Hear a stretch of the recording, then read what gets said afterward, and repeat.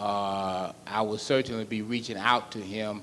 He indicated he had a very important and serious message to deliver to our community. And so hopefully we can reschedule Minister Jamal to another date.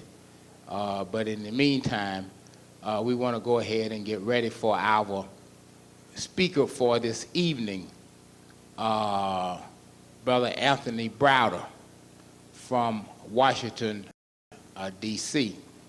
And that's right.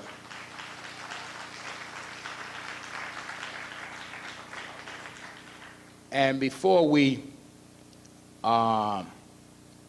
bring him on, we certainly want to help him in his work, because I can imagine that people like Brother Browder, who are following in the footsteps of Dr. John Henry Clark. And this is why Dr. Clark and Dr. Ben mean so much to us, because when people from all over the world come to New York and they have some knowledge of who they are, there are two people that they always ask us to take them to see. That's Dr. John Henry Clark and Dr. Yosef Ben Yakinen. And so we are very fortunate ourselves to be living in New York at a time when Dr. Clark and Dr. Ben are still alive.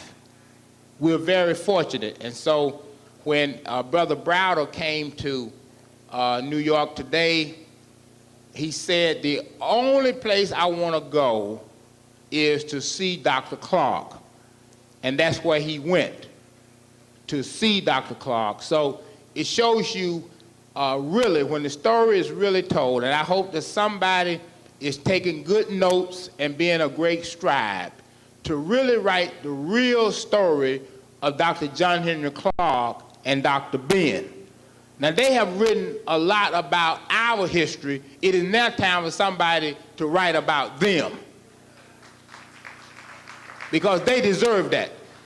Because wherever people go, I don't care where you go, all over this country, all over this world, these two men have sparked a revolution. And they are true giants. And we are so blessed to be living in their times. And we should continue to elevate their names. We should continue. There's no reason why people like Reverend Ike and others' names can be more elevated in our community than somebody like Dr. Clark or Dr. Ben. There's no reason for that. And so, again, it just shows you how important they are. And I say that once again because, as I said before, whatever we're doing on Sunday, we should spend a moment honoring Dr. Ben and showing him how important he is to us.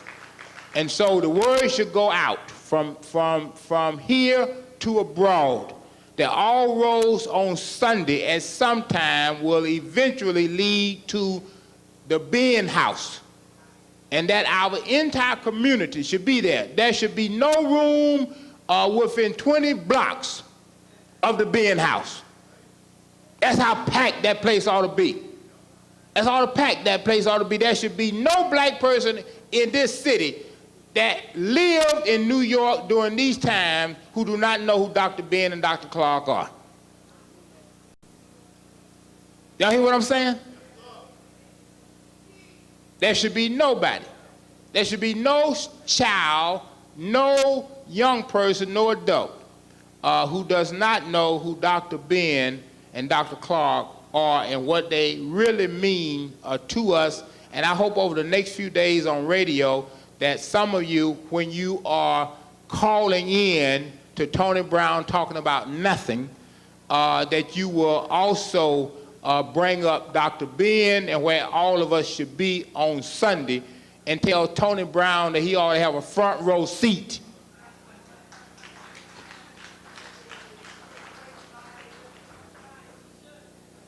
And take a vacation from cyberspace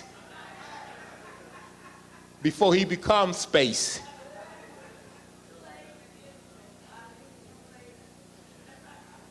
So now we are getting ready to get started, and in terms of our collection, as I said on many occasions, on most nights, if everybody here just gave $4, we would probably meet our quota. Of course, we know everybody's not going to give $4.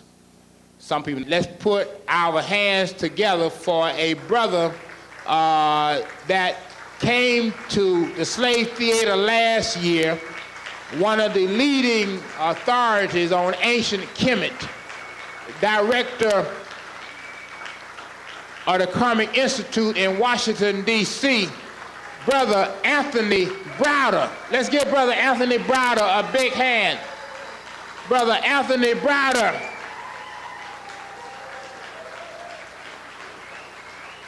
How you doing, brother? Good to see you. Just one sec. Brother Browder is someone that I know that some of y'all were holding y'all money back because y'all were trying to get his book. If you really want a real profound book on ancient Kemet, then Nile Valley Contributions to Civilization is a must. It is an absolute must for anybody who wants a deep understanding of ancient Kemet. That book is a must, and it is available in the back, as well as the Browder file, which is also important for us to have a real understanding of what we are looking at. For you to look at African symbols and African architecture, don't know what you're looking at, mean that you are not conscious, because you cannot interpret what you see. Many of us have eyesight, but we have no insight. We are here tonight to develop insight, which will ultimately lead to foresight. On the 24th, we will be leaving here early in the morning, going to Baltimore and Washington, D.C. That trip is an absolute must, because on Sunday, the 25th, we will be given a tour of Washington in terms of the African influence on European landmarks, memorials, buildings, and etc. by Brother Anthony Browder. Now, the cost is very minimal, because this is not something that we are making a profit at. Transportation to Baltimore and D.C., tour fees for both the Great Blacks in Wax Museum in Baltimore and the tour in D.C. on Sunday, as well as overnight lodgings at Howard Inn, which many of you know is black owned. And we keep our money in the family. We keep our money in the family. When we're going down on a black bus to black institutions, to a black tour guide, and staying in a black motel and eating black food. You can't get no blacker than that. And all of that for $125. Now that's not bad. You can't even ride Amtrak in style for that to D.C., much less stay at the Howard Inn and engage in 2 tours, as well as possibly seeing the Frederick Douglass home as well for $125. So that particular tour is a must, and it is an expansion on what we are doing here, and it is kept at a minimum cost so that everybody can be able to go. And more importantly, you should have your children on board. There are more than probably 1 million black children a year that are going to Washington to be brainwashed by white teachers who are telling them that George Washington never told a lie and Abraham Lincoln freed the slaves. And so we're very fortunate to have Brother Browder up here tonight with us at the Slave Theater. And as I said before, one of the great books on ancient Kemet is under his penmanship, and that's Nile Valley Contributions to Civilization.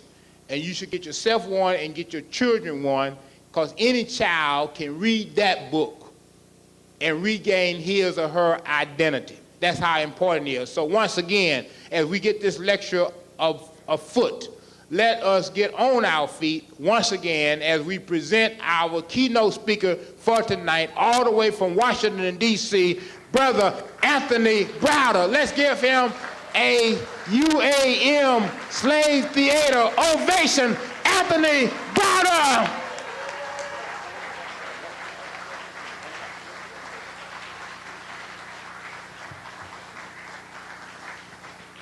All right, Hotep. I'm very pleased to be back with the family here in Brooklyn and to have another opportunity to share some information with you. I'm going to jump right into it because there's a wealth of information that I want to discuss this evening, and time is tight. What I'm going to talk about this evening, particularly, my subject is survival strategies for Africans living in America. Specifically, I'm going to be focusing on 7 steps to freedom, talking about some of the issues that confront us as African people and what it is that we need to begin to do to understand what those problems are and begin to modify our behavior so that we can ensure that we will gain our freedom, all right?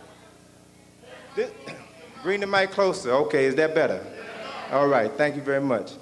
One of the things that has been important for me in the process of developing this lecture and other material is that I've come to understand the importance of information. Processing, packaging, presenting information. I have essentially been in the information business for about 15 years. What started out as a hobby has now become my profession as a result of my being miseducated, understanding that I had been miseducated, and then beginning to actively participate in the process of re-educating myself. And so I focused primarily on the study of African history, culture, architecture, symbolism, philosophy, concepts of spirituality as well. And so the real significance of what I have devoted my life to was impressed upon me a couple of years ago when I was invited to do a lecture in Washington during Black History Month at a government agency by some of the black employees who had seen me speak at a conference. And it wasn't until I got to the facility that I discovered that this office was a branch of the CIA, okay? And when I was being introduced to the audience by the director of the facility, he made it a point to tell the audience that I was in the same business that they were in, except that the information that I gathered was information relative to the survival of African people. And so I thought about that, you know, because the whole role of information agencies or intelligence agencies is to gather data, to process, to analyze that data, and then to disseminate it to the appropriate individuals so that strategies can be developed for your survival, okay? So I've come to understand over the years that, you know, what we're engaged in, what you all are engaged in here every Wednesday night is more than just a lecture. We're talking about processing, disseminating information that is essential to your survival as a person, our survival collectively as a people. And so this topic is going to deal specifically with some of those aspects that I think we need to look at. And probably one of the most important issues that confronts us as a people is the issue of racism. We can't get away from it, right? We can't get away from it. If racism were not the biggest problem confronting African people in America, we wouldn't be here. We'd be back at home. Racism wasn't a problem, there would be no need for organizations such as the NAACP or the National Association of Black Social Workers, even the National Medical Association, which was founded 100 years ago. African physicians in this country were not allowed to join the American Medical Association, so they had to start their own medical association. Every aspect of life has been influenced by racism, so we need to understand that. We need to understand and realize the fact that racist governments and institutions do not change by the goodness of their heart. They only change when they are forced to do so by conscious African people. And so we live in a society where practically every aspect of our life is controlled or manipulated by other people.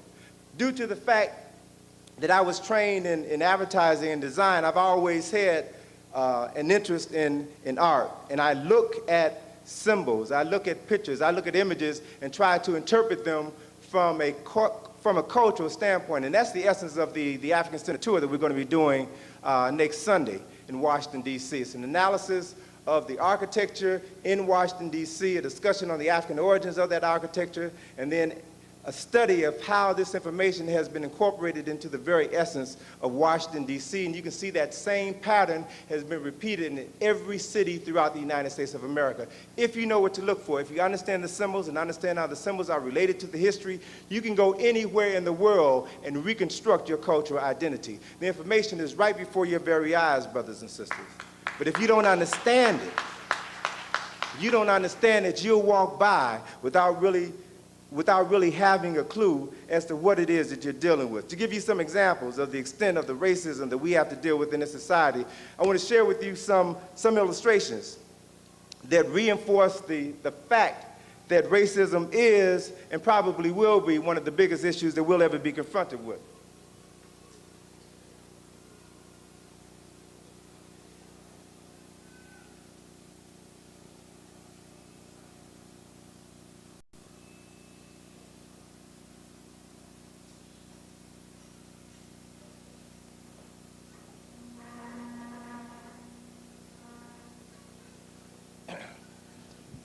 All right, this particular image was a cartoon illustration that was in a newsletter that was produced by AT&T about 2 years ago.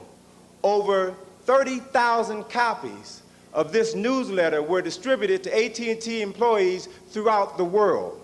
And in this illustration, the artist shows various people using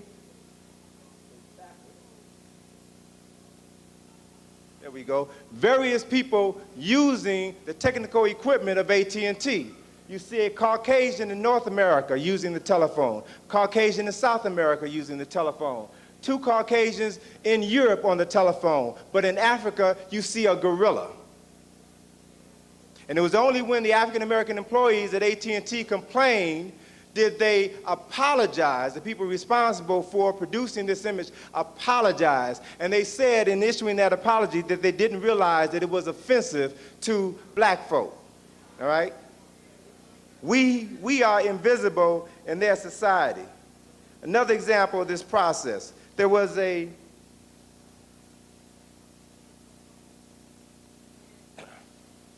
Indiana State Medical Association every year has a conference in Indianapolis. And they send out invitations to members of the state legislature as well as physicians throughout the state. The theme for their reception that year was entitled Jungle Fever. And they showed this image on the invitation. Over 15,000 of these invitations went out to people throughout the state. They showed a black man dressed as a cannibal with a bone in his nose, cooking 2 white people in a pot. And again, it wasn't until the African American members of the Indiana State Legislature received their invitation and complained that the people responsible for creating the invitation in the first place apologized. And what was their excuse? They didn't realize that it was offensive. We hear that over and over again. We will continue to hear it over and over again until you all send a very clear message that you will not tolerate your perceptions of reality to be distorted by people. You have to understand how important these images are and how they affect your psyche. 2 other examples I want to share with you real quick so that you can begin to become conscious of how subtle on one hand and how blatant on the other hand these symbolic attacks are and how they affect and influence your psyche. A couple of years ago, Spike Lee produced a movie in 1991, produced a movie called Jungle Fever about interracial relationships, okay? The movie was released on June the 10th, 1991. The week that that movie was released, 2 national publications featured the lead actors in that movie on the front page of their magazine. One publication was a European-centered publication, that was Newsweek. The other publication was a Negro-centered publication, and that was Jet Magazine. Now, I want you all to look at these 2 covers and tell me the difference you see between the 2. Here is Jet.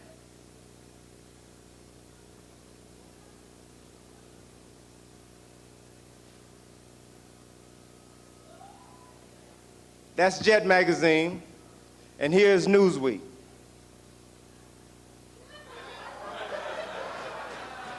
Okay?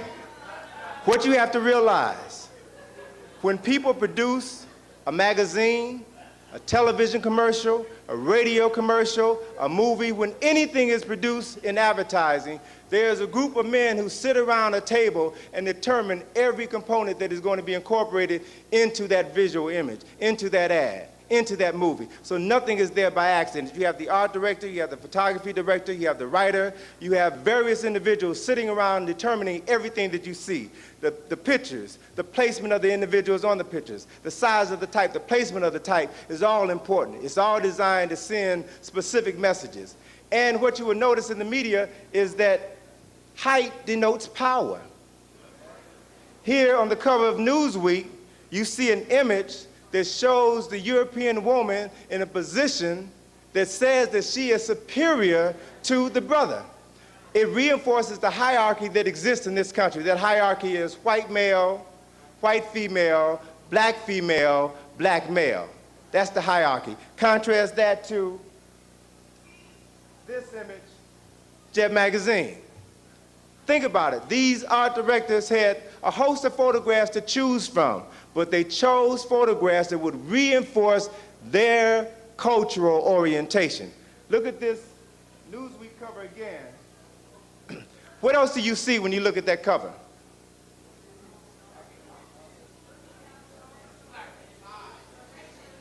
The expression, they're not smiling on this picture. She looks like she's mothering him, right? And her hand is on his shoulder, almost pushing him away, all right? But then one other thing that you'll notice is that, and you really can't see it that well because of the quality of this color Xerox, but her face is lightened on this image and his face is darkened in order to reinforce the caption of this particular issue of the publication, Tackling a Taboo. All right? All of these things are done in order to manipulate the images which will ultimately affect and influence your consciousness. Now, we need to realize that racism is an unavoidable fact of life in America. We need to understand how racist images attack us constantly, 24 hours a day. We need to understand that whoever is responsible for creating images will ultimately determine your level of consciousness.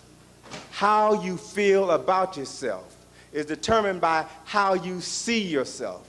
And if the images that are constantly projected about you says that you are less than human, then you will act less than human. Others will regard you as less than human. Carter G. Woodson said it best when he said, when you control a man's thinking, you don't have to worry about his action. You don't have to tell him to stand here or there, for he will find his proper place and will stay in it. A person who has been miseducated does not have to be ordered to the back door of any society because they will go without being told. In fact, if there is no back door, their very nature will demand one. Why? Because their miseducation makes it necessary. So my question to you is, who has been responsible for educating you? The same people who were responsible for enslaving your foremothers? The same people who have been responsible for giving you your concept of God? Well, at some point in time, you've got to stop and reevaluate this entire process. So that's what I want to focus on this evening, reevaluating the information that has been instilled within our conscious mind. It is a process, in this particular instance, it's a 7-step process that is designed to help recovering Negroes and former black people become born-again Africans. It's designed to help you resurrect your African consciousness. The first step The first step we want to focus on is the step that you must be actively engaged in the process of freeing your mind. You must work to free your mind. You have to do that, begin the process of freeing your mind by evaluating everything that you've been taught, everything, and develop a discriminating eye so that you can ultimately learn what not to believe. You don't want to believe everything everybody tells you. You want to get some information to reinforce that, to validate that information, to determine whether or not it should be programmed within your consciousness. This brain here that you have is a sacred instrument, and you don't give anybody access to this instrument. This process for freeing your mind can be developed through the development of a thinking process that is referred to as higher order thinking skills. Educators refer to this as higher order thinking. And there's 3 basic levels of higher order thinking, and I referenced them in Nile Valley Contributions, but I want to cite them this evening. The first level is that of the literal level, the second is the inferential level, and the third is the evaluative level. Now, what does that mean? At the literal level of consciousness, you are programmed to accept all information as it is presented to you literally. You don't question any information. At the inferential level, you begin the process of inferring or reading between the lines in an attempt to understand what has not been presented to you. And at the third level, at the evaluative level, you begin the process of evaluating every information, weighing the information as to its validity in your life to determine what you will keep and what you will discard. All right? Your objective as you participate in this process of freeing your mind is to try to function at the evaluative level of consciousness. Why? Because we all have been lied to. We all have been miseducated, and we're trying to reconstruct our consciousness. For example, this object here is referred to as what? What do you call this object? All right? Everyone who calls that object the Sphinx has been miseducated. And you got to free your mind. That is not a Sphinx. The word Sphinx is a Greek word. This statue was made at least 4,000 years before the development of Greece. So what are we doing calling it by a Greek name? The word Sphinx, if you go home and look up the word Sphinx in the dictionary this evening, you'll find the word Sphinx means to strangle or to hold. This image was referred to by the Africans who created it as Hermaket. It means Heru on the horizon. It is an image of Heru, the son of God. The image of Heru on the body of a lion. This statue is symbolic, and it represents the process by which you can develop your higher consciousness through the refinement of your mind. Developing your God consciousness through the refinement of your mind, which allows you to conquer your lower animal nature. See, the lion there represents the bestial nature that exists within every person. So your objective, if you are to succeed in life, is to develop the God consciousness within you so that you can control your lower animal nature and are no longer subservient to your passions. You no longer go out and do something on Friday and Saturday night that you regret 9 months later, because you understand what happens when you are not in control of your consciousness. All right? Hermaket is the name of this statue that we call the Sphinx. It's in the books, brother. It's all in the books.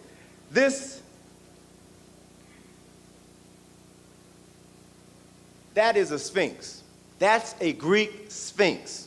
Okay? The reason why this statue was called a Sphinx, the reason why it has the head and breast of a woman, is because this statue was evil.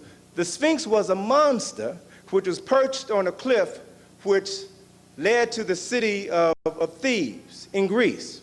And everyone who traveled along the road that passed this cliff was asked a question by this Sphinx, which we know this question today is the riddle of the Sphinx. And whoever could not answer this question or this riddle was strangled by this Sphinx. That's why the word Sphinx means to strangle or to hold. The question, or the riddle of the Sphinx, was in essence a test of your level of consciousness, a test of the evaluative level, of consciousness, the inferential level of consciousness that I just talked about earlier. The riddle says what walks on 4 legs in the morning, 3 legs in the afternoon, and 2 legs in the evening, and the more legs that it walks on, the weaker it becomes. This question was put to every person. Whoever could not answer that question was strangled. The only person who successfully answered that question was a man by the name of Oedipus, who realized that that question, who evaluated the question, he didn't take it literally. He inferred as to its deeper meaning and evaluated it based upon his own personal experience and gave the only answer he could, which is man. The question is symbolic. Why? Because man in the morning of his life crawls on 4 legs as an infant. As an adult in the afternoon of his life stands erect on 2 legs, and in the evening as the elder walks with a cane on 3 legs. After Oedipus gave the correct answer to the riddle, the Sphinx then commits suicide. The Greek Sphinx then committed suicide by jumping off of a cliff. Oedipus then went into the city of Thebes, where he proceeded to marry his mother after he had murdered his father. This is Greek history. This is Greek culture. This is Greek philosophy, all right? And based upon this Greek philosophy, European physicians, European scholars have developed what they consider to be a natural worldview. So when Sigmund Freud, the great psychiatrist, heard about this story of Oedipus, he created a concept called the Oedipus complex, which said that every male child wants to murder his father so he can marry and have sex with his mama. Now, I don't know about you all, but I ain't never had the desire to have sex with my mother. That is a European thing. It shows you the extent to which they are not capable of understanding profound concepts which sprang from the minds of human beings, okay? That's why the Greeks had to portray the Sphinx as a woman, because from their cultural point of view, women were inherently evil. The Greeks were the first so-called civilization to legitimize the concept of homosexuality, in that they believed that only men were intelligent, men had the capacity for knowledge, and that the greatest love that a man could ever experience is a love of another man. And so women were inherently evil, so they had to portray this great monster as a female. So you all need to understand that. We love and revere Greek philosophy and the Greek and Greek scientists and Greek mathematicians, but we don't really understand that all these folk were freaks. They were crazy. So you have to reevaluate all of that information that you were taught in school and begin to look at your life differently. The second step, after you evaluate yourself, you have to begin to know yourself. And this is a serious responsibility. You have to begin to become aware of the significance of that statue of Haramaki. You have to begin to become aware of the significance between the relationship between your mind and your body. The mind is literally and symbolically the seat of God. The mind is capable of influencing every activity that takes place within your body. Every activity. And what's interesting is that physicians now are beginning to understand something about the relationship that exists between the mind and the body, and they're reevaluating their whole concept of the human body. Let me give you one example. There's a book out entitled Ageless Body, Timeless Mind by an Indian physician by the name of Deepak Chopra. And in this book, he talks about an instance where physicians are discovering the power that transplanted organs have on the people who receive the transplants. Let me give you a quote from his book. He said that some transplant patients report an uncanny experience after receiving a donated kidney, liver, or heart. Without knowing who the organ donor was, they began to participate in the memories of the person whose body that organ came from, all right? He cited this specific example. There was a woman who received a heart transplant. And after the heart transplant, she began to develop a craving for chicken McNuggets and beer, all right? Never drank beer before in her life. Never really went to McDonald's, but she had this craving. all right? And then when she would dream at night, she would have visions of this person, this man, this black man named Timmy, who would come to her and talk to her in her dreams, and she couldn't figure out what was going on. She thought she was losing her mind. And so she decided she wanted to find out something about the person whose heart she now had in her body. So she went back to the hospital and was able to search through the records and discovered to her surprise that the heart in her body came from a black man named Timmy. She got his address, went to his house to talk to his family, and discovered that Timmy used to always drink beer and died coming home from where? McDonald's. There you go. Okay, body parts. So what I'm saying is these people are now beginning to reevaluate this thing called life.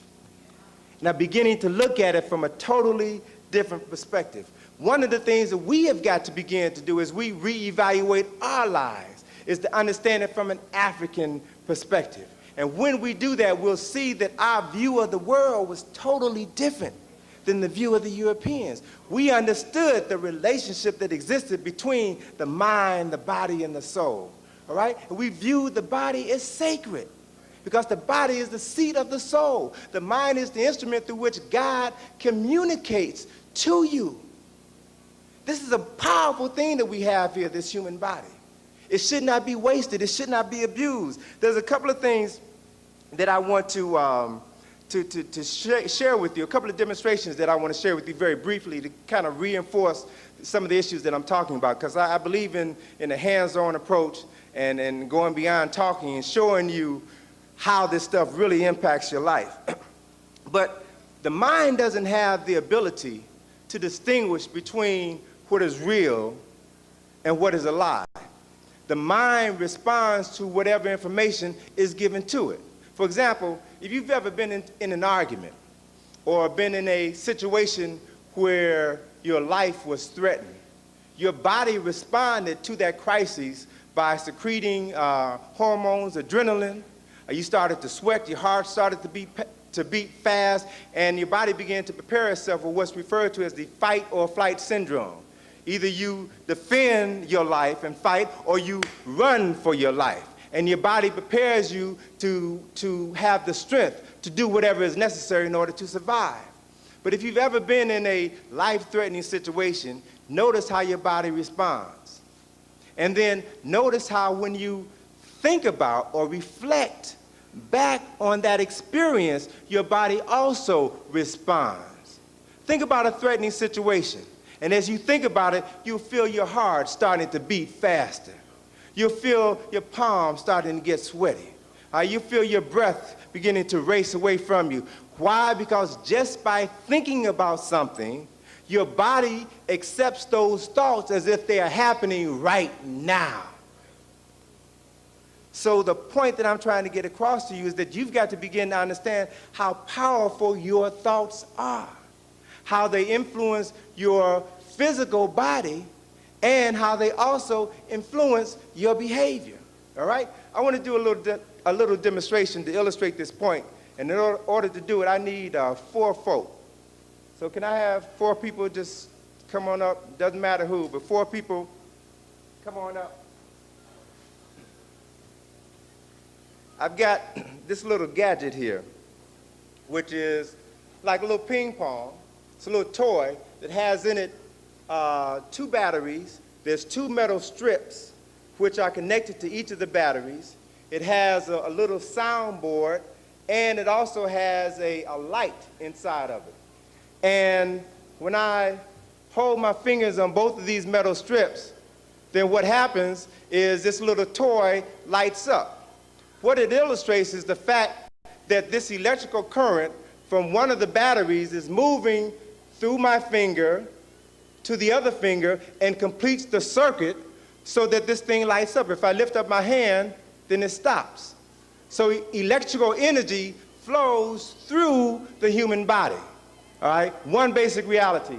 I need one more person. Sister, why don't you come on up? Come on. Somebody, sister, come on up, all right?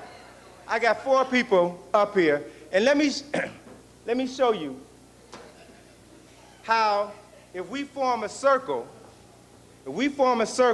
and hold hands, I touch one end of the strip and the other person next to me touches one end of the strip, I want you to see what happens. Let's form a circle.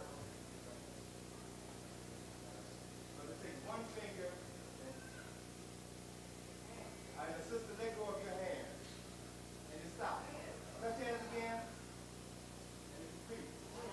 Let go, and you stop. All right?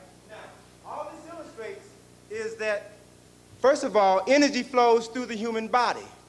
Energy flowed in this one example from my body to his, to hers, to his, and back to mine, and completed the circuit.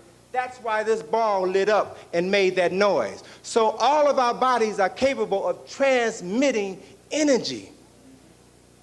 Physical energy, mental energy, and spiritual energy. You may not be able to see it, you may not be able to smell it, but it's happening. It's going on around you. Let me show you all another brief demonstration that reinforces this concept of this principle that I'm talking about.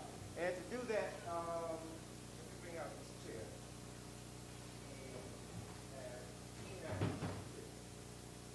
Right. Some of you all may have seen this before, but I want to do it again, and then I'm going to explain to you this process. Take the microphone with me. Okay. Now this is basically a very simple Sesame Street demonstration that illustrates something about the human body and the relationship between the mind and the body. And what the four of us are going to do is to lift this brother up out of the chair using 2 fingers each. All right? The first time we attempt to do it, we won't be successful. Then I'm going to go into conference with my associates here. When we come out of the conference, we'll lift him up, and then I'll explain to you how we did what we did, okay?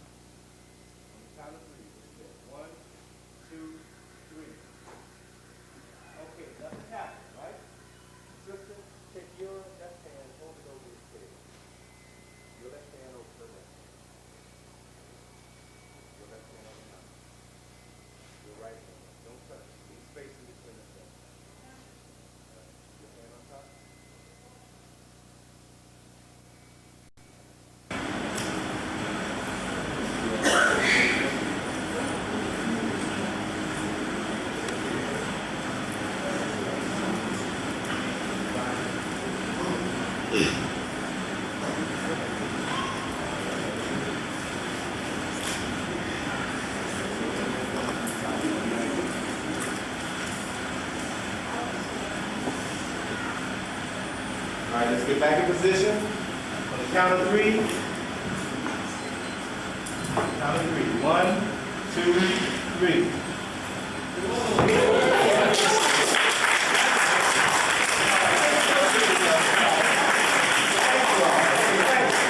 Now, all right. Now let me just explain what we did and how we did it. Energy flows through the body, all right? I already demonstrated that point with this little gadget here. Energy flows into the left side of your body, which is feminine, and receives energy. It flows out of the right side of your body, which is masculine, and transmits energy. Energy also flows through your spinal column into and out of your body through your brain. You know, when a child is born, a newborn child has a soft spot in their skull. That's where the skull is not fused shut yet, so that energy is now flowing unimpededly through their skull. So our bodies are designed specifically to receive and to transmit energy. So the first time we tried to lift the brother up out of the chair, we weren't able to do it. By us placing our hands over his head, what we did was to begin to synchronize our energy with his energy. And then I gave the people in the circle a directive to visualize in your mind an image of us lifting him up out of the chair. Why visualize it? Because the mind responds, or the body responds to the directions given it by the mind. The body can't distinguish between what's real and what's not real.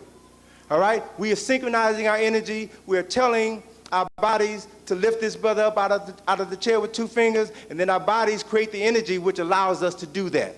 All right? Shows you the relationship between the mind and body. Anything that you focus your energies on, you will be able to gather the energy to accomplish anything, whether it's good or bad. Energy doesn't discriminate. It just exists. So we need to begin to understand that reality. Left hand receives energy, left hand is feminine, left side of the body is feminine, the right side of the body transmits energy. That's the reason why brothers who know will wear an earring in their left ear if they wear an earring. Don't wear the earring in the right ear because that means something different, okay? You all need to know what it means, all right? If you're going to wear a pierced ear in the first place. But this idea, this concept of energy being transmitted into and through your body is not new. You all already know this, all right? How many of you all have seen this image before?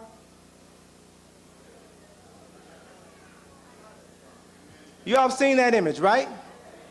This image illustrates that demonstration that I shared with you, all right? You will see in these images Jesus holding his left hand over his heart and holding up his right hand, transmitting the love of the energy from his heart out to you. The left hand is feminine and receives energy. Right hand is masculine and transmits energy. That's the reason why if you go to court, you do what? Place your left hand on the Bible and raise your right hand. You say the Pledge of Allegiance, you put your left hand on your heart. The left hand receives energy, right hand transmits energy. See, we need to begin to understand what this whole thing is all about. Let me show you. The information is all around you, but we just don't know how to interpret and how to respond to it. Here is a photograph from a billboard, and there are dozens of these billboards in Ghana, all throughout Ghana. Images of a blonde-haired, blue-eyed Jesus on huge billboards all throughout Ghana. But here in this billboard, it says exactly what I was talking to you all about. The right hand implies power. Right hand transmits power. The left hand receives power. You all are instruments through which the Creator works through. If you don't know that, then you'll be an instrument for your own destruction because other people will utilize you against your own best interests. This stuff is too important and too powerful to take for granted or to leave in the hands of people who have historically shown themselves not to have your best interests at heart. So step number 3, one of the things that you all have got to begin to do is to understand symbolic imagery. Understand symbolic imagery. That's what we're going to be focusing on throughout most of the African Center tour in Washington, talking about the symbols, their meanings in Africa, why they were developed here in the United States of America, and how they've been designed to specifically create certain energy fields and to cultivate a level of consciousness, all right? What is this image here? The caduceus, okay? What is it associated with? Medicine, all right? Now, the next time you all go to visit your doctor, ask your doctor, ask him or her what this symbol means. What is the symbolic significance of this symbol? And I guarantee you $100 they won't be able to tell you. It is the symbol of the medical profession, and yet most physicians don't even have the faintest idea as to what it actually represents. This is a symbol that represents the same process that I was talking to you all about energy flowing through the human body. Okay, the 2 serpents represent the energy that flows through the right and the left side of your body. The staff represents your spinal cord. The globe at the top of the staff represents your mind, your brain. The wings on either side of the staff represents the process by which you are able to free your mind based upon your understanding of this principle, this process. That we live in a world full of energy, different types of energy, which flows to us and through us. And if you understand that relationship, then you can begin to live in harmony or at ease with your environment. If you don't understand it, then you will begin to live in a state of dis-ease. Okay? And then you will need to go to a physician to try to get healed. So all of these things are critically important. The human body, like the mind, is being transformed every second. Right now, as I'm speaking to you, there are 6 trillion reactions taking place in your body every second of every day for the rest of your life. You are generating energy, new energy, life within every cell of your body. It's been said that the skin, your skin, which is the largest organ in your body, replaces itself once a month. You get an entire new layer of skin every 30 days, approximately. You get a new stomach lining about every 5 days because of the gases and the acids in your stomach. It would destroy you. You would get ulcers if your stomach lining did not reproduce itself about every 5 days. All right? You get a new liver every 6 weeks. You get new skeletal system every 9 months, or every 90 days, excuse me. By the end of this year, 98% of your body is going to be transformed with new parts.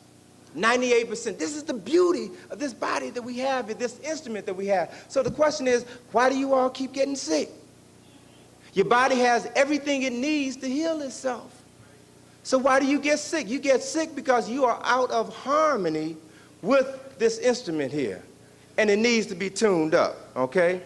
We're amazing creatures with unlimited potential, but the potential means nothing if it's never cultivated, if it's never tapped into. This symbol here represents the process by which we can tap into ourselves.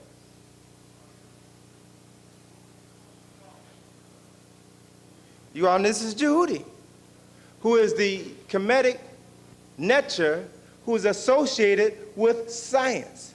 He's associated with medicine, all right? The staff that he holds in his hands was the precursor to the caduceus. Jehudi represents the process of divine articulation of speech. He was known to the Greeks as Thoth, T-H-O-T-H. And it is from the word Thoth that we have derived the word thought. Every thought that you think is a manifestation of this process of divine articulation of speech, the attributes of Jehudi. The Greeks took this concept of Jehudi, took this concept of Thoth, Hellenized it, and then Jehudi became the Greek god Hermes. And the staff that Hermes carries in his hand is referred to as the staff of Hermes, the caduceus. Hermes was the Greek god associated with medicine. When the Romans conquered Egypt, took it away from the Greeks, the Romans also took the Greek gods, which had been taken from the Kemetic gods, and so they took Hermes and transformed him into Mercury. Mercury represents the same process, the same attributes as Hermes and Jehudi. What this symbol represents is the relationship that exists between your mind, your body, and your soul. Look at Roman mythology. Who is Mercury? Any of you all know who Mercury was? Messenger of the gods, exactly. He was the messenger of the gods, all right? The Romans named the planets after their gods.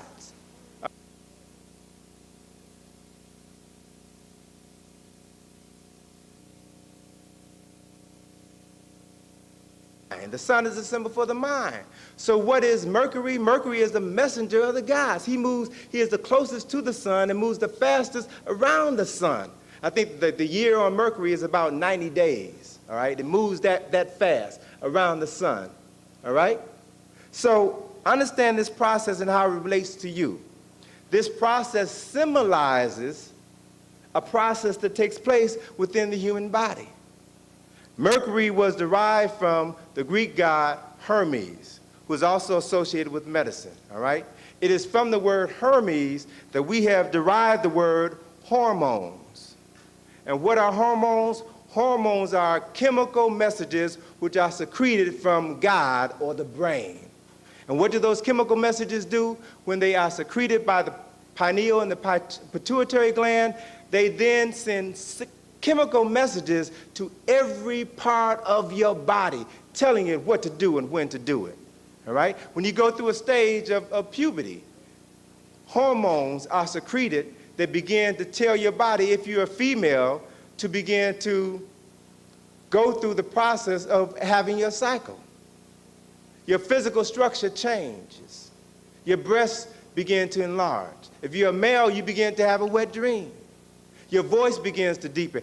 Hair begins to grow on various parts of your body. Why? Because of chemical messages which were secreted from the brain.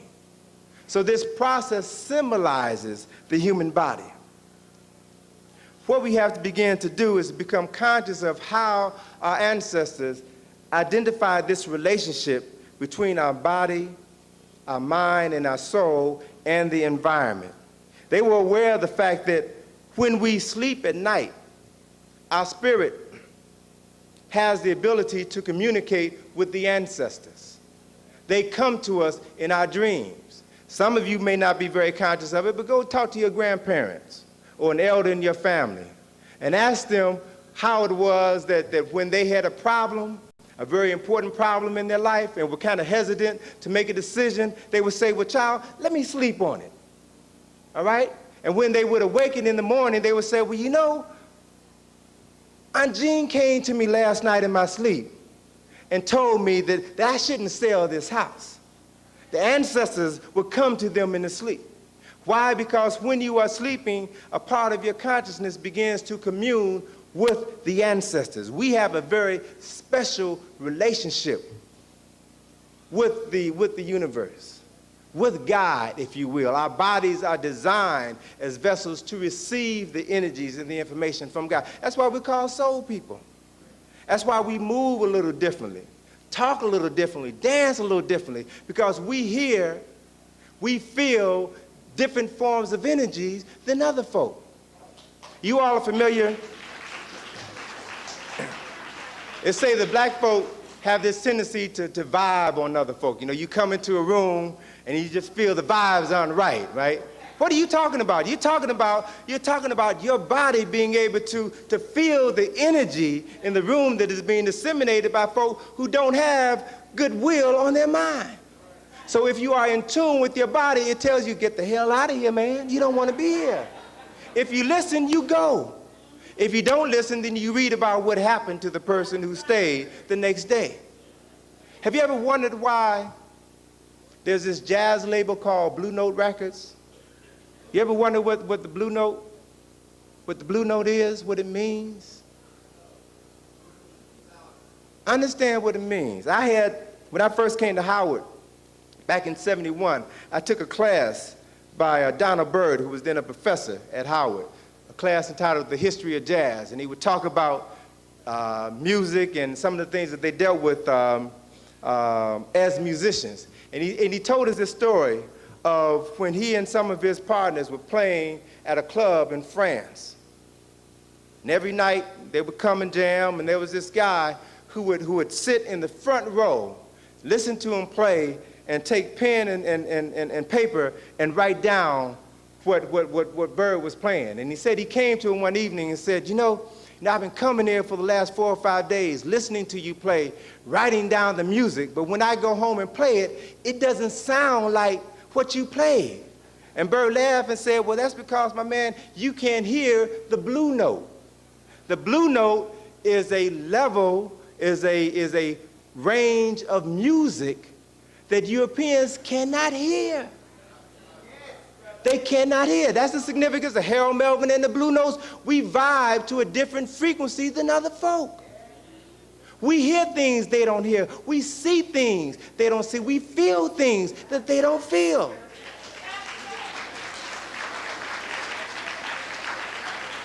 So as long as you strive to be like them and not be like yourself, you're going to hear the wrong thing. You're going to feel strange feelings because you aren't in tune with yourself. So what we have to begin to do for the fourth step in this process, we have to begin to nurture our spirit.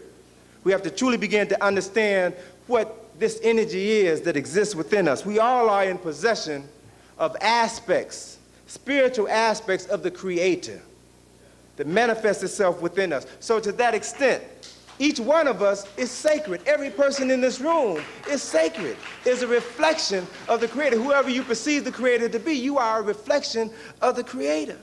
So then you have to treat yourself with respect. There is a part of your body, there's a part of your brain right here that's called the temple. It's called the temple. Why is it called the temple? Because this point here, if you go through here and straight down, where these two lines intersect is where the pineal gland is. And the pineal gland is referred to as the seat of the soul. It is the source from which hormones are secreted. It is your direct line of communication to the ancestors and to God. Okay? That is where you go to commune with the ancestors, with the Creator. So just as the temples in Kemet are sacred places not to be desecrated, this temple here is a sacred place. You desecrate it by thinking certain thoughts, by saying certain things, by putting certain things into your body that human beings ain't supposed to eat. Every time you do this, you put your body out of harmony with the Creator and aren't able to function as human beings are supposed to function. So we function on a subhuman level and have been doing it for so long, we are comfortable with this inability to live as we're supposed to live. What do you see when you look in the mirror? Do you see a reflection of the Creator? Do you see God manifesting itself within you? What do you see when you look at the brothers and sisters next to you? Do you see a reflection of God in them? Which says, if I see God in you, then I've got to treat you the same way that I would treat myself. If we truly understand or understood this relationship, then our relationship to each other would be profoundly different. We have to begin to strive towards that. If you are not in control of your perception of God, if you are not in control of your perception of God, then you run the risk of being spiritually molested. Whoever controls the image of God in your mind determines your ultimate ability as a human being. Right now, there's a move afoot to begin to portray Jesus as an African, which is good on one level, but you still have to understand that this concept comes from the Nile Valley. Is directly related to the story of Asar, Aset, and Hedu. So we have to be able to take it all the way back to the source, not to the European interpretation of the source, because the information is available to you, which will help you to unlock the keys that are in Christianity, or the keys that are in Islam. They are keys to wisdom and power. Now this issue is so critically important for us as a people, because we call ourselves very religious people, but we never stop and ask a very basic question. If we are truly as religious as we think we are, if we have the ability to communicate with God like we say we do, then why are we suffering?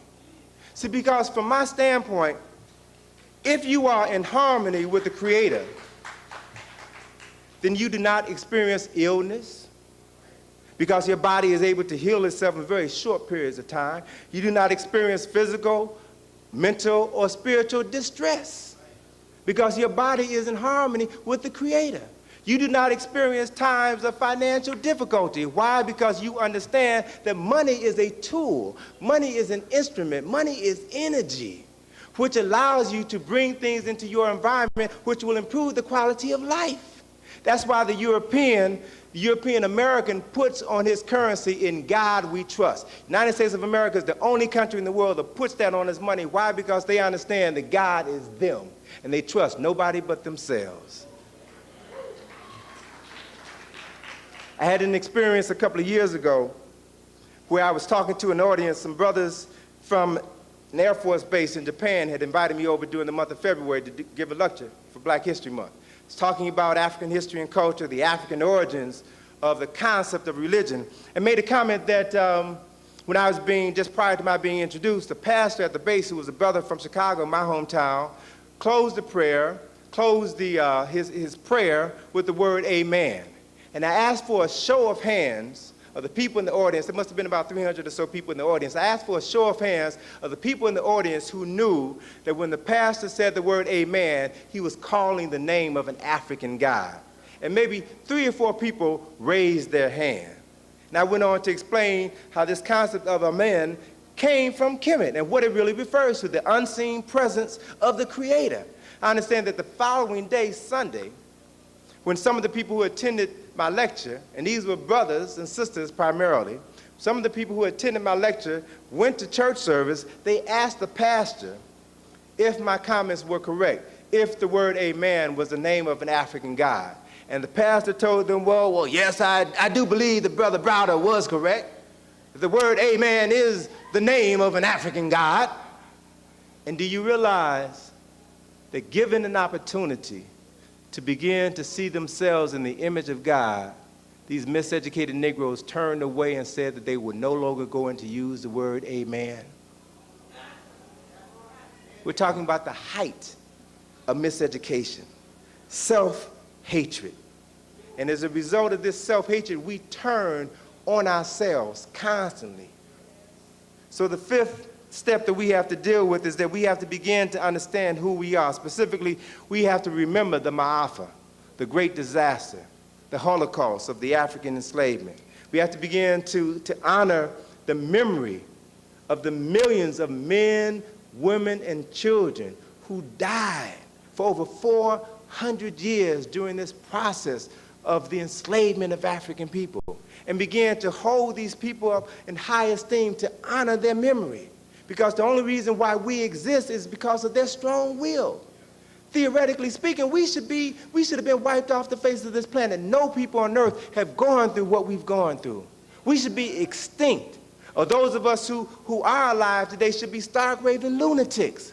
But the fact that we are here and here in great numbers and still have our minds intact is an indication of the relationship that exists between the Creator and us. So we need to understand that.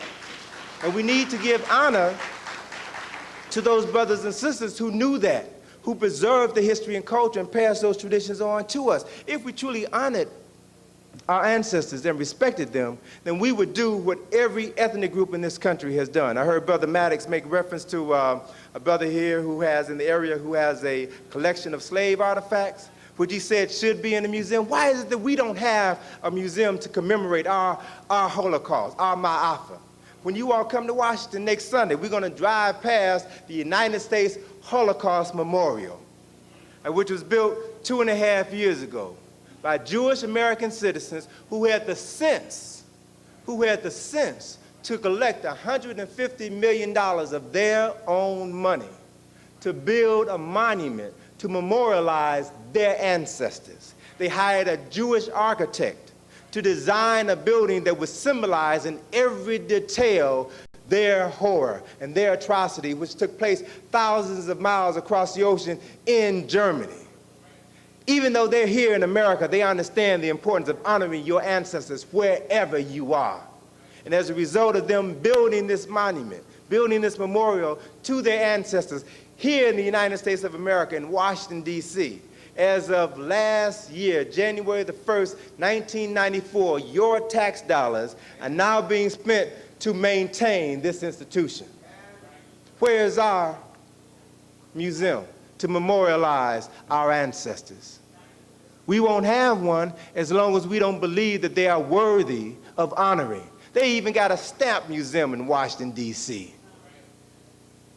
Every ethnic group in this country maintains their history and their culture by connecting with their ancestors. The Italians do it every year. They have the Columbus Day Parade. They're connecting with their ancestors. Every year the Chinese have to celebrate Chinese New Year. They're celebrating with their ancestors. Kwanzaa is something that is relatively new. Black History Month is something that is relatively new. But we've got to move beyond that and build institutions that our children and grandchildren we'll be able to look back on and say, yes, my people cared enough about their history and culture to create something, to preserve something for me. Right now, we ain't got it. And we wonder why our children don't listen to us. The sixth point that we have to look at, sixth issue, is that we have to begin to prepare ourselves for war. Based on these 5 steps that we've talked about earlier, we need to begin to understand that we have been under attack from the moment we set foot on this land. And the war takes on different forms. You know, you have low-intensity warfare.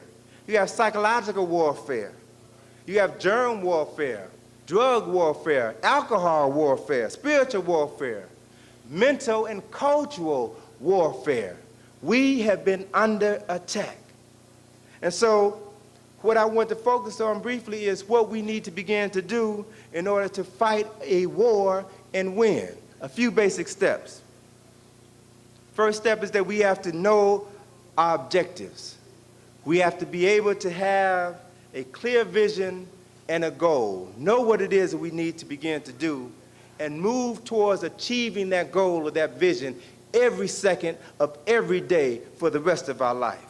You know, there's an African proverb that says, if you don't know where you're going, any road will take you there. Well, we've got to be very clear about where it is we want to go and what it is we need to be able to do in order to get there. The next phase is that we've got to have a plan. We've got to do more than just have a vision or a goal. We've got to have a plan. How do you achieve that goal? You achieve that goal by analyzing every aspect of that goal, breaking it down into achievable components, and begin to work towards fulfilling each one of those components completely. So when you complete the entire task, you've got something that will last, and not something that will fly in the face of the wind or any strong opposition. You've got to work towards that. The next step is that we've got to master deep knowledge. We ain't talking about superficial understanding. And let me say this, we got to move beyond hotep and just wearing African clothing and kente cloth and thinking that we hip or we cool or culturally correct. We got to move beyond that. And you've got to begin to understand that mastering deep knowledge allows you to increase your awareness of nature, God, and yourself. Focusing your energy. It's been said that a picture is worth 1,000 words. Well, deep knowledge is worth 1,000 pictures. Intense study. Some of us are going to have to kill our television. Sit down with a book. Sit down with a book. Read to our children. Discuss what we've read so that we can begin to understand what it is that we have to do in order to save ourselves. We have to become invincible. How do you become invincible? Studying your enemy and knowing your enemy better than he knows himself. Know his weak points. You know that your enemy is only able to stay strong because he pimps you. He lives off of you. He's a parasite. Hey, don't support him financially. Don't support him culturally. Don't support him spiritually. You know what will weaken him if you understand his nature and move to defend yourself. You have to move with all deliberate speed. You can't be unsure. You don't have to move with haste. You don't have to be in a hurry, but just move consistently. Consistently, okay? On one level, you've got to learn to be invisible. What do I mean by that? You got to learn to shut up and not put all your business in the street. See, because understanding this relationship with energy, see, when you go out and put all your business in the street, people have an idea as to what you're up to. And if the people don't like you because they don't like themselves, they will begin to place roadblocks in your way. So if you're cool, if you keep your cards close to your chest, develop a plan, work your plan, and begin to implement that plan and keep it to yourself. Or a handful of people who agree to work with you to implement a specific plan. You ain't got to brag about what you're doing, just do it. That's what counts. You have to be strong. be strong and develop mental, physical, and spiritual strength. And realize that the only way that you're going to survive is if you take care of this body here that was given you by God. Treat it as if it is a sacred structure. The last point in this series of how to win a war is that you've got to be able, at the appropriate times, to win without fighting. See, you don't always have to wage a war by dropping bombs and killing folk. Most of the wars are won without even firing a shot. You can win without fighting if you analyze a situation and move swiftly to nip a problem in the bud when it begins to surface, so that you don't have to worry about confronting a bigger problem 3 months down the road or 3 years down the road. If you're taking care of business, you got everything under your control, and you don't have to worry about folks surprising you because you are on top of your game. The seventh point, seventh step, is that we've got to begin to prepare ourselves for freedom. Freedom is not guaranteed to any person, but it is only achieved and maintained by the judicious use of power. Who are you giving your power to? Every time you turn on the television, you're taking power away from yourself. Every time you're listening to the radio or participating in some activity that is not going to advance your development here in New York City, advance your development here in the United States of America, advance your development here on planet Earth, you are committing suicide. You have to begin to cultivate the power of your mind, the greatest instrument that you have. You do that by reading and studying. You don't submit your mind and your free will to the television, because the people who control it know how to manipulate your subconscious mind. They got you programmed to the point where you walk into a grocery store and purchase items based upon the jingles that you remember, because they understand how music embeds images into your memory. You have to begin to form study groups, become active in organizations such as this, so that you can be clear as to what your goals are and clear about the strategies that will allow you to achieve your goals. You have to develop a way of protecting the people in your community, particularly the elders and the youth. The elders. When I came into town today, I went to sit at the feet of Dr. John Henry Clark. The man is a genius. He is a genius. We can learn something from the elders in our community. Why? Because it's our responsibility to protect the young. See, when you don't protect the young, then they're going to turn on you because you haven't created the environment that was necessary for their survival. We've got to do our job. You've got to use the power in your body. Realize that it's a temple. Be aware of your thoughts and understand how your thoughts influence your body. Be aware of your thoughts and do not allow them to be unduly influenced by people on television, in the movies, on the radio, that their only desire is to create or to perpetuate a certain image of black folk. You can't be serious on television or in the movie. You can only be a comedian. You can only tell jokes and laugh at your sisters and brothers. You can't be serious. And the more often you watch these images, the more this reality will be impressed into your conscious mind. You've got to replace it with images that tell you who you are. You've got to begin to be more conscious about your diet. Soul food probably killed more black folks than the Ku Klux Klan. We got to understand that diet, exercising, learning how to breathe properly will allow you to perpetuate your life. Anything else will kill you. You've got to begin to use the power of your spirit and realize that everything that happens to you in your life serves as a barometer of where you are in your relationship to the Creator. As I said before, if you're having male or female problems, having financial difficulties, if you're having one illness after another, after another, after another, means that you're out of sync with the Creator.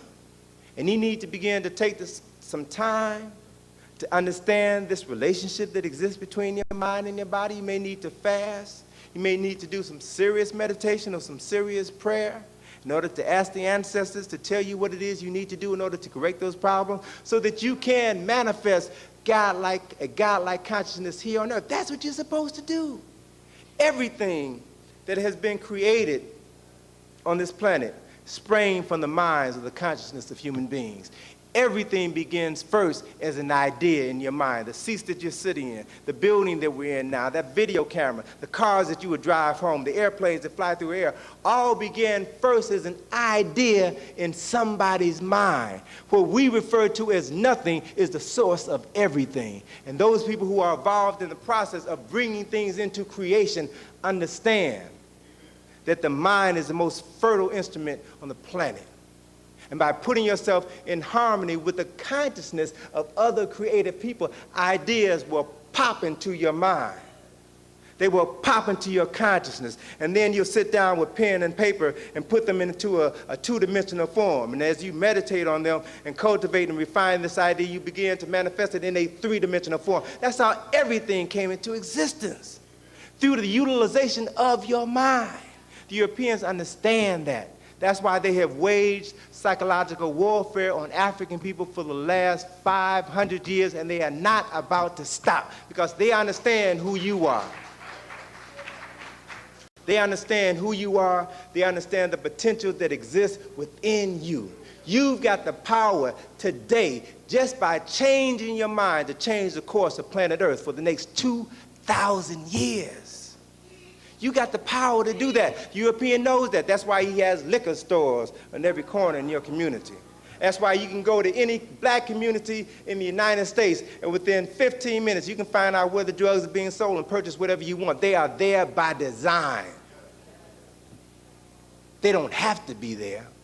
And if you truly care about yourself and your community, you can do something about it, as opposed to waiting on the Lord or asking the white man to please lift his foot off his back. He's already shown you that he's not going to do it. He's not capable of doing it. So as you engage in this process of rescuing and reconstructing your mind, begin to realize that there's no such thing as bad luck. There's no such thing as chance, coincidence, or accident in the universe ruled by law and divine order. Everything happens for a reason. You can create paradise in your life, in your community, if you focus your energies on creating paradise. You can also create hell if you focus your energies. What do you want? What do you want? You're capable of anything. What do you wish to do with the power that God gave you? That's the issue. That's the challenge. So then you all have to begin a process every day. I mean, if you're serious about your life, if you're serious about resurrecting your African consciousness, you've got to begin every day to take at least 30 minutes for yourself. You figure the average person spends 8 hours a day. Those people who have a job spend 8 hours a day on the job, about 2 hours preparing to go to work, 2 hours coming back from work, and about 8 hours sleeping. So you spend approximately 20 hours every day engaging in activities that someone else is profiting for. How much time are you going to spend for yourself? Start by just giving yourself 30 minutes a day. Within those 30 minutes, what should you do?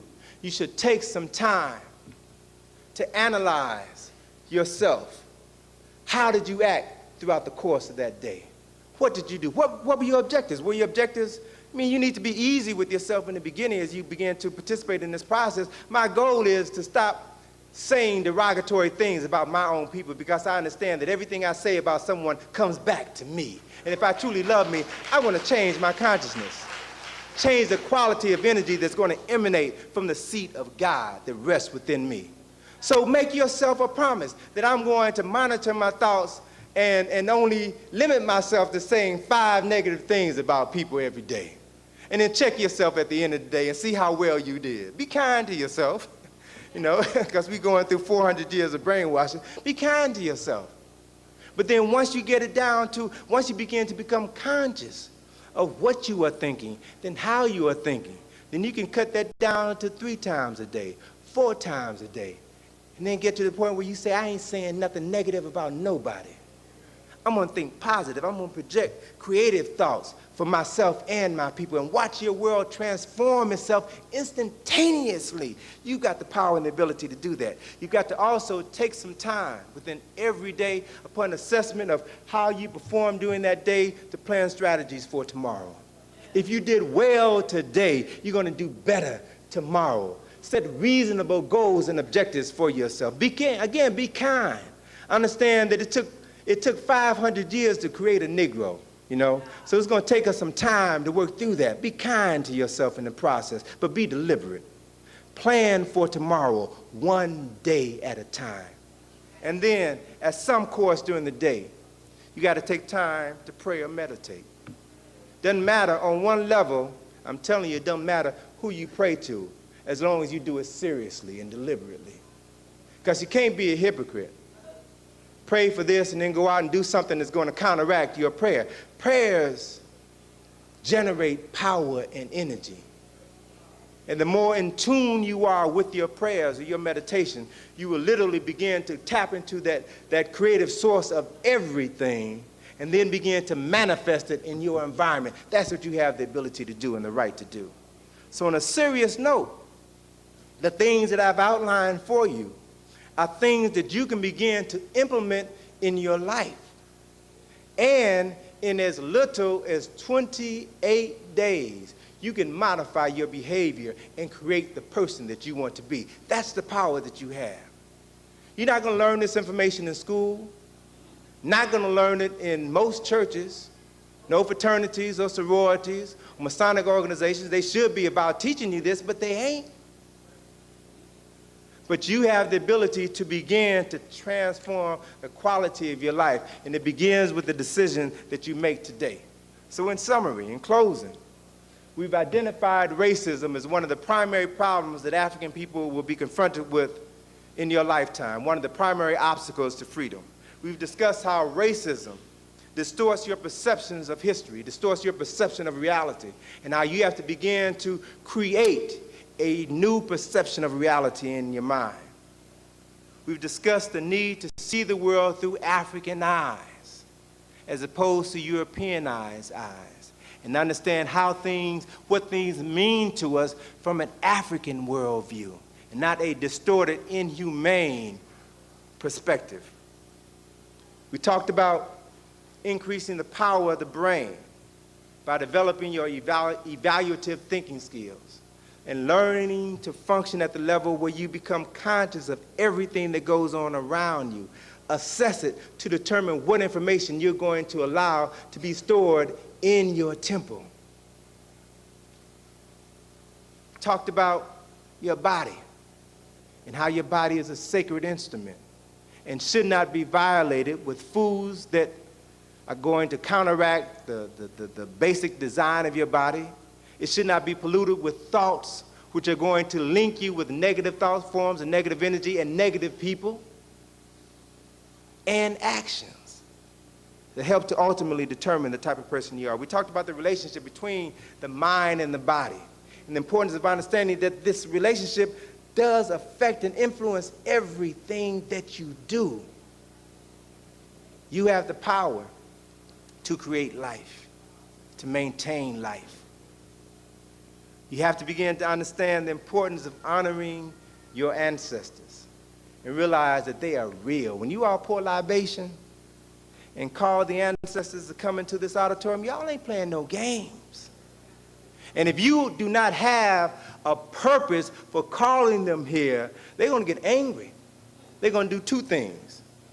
One, they may come and work against you in a manner that's going to be detrimental to your well-being because you are misusing their time and their energy, or they may stop coming at all. And the last thing in the world you want is to be disconnected from that source of power and consciousness. The last thing that you want in this lifetime. We've also given you a basic prescription for freedom. On one level, it's very simple. All you have to do, follow the program. Implement the various steps every day of your life and watch your life transform itself right before your very eyes. When all is said and done, The information that I've shared with you this evening means nothing if you all walk out of here and go back to your old habits. This is your opportunity to make a commitment to yourself, to make a commitment to your ancestors and say, yes, I am ready for a change, and the change is going to start today. The change begins to me. I want to close with the poem that I had in Nile Valley Contributions. Excuse me, not Nile Valley Contributions, the Browder file. Transition 13, which represents the process of spiritual transformation, process by which we can begin to do all of the things that we talked about. In the beginning, we knew not. We studied. We learned all there was to know.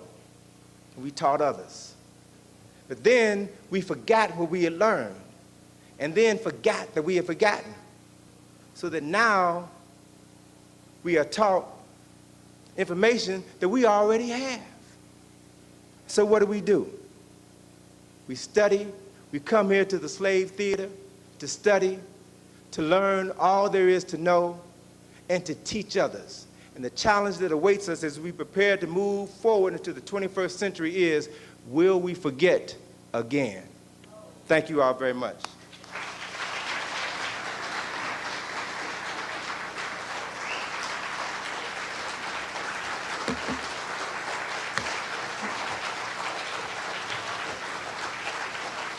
All right. Let's give Brother Browder a warm applause. Anthony Browder. Let's give it, Anthony Browder.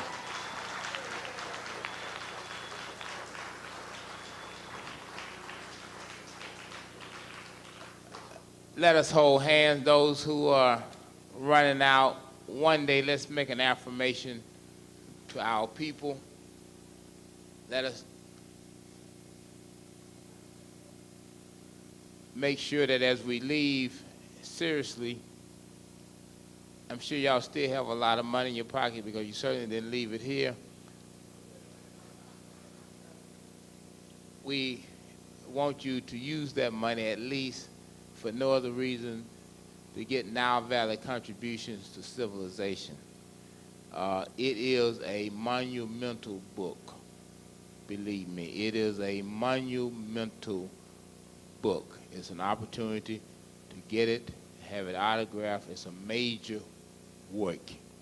And I think that you can tell just by the presentation this evening of the profound research that this brother has really put into this publication.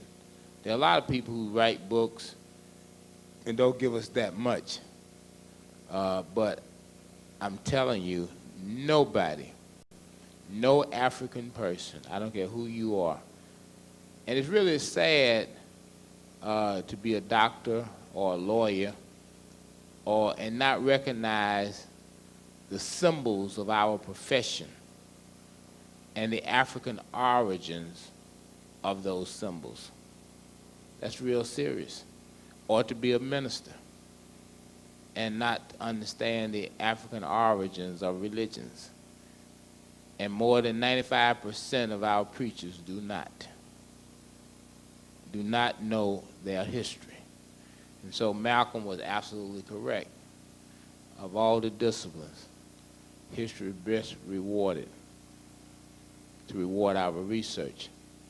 And so as you leave, regardless of whether you make a contribution to UAM, certainly make a contribution to yourself and stop by and get Nile Valley contributions to civilization and from the Browder file.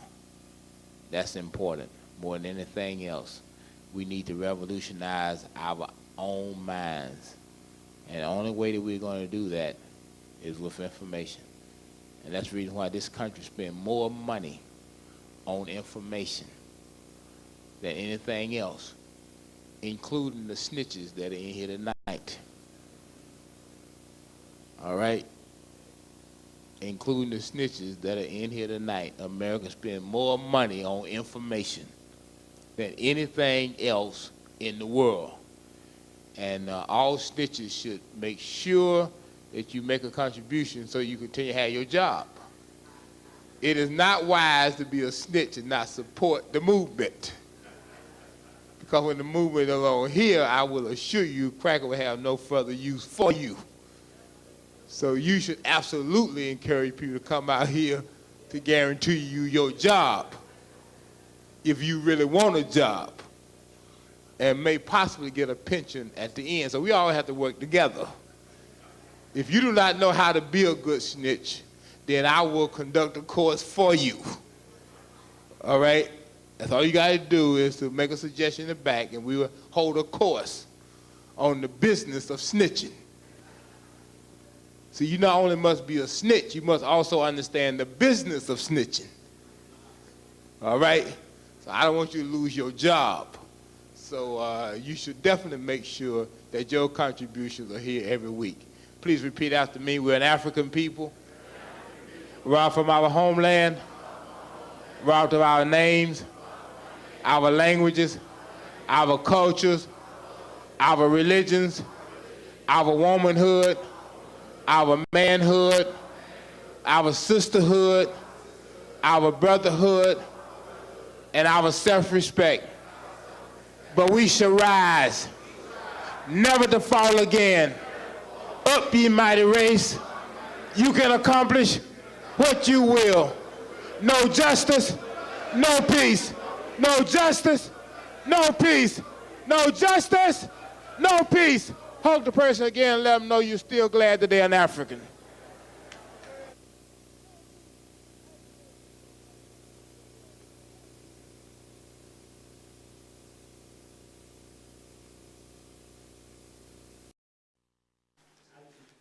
What? IT. Okay. And so we look for great things out of them. Anyway, we're not going to take up any more time because we do have to be out of here at a certain time. And Tony has a fantastic lecture for us tonight. He is going to be speaking about the economics of culture. Really, the economics of culture. Why Black history matters. Let's give Brother Tony Browder.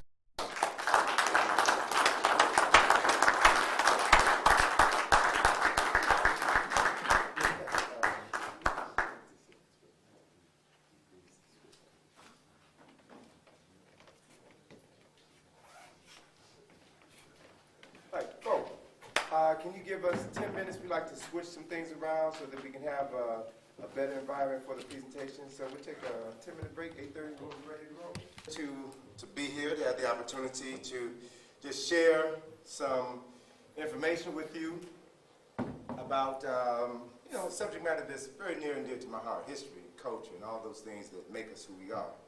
I was over at UAM last night giving a presentation. And I'm going to share some information with you. How you doing, sis? All right, I remember. You retired. You've been retired now for a couple of years. You look so much happier. Something that I'll be sharing with you all this evening is something that I shared with the audience last night. As Reverend Brown just mentioned, I just got back from Egypt last month, and we're currently working on excavation in Egypt, an excavation of 25th Dynasty tomb. And last Wednesday, the Egyptian government finally issued a press release about the findings that we made last month. And so now I'm free to talk about what we've done and to share pictures about what we've done. As a matter of fact, I started receiving a slew of phone calls and emails this morning and was informed that, I forget the sister's name who does the weekly commentary on the Tom Joyner Morning Show. She did the commentary on our discovery this morning in Tom Joyner's Morning Show. So it's about to go national, and what is about to become nationally known, I feel, is our opportunity to begin to find our proper place and to assert our proper place, not just into this society, but into the world.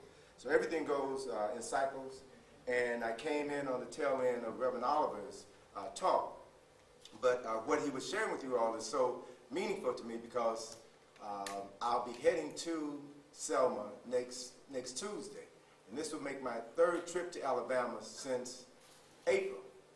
I was there in April to do some presentations at Selma, and while I was there, actually I was at University of Alabama in Huntsville to do a presentation, and then went down to Selma. And on my way to Selma, I stopped down at my mother's and grandparents' hometown, Vernon, Alabama, which gave me an opportunity to meet family members that I never knew I had.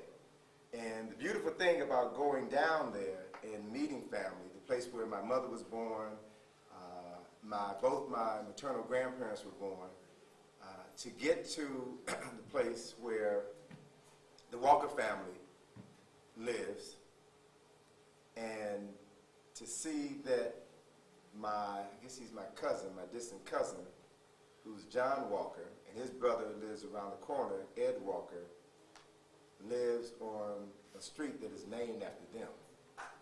Lives on 280 acres of land that was owned by their cousin. So when you have your own, you can name things after yourself. You can retain your history and your names and your language and your culture. And those are things that are so crucially important to our ability to remember who we were and to be able to move into a future that we design because we understand who we were. So this is so critically important to our essence as a people. So I truly appreciated what Reverend Oliver had to share. And with regards to Alabama being, tourism being a major component of the economy of Alabama, I can attest to that.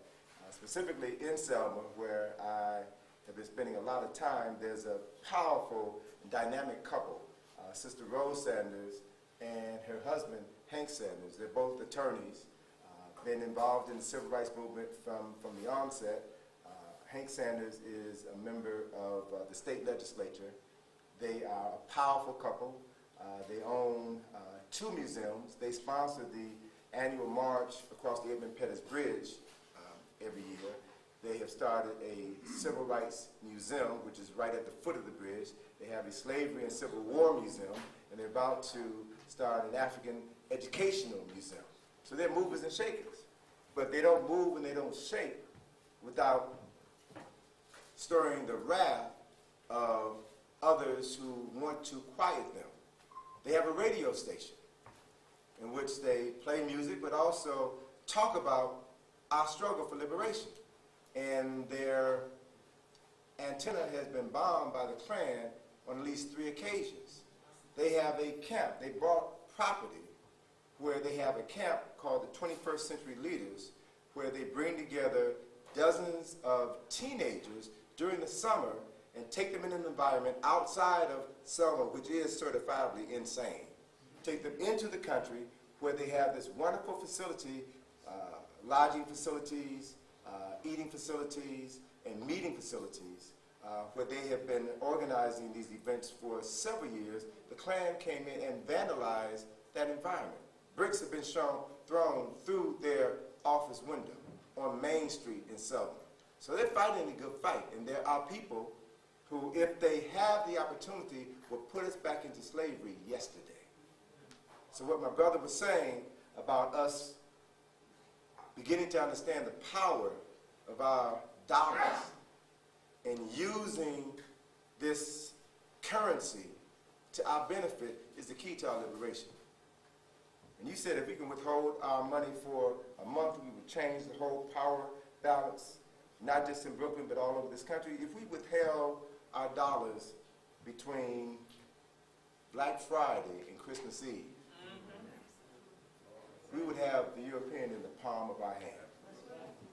Because that is when they get out of the red on Black Friday. That's why they call it Black Friday. That is when they make a profit. So if we did not participate in this Christmas celebration, spending money we don't have for people that we often don't like, we would not be in debt, and folk would begin to listen to us and pay us more attention because we are using our dollars wisely. Makes common sense, but common sense is not a common commodity. So I want to talk today about the economics of cultural memory and why our history is important. History is a subject matter that is very near and dear to my heart, and I'm always pleased to have an opportunity to talk about what is on my heart. Malcolm X once said that of all of our studies, history is best qualified to reward all research. And I feel very strongly that Malcolm came to this conclusion as a result of his regular consultation with one of his advisors, Dr. John Henry Clark, who's no stranger to you all. Dr. Clark, as you know, was a professor at Hunter College. A dear friend of mine, wrote the introduction to my second book, Now Valley Contributions to Civilization. And one of Dr. Clark's most favorite quotes, or most famous quotes, is a quote that history is a clock that people use to tell their political and cultural time of day. That history is the compass that people use to find themselves on the map of human geography. History tells the people who they were and where they were, who they are and where they are. But the most important role of history is to tell the people where they still must go and who they still must be. And that the relationship between a person and their history is the same as a relationship between a person, a child, and his mother. So history is something that we cannot afford to take for granted. So the life of a historian is built on a foundation of memory. And memory is nothing more than the collection of images and information that have been printed indelibly on the brain. And when properly accessed and sequenced, historical memories helps one understand what Dr. Clark meant when he said that all history is a current event.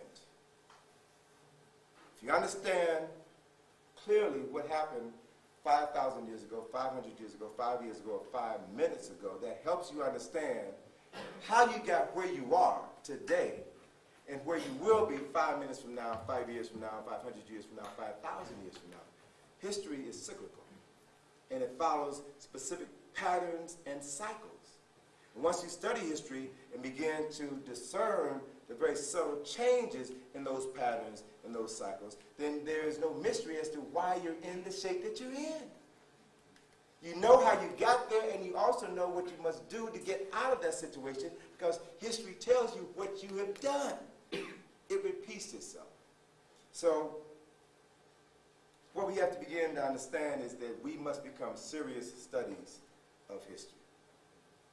Unfortunately, if you talk to the average person, they won't have an interest in history because of how they have been taught to approach history. They think it's just names and dates and this and that, but history is life. History is as important to you as the air you breathe. And as someone who has spent 33 years of my life researching African and African American history and culture, I've come to see myself as less of a historian and more as a memory recovery specialist. See, over the years, I've come to understand that many of our people suffer from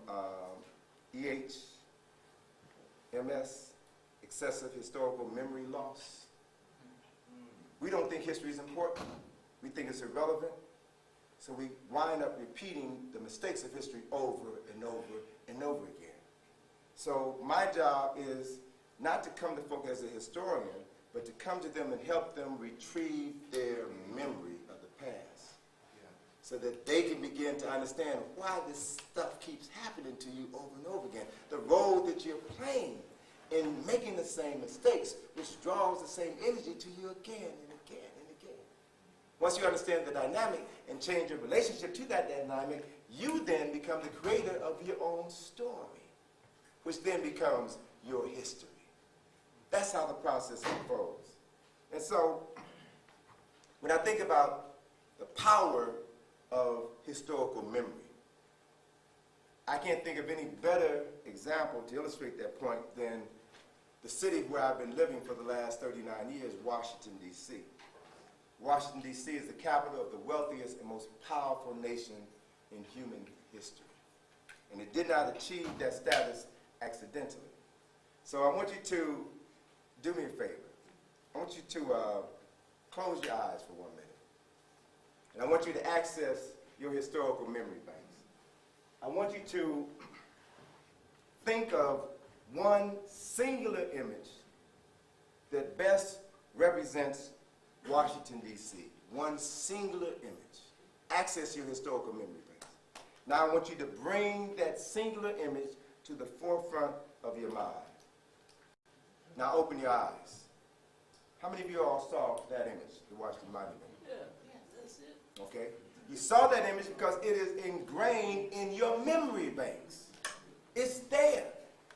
And your ability to access that memory then helps you begin to recall the history that is associated with it. So by virtue of the education that we all received here in this country, then what you associate with this structure is, one, its name, the Washington Monument, and then you also associate it with a man, George Washington, who is a founding father and the first president of the United States. All of you all know that.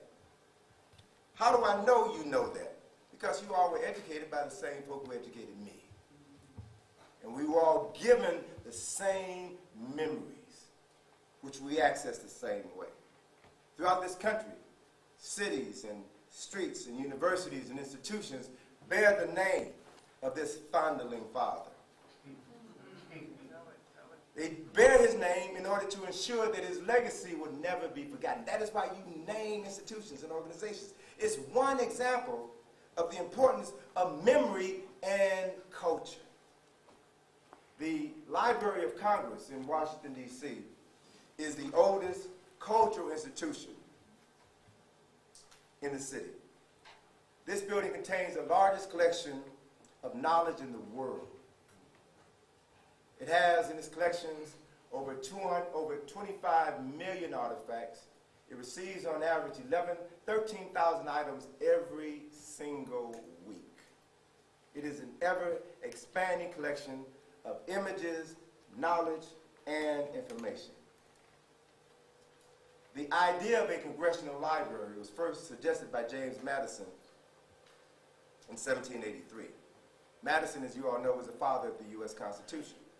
Madison understood very clearly that if the United States, he understood very clearly the words of the Roman philosopher Cicero, who said that to not know what happened before one was born is to always remain a child. So, if the United States of America was to take its place among the pantheon of great nations, then she had to have access of all of the knowledge of the great nations that preceded her. So, in 1800, President John Adams signed a bill authorizing the establishment of the Library of Congress. And he purchased 740 books from booksellers in England. And in an effort to create a national identity, America's founding fathers returned to their motherland, England, to access their ancestral memory. They read books on English history in order to find their way. They also read books on ancient Rome. Why? Because England, or Great Britain, was given its foundation by Rome. Julius Caesar conquered Great Britain and named the country Britain.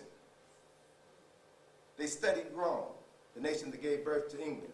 They studied books on ancient Greece, the nation that gave birth to Rome, and by extension, the United States of America. So this multicultural heritage has been artistically integrated and expressed historically in the Greco-Roman architecture that we find in Washington, D.C., and every major city throughout the United States. The architecture of all of your state buildings is Greco-Roman architecture, because these people understand the need to access these historical and cultural memories so that they can be who they were. It's a very simple process. It is a way of preserving cultural memories in stone, glass, and steel. So architecture is more than just architecture. Building is more than just a building. A building contains the soul of a people. And once you begin to understand that, you begin to see on a basic level that these are sacred institutions that affect everyone who moves through that structure, whether you understand it or not. So I want to use the Library of Congress as an example to illustrate how people preserve memory in stone, glass, and steel. So I want you to imagine that you are a scholar who is coming to the Library of Congress to conduct some research. And you're going to walk through the building in order to get to the main reading room. The Library of Congress was named in honor of the Roman goddess Minerva, goddess of wisdom, knowledge, and power. And the architects in Washington, D.C. referred to this building as Minerva's Temple of Learning. I have a book that I wrote 5 years ago called Egypt on the Potomac, A Guide to Decoding Egyptian Architecture and Symbolism in Washington, D.C. And based on my analysis of the layout, design, and development of Washington, D.C., I can prove to you beyond a shadow of a doubt that the people responsible for creating the nation's capital, the first planned capital in history, literally sought to create the essence of ancient Kemet, the Nile River Valley, in the Potomac River Valley. They were very clear about what they were doing. And so by extension, the Library of Alexandria was, during the time of the Greeks and the Romans, the greatest repository of culture and knowledge in the history of the world. The Library of Congress is, by extension today, the greatest repository of culture and knowledge in the history of the world. It is the American version of the Library of Alexandria. History is repeating itself. Why? Because folk who understand history are writing it. So, imagine you're coming into Minerva's Temple of Learning. You enter the building by coming up these stairs, and you can come in through one of three doorways. And above each of the doorway is a sculpted image that depicts three ways that knowledge is transferred intergenerationally. The first way is through the oral tradition. The second way is through the written tradition. The third way is through the printed tradition. Three ways of preserving memory, culture, and history, and passing it on to those who come behind you. As you walk inside of the vestibule of the building, you're greeted by 16 statues of Minerva in two different forms. One statue shows you Minerva holding a globe and a scroll. It represents Minerva, goddess of knowledge and wisdom. The other statue shows you Minerva holding a torch and a sword, representing Minerva, goddess of war. And combined, they symbolize the idea that knowledge is power. And they serve to invite you into Minerva's Temple of Learning. Certain things are being reinforced over and over and over again. As I mentioned in last night's presentation and talking about the U.S. Customs House, these symbols are there in order to tell those with eyes to see and a mind to comprehend what is really going on.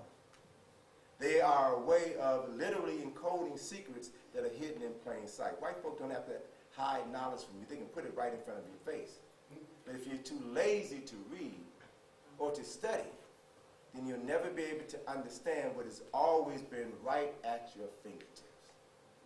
So then when you continue walking into the building, you come into the Great Hall.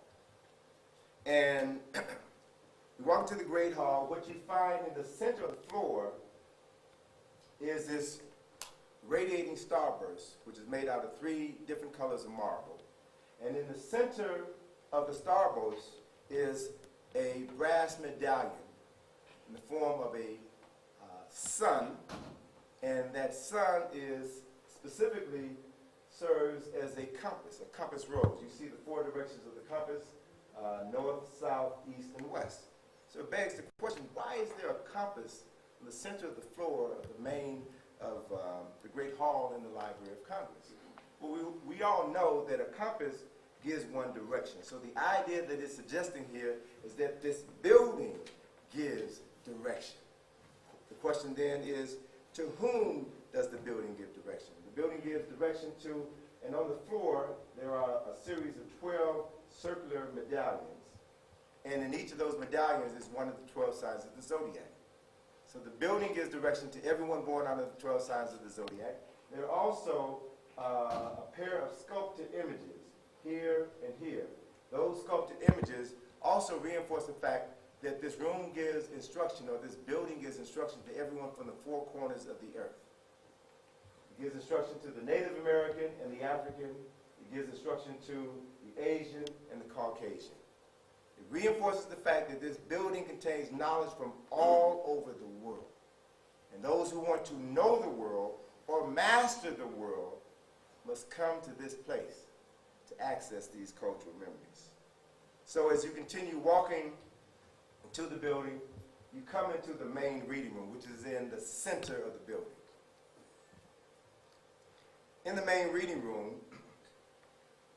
which sits under a dome in the center of the building, there's a painting in the collar of the dome. Painting was done by an artist by the name of Blashfield. It is the most famous work of art in the Library of Congress. That painting depicts the 11 epochs or great civilizations or cultures that contributed to the development of the United States of America. This painting is the clock that Dr. Clark talked about. The clock that people use to tell their political and cultural time and day. It's the compass that people use to find themselves on the map of human geography. This is the most famous work in the Library of Congress, and that clock consists of 12 figures.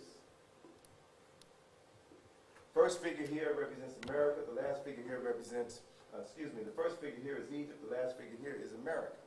And the clock moves counterclockwise, moving back. Actually moving back into the future and the present. Beginning in Kemet, we have here 12 figures. Next to the figure is the name of the country that they represent, and below that name is that nation or that era's contribution to culture and civilization. So I want to run through these figures very briefly so that you can understand the significance of this painting.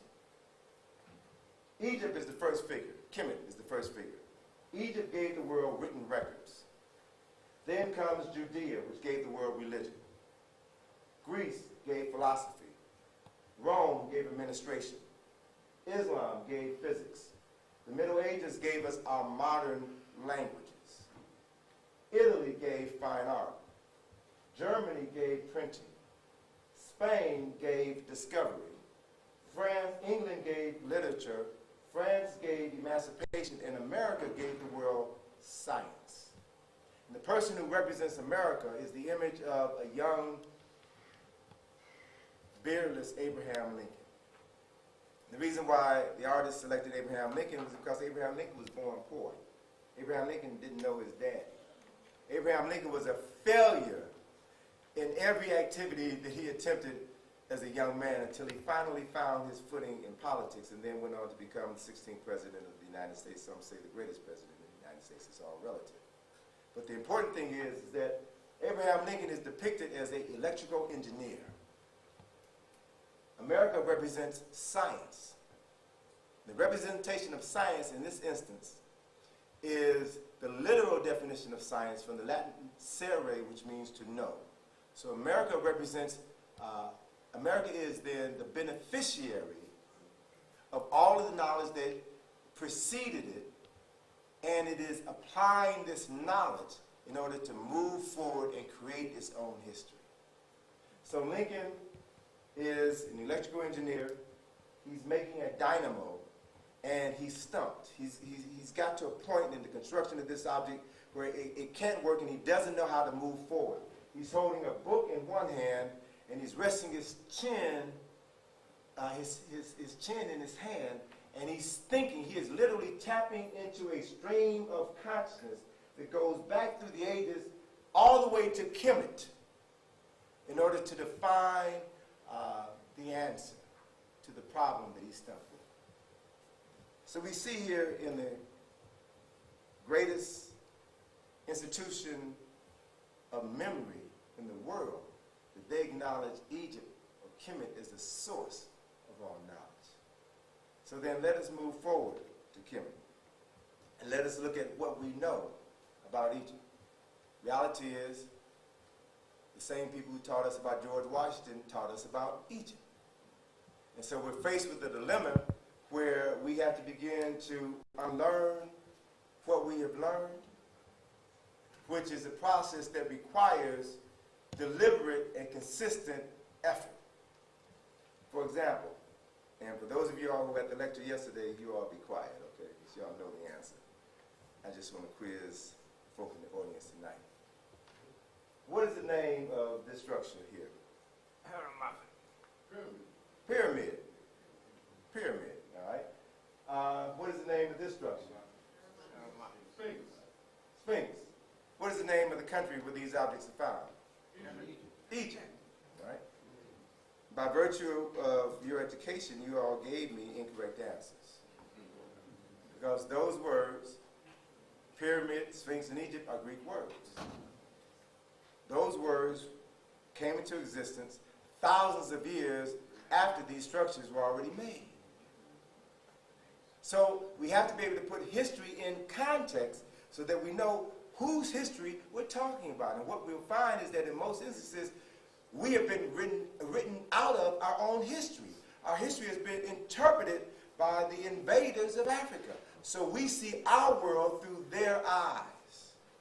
We interpret our world, our reality, through their language, which is inadequate to describe our reality. So then the process of reclaiming our reality, reclaiming our ancestral memory, requires serious effort on our part. So for example, this building is not a pyramid. The Kemetic name for this structure, Kemet is the original name for the country that the Greeks called Egypt. Kemet means the land of the black people. Not the black soil, as National Geographic would have you believe, but the land of the black people. They were very clear about who they were. The structure is not a pyramid. Pyramid is a Greek word which means a little flat cake, like a pancake. That was the Greeks' way of disparaging the architectural accomplishments of the ancient Kemites. Oh, this building is nothing. This 45-story building is nothing. It's just a little pancake. The Kemetic word for this structure is mir, M-I-R. Mir means place of ascension. Mir were built over tombs. Some people were actually buried underneath the mir. Why? Because this structure served symbolically as a resurrection machine. It was a place where the souls of the departed were resurrected into the afterlife, into the beautiful West. Totally different concept from pyramid, isn't it? So if you can't understand your own terminology and the history associated with your terminology, you will walk away believing that the Egyptians were pagan, that they were evil. You won't know. You won't be able to access your historical cultural memory. This statue is not the Sphinx. Sphinx is a Greek word, a word that means to strangle or to hold. The story of the Sphinx, the name Sphinx comes from the story of King Oedipus and the Sphinx, written by Sophocles. It's a story which literally turns the Kemetic story upside down. The image of Heru, the statue is called Heru, Heru on the horizon. It is the face of Heru, the son of Asar and Aset. If you understand the Kemetic story of Asar and Aset, you realize that Asar is the personification of the person that Christians will later come to know as the Christ. His is the first story in the recorded history of humanity of a person who was resurrected from the dead. And this is his son, who was conceived by the spirit of his father after his death.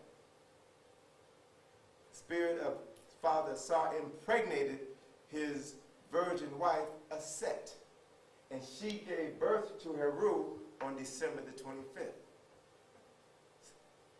at least 3,000 years before the birth of Jesus Christ. So if you don't know your history and your story, it will be very difficult for you to begin to understand when someone has taken your story, turned it upside down, changed the names, and then presented it back to you as your only way to salvation. It's important that we understand the value of restoring our cultural memory, not someone else's cultural memory. So this is a process. And so, you know, I don't want you to feel bad if you don't know this. Just understand that we have been educated by people who have a vested interest in keeping us separated from knowledge of our history and culture. So once we know that, then it's our obligation to do everything within our power to free our minds by reading as much as we can about our history that has been written by our historians and not someone else's historians. That's the only way we can move forward. So now with your minds partially restored, I want you to access your memories and let us return to the present moment. Hold on one second. And let me just ask you to identify a few things. Who is this? George Washington. What is that? Washington's monument.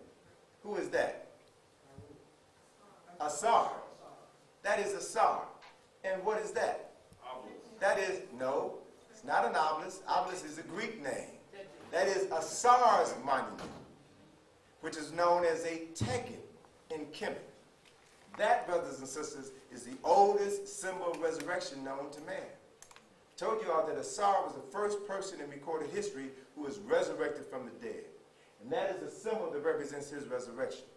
So you can begin to see how others have literally co-opted our history and the symbols associated with our history and use that knowledge in order to insert them in a place in history where they don't belong, where they have never belonged. Hijacking our historical and cultural memories in order to create an inappropriate place for them in history and in the consciousnesses of people all over the world. So this is an important process, something that we can't take lightly.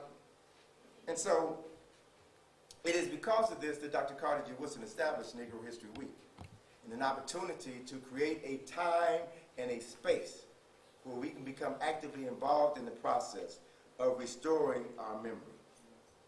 And what we've come to understand in the years since that celebration was set in motion, Negro History Week evolved to become an entire month, and now it's known as Black History Month, and some refer to it as African Heritage Month. It's an opportunity where we mentally and spiritually engage in restoring our cultural memory. And what we find is that as we slowly begin to regain our memory, it changes our thoughts and our behavior. Consequently, we no longer refer to ourselves as Negroes or colored people. In the 60s, we began calling ourselves black. In the 80s, we began calling ourselves African Americans. And in the 21st century, it's time that we started calling ourselves Africans, because that is who we are. And if we identify ourselves as anything less, we will be less than who we are. And so what I've come to truly understand is that if the story of African people were a book of 1,000 pages, then the story of our enslavement would begin on page 997 and would only be 2 pages long. But we have been conditioned to believe that that is when our story begins. And as a consequence, we have, as Dr. Clark has stated on numerous occasions, been written out of the respectable commentary of human history. And so I want us to think about the first 500 pages of this book of African history. They detail the birth and the development of human beings, humanity, Homo sapiens sapiens.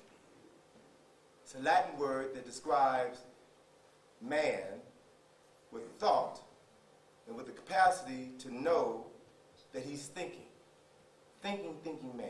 Sapien means wise, a man with wisdom and has the wisdom to know that he's wise. So the first person with the capacity for thought were us, our ancestors. They only lived in Africa.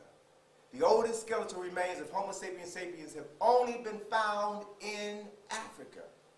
It has been proven genetically that Africans have the oldest DNA of any human beings on the planet.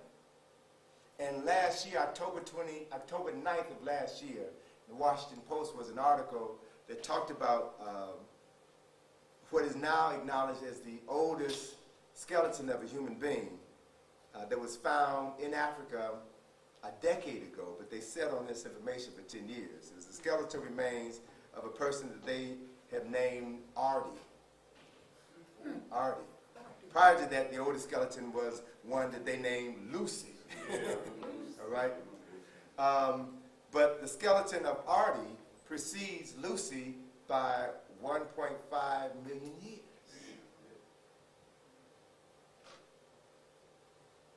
Geneticists have proven beyond a shadow of doubt that every human being on this planet carries within their bodies, the mitochondrial DNA that links them to a group of women who are still living in Africa today. So, as John Jackson said in the Introduction to African Civilization, there's only one race, the human race, which is African.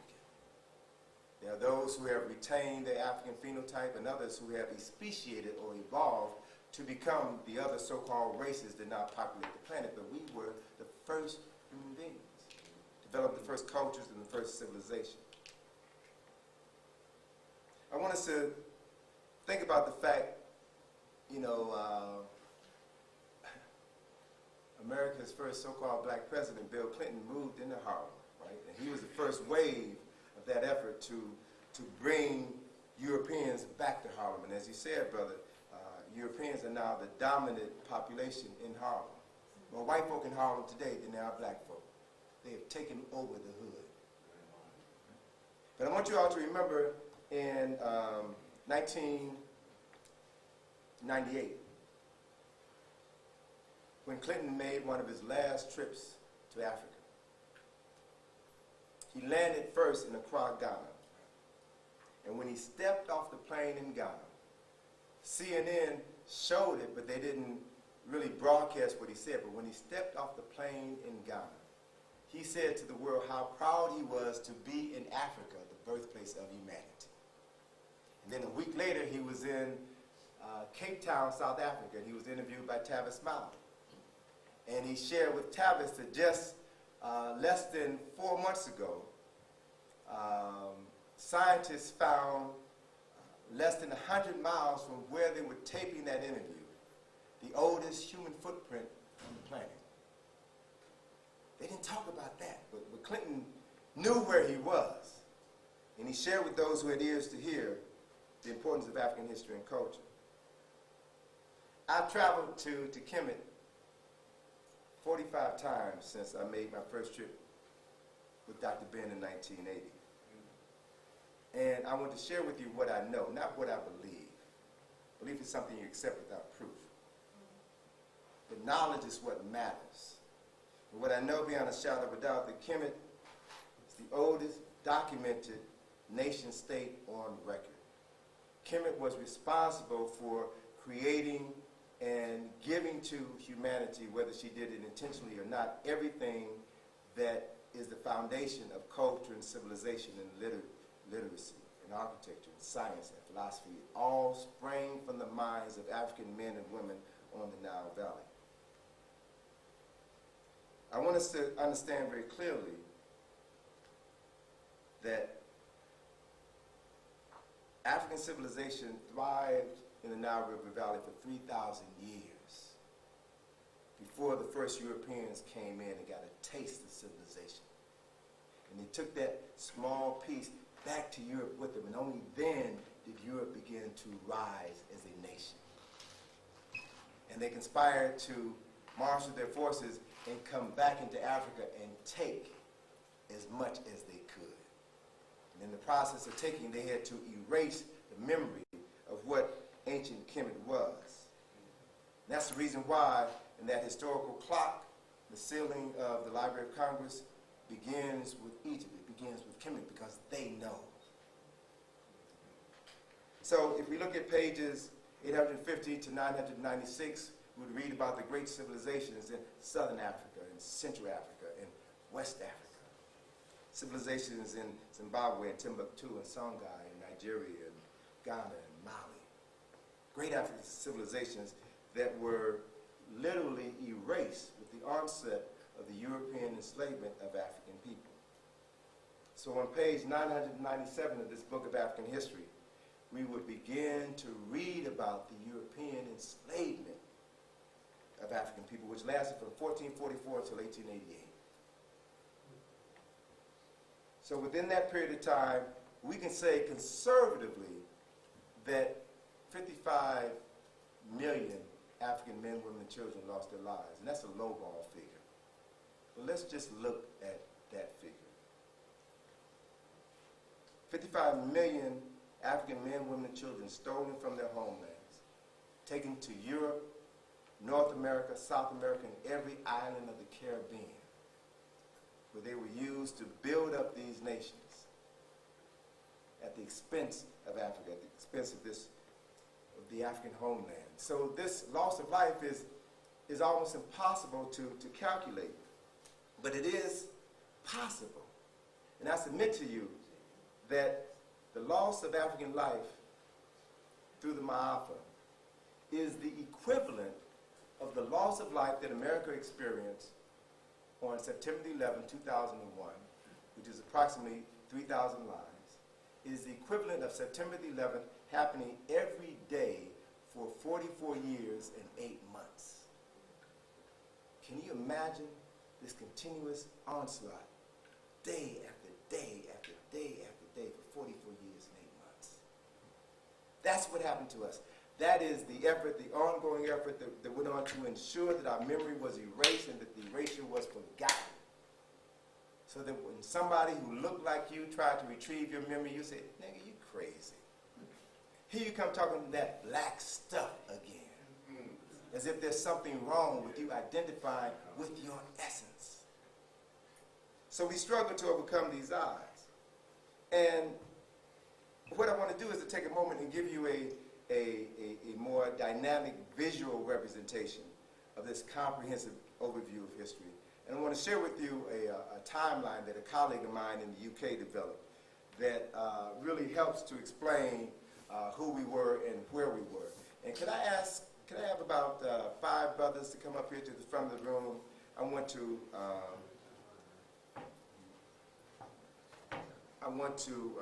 take this timeline and share it with the audience. I'd like for you all to hold it out. Okay, brothers, you can start here on this end. And if you all can stand behind, stand behind, close to the stage. George, move down, so move down as far as you can. Stand behind. Stand behind. Okay, that's good enough. That's good enough, brother. And Spike, can you move down a little bit? Okay. This is a timeline that my colleague developed in the UK. He was a history teacher. And so, high school history teacher. So he found it kind of difficult to get his students to relate to history. So he created this pictorial timeline that showed you African history and then related African history with specific individuals during specific points in time in history. And then he begins to contrast African history with other aspects of world history and culture. So then we began 5200 BCE here in Kemet, in Africa, the oldest documented civilization on earth. We have the beginnings of Medu Neter, we have the beginnings of Kemetic concept of spirituality, the beginnings of writing, the beginnings of architecture, the beginnings of philosophy, and then right here, we began to have images of personalities who are responsible for developing the nation. We have Narmer here, who unified the 2 lands of Kemet. We have here Ptah, who is a Neter associated with creation. We have here the pyramid builders. We have Imhotep, who's responsible for creating the step pyramid, the first man-made structure of stone. We have an image of Zoser here, so we can see the people associated with these moments in time in history. Then we have the mirror at Giza, and images of Khufu, Khafra, Menkaura. So we can see the African faces of the African people who are responsible for creating their history. This is the first golden age of Kemet, when all of the pyramids were built, dynasties 3, 4, 5, and 6. We see here images of other historical African personalities, and you can see their faces. They're all African people. The Greeks haven't come into Kemet yet. The Romans have not come in yet. The Arabs have not come in yet. So by going to the historical records, we can see clearly who these people were. We don't have to make up history. You just go to the records. The records are still here. Kemet suffered a period of internal disorder, the second period of confusion, when Asiatics invaded Kemet for the first time in its history, approximately 150 years. And then we had, I forgot the second golden age, dynasties 11 through 12, when all of the great literature of Kemet was written. The spiritual texts, the great literary texts, the wisdom texts, it's all documented, it's all there. For anybody with the mind and curiosity to seek out for themselves and empower themselves. Here's the period of internal disorder and invasion of Kemet. The Europeans or the Asiatics only conquered the northern part of Kemet. They never went up south. They never went into Waset, the capital. They never went into Nubia. They only controlled a very small portion of the nation. And when they were driven out, they left Kemet. It was only then that they left with the God concept. They didn't have it before they were in Africa. And then we have here the third golden age, dynasties 18 and 19, when all of the grand temples were built. Temple of Luxor, Temple of Karnak, Abu Simbel. Period of great engineering and temple construction. And then we have here, again, all the personalities associated with African history and culture. And as we see on this timeline, we have a third intermediate period when civilization in Kemet fell again. And then the last great walk in the sun for African people was during the fourth golden age, when the 25th dynasty conquered Egypt and restored the land and allowed Africa to experience, allowed Kemet to experience what Dr. Clark referred to as its last great walk in the sun. And then when the 25th dynasty ended, the end of Kemet began to exist. Foreigners then occupied Kemet from that point on. First the Persians and then other Europeans. And if we look at this timeline, it is only here, around 832, that Homer, the first European to write a book, comes on the scene. Thousands of years after the great literary period in ancient Kemet. So we can contrast our story to their story and turn our world right side up. It's only here in 753 when Romulus and Remus found the city of Rome. So we can put them into their correct historical context. And then it's only here when Alexander conquers Egypt and the Egyptians begin to become white, non-African. And at the end, after the end of Black Kemet, after the end of Black Kemet. And then there's other periods of Kemetic history. Another important point that my colleague noted in this map is that 1200 BC, according to the research of Dr. Ivan Van Sertima, 1200 BCE is when Africans from the Nile Valley began to build ships, navigate the Nile River, the Mediterranean Sea, the Atlantic Ocean, and began coming to America. So Africans traveled to the Americas between 1200 and 600 BCE. We did come before Columbus. So then, this is when Jesus was born, in the year 0. So all of this happened thousands of years before the birth of Jesus Christ. The story of Asar, Set, and Heru preceded the story of Jesus the Christ. And it's all there for us to see. It's all there for us to understand if we are courageous enough to take this leap of consciousness to free our minds. And it is a leap of consciousness. And then the important thing that I want to share with you is this period right here in blue. From here to here, 1444 to 1888. This is the period of enslavement, the European enslavement of African people. So for most of us, this is where our history begins, with the slave trade, with slavery.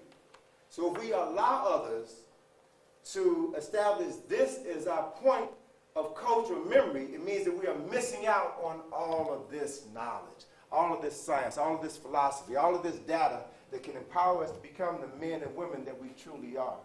And unfortunately, for many of our folk, we're stuck here. We're still lamenting what happened to our ancestors 200, 300, 400 years ago because we don't know that we have the capacity, we have the right to tap into all of these memories. That's your birthright.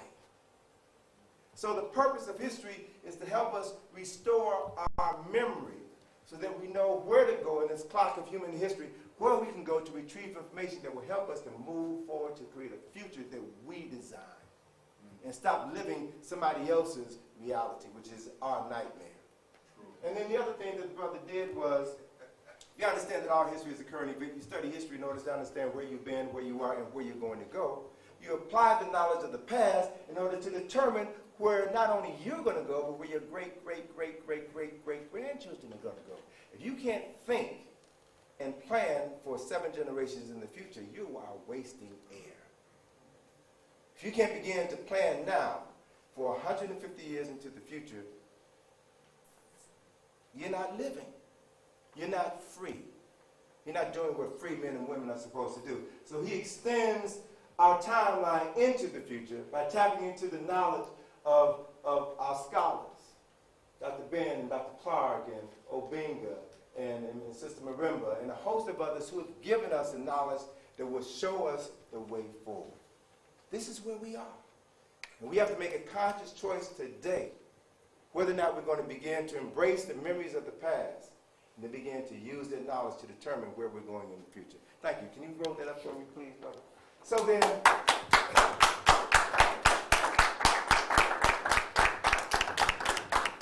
challenge then becomes, how willing are we to use the resources that we have at our disposal in order to ensure that our children are prepared for a future that we design?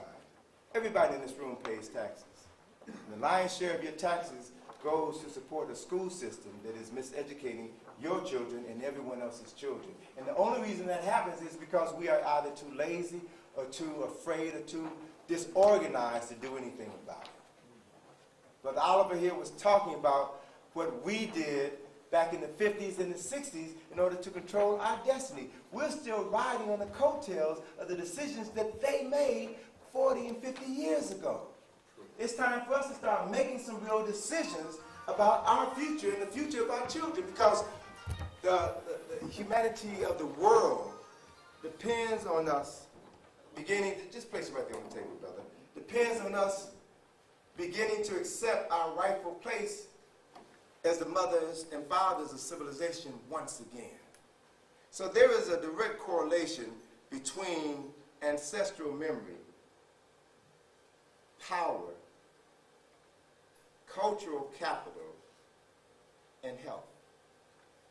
If you don't know who you are, you won't be able to understand how to live for life. And you will spend your time and energy living a life in which you're already dead, you just haven't died yet. There's a brother who is becoming a good friend of mine, Brother Tom Morrell, who spoke this morning over at the Alpha Conference, authored a book called Brainwash, challenging the myth of black inferiority. It is a book that I would highly recommend that every one of you go out, purchase, and study. It is a book not to be read, it is a book to be studied. Brainwashed by Tom Burrell.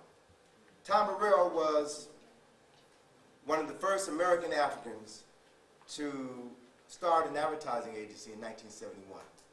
And when he retired from his company, Burrell Communications, in 2005, it was the largest black-owned advertising agency in the world. It had annual receipts of almost $200 million a year. He was a major player in advertising. He was the person responsible for producing ads that showed us for the first time in a positive light, not just as consumers, but people who had some value and people who were worthy of some respect. And so since he's retired, he has now taken his energies to begin to look at how we have been conditioned to buy things we don't need. He talks about how we bought into this myth of black inferiority. And as a consequence, black folks spend more money on household cleaning appliances than any other people in this country. Because we believe that black is inferior, black is dirty, so we spend more money, psychologically, we spend more money buying cleaning goods, trying to clean the blackness out of our skin. You know the Tidy Bowl, this little blue gadget that you put in your toilet to make the water blue? Black folk buy 85% of that product. We have been brainwashed. We have been conditioned to believe in our own inferiority. And what he does with great intelligence and with a plethora of facts and details is shows how the media has conditioned us to work against our own best interests. And he shows in each chapter of the book the short-term and long-term effects of our ignorance. He has chapters on black-on-black relationships, why we can't stay together. He's got a chapter on while we eat ourselves to death.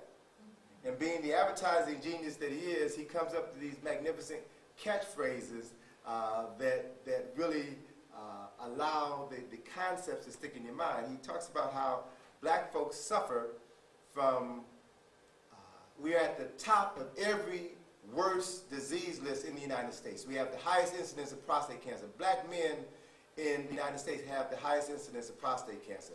Black men in Washington, D.C., the capital, the wealthiest, most powerful nation on earth, have the highest incidence of prostate cancer on the planet.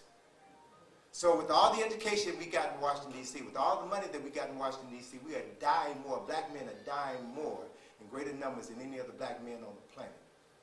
Black women have the highest rate of cervical and breast cancer of any females on the planet. We have the highest incidence of diabetes. We have the highest incidence of people on kidney dialysis. Why? Because of diet one. And he refers to this process of us killing ourselves through the food that we eat as suicide. We literally eat ourselves to death. Eat ourselves to death. And you can drive through any black neighborhood in the country and you see evidence of us eating ourselves to death. All this fried food, all this pork. That's suicide. And we don't have enough historical awareness to realize that that's slave food. That's not food that we ate in Africa.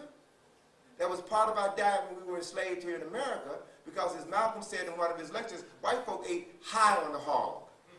They ate the best part of the hogs. If you're going to eat hog, eat the best part of the hog. But we eat everything but the oink. We ate low on the hog, the feet, the tail, the snout. And what's lower than chitlins? We ate that stuff, but Mama cooked that with love. She infused all that funk with love and made it taste good, but we didn't realize we were eating ourselves to death. Sugar runs in the family. Diabetes runs in the family. Damn it, that's because you're eating the same stuff that your mama ate, your grandmama ate. Change your diet and you change your relationship to health. It's Sesame Street simple. It's not rocket science. Change your diet, change the intake of the things that come into your body. You change the chemistry of your body.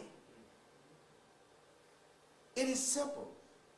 But we've been conditioned to be a people who are moved by emotion and taste, appetites.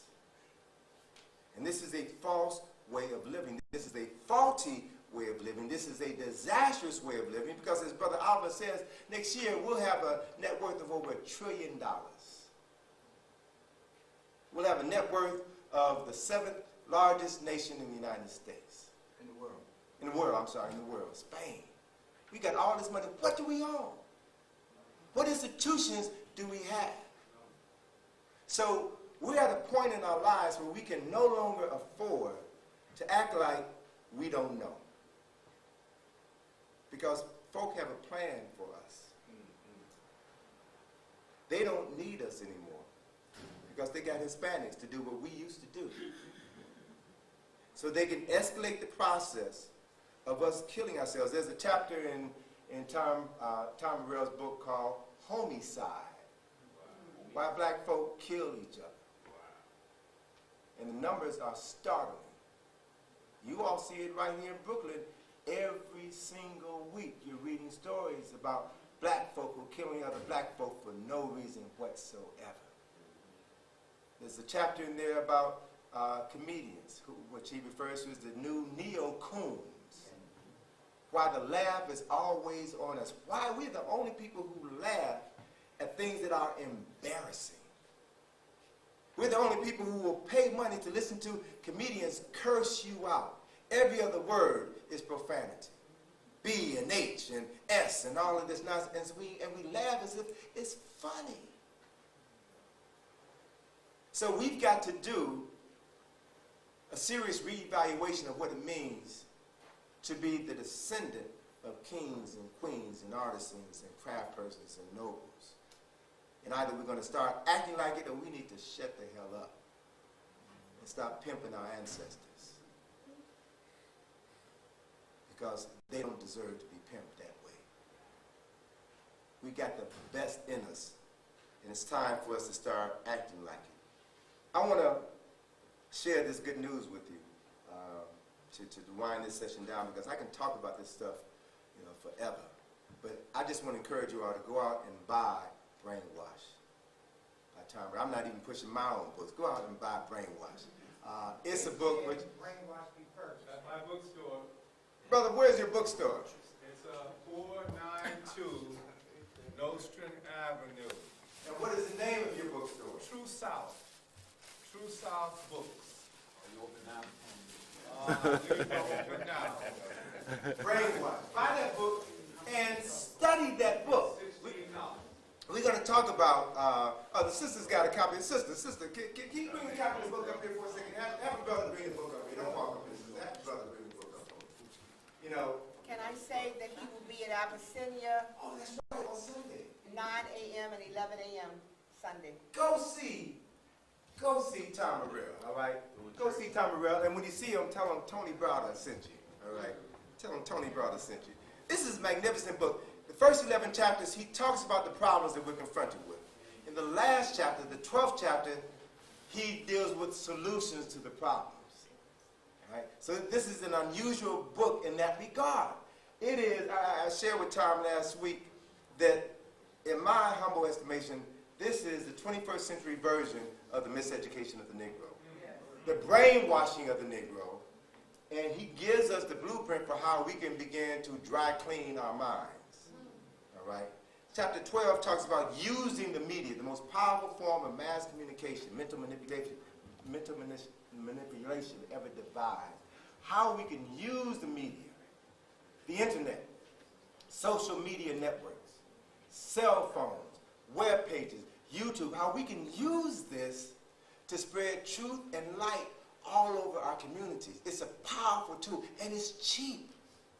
So we're going to give you some suggestions as to how you can become involved in this process of freeing your mind.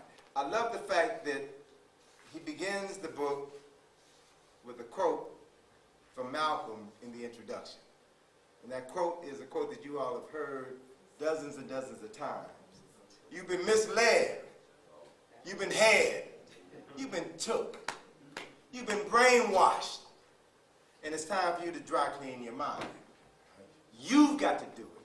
White man's not going to do it for you. Your mama's not going to do it for you. Your daddy's not going to do it for you.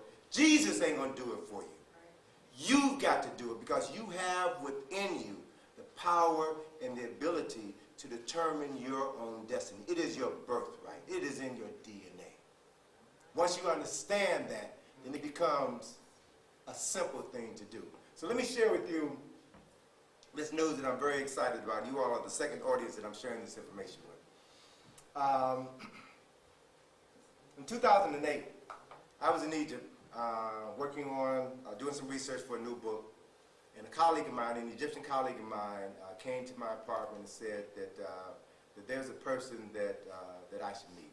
And this person is a Russian Egyptologist by the name of Dr. Lena Pishtakova, who lives here in New York City, who was trained, came to the United States in 1990, got a degree from NYU in Egyptology, trained under Bernard Bothmiller, who was at that time the foremost authority on the art and the architecture of the 25th dynasty. The 25th dynasty is that era in Kemetic history. It is the era of the last of the four golden ages, Africa's last great walk in the sun. It is the only period in Kemetic history that European Egyptologists acknowledged was ruled by black pharaohs. We know better, but they give us the 25th dynasty. Why? Because the kings from the 25th dynasty came from Kush. Kemet was as knocked out as George Foreman was in the Rumble in the Jungle. Right. Kemet was flat on his back.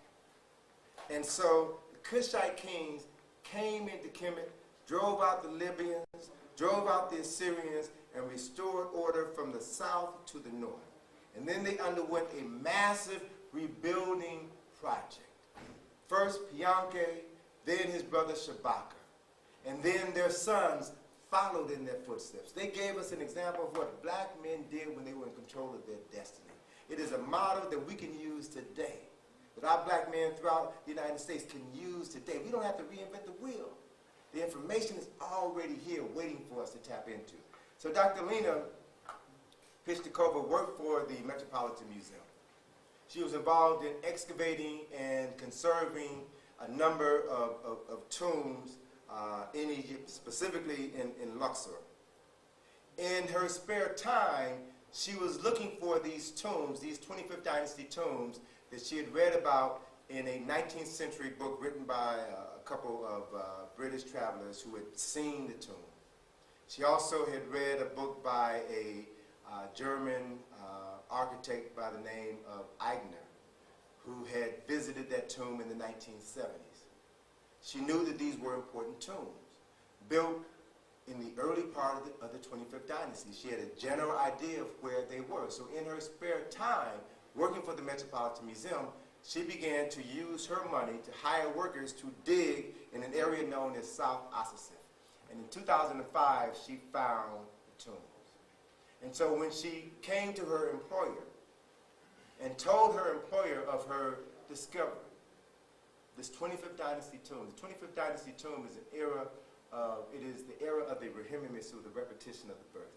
It is documented as the first Renaissance in recorded history, where Africans were physically involved in reconstituting the land of their ancestors. And in these images that she found in this tomb, specifically the tomb of Karakamun, who was the first archpriest of the Temple of Karnak, in this tomb, built 2,700 years ago, she found images of this African wearing the same clothing of his ancestors who were the pyramid builders in the first golden age who lived 2,000 years earlier.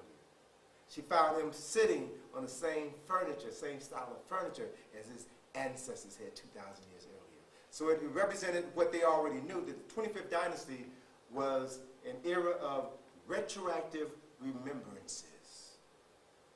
Sankofa, going back and accessing the memories of the past and bringing them into the present moment so that you can create a future for the children who are coming behind you.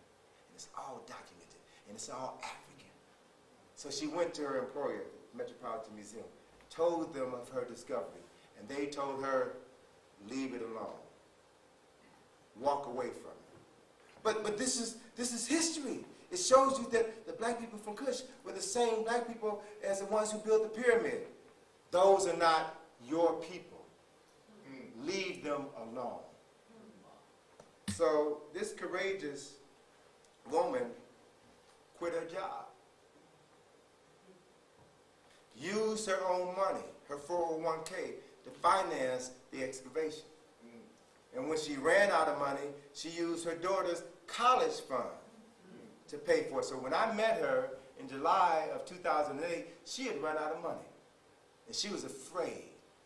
Maxed out her credit cards, didn't know where she was going to turn. I was introduced to her by a colleague. She was apprehensive of me at first. Who are you and what are you? And we talked a little bit, and I felt her heart, felt that she was sincere. And then she took me down into the tomb, and when I saw what was there, I knew that this is something that I needed to get involved with. And I made a commitment to her that I would get the word out. I would let folk know what you have here. That I would raise money so that we can see to it that this history is restored. So we cultivated a relationship, and in 2009, I took my first group of folk over to Egypt to participate in this process, in this excavation. We financed the excavations of 2008, 2009. We made some incredible discoveries. 2010, we financed that year's excavation. This past summer, we took a total of 13 people over to participate in the excavation. She's got students coming from all over the world to participate in this. PhD students, master's students from universities in Arizona, universities in England, white folk coming to learn about our history so that they can become the experts to tell our story. We were there for a different purpose. And we were there because we financed all of the work that was going on. And we struck pay dirt last month. So I want to share with you very briefly what we found. This project that we have, this is the image of Karakamun, that priest, the first archpriest of the Temple of Karnak.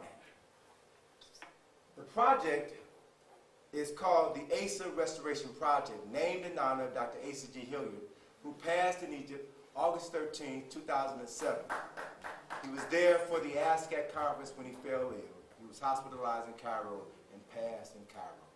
So Dr. Hilliard was my colleague. Dr. Hilliard was my spiritual father, my guide, my brother. He wrote the introduction to my first book from the Browder file. And so I felt, what better way could I honor my brother than to name this project after him? I went to Atlanta, I spoke with his family, I received their blessings and their permission, so we established the Asa Restoration Project, which is a non-profit entity, which means that any contribution you made to this project can legally be written off as a tax-deductible expense. So, this is what we're doing. This is South Asasif. This is the area where the excavations are currently taking place. South Asasif is in Luxor, Egypt, on the west bank of Luxor, Egypt, right near the Valley of the Kings. For those of you who have been to Kemet, if you've gone to the Temple of Hatshepsut, you've driven right past this site. There used to be a village right here, homes. A village that was run by the Abdullah Rasul family, who was the chief of the village. The Rasuls are the greatest tomb robbers in the history of Egypt. For over 200 years, they robbed the tombs of our ancestors and sold their artifacts on the white market to tourists, financed their lifestyle at our historical and cultural expense. When Dr. Lena found the three tombs there, the tomb of Karabashkin. Karabashkin was the mayor of Waset, Luxor, or Thebes. That was the capital of Kemet. He was appointed mayor under the rulership of Pianke. So this is the beginning of the 25th dynasty. Karakamun was the first archpriest of the Temple of Karnak, the largest temple complex ever built by human beings. He was responsible for doing the morning libations at the Chapel of Amun in the Temple of Karnak. And then there's the 26th dynasty tomb of Itiyeru. Itiyeru was the sister who was the chief attendant to the divine consort of the wife of Amun. Important tombs. So as a result of her discoveries, last year the Egyptian government came in and removed all of the homes so that we would have free access to this site to do our excavation work. So this is what we're doing. This is an image from last year. This is a photograph of the same area from this year, last month, actually July. And so what we see here is the open courtyard, the first open pillared hall of this tomb. I want you all to see this tomb of Karakamun in your mind. This tomb is 40 feet underground, literally carved out of limestone. So this tomb is not architecture, it's sculpture. So you had in the first pillared hall 8 pillars that were 4-sided pillars that have on 3 of the 4 sides 3 of the hours of the day. So 4 pillars on one side were the 12 hours a day, 4 pillars on the other side were the 12 hours of night. So the idea was that the spirit of Karakamun moved through this first pillared hall on his way to the second pillared hall where his burial chamber was. And as he walked along this corridor, he was surrounded by the words that his soul must say as his heart is about to be weighed on the scale of my eye. This is a way of ensuring that this brother will be Ma'at Keru, true voice. All of this was destroyed by the Greeks, by the Romans, by the Arabs. The ceiling of this tomb collapsed in the 1990s. And that collapse probably saved this tomb from further destruction. So all of this was covered with sand. It all had to be removed. So you got to pay for the workers, got to pay for the supplies. Here is the pillars in the first pillared hall. This is the excavation that we did last year. This year, we are focusing our energies on the second pillared hall, which was right through this entranceway here. So we covered 7 of the pillars with mud bricks in order to protect them as the workers are moving back and forth so that they aren't damaged. They're all covered with metanetrin. They were originally about 10 feet high. They're now stumps maybe about 3.5, 4 feet high because they've all been destroyed. When the ceiling collapsed, they fell. So we're going through all of this debris to find the fragments so that we can reconstruct this tomb. And here is one pillar here that we're literally in the process of reconstructing right now. That was one of the goals for this year. So here's a detailed shot of that first pillar. We have a group of conservators who are consolidating the stone so that we can have new limestone placed on top of the missing pieces so that we can reconstruct this pillar and then insert the pieces of metal network that we found within the debris so that ultimately we can reconstruct the entire tomb and open it to the public. So here's a shot that was taken in early July. We hired a stone cutter to cut the blocks of limestone to specific dimensions so that they could be inserted onto this pillar. The workers are drilling holes into the stone, inserting steel rods, cementing these pieces together so that it will be consolidated and be able to ultimately hold a ceiling so that we can recreate this entire environment. And then here's the last shot that was taken in August, just before we shut down at the end of the season. So this column now is about 10 feet high. We have to do the same thing to the 8 to the 7 additional columns in that first courtyard. It costs approximately $10,000 just to reconstruct this one column. So this is an endeavor that is going to require funds, consistent funds. It's going to take anywhere from about 7 years, 5 to 7 years to complete this work. And Europeans have already said they're not paying for it because they don't want this story to be public. So we have an opportunity right now to spend our dollars to help tell our story. So here's another shot of the first Pillar Hall. This is the area where we concentrated our efforts. And so we're now working in the area of the second Pillar Hall. This is the view that shows you the first Pillar Hall, and this is the area where we concentrated all of our excavations this season. And so I'm over there in July, getting the lay of the land, getting the feel of the tomb. Over there with Egyptologists, over there with students who've gotten their PhDs in Egyptology and their masters in Egyptology. And I don't have a degree in Egyptology. No, I just have an interest in the information. But I'm here with an agenda. I'm here with money, bringing money to the table to make all of this possible. And I have a vested interest in seeing that the story of Karakamoon is told, seeing that his spirit is finally honored after being desecrated for over 2,000 years. And so as I'm moving through this environment, I'm literally tapping into the consciousness of Karakamoon, tapping into the people who built this sacred space, asking them for permission to be there doing this work, asking them to help me understand where it is we should concentrate our energies, because we don't have a lot of money. We can't afford to be just digging anywhere. Tell me where we should dig. Tell me where we can maximize our efforts. And so, I don't know if it was Karakamoon or who said, Browder, tell them to dig right in this area. So I tell Dr. Lena, why don't you have the workers here concentrate right at this spot right here. This is where you're going to find the stairs. 2 days later, Dr. Lena, Tony, we found it. We found the stairs. So by mid-July, we found the first stairs that led down to the burial chamber. By August, they had opened up the entrance to the burial chamber. This is my door at Atlantis, right? And so we went inside of this chamber. Let me just give you a brief overview of what we saw, what we found. And this is what made news last week. As a matter of fact, today they announced it on the Town Journal Morning Show. Right? So it's going national now. Right? So hopefully our folk will begin to respond. We'll get money, we'll get materials, we'll get more people involved in the process so that we can be guaranteed of completing the work. This is my daughter crawling through the rubble, coming inside of this burial chamber.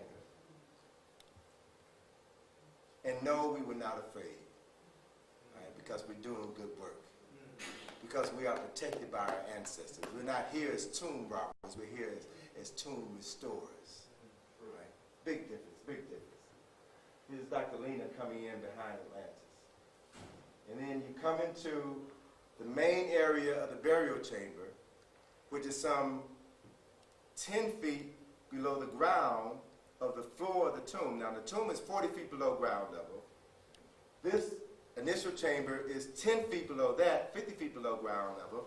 And then we find this shaft, which extends down 30 feet into the stone. So we're now 80 feet below the surface. We didn't have a 30-foot long ladder. We had a couple of 15-foot ladders. So what the workers did was tie 2 ladders together. And we climbed down this ladder into the burial chamber. And again, no, we were not afraid because we were doing our ancestors' work. And we were protected by them. So here, Atlantis is climbing down the ladder. And then this is what we found inside the burial chamber. This is inside of the burial chamber, inside of the tomb of Karakamun. Hey, hey, So now, this is what Zahir was and the Supreme Council of Antiquities released the press release on last week, announcing to the world this discovery. So it's important for us to understand that American Africans, us, financed this. We made it possible. And so, as my daughter and I had reached the bottom of the ladder and about to go into the burial chamber, I said, baby, I want you to go in first. Because I want you to be the first American African to go inside of this tomb. Right? So here we are. The tomb, the burial chamber, is about 12 feet wide, 18 feet long. Height from floor to ceiling is approximately 7 feet. But the Rasuls beat us there. They had already robbed the tomb. They had already desecrated this sacred space. And not only did they steal the artifacts, but in their effort to cover their tracks, they filled the room with debris. Ooh. So we're sitting on a pile of rubble that's approximately 4 feet high. So we only have about 3 feet clearance between the rubble and the ceiling in this small environment. So I want to show you some highlights of this space. Right? On the ceiling is an image of Nut, the Netcher, who represents the sky, who swallows the sun when it sets in the west and gives birth to it in the east as Kepri. So this ceiling is covered with celestial and astronomical scenes to guide the soul of Karakamun as he makes his journey to the beautiful west. Right? So here is a more detailed image. Look at that African face. Look at that Nubian face. Huh? So when you're in charge of telling your story, you can depict your images of your ancestors, of your Netru, in your image. Because that's what free people do. As Dr. Ben said a long time ago, man was not made in the image of God. God was made in the image of man. Because man created the concepts of God in order to allow his mind to move forward into a world that the Netru created. So we create images of the Netru that look like us because we're exercising our prerogative. Why? Because we are the Netru's chosen people. Because we chose the Netru. Right? That's how it works. Can you repeat that, my brother? God is not made of what? Well, the idea, the concept is free people choose their relationship with the Creator, choose their relationship with God. And free people create God, or the Netru, in their own image. So we made the choice to choose our relationship with God. We were the first chosen people known to man. So when you know that, it changes your whole attitude. It changes your consciousness. It changes your relationship with this force, this power that we call God. Because it exists within you. It is in every cell in your body. And when you know that, it creates a relationship that allows you to do anything. And that's why we did and how we did what we did when we were in Kemet. No people on the planet have done what we've done. That demonstrates our relationship with the Netru, our relationship with God. No people on the planet have ever had that quality of a relationship with deity as we have. So we need to stop looking to other people's concept of God and return home. Be true to ourselves, be true to what? Our God, be true to our native land. So then, here is an image of celestial figures, constellations in the heavens. This is how we go home. These were the first people to give humanity a concept of heaven, a concept of the salvation of the soul, a concept of judgment, a concept of resurrection. These were all concepts that sprang from the minds of African men and women in the Nile Valley, when we knew who we were and demonstrated that knowledge every day of our lives. Stars in the heavens. 5-pointed stars which represent your body, head, 2 arms, 2 legs. That's why all stars that we see on the flags of all countries have 5 points on them. That's a Kemetic invention. That's a Kushite invention. And what we know through the real study of history, what we know when we study Chancellor Williams, author of Destruction of Black Civilization, Kemet is Ethiopia's oldest daughter. So the culture really begins further south and further east. And it's all connected. It's all interrelated. I had some wonderful conversations with some Egyptologists from all over the world who are not held in check by some of the racist views in America. And they were telling me things about the relationship between the Kemites and the modern-day Sudanese and the modern-day Ethiopians, that they're all part of the same culture. They have the same oral traditions. We don't get that information here. No.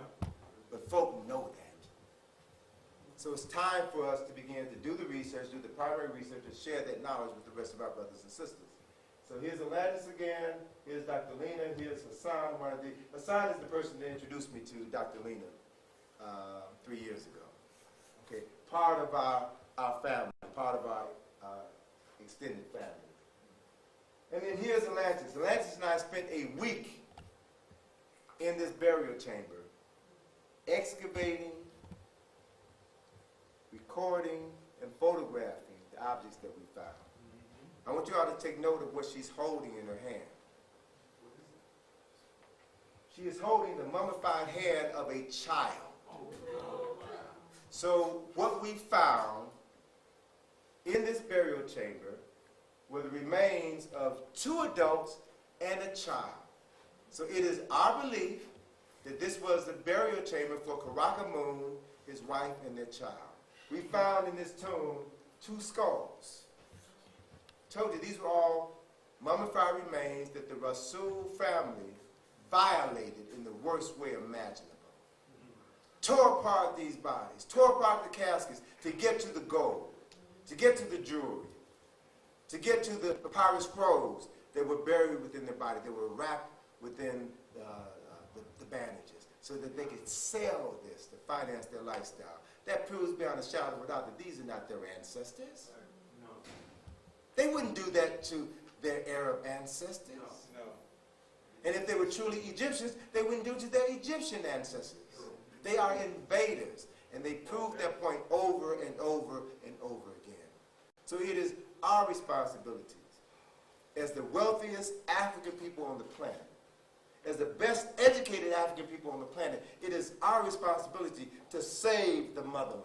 That's right. And to tell our story to the world. Speak on it, brother. All right, so that's what we're doing. We found a jawbone. So we're finding body parts. We're doing what a Set did when she went searching for the missing parts of Asar's body. We are literally remembering our history and our culture. It was a special time down there. When we were down there in this tomb 7 hours a day, a week. Felt his spirit. Felt the spirit of his family. With their doing their work. Found a mummified arm. You can still see the wrappings, the linen wrapping in his arm. The bone, his arm is still inside. These people have no respect. None whatsoever. Yes, sir. Brother Browder, those colors on the wall, those are the original colors. Is that right? Those are the original colors of the tomb that was created 2,700 years ago. 2,700 years ago. A lot of it has been destroyed. You can see the ceiling is flaked. And we found hundreds and hundreds of fragments of the ceiling. So part of our job over the course of the next 2-3 years is to try to assemble as many of those fragments back to the ceiling as we can to reconstruct this ceiling. Restore this sacred space. So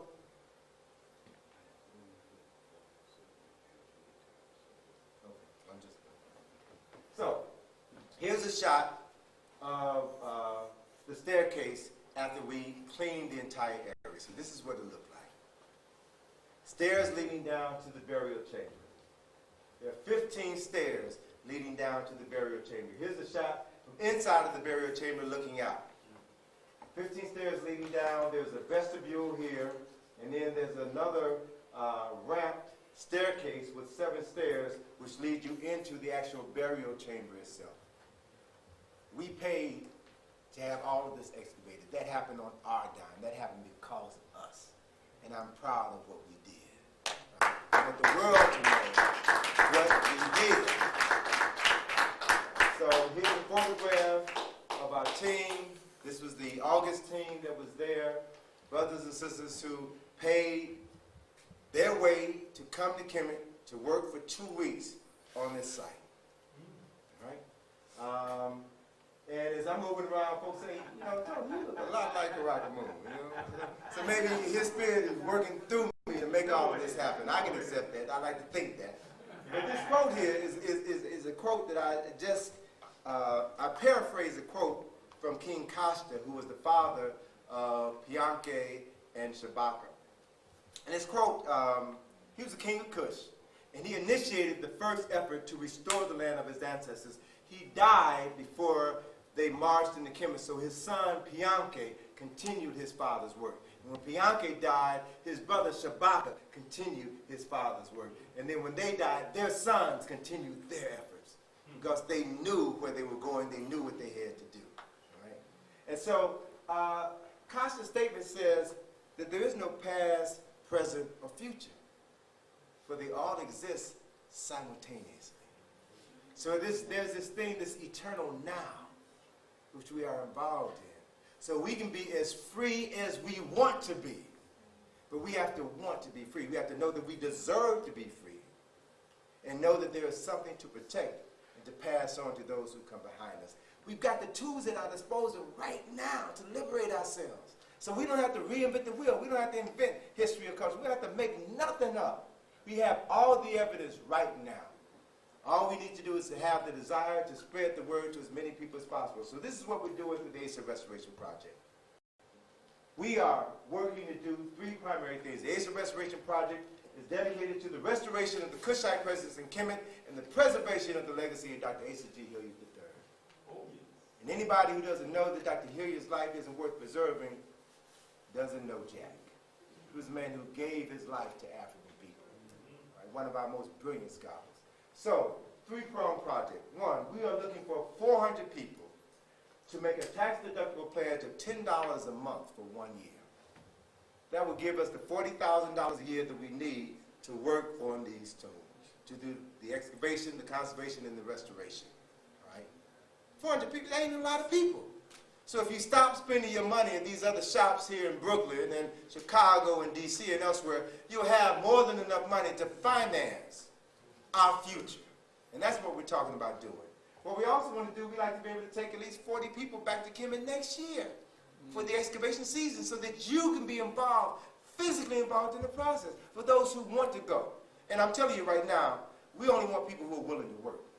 We work 6 days a week, from 6 o'clock in the morning to 1 o'clock in the afternoon in 115, 120 degree temperature. So if you're not willing to work, we don't need you there. We don't need folk complaining. We don't need folk crying. We don't need... Stay here, send your money instead. We need workers. Workers. And the third component, which is also important, for those who can't go, for whatever reason, what we want to establish are cultural circles. Cultural circles are action-oriented study groups that we're going to establish. These cultural circles we have named in honor of Dr. Ivan Van Sertima. The whole purpose of the cultural circle is to put together a curriculum where we're focusing solely on 3 texts. These are action-oriented study groups. Black folk been talking forever. It's time for us to act. So these are action-oriented study groups. What we're doing is coming together to study 3 texts. The first text is Dr. Hilliard's book, Savor, The Reawakening of the African Mind. The second text is my book, Nile Valley Contributions to Civilization. The third text is Dr. Hilliard's DVD, Master Keys. So that will be our curriculum for understanding the 4 golden ages of Kemet, to be able to put that knowledge into historical context. And then once you have mastered that information, we then want to train people to be able to go out into communities and to teach this information. Take it to schools and churches and organizations and meetings so that we can begin to tell our story. Right? We want to be able to provide you with the information. We want to be able to provide you with the slides so that you can tell the story. You ain't got to make nothing up. You don't have to argue with white folks. You just tell the truth. And the truth will free our minds and our behinds. And so then, the whole essence of this project, we're future-oriented. We're action-oriented. You all know this man, right? Will Smith. Will Smith is the man in Hollywood right now. Time magazine referred to Will Smith as the $2 billion man. Everything he touches turns to gold. Will Smith. What did he get back? Brother, Will Smith, his wife, and Jay-Z produced Fela. All right? A serious piece. If you ain't seen Fela, brother, you slacking. Go see Fela. It's a powerful story. They're using their money and doing what they can. They're giving back in many different ways. They can't do it overtly because they'll lose their job. All right? They're using their money just like many actors and actresses, entertainers during the civil rights era. They couldn't come out publicly and denote and donate money to the movement. But they did that thing so they can keep their job, keep their profile, make some money, and they finance a lot of the work. So we got to be clear about who's doing what, and we need to kind of temper our critiques and criticism of folk until we check them out thoroughly. We got to stop gossiping and stop tearing each other down, because that's all part of the brainwashing. Right? We're standing on the threshold of a new point in time in history. We ain't got time to be fighting each other. Right? It's time to do the work and work with people who have demonstrated that they are worth working with. Right? So Will Smith currently has in production a film in which he's going to play this man. The film is called The Last Pharaoh. He's going to play Taharka. Taharka was the last major king of the 25th dynasty. So what we are proactively preparing ourselves to do is to train hundreds of people who have an understanding of ancient Kemet and the 25th dynasty. We're going to arm them with the information that we are currently uncovering right now, so that when that movie comes out, we can have thousands of people go to the theater the first weekend and support that film so that it could be #1 in the box office. If black folk, in our foolishness, could make Madea Goes to Jail the #1 movie in America, then we deserve to make The Last Pharaoh the #1 movie for at least 2 weeks running. I'm tired of seeing Madea goes to jail, Madea gets hemorrhoids, Madea acts a fool. That is foolishness. We are paying for foolishness. We're paying to put ourselves back into mental incarceration. So we should be willing to stand up now and pay for our liberation. This is an opportunity, brother, for us to stand up for our own liberation. We got to be forward thinking, all right? So then part of our goal is to begin to initiate that process and to get folk ready for when this thing comes down the pipe. So then, let me just end on this note so we can take a few questions and we can wind down and get out of here so we don't violate our relationship with the folk who operate this space. We got to be respectful of every place we go, all right? Every place we go. Everything we need to do, anything we want to do is already inside of us. Stop looking outside yourself. Yes. You are carrying within you the DNA of all of your ancestors. The greatest men and women who ever walked this planet live in you right now. So it's time to tap into those cultural memories, those ancestral memories. Stop complaining. Stop talking about the white man. Stop talking about the white man, because every time you talk about him, you give him power. As the brother was saying, stop spending your money with folk who don't respect you. Stop thinking and talking about people who don't respect you. Talk about yourself. Give yourself that respect. Give yourself that power. And you'll find that just by changing your thought pattern, changing your conversation, you change the power dynamic. And that's what time it is. we are standing on the threshold of a new era of humanity. And we cannot afford to miss the boat this time, brothers and sisters, because if we do, I don't know if our ancestors are going to give us another chance. Right? So take down the web address. You can go to the website. You can, right now, make a tax-deductible contribution to the Nation Restoration Project. I'm calling our folk out. If Dr. Lena Pishakova can spend her life savings trying to tell your story, y'all can at least afford to spend $10 a month to show your gratitude and become engaged in the process. So there's no excuse, none whatsoever. So I'll shut up now and take some questions. Yes, sir. Brother in the back. We don't have time. We really don't have time for the questions. And I tell you, let me. Sure. Do your thing, brother. Do your thing. We want to give thanks to Reverend Dillon and the members of this church for allowing us this space. But they're very precise on time. And we were supposed to be out of here really at 9:30. Okay. Now, I'm asking you, don't leave, because we also have to pay. I mean, you know, nothing is really free. We have to pay our speaker. We have to raise an honorarium. And you cannot pay for what you have received this evening. Let's give Brother Browder a hand.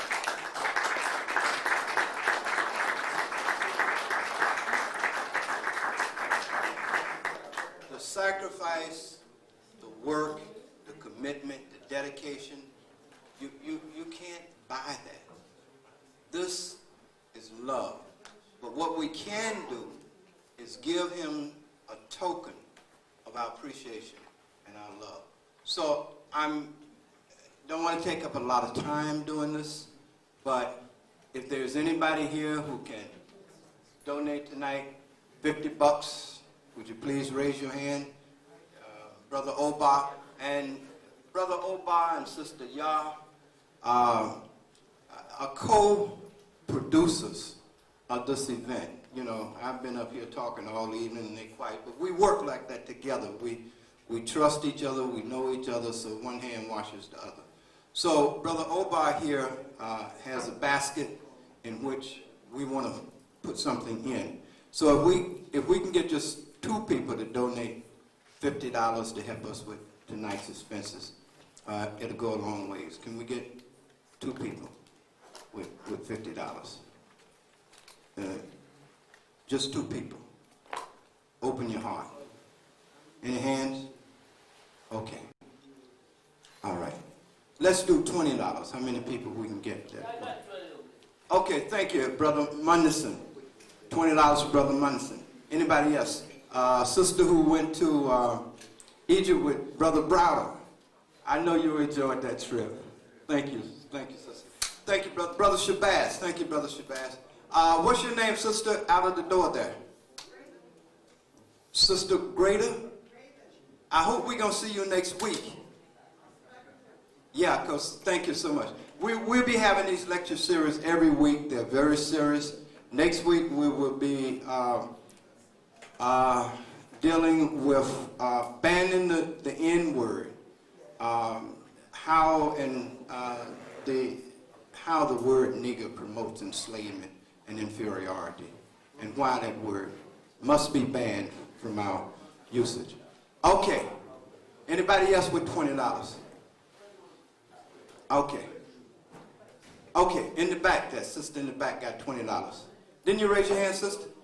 Oh, brother Tyrone. Thank you, Brother Tyrone. Let's move down to $10. Let's try to do this real quick. I think probably everybody got $10. Thank you. Thank you, Brother Musa. Thank you. Thank you, sister, so much. And don't forget to stop by South Books. True South. Why is it True South? Because we are oriented to the South. That's where our people come from. That's where our culture comes from. That's where our values come from. And if we adhere to those cultures and those Go by True South. True South. Nostrand Avenue. What's the address? Nostrand? 492. 492 Nostrand Avenue. All right, everybody, you got $10? Thank you. Thank you so much. Thank you. Let's get all these $10 right quick. We're getting close. We're getting close. We don't want to hold you. We're getting close. Brother Tony has books. He has tapes over here. You want to come? You want to announce this? Everybody with $5, please. Let's get your hands. Can we get these $5 in this basket right quick? We don't want to take the food home with us, so come over and donate what you can. Greetings. Brothers and sisters, Bring the mic down to you. brothers and sisters, coming up November the 12th and the 13th, Reverend Dillon, who's the pastor, the angel of this house, he will be having an empowerment conference. And if anyone wants to talk about economics, Reverend Dillon is the one to talk to, because he has written extensive information on how we spend our dollars and where we spend our monies. So at the table as you go out, there's flyers. We'd like for you to take one. We'd also like for you to come out and support this event. This event, again, is on November the 12th and the 13th. We're working overtime to see that we never restore. So this is a precious thing that you all have here. I truly hope you all understand, and I'm sure you do. But I just want to acknowledge it, because oftentimes we don't say the things that we should say to the people we should say them to. We wait until they're dead to say, well, I should have done this, or I should have said that. Right. So we have to do it now. We have to cultivate an attitude or a consciousness where we can show our love and show our appreciation, because the things that you say have a profound impact, not just on you, but the people that you say those things to, and the people who are in your company when you express or acknowledge love and affection and appreciation for folk who look like you and me. Amen. So I want to do a couple of things this evening. I want to talk a little bit about history, but I want to spend the bulk of my time talking about the practical application of history. Because what I realized about 2.5 years ago, when there was a very brief period where I was ill and hospitalized. I don't get ill, but for a brief period in 2005, I was ill. And as I was dealing with that illness and the restoration of my health, it dawned on me that, I love history. I love to travel, I love to lecture, I love to learn, I love to read, but all of that means nothing if you don't have your health. Amen. And so, in my career as a speaker, I've seen so many wonderful scholars leave us and become ancestors. Amen. And that of many of the scholars who have left us, they left well before their time. And there were several contributing factors to them becoming ancestors. One had to do with, just ignoring your health, like we all do. I'll walk tomorrow, I'll exercise tomorrow, or I'll go on that diet later on. We keep putting off those things that we should be doing. And then the other factor is that it's very difficult, it's very challenging to work with our people. Our folk will wear you out. Stress will take you out of here. And so, it's so critically important. And I said I wanted to start doing this more often now. As I talk about history, I also need to start talking about health. We need to take better care of ourselves. Because it's a shame. Last month I was speaking at a presentation at the Justice Department, Martin Luther King celebration. And I made reference to the fact that we're worse off now than we were 40 years ago. We are worse off now in practically every area of life. We've got more black folk in jail now than ever before. Right. We've got more black folk who are suffering from hypertension and diabetes and prostate cancer. Right. So when we thought that we were integrating into the larger American society, we didn't realize that these acts were going to result in the deterioration of our health.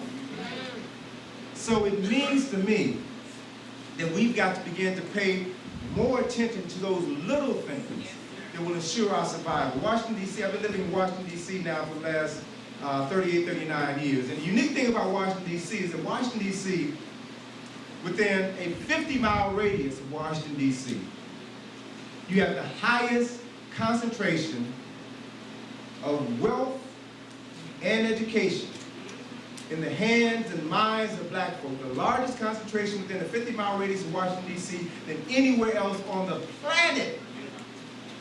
And with all of that education we got in D.C., we don't own anything. With all that money that flows through the hands of black folk in D.C., there are very few businesses that are owned by African Americans in the D.C. area. Washington, D.C. has the highest incidence of prostate cancer on the planet. Washington, D.C. has the highest incidence of infant mortality in the United States of America. Washington, D.C. has the highest incidence of AIDS and HIV in America. So don't be fooled. Just because you're close to the seat of power, just because you're in the capital of the most concentrated sources of information on the planet, doesn't mean anything if you don't know how to apply that knowledge in your personal life. Doesn't mean anything if you're making good money if you don't know how to utilize that money to acquire wealth. Wealth.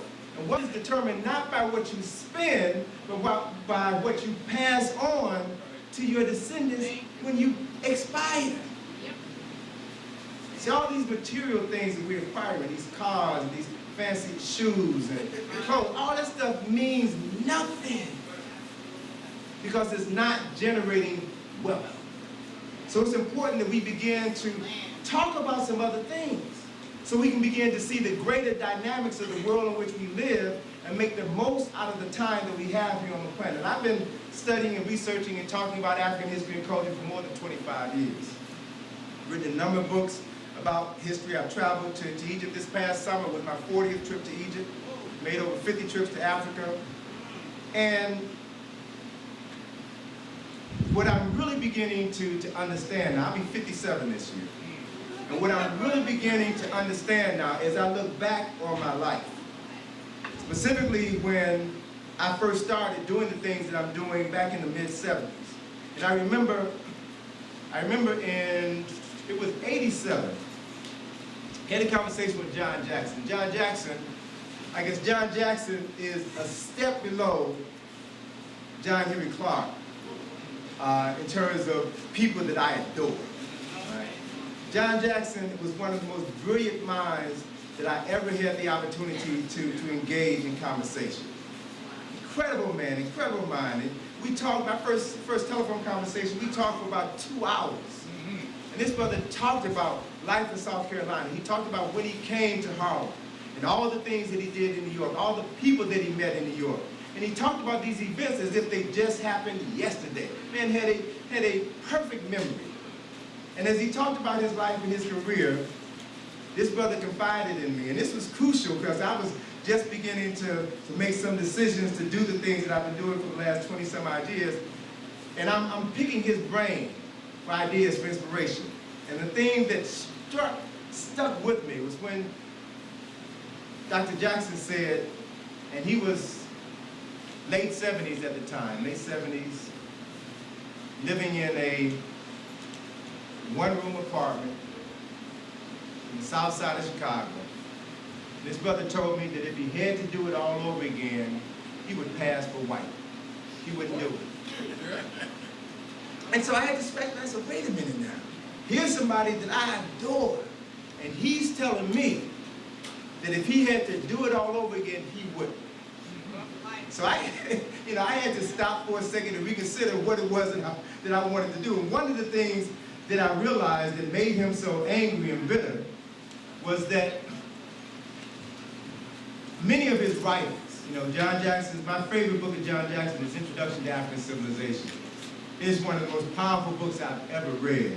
And the introduction to that book was written by John Henry Clark. And I remember reading that book in 1980 when I was flying to California, reading it on the plane. And I'm reading the introduction, and I said, if the rest of the book is as good as the introduction, this is going to be a fantastic piece of material literature to consume.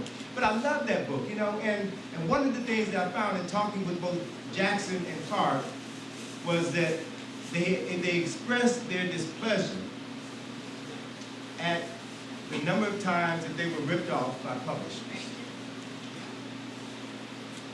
They poured their heart and soul into researching the history and culture, writing the books, and then turning the manuscript over to specific different publishing houses, only to find out 4 or 5 years down the road that they're not receiving their royalties.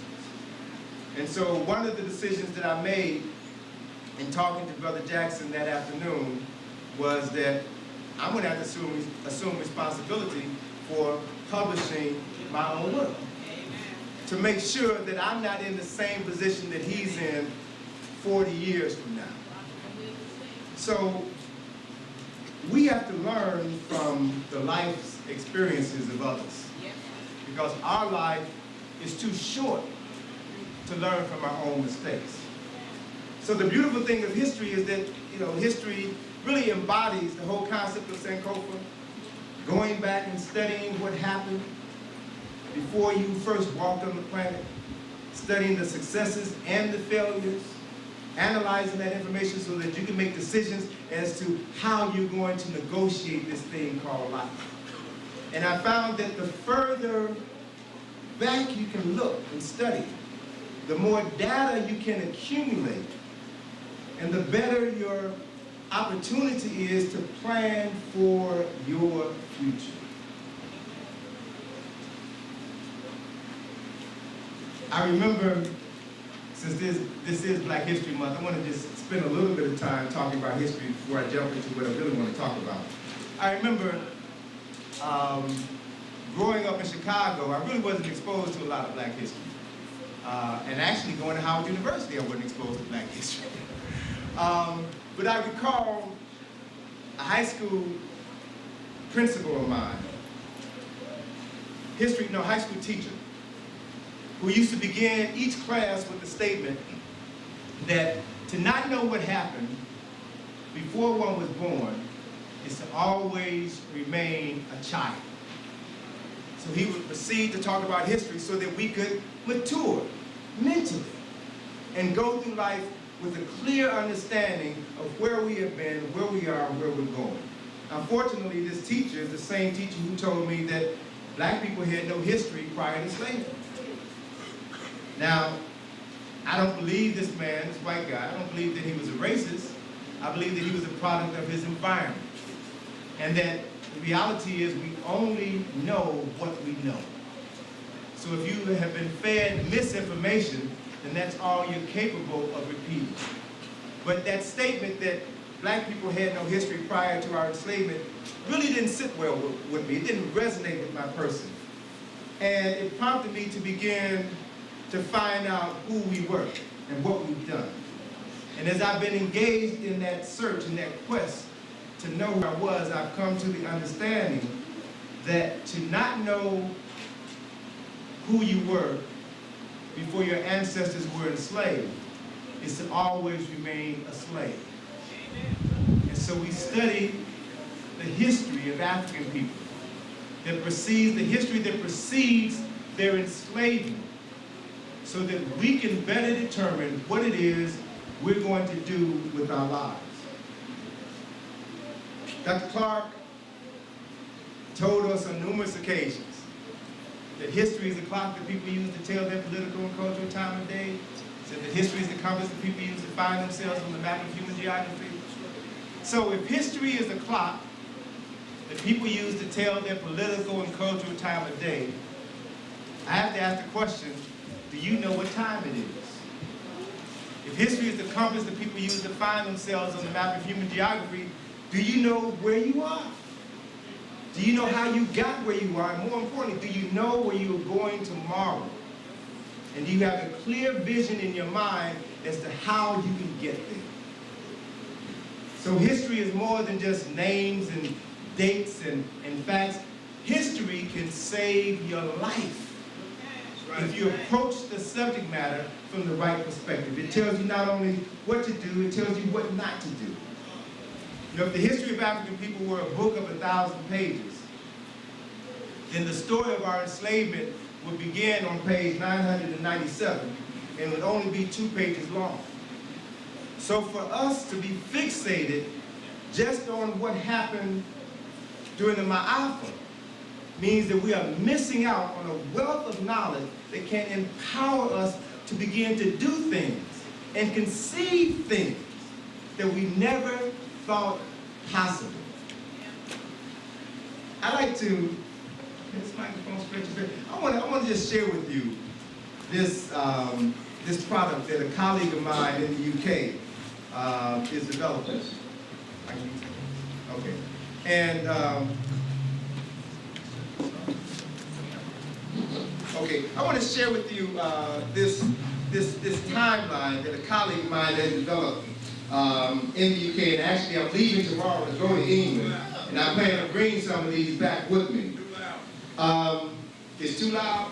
All right, well, I can talk a little softly. I turn the mic up. Can I have about 5 people to come up here and give me a hand? 5 folks come up here. Young lady, you come up here and help. Yes, you can. Now, if you can hold this and stand behind me and hold this, I want you all to spread this out. As many people as it takes, unfold this. This is a visual timeline of 8,000 years of history.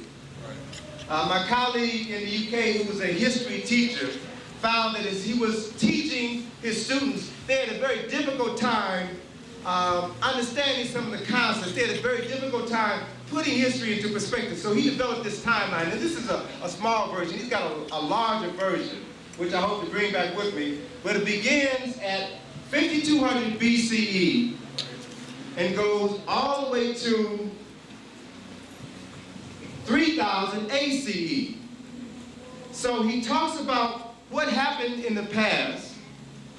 He talks about where we are right now in 2007 and how standing at this point in time in history, if we are able to gain perspective of all of this knowledge and information, we can apply that knowledge in our lives and better determine where we're going to go the next 1,500 years. That's the power of history. That's the beauty of history. And so when you look at certain segments of this timeline, it shows you the beginning of culture and civilization and science and mathematics in Kemet. It shows you the historical and the political and the cultural framework that was developed in Kemet. 4000 BCE, Africans had already developed concepts of God, architecture, engineering, science, and philosophy. Shows you here with the building of creation of Harem-Akhmet, the so-called Sphinx, the building of the pyramids. It shows you the African personality, the kings and queens who are responsible for making great contributions to culture and civilization. All of this is our history. The first European doesn't come on the scene until right around here, right here. Right here. All of this is us. So knowing that puts you mentally in a different frame of mind. So here is where Homer wrote the Iliad and the Odyssey, the first piece of European literature. Africans had already built the pyramids, already had studied the stars, the planets, and built great temples so that they can advance their knowledge. Now, the crucial point is that here,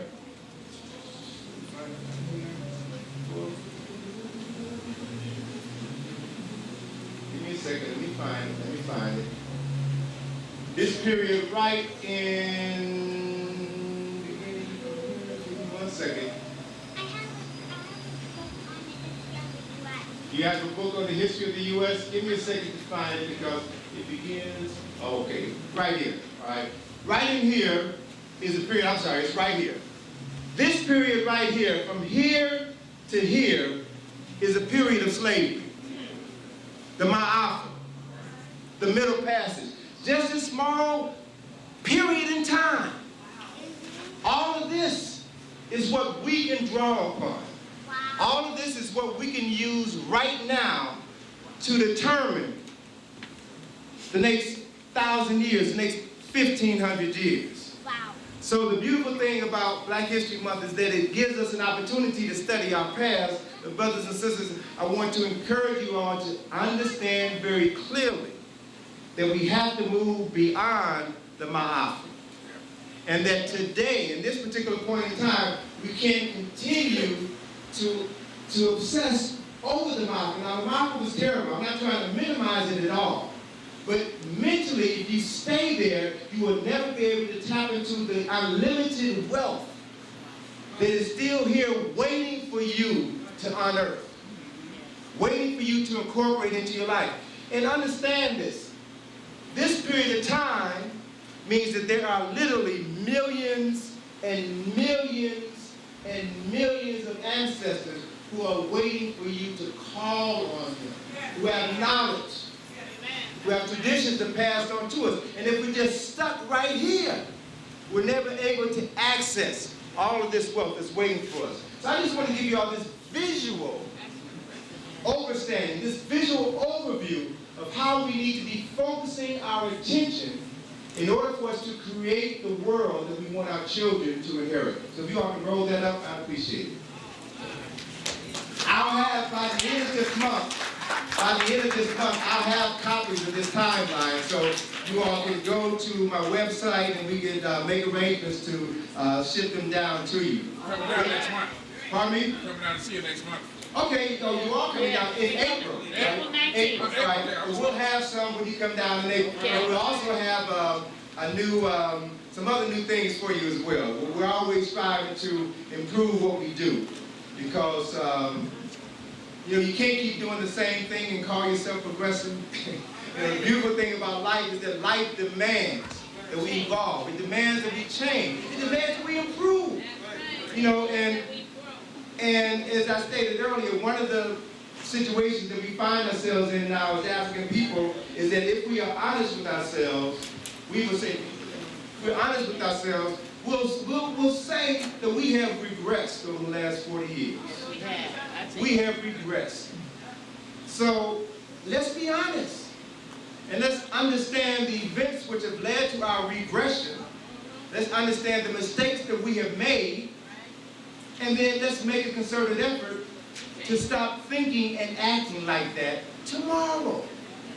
See, the beautiful thing is that once you begin to understand the power of consciousness or the power of your mind, you begin to realize that it's not races who determine your reality.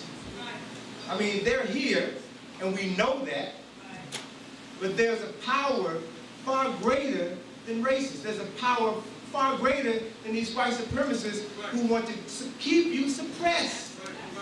And that power is power that you have, that we all have. That is the power that exists within our consciousness. As Dr. Carnegie Woodson said, if you control a man's thinking, you don't have to worry about their actions. If you control their consciousness, you don't have to worry about them ever defeating you. You don't ever have to worry about them changing their financial relationship with you. Because they will stay stuck in time and be forever your slaves.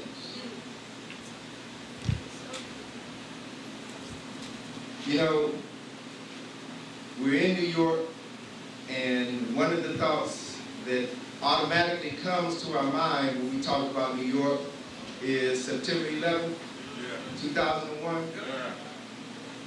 And if we are very clear about the history of the United States of America, then we know that Americans have historically killed their own in order to implement programs of profound change in government. So I want to just put something in context for you with regards to September 11, 2001. They stated that a little less than 3,000 people died when the planes crashed into the World Trade Center, the plane crashed into the Pentagon, and that fourth plane crashed in the field in rural Pennsylvania. About 3,000, almost 3,000 people died. And the very first thing this government said is that we need to find out who committed this atrocity. Like they didn't know. Hunt them down, and then they declared war against them. So let me put something in perspective for you. What happened to African people during the Ma'afa, during the 444 years of the Ma'afa, from 1444 to 1888, conservatively speaking, over 50 million African men, women, and children died. That is the equivalent of September the 11th happening every day for 44 years and 8 months. And so the question that we have to ask ourselves is, who is responsible for perpetrating those deaths? Have we identified those people? And if we have, then what are we going to do to ensure that that process does not continue? See, it puts the onus on us. Because once we begin to understand very clearly how we got into the circumstances that we find ourselves in, then we can determine how we're going to change that relationship so that we can determine what our future is going to be, so that we can determine what the future of our children, our grandchildren, our great-grandchildren is going to be. And so the reality is, if we aren't thinking on that level, if we aren't thinking 7 generations into the future, 150 years, we're not thinking. Everything that we think, say, and do, every moment of our lives determines the quality of life for the next 150 years. That's power. That is too much power to leave in the hands of BET. That is too much power to leave in the hands of institutions that have demonstrated that they don't have your best interest at heart. So it doesn't do a whole lot of good to complain about people who don't mean you any good. All you need to do is to change your mindset, change your reality, and you change everything else around you. Now, there's some points I want to talk about this evening. I'm sorry I don't have a whole lot of time to go over more things because I've got a train to catch to get back home and prepare to go to London tomorrow. But let me just share some basic things with you. Any of you are familiar with Star Trek? Yeah. Guys, well, you don't have to be a Trekkie to like Star Trek. It's good science fiction. And it's science fiction actually is social commentary under the guise of science fiction. You see, because one of the interesting aspects of the human mind is that it's very difficult for people to relate to things in a contemporary context. And so in order to increase one's understanding of the subject matter, you've got to separate them from the present moment. So before I talk about Star Trek, let me talk about Star Wars for a minute. How many of you are familiar with Star Wars? Yeah, what's that do? Right?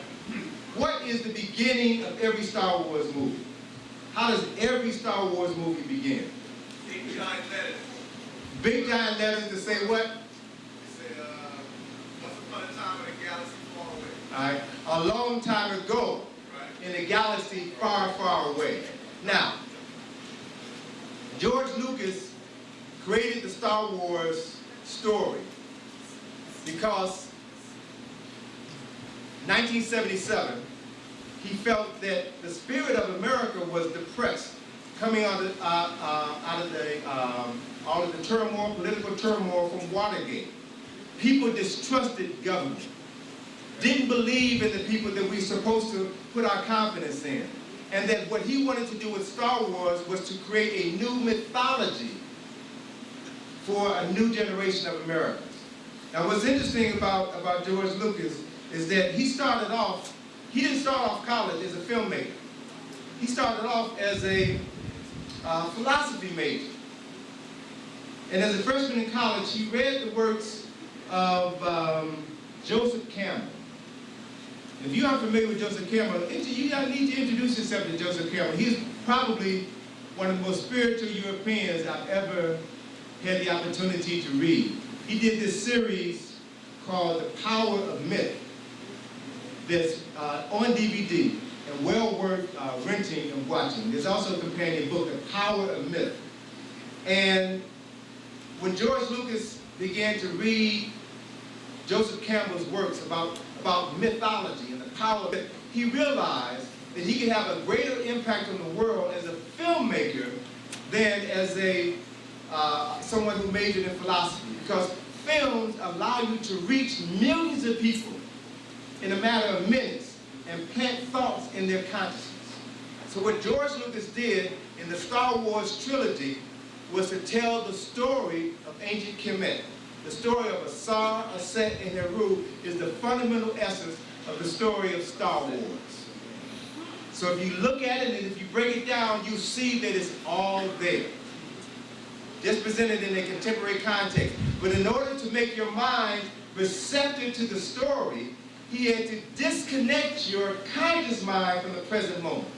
And he did that with the words that you saw in every Star Wars movie. A long time ago, in a galaxy far, far away.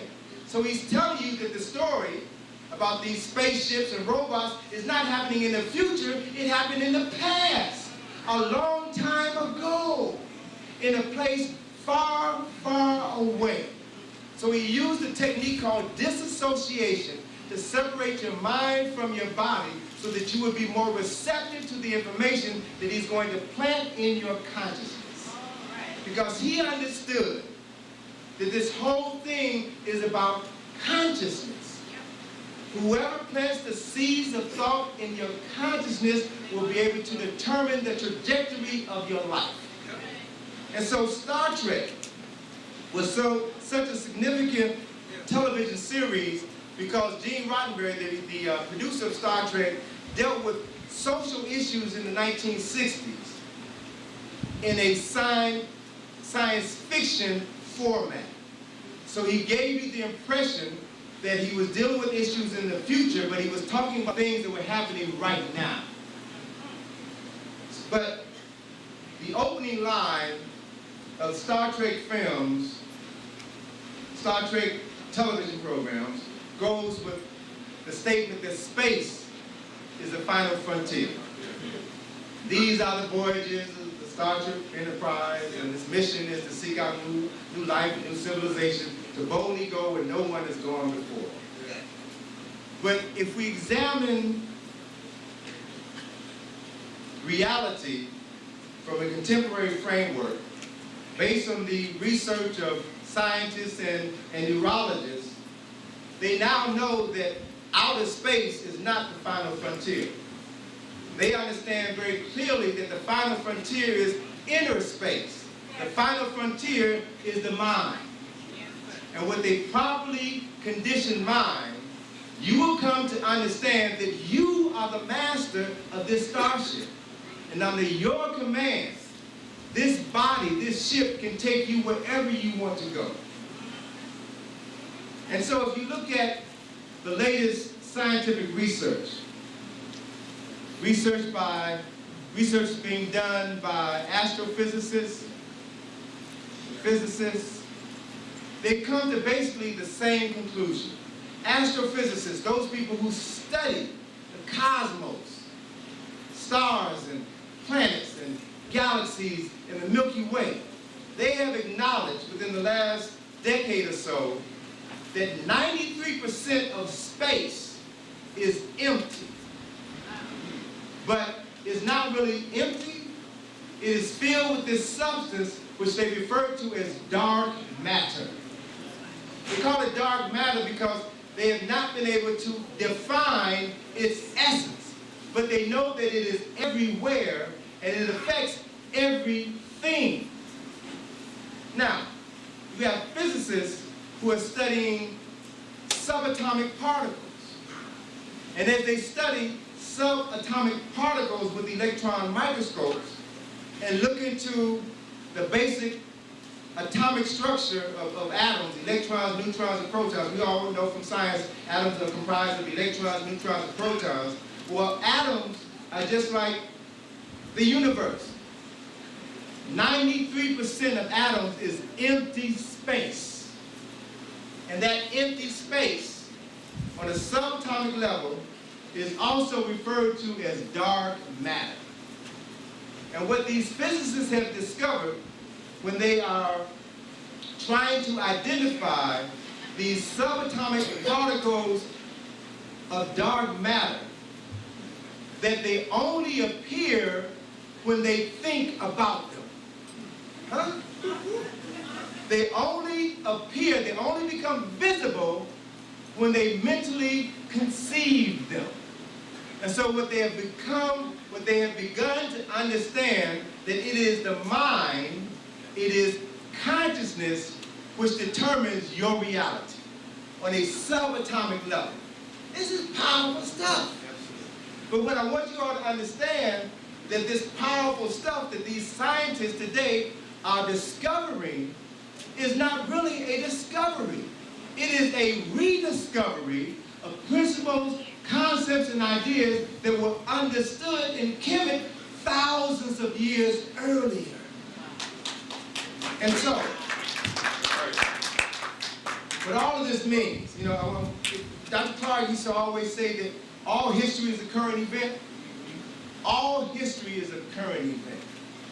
And so if we analyze the current interpretation of history and put it into context with what we understand happened in the past, we will begin to merge these two forms of awareness into one that will allow us to be able to perceive what tomorrow is going to be.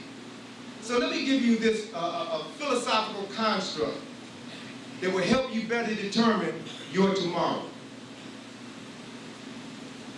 There is this understanding that there are known knowns. There are things that we know we know. But we also understand that there are known unknowns. Things that we don't know we don't know. And along the same train of thought, there also exists unknown unknowns. The things that we don't know, that we don't even know, we don't know. All right? So let me give you a metaphor to illustrate this train of thought, because I want you all to stay with me now. I want you all to follow me. If the totality of knowledge, what human beings know, the known knowns, could be condensed into a material form, say water. If the essence of what we know as human beings could be condensed into water, that water would fill a thimble. Those are the known knowns. The things that we know would fill a thimble.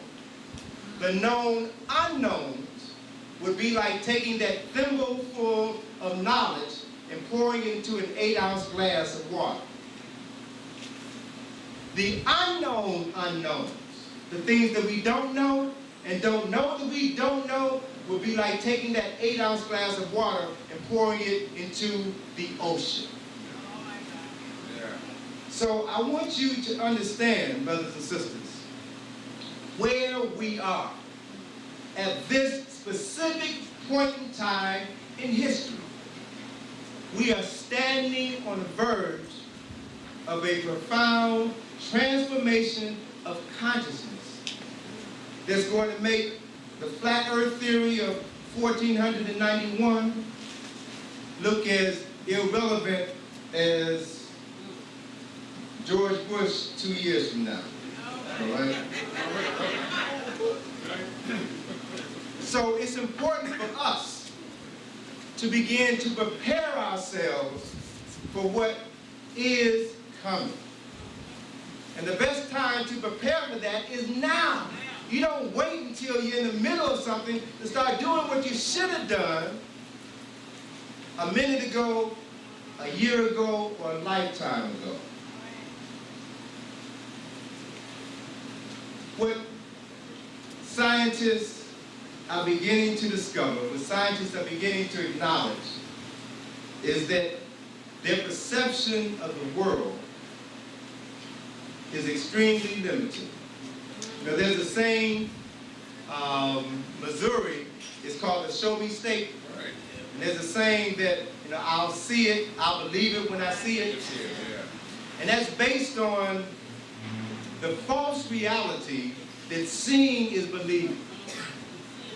Seeing is believing. Now, if you buy into that construct, then it means that you're going to be incorrect 90% of the time. If what you see determines your reality, you're going to be wrong 90% of the time. Why is that? Well, we see because of the visible light spectrum, which is a very tiny part of the total energy spectrum.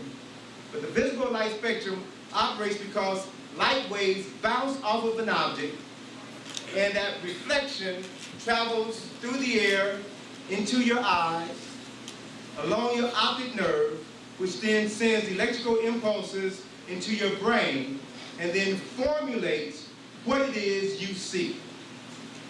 You hear only because my vocal cords are vibrating, and the air is rushing up through my larynx, causing my vocal cords to vibrate, and that vibration is being emitted into the air, and it's traveling through the air in this room. You are picking it up through your ears, and it's traveling through your auditory canal, causing your eardrum to vibrate, which then sends electrical signals into your brain and converts what I'm saying into words that you understand.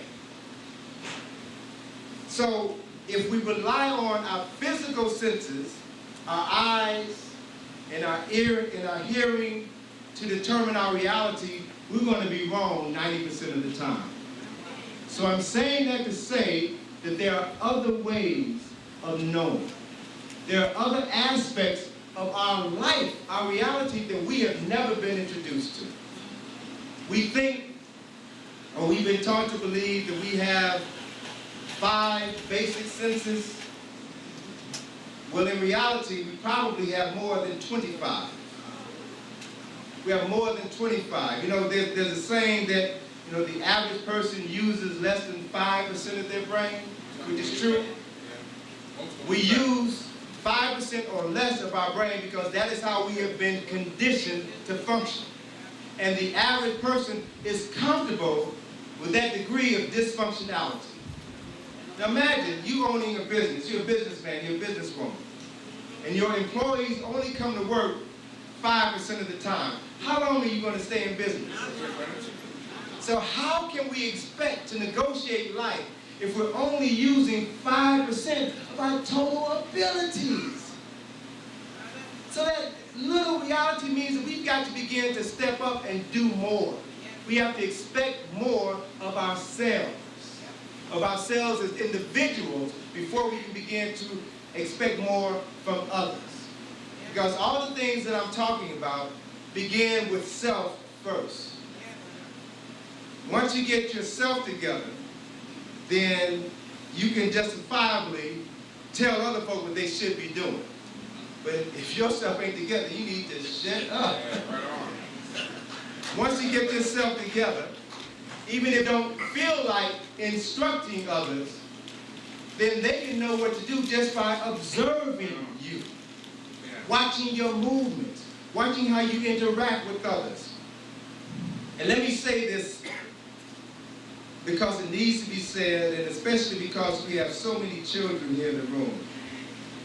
Children are our greatest resource. And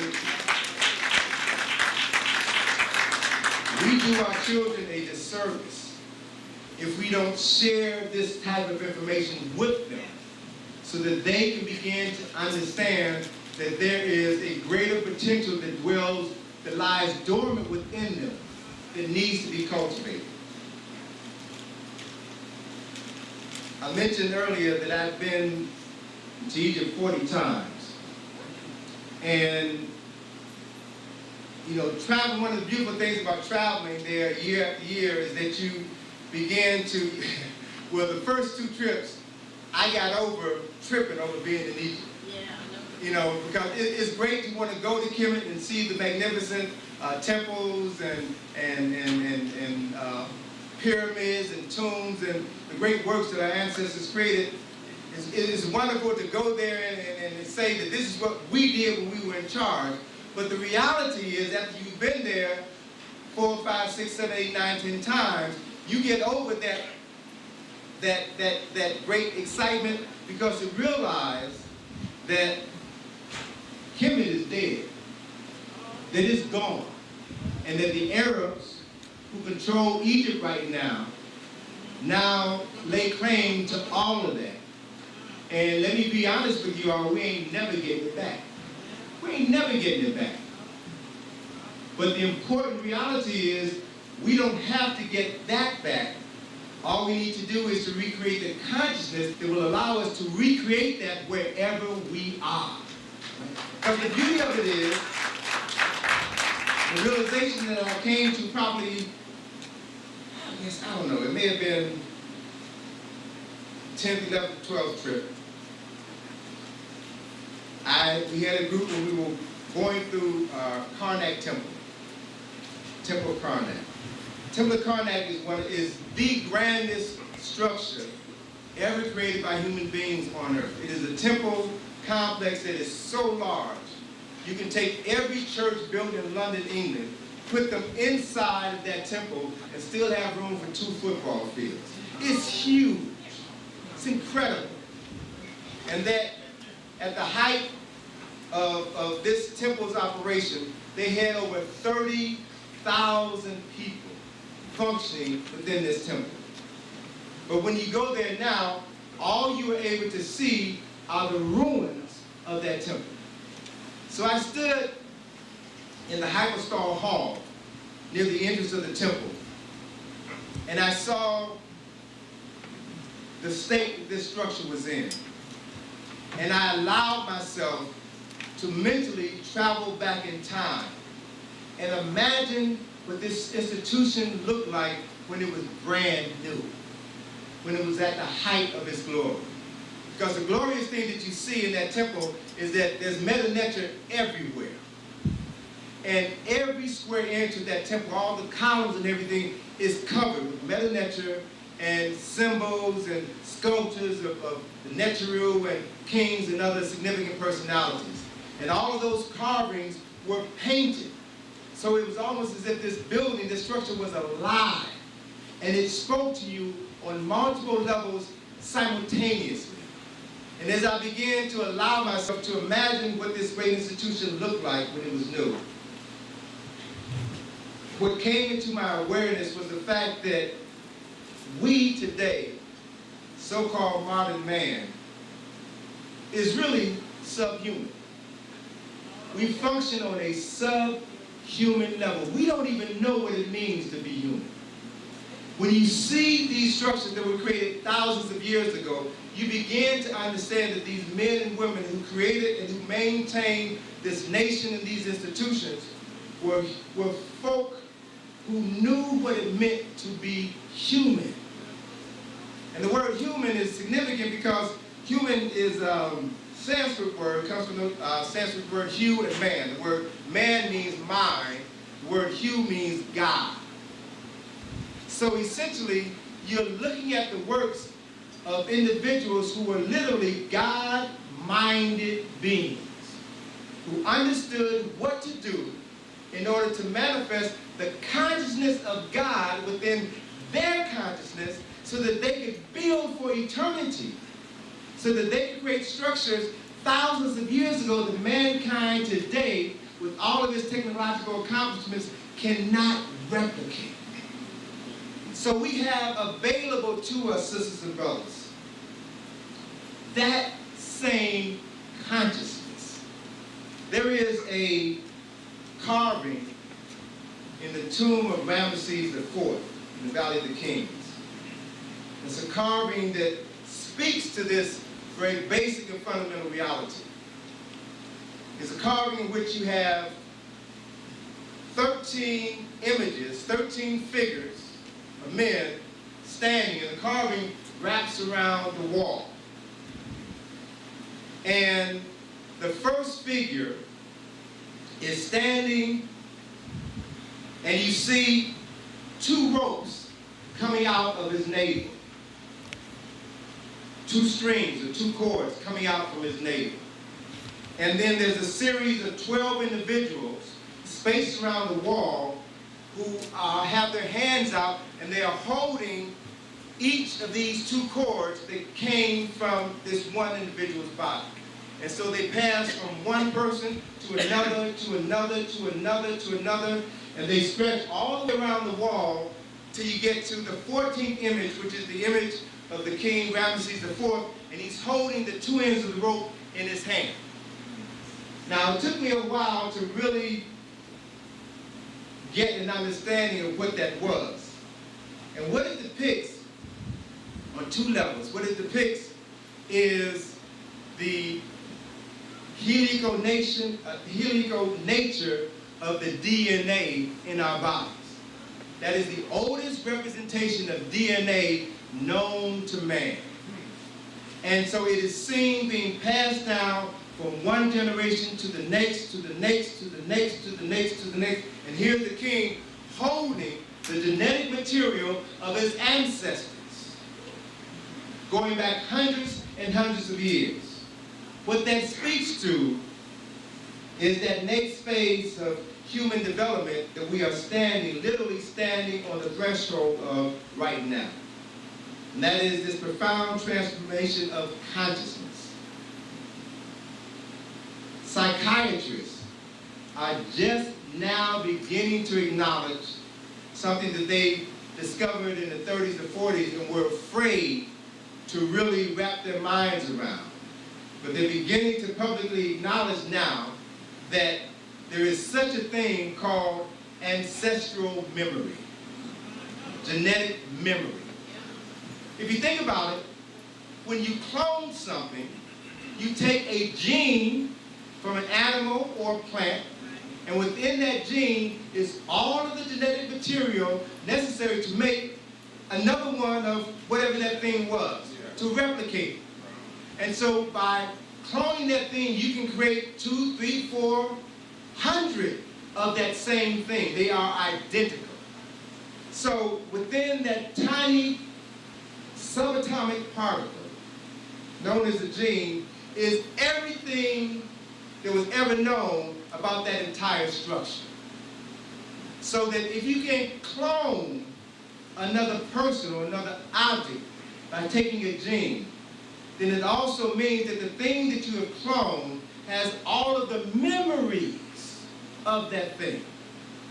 That means that we, every person in this room, is walking around in your body 24/7, all of the memories of every single one of your ancestors.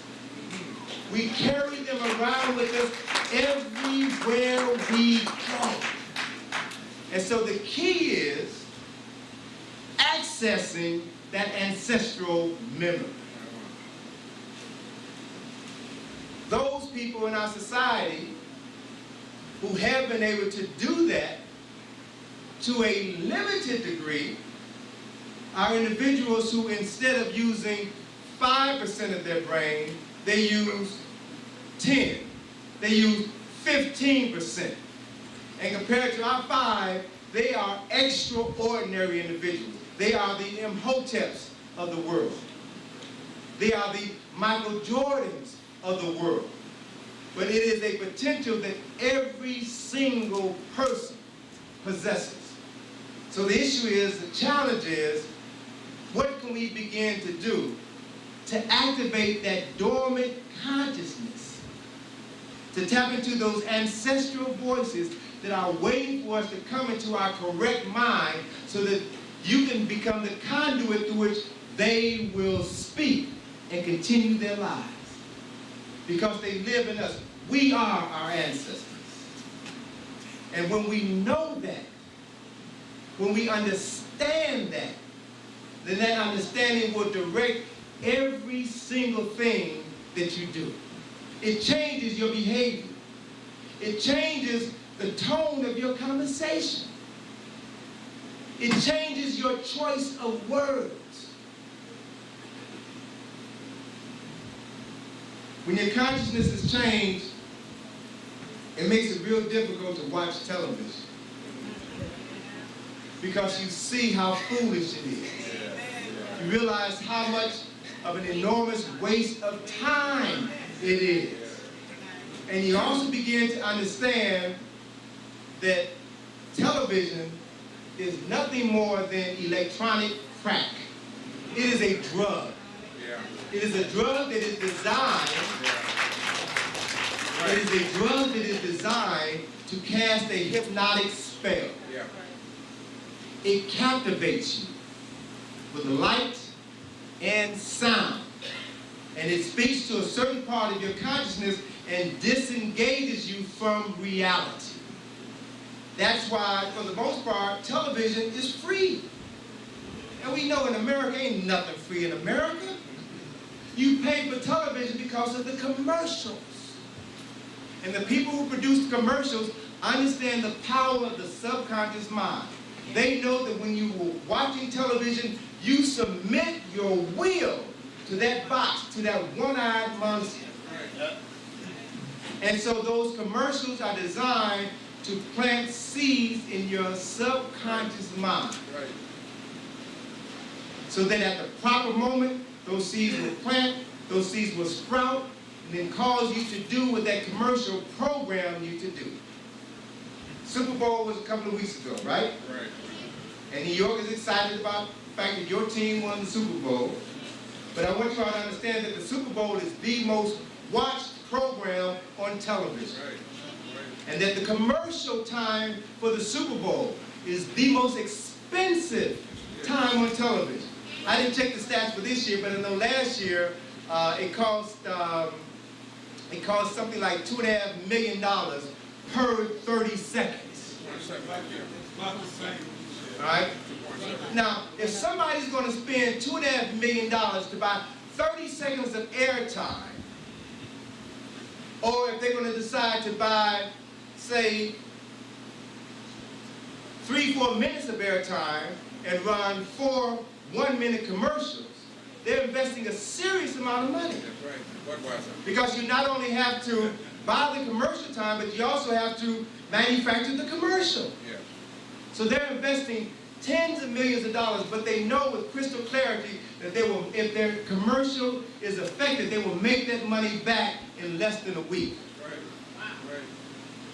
1984, this little company called Apple aired a commercial for their Macintosh computers. It only ran one time. And within a week, they sold over 200,000 Macintosh computers. They understand the power of the mind. They understand how to plant suggestions in your mind in order to have you do things that you would not normally do. Okay, is this on? Okay, so I want to share a couple of things with you that illustrate some of the concepts and ideas that I'm talking about so that we can begin to see and better understand the nature of the world in which we live and make better choices about how we live our lives. Because as I said earlier, I've come to understand very clearly that my life is not determined by who's in the White House. My life is not determined by races. My life is determined by me. My life is determined by what I think, by what I say, and what I do. Let me say this before I go on. I was talking about speech. The power of speech is so significant that we cannot afford to take it for granted. In Kemet, the writing form that the Greeks called hieroglyphics was known as Medu Neter. Medu Neter means the words of God, or the words of the Creator. When it was written, it represented the writing of the Creator. It was divine speech, divine script. When you write Medu Neter is only written with the consonants. You never write the vowels. You only wrote consonants, not the vowels. Why? Why? Because vowels, A, E, I, O, U, and sometimes Y, vibrate at a rate 600 times faster than consonants. Our tongue does not obstruct the power or the flow of the words that comes out of our mouth. So A, E, I, O, U do not inhibit the flow of air or spirit coming out of your body. So they vibrate faster and they have power. So Meta Nature, in order to preserve this knowledge and to prevent it from falling into the hands of improperly trained people, they wrote information out, but without the keys, and the vowels are the keys, which unlock the power in the language. So they can put this information out there without worrying about someone misusing it or abusing it. So in that context, once you understand the power of words, and more specifically, once you understand the power of your words, because we bring things into existence via the word. We impact matter and spirit with our words. You can make a sister feel like a queen just by looking in the eyes and saying. So in that context, once you understand the power of words, and more specifically, once you understand the power of your words, because we bring things into existence via the word. We impact matter and spirit with our words.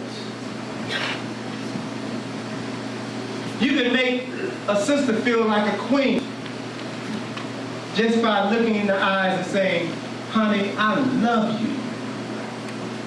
Or you can make her feel like something less than a queen when you. It all depends on how you use the words that come out of your mouth.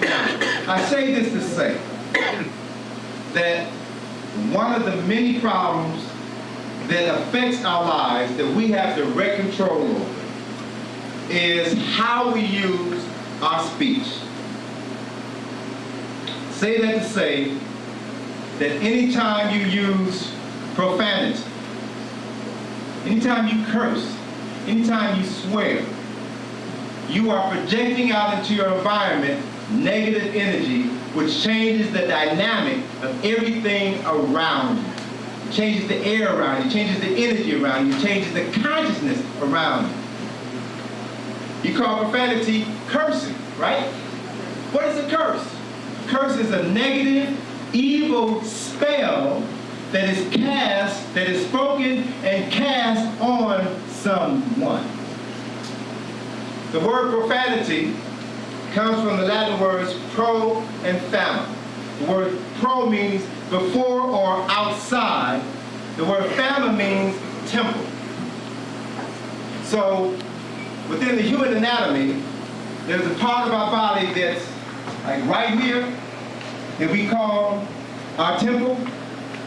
And if you project a line from this point here and from the center of your skull, where those two lines intersect, is where your pineal gland is located. And your pineal gland is your direct line of communication to the Creator and to the ancestors. Within the temples of ancient Kemet, the most sacred part of the temples, the oldest part, the most sacred part of every temple is the Holy of Holies. It was that part of the temple where it was known that the spirit of a nature or a specific aspect of the Creator would dwell within that sacred space. And since we come to understand that the architectural structure of the temples in ancient Kemet was fashioned on the anatomy of human beings, then the Holy of Holies corresponds to the pineal gland within your brain. That is where the spirit of the Creator, God, Allah, Jehovah, whatever term you want to use to define this undefinable source, that's where it exists. And so within that context, this part of your skull is called your temple, because that is where spirit dwells.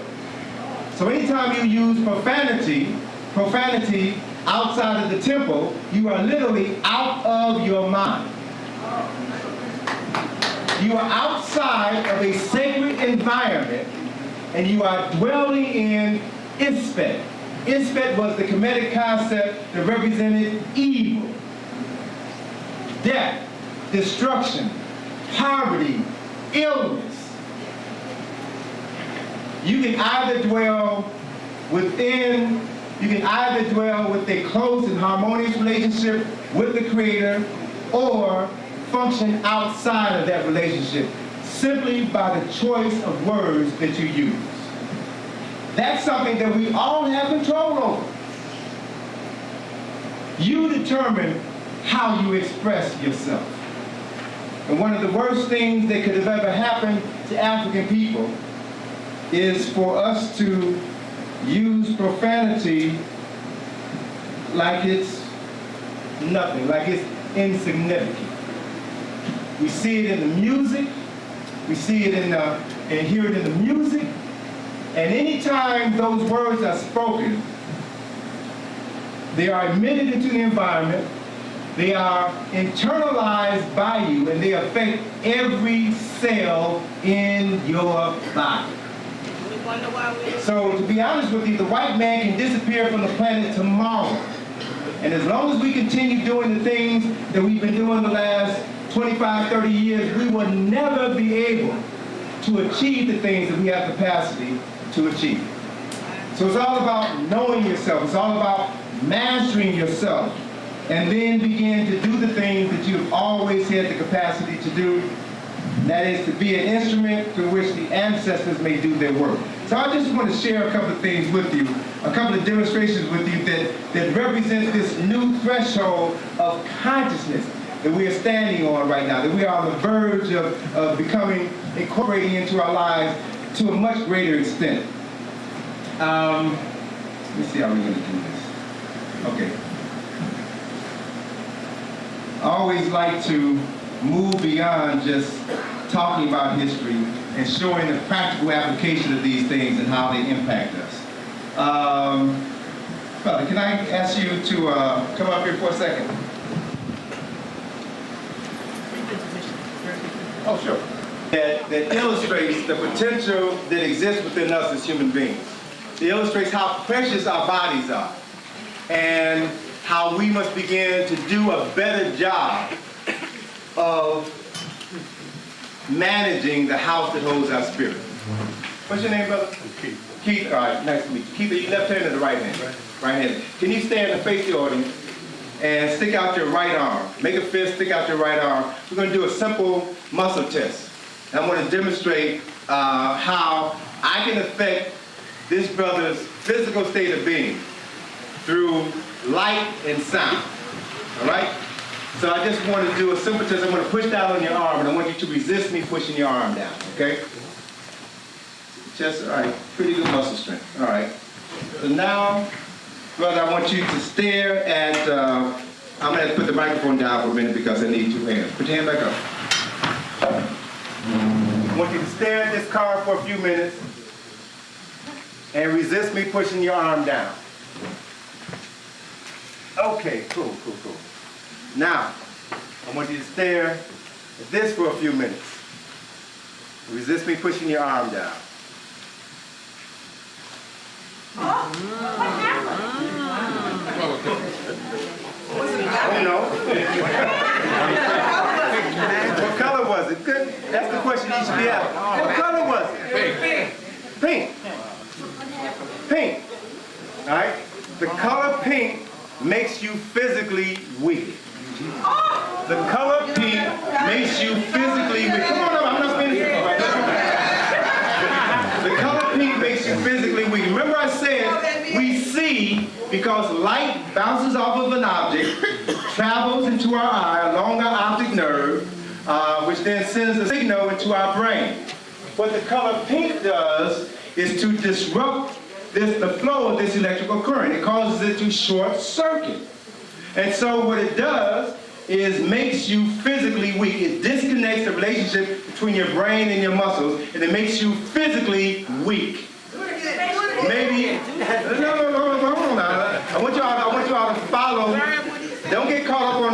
Now, I want you all to understand what I'm sharing with you all. All right, let me do it one more time since you want to see it. All right. Brother, you come on up here with the green. Let me do it to you. Come on up here. Calm down. Left hand and right hand. Right, stick right hand out. All right. I'm not even going to do the white. I'll just start on with the pink.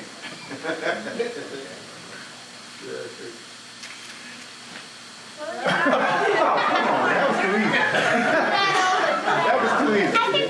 I can do it. But the point that I'm making is the color pinks makes everyone physically weak. Maybe that's the reason why when you get fired from your job, they give you a pink slip to add insult to injury. Maybe that's the reason why when a child is born, if it's a male child, they put a blue cap on his head. If it's a female child, they put what? A pink ribbon, and they'll call women the weaker sex. See, folks know what you don't know. And they use your lack of knowledge against you. Against you. So, now that I've demonstrated that the color pink visually watching or looking at the color pink makes you physically weak, I'm going to show you how you can override that. All right? No. Stick your arm out and hold this. Okay? My stuff here. And all these pockets. Okay. No, don't close your eyes. That'd be cheap. Okay, now watch this.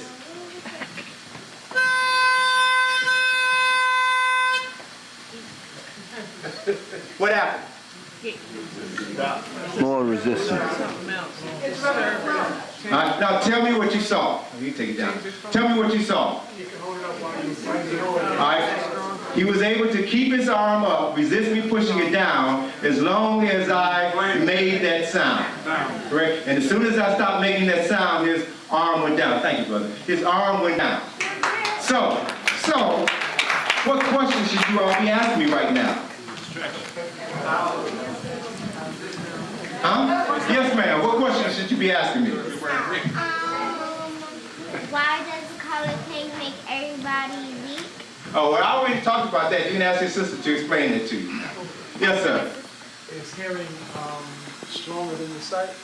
Not necessarily stronger. See, the question that you all remember, I remember Asa Hilliard saying something in 1981 that stayed with me for the rest of my life. If you never ask the right question, you never get the right answer. All right? The question that you all should ask me is, what note did I play? What note did I play? Anybody in here love music? All right, so what note is this? C. Middle C. All right, now, this is the key. There are 7 notes in the musical scale. There are 7 colors in the light spectrum. Every color in the light spectrum corresponds to a note in the musical scale. So the C note corresponds to the color red. And red is a color which gives you power and energy. So what I did was, I demonstrated how the color pink short circuits your muscular system and makes you weak. And I showed you how by just using sound vibration, I could emit a sound that came into that brother's body and gave him the strength in order to overcome the debilitating effects of the color pink. All I'm dealing with is light and sound. What do you think television is? What do you think radio is? You are internalizing energy every day of your life. What kind of energy are you internalizing? Is that energy helping you to be healthy, strong, prosperous, clear of thought? Or is it confusing you, disconnecting you from the ability to communicate with those ancestors who are waiting for you to come back into your right mind so that they can continue building for eternity? See, this is where we are right now. This is a marvelous time to be alive. Because we have access to more information now than any point in time in history. And that's good and bad. I sometimes refer to the internet as the information stupid highway. because there's so much misinformation on the internet. And if you don't know how to discern truth from falsehood or partial falsehood, you could be in worse shape than if you knew nothing. Right. So there's a process, or there are processes for cultivating a higher level of consciousness. Let's see something here. Let me do, I got 15 more minutes. Let me do a couple more things before I got to go. I'm sorry I got to run. So that means you all have to bring me back when I get time to deal with something. So again, the point that I want to begin emphasizing more is that history is good, but we need to start focusing on the practical application of knowledge. It doesn't do us any good to talk about the past if we're living in hell right now. We need to begin to incorporate into our lives concrete ways that we can make tomorrow better, and the day after tomorrow better than today. If we can't do that, we're just wasting air. We're wasting time. I've got another little gadget. Those of you who maybe read Second Volume of Browder Files, Survival Strategies, I wrote about this in the book. But this is little device that to me demonstrates this concept that I refer to as cultural economics. Managing the house that holds your spirit. That's what economics really boils down to. This body is a vessel through which the ancestors and the Creator works. And you must be able to manage the income of this body. By income, I mean income literally. You must manage everything that comes into this body. You must manage what you see, what comes in through your eyes. You must manage what comes into your ears, what you hear. You must manage what comes into your mouth, what you eat, what you drink. Everything that comes into this body affects every aspect of your life. So you can't afford to take this stuff for granted. You can't just say, well, television is just a television, and turn it on and let your children be exposed to this pornography and trash 4, 5, 6 hours a day, and then get mad at them when they start acting out like the madness they see on television. You can't allow your children to plug into those iPods and listen to that oral pornography, some people call music, and then wonder why your children are behaving the way that they behave. You must teach them to manage their income, to manage everything that comes into their body, so that they can live up to their potential as human beings and complete our great walk in the sun. This little device here is a little simple toy that someone created that demonstrates the flow of conductive electricity. It's a real simple device. Looks like a ping pong ball. It has inside of it an LED circuit board, a couple of wires, and 2 batteries. And each of the batteries is connected to one of these 2 metal strips. And when I put my fingers on these 2 metal strips, it does what it was designed to do. It literally lights up and it hums. And if I lift up my finger, it stops. So what I'm demonstrating is a concept that you all are already familiar with. You just haven't been taught to internalize it from the proper perspective. You all know the symbol called the caduceus, the symbol of medicine, the 2 snakes intertwined around the staff. They represent this concept, this principle that I'm demonstrating to you right now. The flow of energy through your body. And that you must possess the knowledge in order to manage this flow so that you can be free from illness, free from disease, free from poverty. Because that is the ability, or that is the capacity that we all have. And so energy is literally flowing from one metal strip into my fingers, into the other finger. I complete the circuit and cause this ball to light up and hum. So this electrical energy, so my body is a conduit through which energy flows. And if I know how to manage this energy, I can do some incredible things. If I don't know how to manage this energy and mismanage my life, I can literally create hell on earth. And I want you all to understand that this concept, this reality, affects not just my body, but everybody in the world. All right? So let me ask the 5 of you all to come on up here. First 2 rows, come on up here.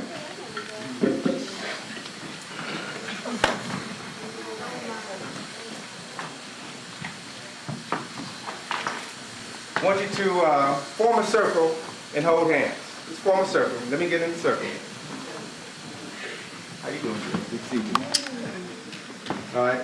My brother, I want you to take your index finger and touch this metal strip. Just one finger. Brother, I want you to let go of your right hand. All right, that's okay. See what happened? Hold hands again. All right? So energy is moving from me to her, to him, to him, to him, to him, back to me. Completing the circuit and causing this instrument, this toy, to light up and hum. So what that demonstrates, thank you all. So what that demonstrates is energy flows through everybody. I'm just demonstrating an electrical current. But I want you all to understand that thought is energy. What you think affects not just you, but everybody in your environment. How many times have you ever told somebody, you make me sick, and then you catch a cold? See, because you don't put thoughts out without the same thoughts coming back to you tenfold. Right. So you must learn to be the guardian of your thoughts. Because thoughts are things, and they affect your reality. So as I wind down, I want to share with you the contents of a little bitty book that I read in 1978 that has been my Bible, my guide. And what's interesting is that the contents of this book were used in a song by, of all people, George Clinton and Parliament Funkadelic. For those of you who still have vinyl, you got the album Standing on the Verge of Getting It On. Came out around 1973. The last cut on side B is a cut called Good Thoughts, Bad Thoughts. It is nothing more than George Clinton taking the words from a book written around the turn of last century called As a Man Thinketh by James Allen. One of the most significant books I've ever read in my life, because it lays down a very simple understanding of how your thoughts determine and affect every aspect of your life. I want to share these words with you and just interpret and help you internalize the power in these words. It says, travel like a king, queen. Listen to the inner voice. A higher wisdom is at work for you. Conquering stumbling blocks comes easier when the conqueror is in tune with the infinite. Every ending is a new beginning. Life is an endless unfoldment. Change your mind and you change your relationship to time. Let me repeat that, because that's a simple statement, but it's so profound. Change your mind and you change your relationship to time. How many of you all have ever gotten in trouble because of something that you said? And if you just changed your mind and didn't say that or said it differently, you would have changed your whole relationship to time and space. It says here that you can find the answer. The solution lies within the problem. The answer is in every question. But an attitude is all you need to rise and walk away. So inspire yourself. Your life is yours. It fits you like your skin. Inspire yourself. Check out that word inspire. In spirit. Spirit is a term that represents breath, but it also represents the energy from the Creator, the energy from God. Inspire means to bring the Spirit of God inside of you, which then changes every aspect of your consciousness and allows you to see things that you could have never seen before. Inspire yourself. Your life is yours. It fits you like your skin. The oak sleeps in the acorn.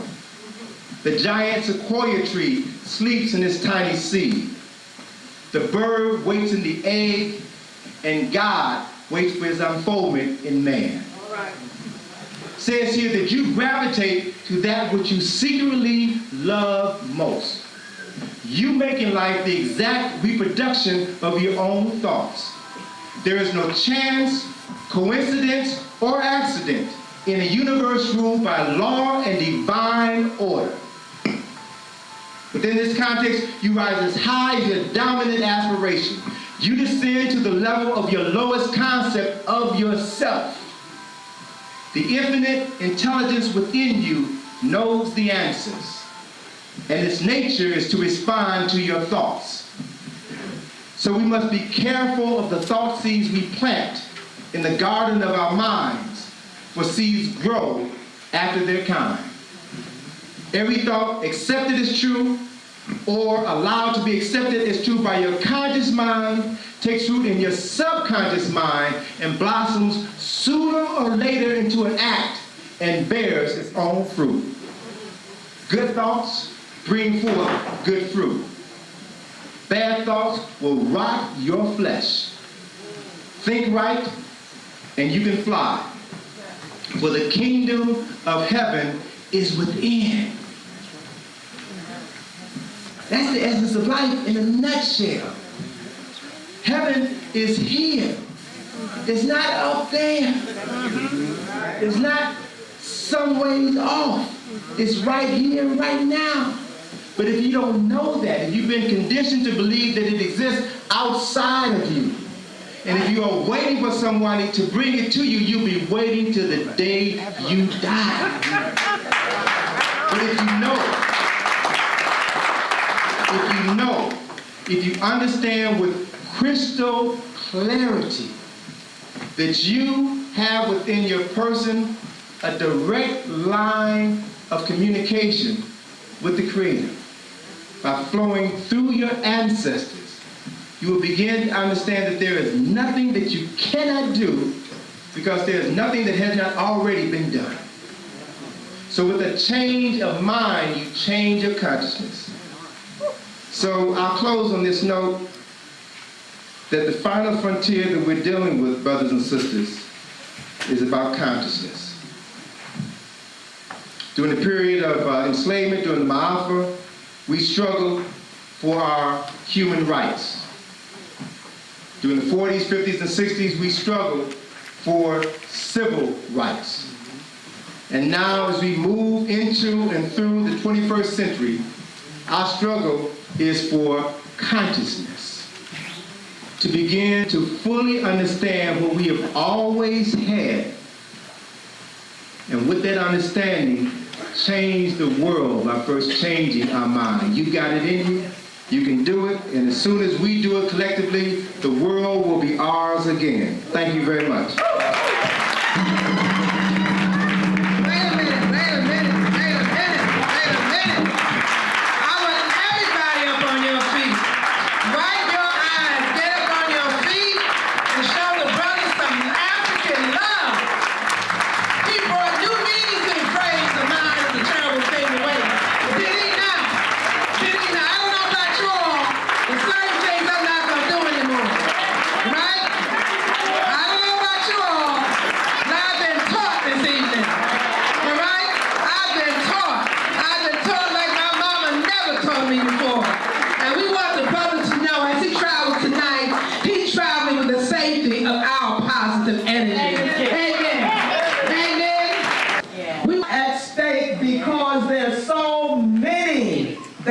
Incarcerated would like to be here tonight, sitting where you're sitting.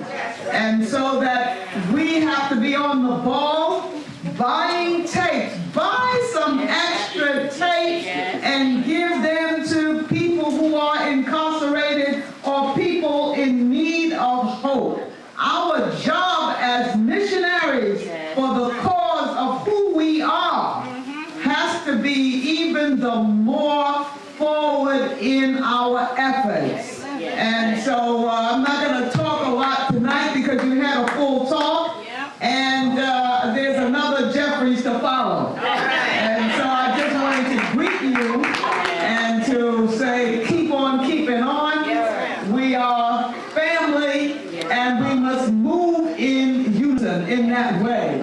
I was just explaining to my little class, one of the students had said, because we were looking at Booker T. Washington today, and one little girl said, well, you know, I don't like Booker T. Washington. I think he was something of an Uncle Tom. I said, no, you have to study Booker T. Washington, because if we had followed what he did and what he was pushing us toward, we would be starting small but becoming big. The way the Asians went into that market a number of years ago, and they pushed the Asian out of the fruit market. Remember with John Kennard? They wouldn't allow them because they wanted to get the fruit so they could have these fruit stands. They went in and bought up the supply spot.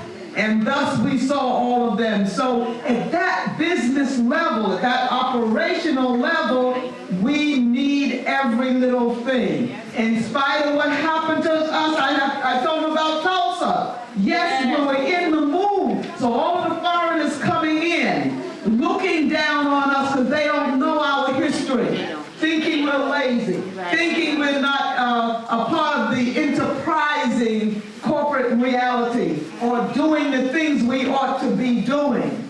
We've had obstacles like no other race or group, and so none of these groups compared to us are to tell us where to do, what to do, and where to go. Every single one, we built this country, and so they stand on our backs, and we must be able to know and tell them in detail. For we are a parent people. God made us that way. And we are to fulfill a responsibility at this point in time, at 2008. What we didn't do in 2007, we do in 2008. Keep your chin up, as Adam Powell said, keep the faith, baby.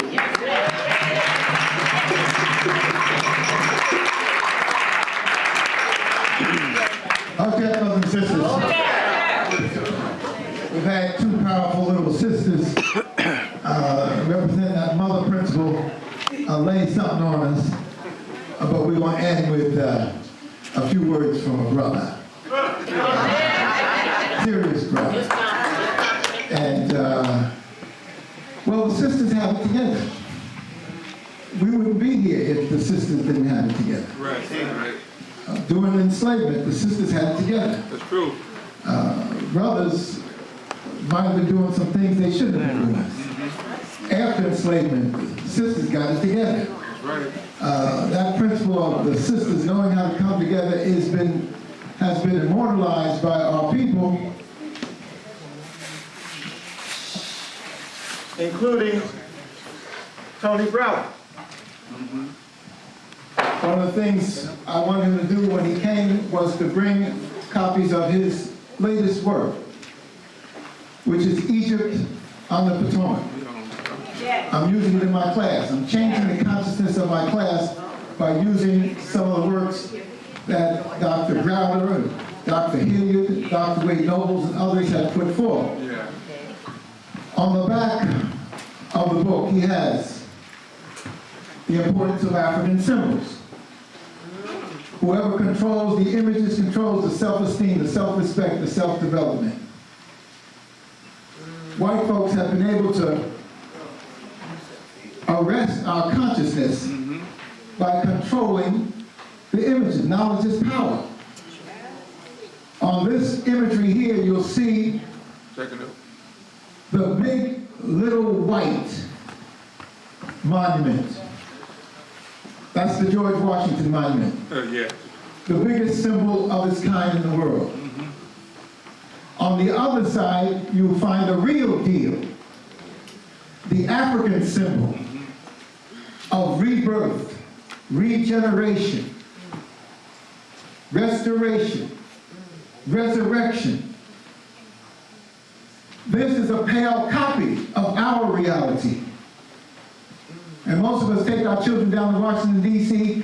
Look, Mary Jo and Sammy P. Look at the monument they built for George Washington. Yeah. That's true, they say that. Because we don't have the consciousness to know that that monument is an institutionalization of white supremacy, What it is. covering up for the real spiritual truth that African people represent. This symbol is the symbol of resurrection, rebirth, regeneration. This symbol on the surface represents the male phalanx, the male reproductive organ.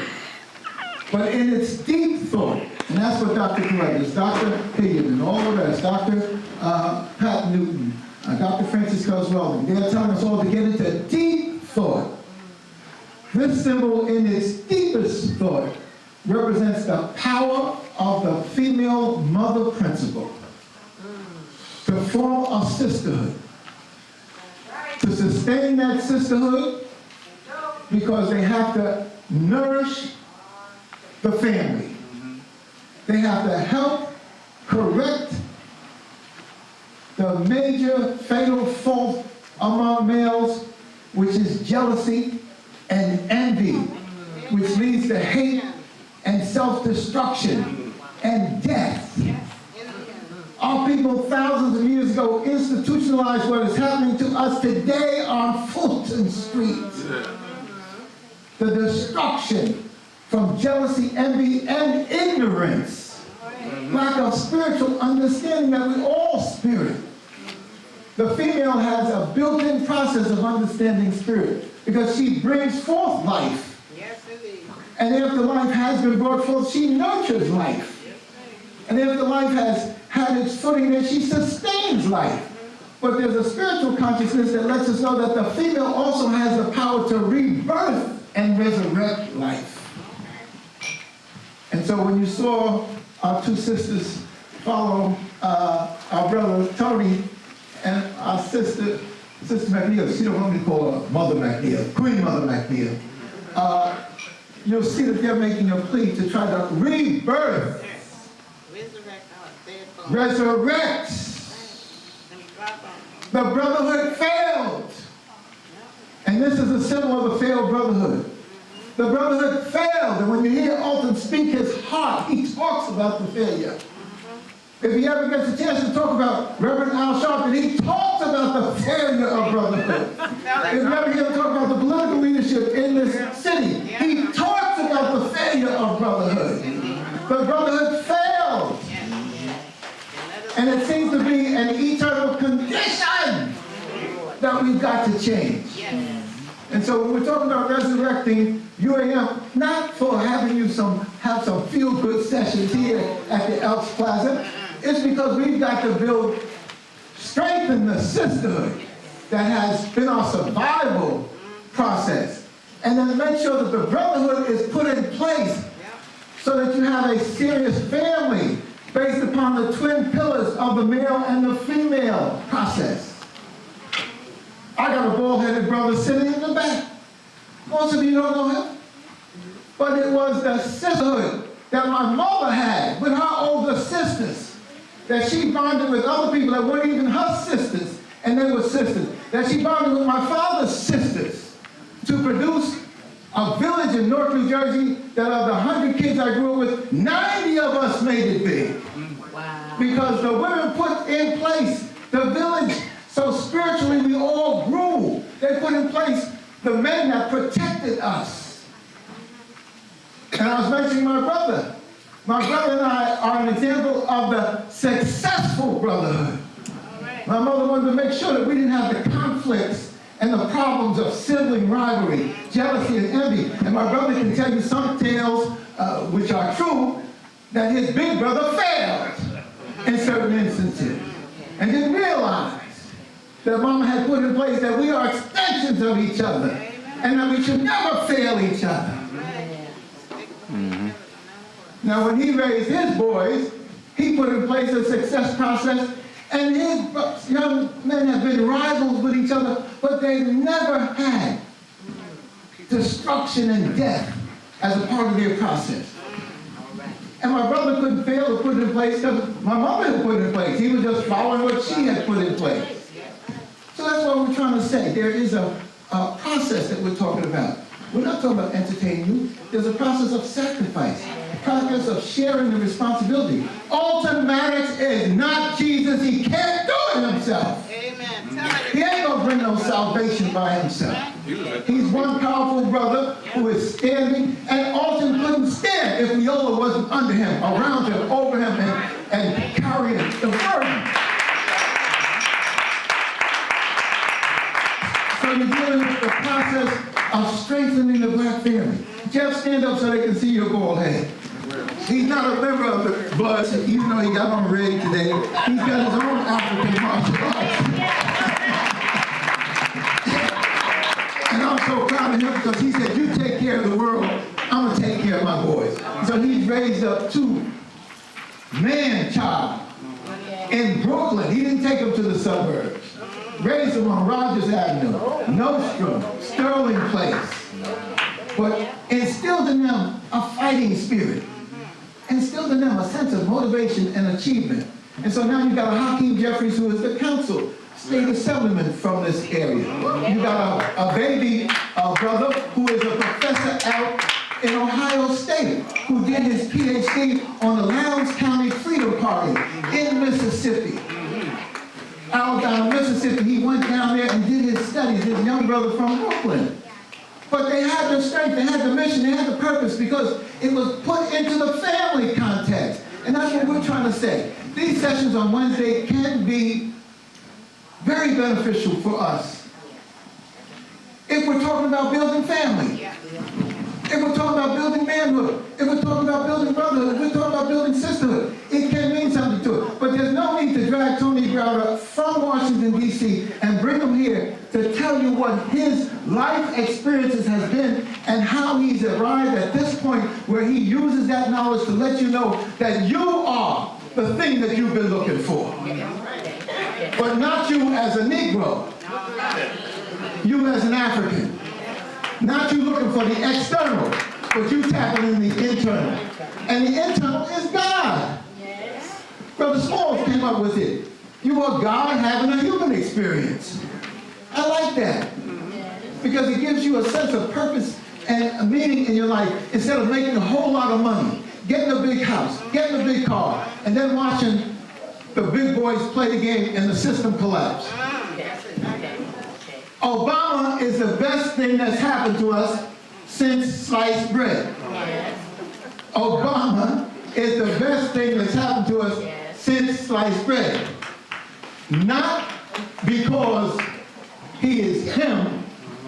He is the best thing that happened to us because he's thrown the white boy off of his psychic center. The white boy is looking for Ellen Jeffries. The white boy is looking for Alton Madison. The white boy was looking for Malcolm X. The white boy was looking for Martin King. The white boy was looking for Reverend Sharpton. But the white boy is not prepared to find out what is this thing that has come up out of nowhere. Right. So we can expect Obama to put in place a Pan-African formula for our success. We can expect him to put in place a plan to bring our young people out of the prisons and put them on the good foot of Africanness. We can expect him to teach our children in the school system because we should be teaching them at home before we take them in the school system. What Obama has done has thrown the white system in chaos and confusion, and now those of us should have had in place an African plan so we could run it through and he'll be the smoke screen. While he's doing the smoke screen over here, we run the African thing through here and take it all the way through Brooklyn and to every other black community and take it to the Caribbean and straighten up those crazy people in the islands and to Brazil and then go on to the continent and say, we're here, mamas, we're taking this shit back. We're going to Africanize your ass. And I'm talking about the Africans on the continent who are in the process of giving away Africa as we speak. That's why Bush is there. As we speak, they are giving away the continent. And the symbol of giving it away is Nelson Mandela. As great as he was, he did not have a systems analysis, and the white boy has mastered that. And the white boy said, bring Nelson out, give the black people a circus, let them raise their fists in the air, as long as we keep the gold, the diamonds, the platinum, the radium, the titanium, the value, and the wealth of Africa. So let's vote for Barack Obama. Let's raise the banners for Barack Obama. But then let's get busy putting the African plan in place.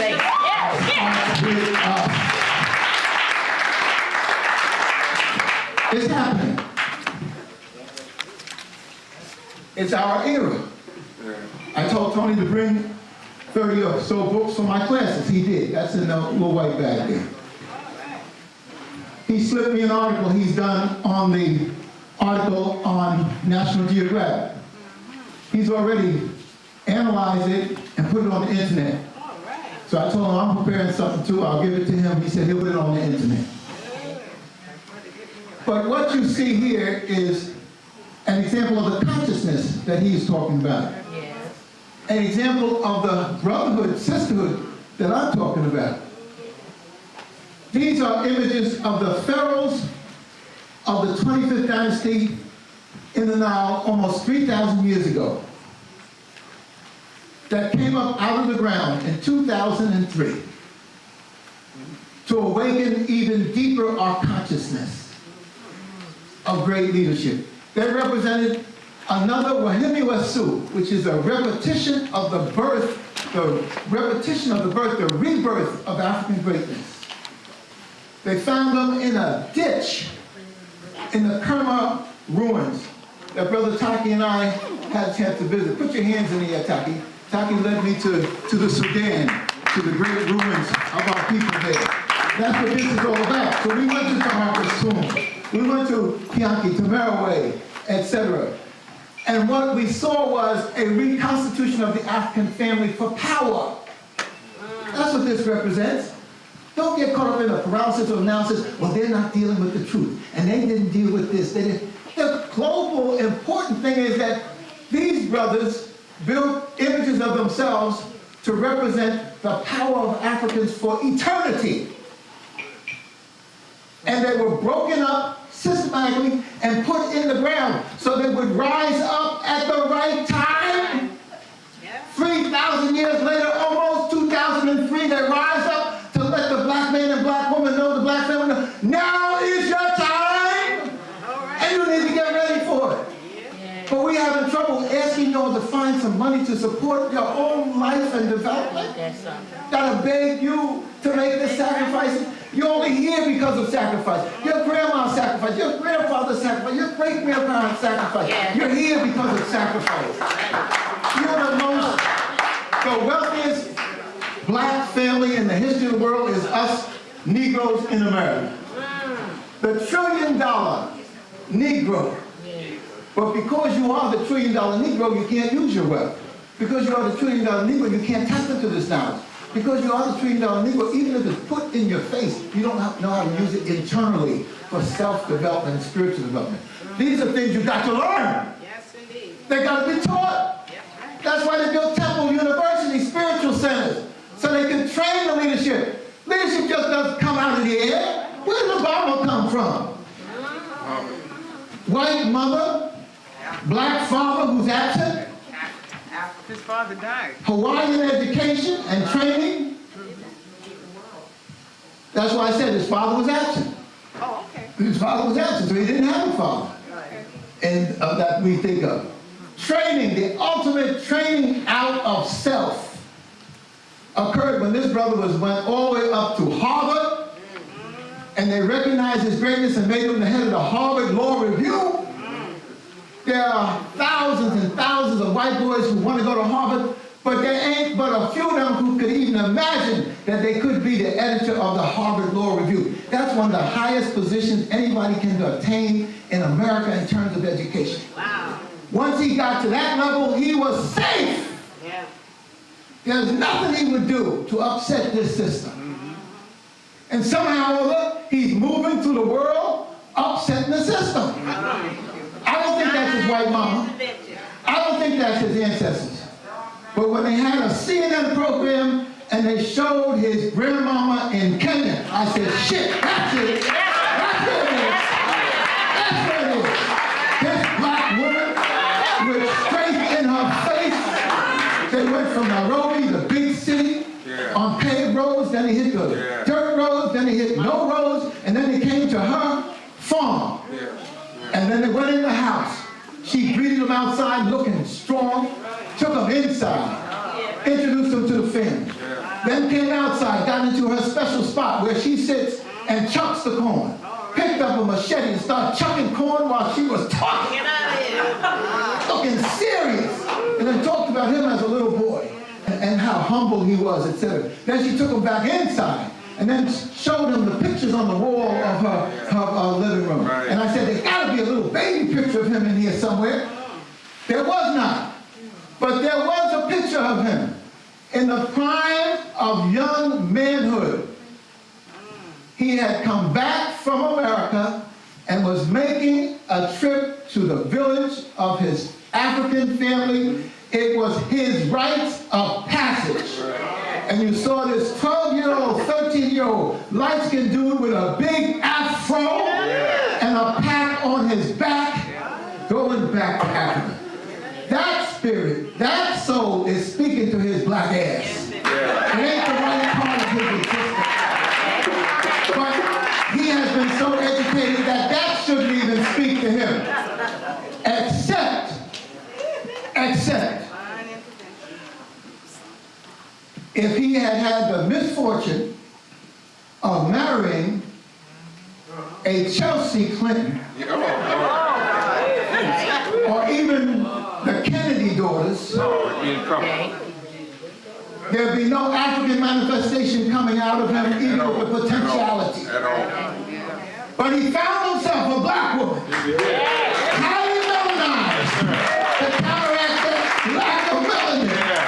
A black woman, not from the islands of the Caribbean, not from Brazil, but from the sea islands of South Carolina. E.T. woman, Georgetown, South Carolina. Now you can't tell me that when that Negro wakes up in the morning and she's still there, and he's looking over her and admiring her, thank you for bringing me back to my Africa. You can't tell me when they have breakfast in the morning that they're thinking about something beside themselves and how they're going to raise these beautiful girls. You can't tell me when he gets beat up during the day and he needs to go back at home to get reconstituted that he ain't looking forward to flopping down with this black woman that he calls what? His rock. My mother was the rock. She was this small. My father was 6'5", but she was the rock. And women are the rock. They're the foundation. And that's what these brothers, when you see them, they're talking about the pharaohs of Nubia. But they had Queen Mother. They had queens that were significant. The Kandesi queens come out of this Nubian dynasty. How are the women? Now see, this is the knowledge that Tony says is now available to you. Yes. But some of y'all want the study group so you can say to your brother, you don't know nothing. And I'm in the study group. In fact, even Dr. Jeffries walked by and waved at us. And we picked up some knowledge just with the wave. And here you are eating pork chops and whatnot. And instead of you developing the consciousness to be able to pick your brother up, dust him off, and help train him, you putting him down. It is the failed brotherhood that has prevented us from taking our place as God's chosen. It is the failed brotherhood in Brazil. It's the failed brotherhood in the Caribbean. It's the failed brotherhood on the African continent. I go to the Caribbean and some dude from St. Kitts tells me he's mad. I said, well, I'm mad too, brother. I'm mad at white folks and what they've done to the world. What you mad at? Well, I'm mad at the people in Nevis. The people in Nevis, what you mad at? Well, I'm better than that. Now here he done picked the fight between two little islands that's supposed to be a nation. Now he done got a fight between them and gonna tell me about the difference. Ain't no difference. These are Africans trying to survive in a system of domination, destruction, and death. Same thing you go to Trinidad. I want to go over to Tobago. Why you want to go to Tobago? Well, I got friends over there.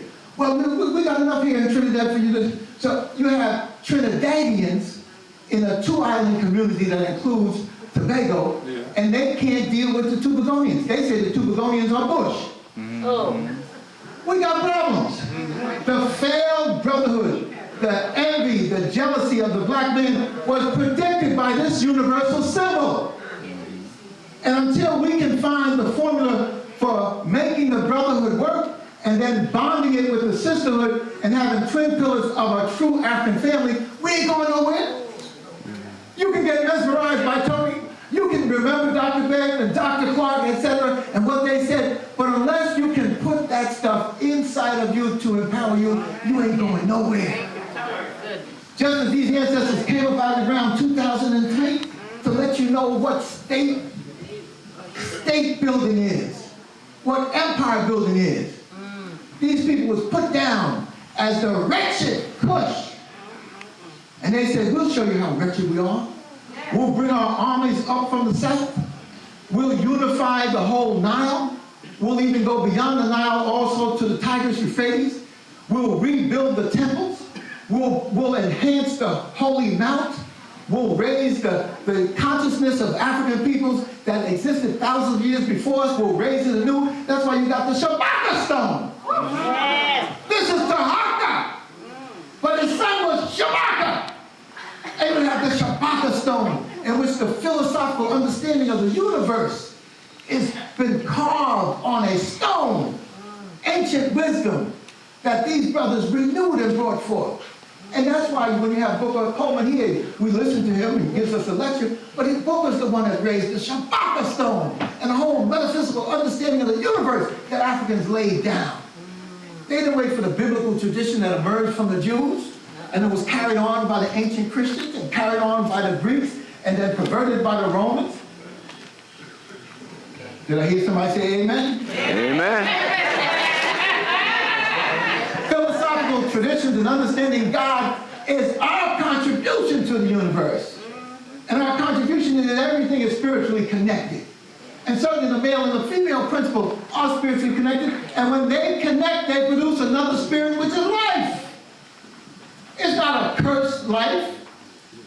It is God being born again.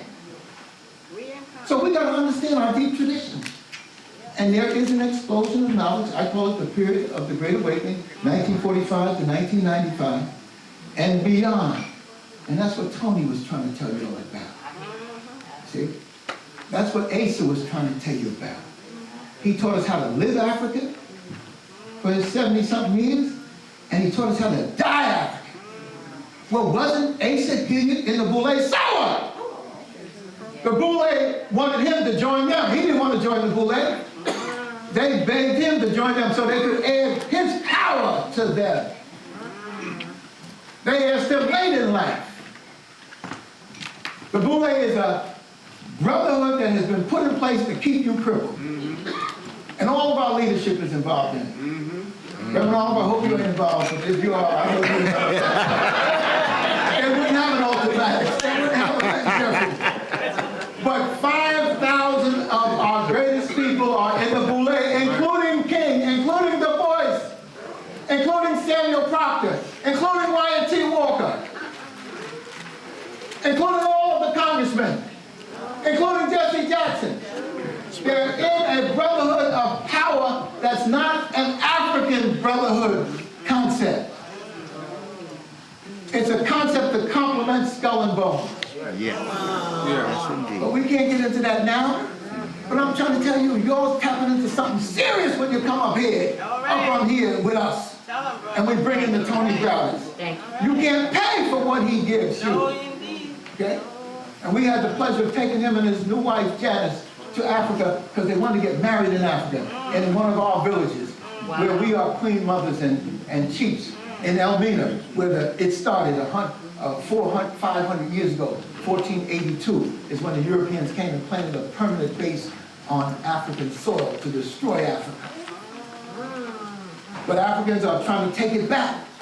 And when they install a Len Jeffries in the slave dungeon complex, and they install a Rousing Jeffries, that's a part of the taking it back. And then when the Tony Browder said they want to get married, we say get married in our village.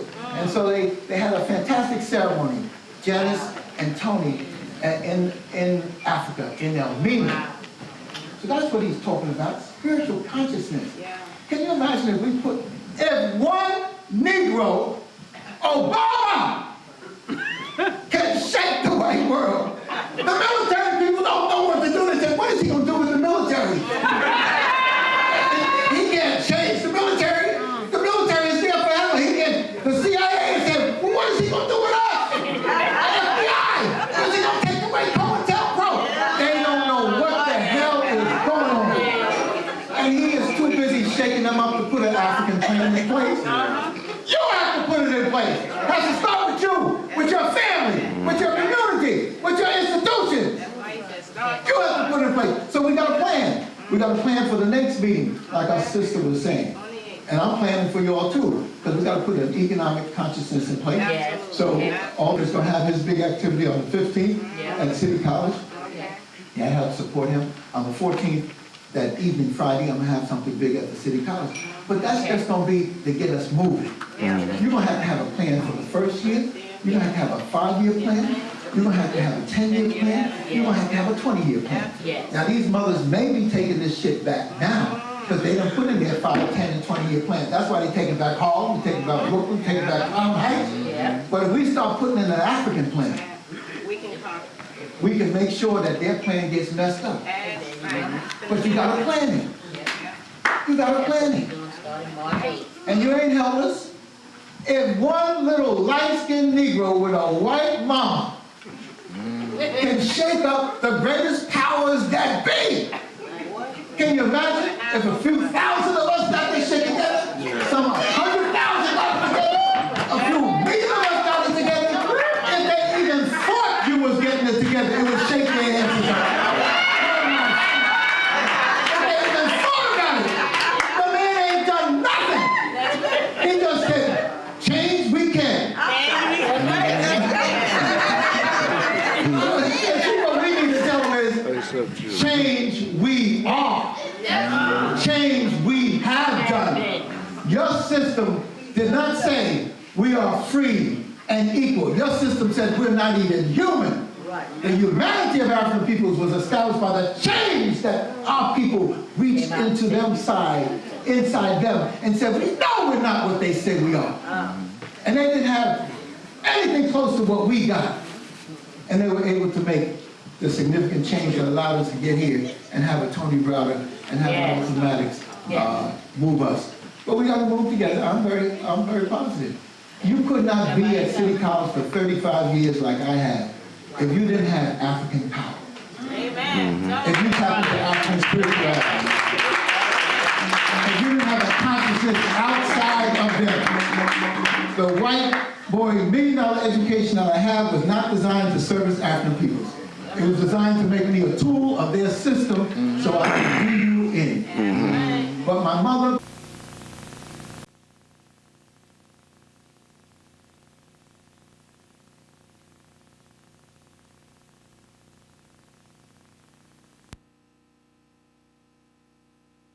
We are very blessed tonight to have a brother here. And I have really enjoyed buying his publications. If you do not have this brother's books on file, then you really are not a serious student of ancient Kemet. If you don't have his books, if you don't have Nile Valley Contribution to Civilization and the Browder file and the 2 books by him and his daughter, you have really missed the mark. You really missed the mark. The Nile Valley Contribution to Civilization is necessary for every family. And there's a workbook to go along with it. That's necessary. That's the most workable publication that we have. And so you all are asked when you get ready to leave here tonight to certainly go by and see if there's any more left. Some of y'all better tip back there now if y'all really know what y'all are in for, because y'all don't want that book to leave without y'all having purchased it. It is a deep book. And if you're having problem with the questions in the program this week, if y'all can't answer these questions, just go through them, look at them real quick while y'all saluting Anthony Browder as he come down here. If y'all having problem with these questions, y'all better jet back there and get that book. Y'all hear what I'm saying? Y'all better jet back there and get that book if y'all having problem with these questions. Because you are not a serious student if you're having a problem with these questions. And the answers can only be obtained tonight from the Nile Valley Contributions to Civilization. And certainly if you have never been to Washington, D.C., on an African-centered educational tour. See, some of y'all send y'all children down there with Europeans every year. Y'all send them down there with Europeans to mess up their minds. All right? And they don't have the foggiest notion of what they're looking at. And certainly can't identify with their own blood. Anthony Browder is the cure to that. It should be so many black folks going to Washington having this brother take them around on tours that he couldn't even get up here tonight. Y'all hear what I'm saying? But we don't even know that we contributed to nothing. Some have heard about Banneker, but we think he was just a surveyor. All right? So we don't even know that. But this is how important. We went down there this year and had a great time. For those of you who went, am I right? A great time in Washington, D.C. It is a must. Go back to your school districts and tell them they must take their children to Washington and let Anthony Browder be the tour guide. If you got children, that's a must. In fact, you should have your children out here tonight. We're serious. This is serious work. You know, it's sad for us to have our children look in the mirror and black as they are and see a white Superman as a reflection. As their hero. That's a real tragedy. That's a real tragedy. You want to know what happened to your children. Why are they going wrong? And they got you in family court and criminal court, and you spending thousands of dollars to these crackers, when the only thing you have to do is go back there and buy a book and get their head straight. But you'd rather give $5,000 to Mr. Goldstein, all right, to get some and buy Power Rangers, than to go back there and get a book and get somebody's head straight. Wake up, black folks. This book ought to be in every school district. Tomorrow you ought to be calling your school boards and challenging them. The Honorable Elijah Muhammad said, if they won't treat you right, why do you think they will teach you right?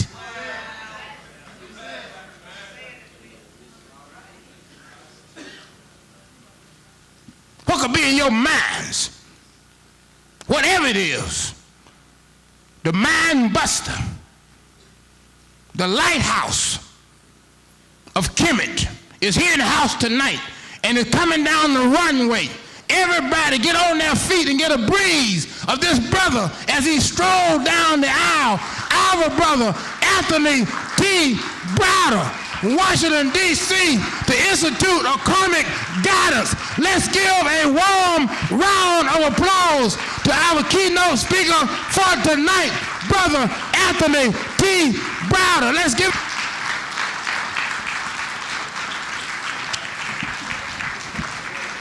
to start right now. All right, brother. Step Brooklyn. All right, let's do it again. I am always pleased to be here, to be back with my extended family, because the spirit in this house is unlike the spirit in many houses throughout the nation. I'm here because you all have taken the time out of your busy day to come out on such an ungodly evening. You know, I hate this time of year. The cold, this is not weather that is meant for African people. But I thank you all for coming out and for supporting Brother Maddox and his organization and for coming to hear me speak. And I trust that the words that I share with you this evening will make you feel that it has been time well spent. Before I begin my comments this evening, I want us to take a few minutes to acknowledge a brother that we need to send some prayers out to this evening.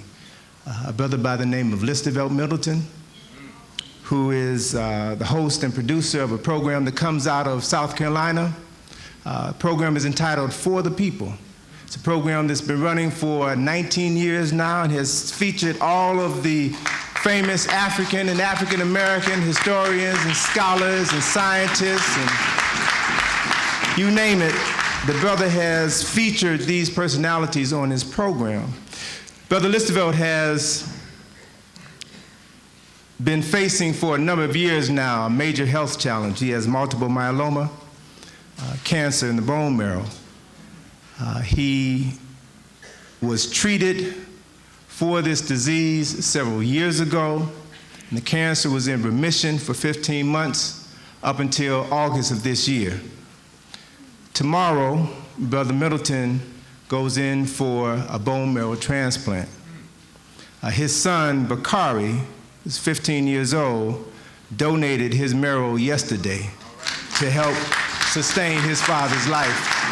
So I'm going to ask that you all this evening, when you leave here, before you go to bed tonight, to pray to whatever God you pray to, and ask the Creator to send a special blessing to Brother Listerveld so that we can heal him.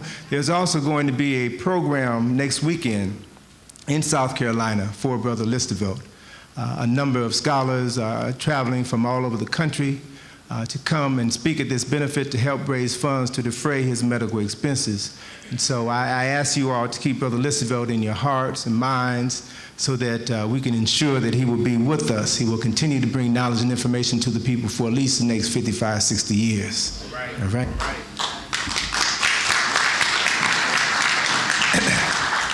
Now, as usual, when I come here, I like to talk about our history and our culture, yes, but I also like to present the information from a very practical standpoint. All right. I always like to talk about things that we can use today. Specifically, I like to talk about information that we can begin to incorporate into our lives to help transform the quality of our lives. And so when Brother Maddox called me about a week and a half ago and asked me if I would be available to come down, I of course said yes, because I knew that this meeting on Wednesday, this Wednesday, would give me an opportunity to share some information with you all that I feel is vitally crucial to our survival as a people. What I specifically want to focus on this evening is the importance, the significance of this particular time of year, the Christmas season, the holiday season.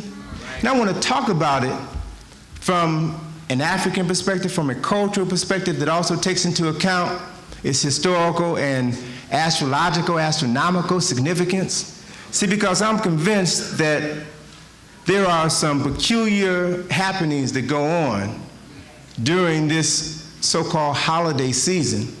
Happenings that if you are aware of and begin to take advantage of will allow you to be able to transform your quality of life.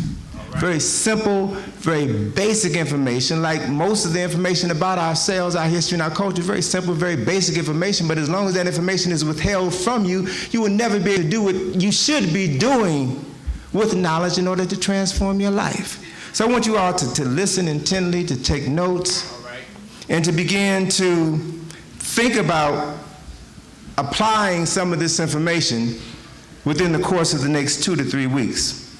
One of the things that prompted my thoughts on this particular topic was a conversation I had with a good brother by the name of Ankmi Ra. He's the author, as a matter of fact, he's the editor of, served as the editor of Nile Valley Contributions to Civilization. He's also the author of a book on Medu Neter entitled Let the Ancestors Speak. And he was talking about the significance of the language of ancient Kemet, the beauty of the language of ancient Kemet, and talked about it from the context of Medu Neter literally meaning God's words or the writing of God. He said that he refers to it as an ideographic form of communication that uses symbols to represent ideas, as opposed to letters which have no meaning whatsoever until they're placed in a certain combination that they spell certain words. All right. In Kemet, ancient Egypt, the role of the scribe or the priest was to impart the meaning of those symbols that were incorporated within the Word of God or the writing of God. His role was to impart the meaning of those symbols to those who were prepared to receive that knowledge so that they can then receive the word and act on it. Knowledge and information is made available to you, but if you don't know what to do with it, it means nothing. That's one of the things that the brothers and sisters discovered this past June when we did the African Center tour for them. One of the things that we point out is the fact that in your midst today are symbols that are incorporated within the architecture, within the layout of the city, symbols that tell you who you are, where you came from. But if you don't know how to interpret those symbols, then you just walk past the building, drive past the building without realizing that the truth is right before your very eyes. Right. In ancient Kemet, Medu Neter, the symbols consist of images which were derived from nature, which were derived from the environment. Plants, animals, water, people, all symbols that everybody can relate to, symbols that told those who had an understanding and a deep appreciation for these symbols, told them what they could begin to do, what they could begin to understand as a result of studying this knowledge and information. The tradition of relating nature to one's environment is an integral part of all African languages. It's an integral part of African culture. We relate to our environment. We gain understanding and wisdom based upon studying every element that exists within our society, because each element means something special to us. It is the means by which African people understood their relationship to the Creator, that is, the being that was responsible for creating all of these elements that exist within the society. Within traditional African languages, metaphors were used to communicate to the initiated and the uninitiated simultaneously. In other words, you could present a general message, and those who had no idea what you were talking about would get one meaning from it, only hear one aspect. But those who were trained to look for the deeper meaning would hear something totally different and would know how to respond with that information. The initiated derived one meaning from the conversation, while others usually derived a totally different meaning while one conversation was taking place. So in other words, what I want you to begin to be aware of is the fact that there are several ways that you all can begin to look at and process information. That was one of the things that I talked about the last time I was here. When Africans were enslaved, we were forbidden to speak our language, to practice these traditions, to begin to communicate with the Creator as we knew the Creator to be.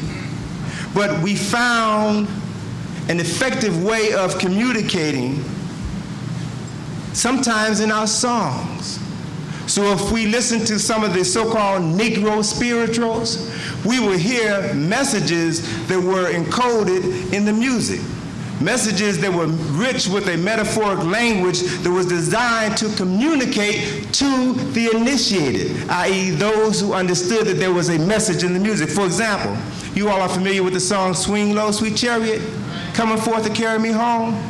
That was a call to those initiated within the plantation to begin to prepare to leave the plantation.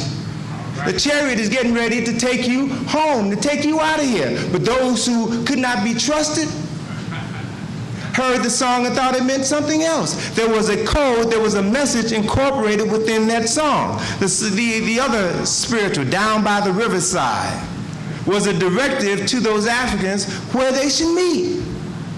Telling you where to meet, telling you when to meet.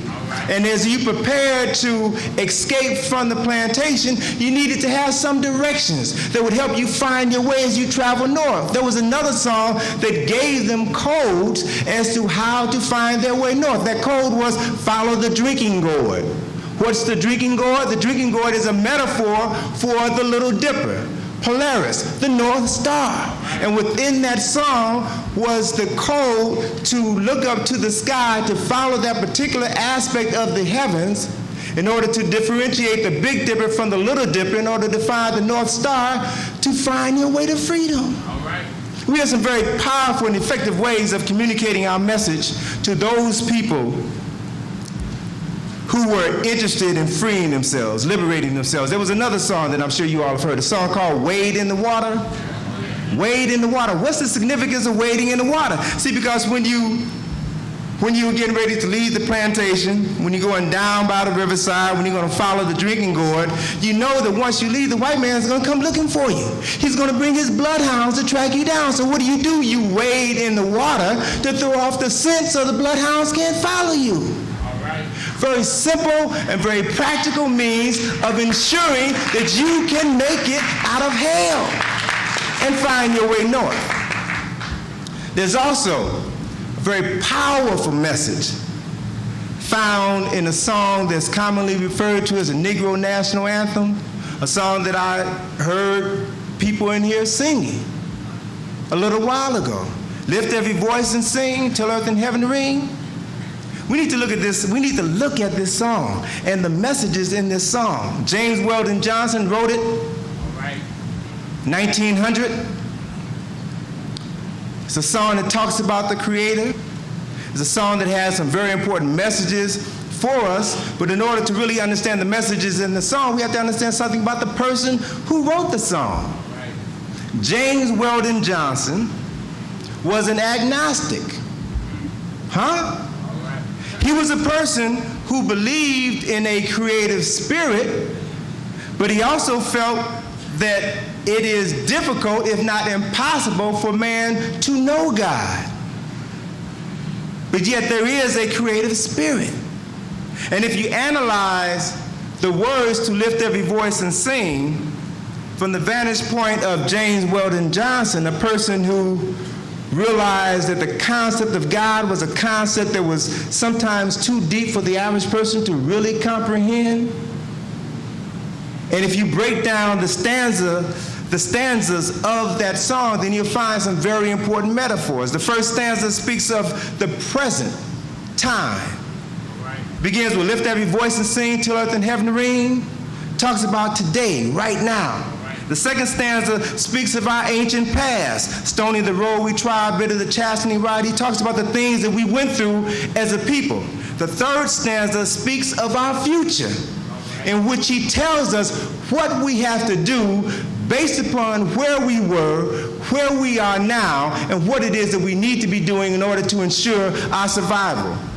The third stanza says, God of our weary years, God of our silent tears, God who has brought us far along the way, God who has by thy might led us into the light, keep us forever on the path we pray. Least our feet straight from the path, our God, where we met thee. Least our hearts drunk with the wine of the world, we forget thee. Shadow beneath thy hand, may we forever stand true to our God, true to our native land. Now, what was James Weldon Johnson talking about? True to our God, true to our native land. If he was an agnostic, what was he telling us? True to our God, true to our native land references the concepts of the Neteru, or the concepts of the Creator, which sprang from the minds of African people, as perceived by Africans in their native land. He's telling you specifically who you should focus your attention on. Our God from our land, not him. Shadow beneath thy hand. What is he talking about? Shadow beneath thy hand. What is a shadow? Shadow is the shade cast by a body that intercepts the rays of light. The shadow is a metaphor which represents the presence of a force that is greater than oneself. That is the Creator, what we may call God. The force is symbolized by the sun, which is the source of light that makes the shadow. It makes the shadow visible. So the force is always there, but the shadow is that which reaffirms the presence of that force. Symbolic metaphors that talks about a profound understanding of the African concept of the Creator. The Africans' reference to the sun as a symbol of God is a subject that must be discussed, particularly at this time of year. There are numerous cultural celebrations which pertain to light and the sun. Celebrations that go on at this time of year. A few days from now, some people on the other side of town are going to be celebrating Hanukkah. That is what? The festival of light. All right? On Christmas, December the 25th. Some folk on another side of town are going to be celebrating the birth of the sun. S-U-N, S-O-N, it was still spelled the same way 2,000 years ago. What are they talking about? After Christmas, some people on this side of town are going to be celebrating Kwanzaa. 7-day African festival of the first fruits, which is directly related to light.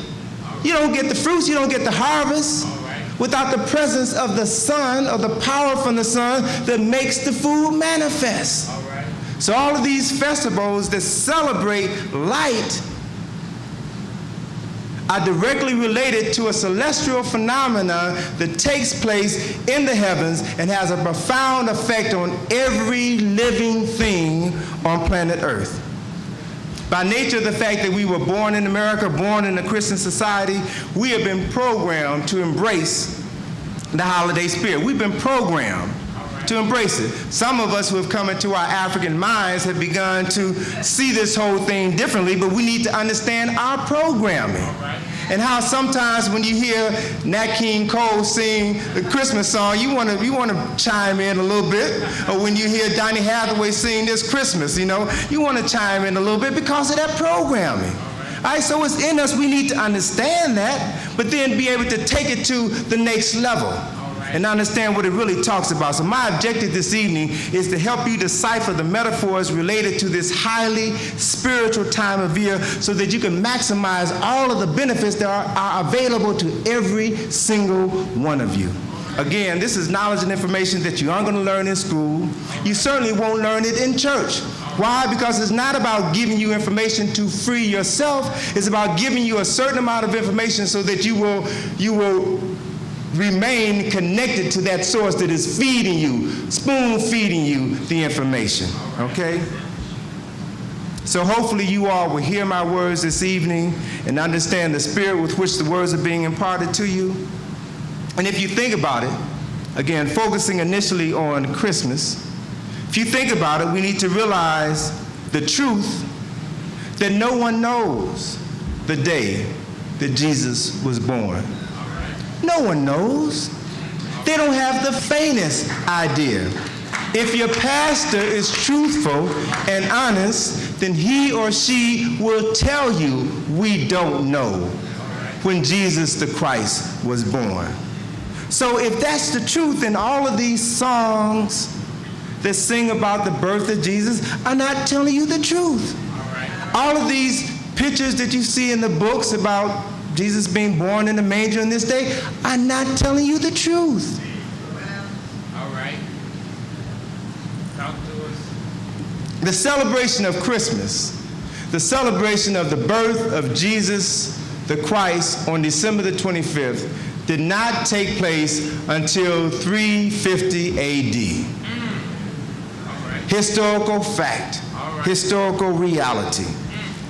The reason why that date was adopted by Constantine was because it was a date in which the people of the world, specifically the people of the world that Constantine wanted to conquer, they had celebrated this date for over 3,000 years as the birth of the sun. Now, what does that mean? Let me give you a reference. And I need to cite this reference specifically in order to pay honor to the brother that recorded it in a book, John G. Jackson, who has since passed on to the realm of the ancestors. The book was entitled Introduction to African Civilization. The citation comes from page 144, and I can still remember how I felt when I read that passage and what it did to me. John Jackson said, in Egypt 3,000 years ago, the birthday of the sun god was celebrated in the temples the 25th of December, 3,000 years ago. Why? Because it was the first day to lengthen, obviously, after December the 21st, the day of the winter solstice. At the midnight hour, on the very first minute of the 21st of December, the birth of the sun was commemorated. At that time, the sun was in the zodiacal sign of Capricorn, which was known as the stable of Aegeus. So the infant sun god was said to have been born in a stable. Shining brightly on the meridian was Sirius, the star from the east, while rising in the east was Virgo, the Virgin, the astrological constellation of Virgo the Virgin, and the line of the horizon was passing through her center. The whole concept of a virgin birth is written in the stars. To the right of Sirius was Orion, the great hunter, with 3 stars in his belt. And those stars lie in a straight line and point toward Sirius. And in the ancient times, these 3 stars were known as the 3 kings or the 3 magi.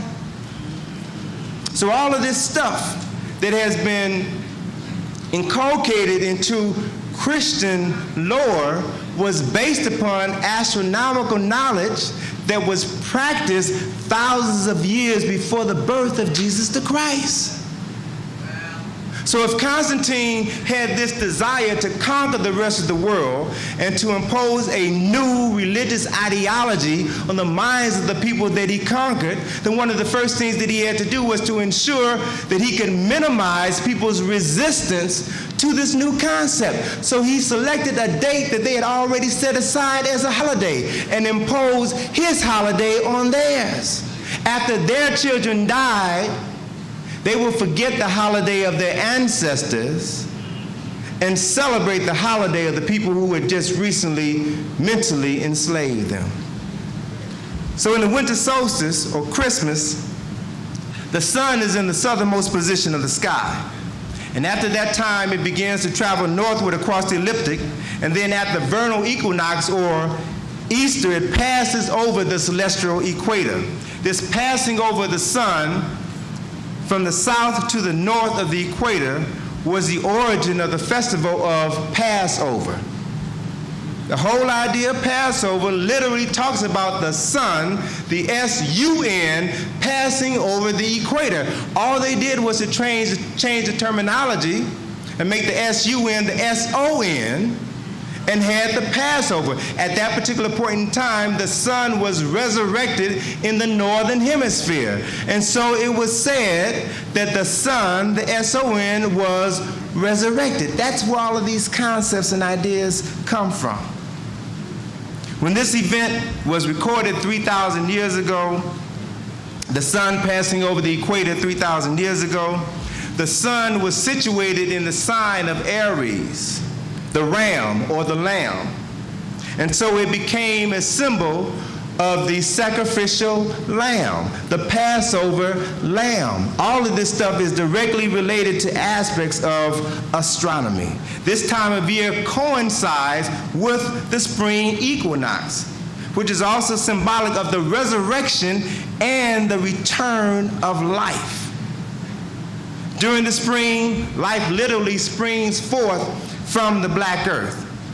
Vegetation comes back into existence.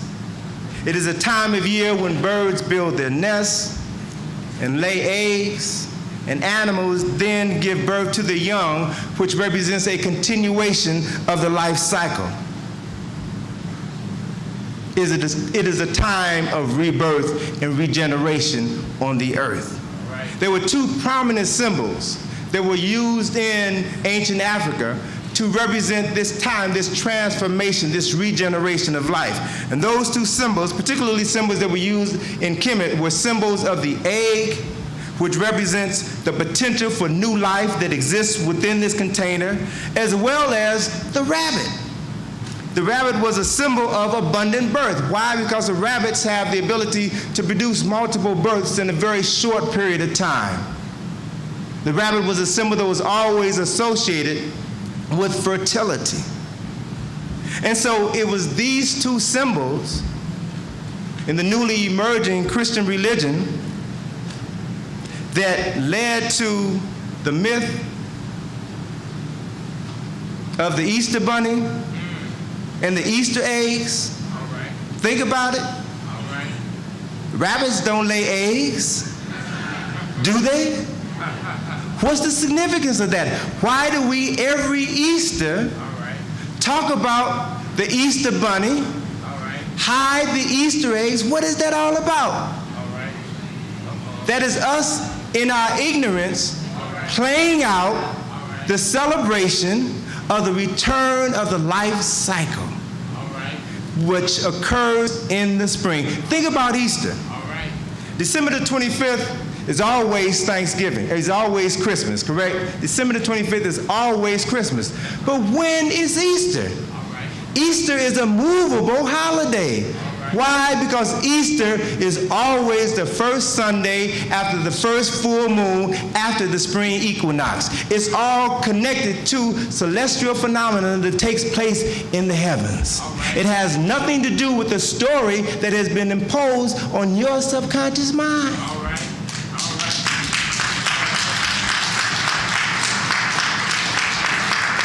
Astrology and astronomy have always been integral elements incorporated within the Christian tradition, but they just never told you the significance of it. You just go along with the program. Just as Easter is always the first Sunday after the first full moon after the spring equinox, Christmas is always after the 4 days of the winter solstice. The word solstice means the sun is still.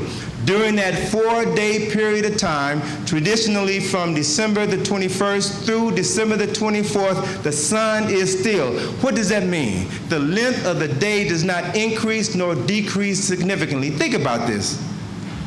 Think about how the sun affects your consciousness. In the fall, when you have the fall equinox, which generally falls around September the 21st and September the 22nd, equinox means you have equal night and equal day.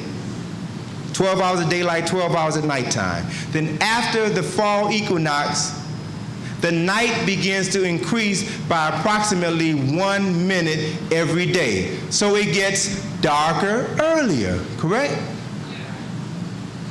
The nights get longer and longer and longer. The night is symbolic on one level of the unknown.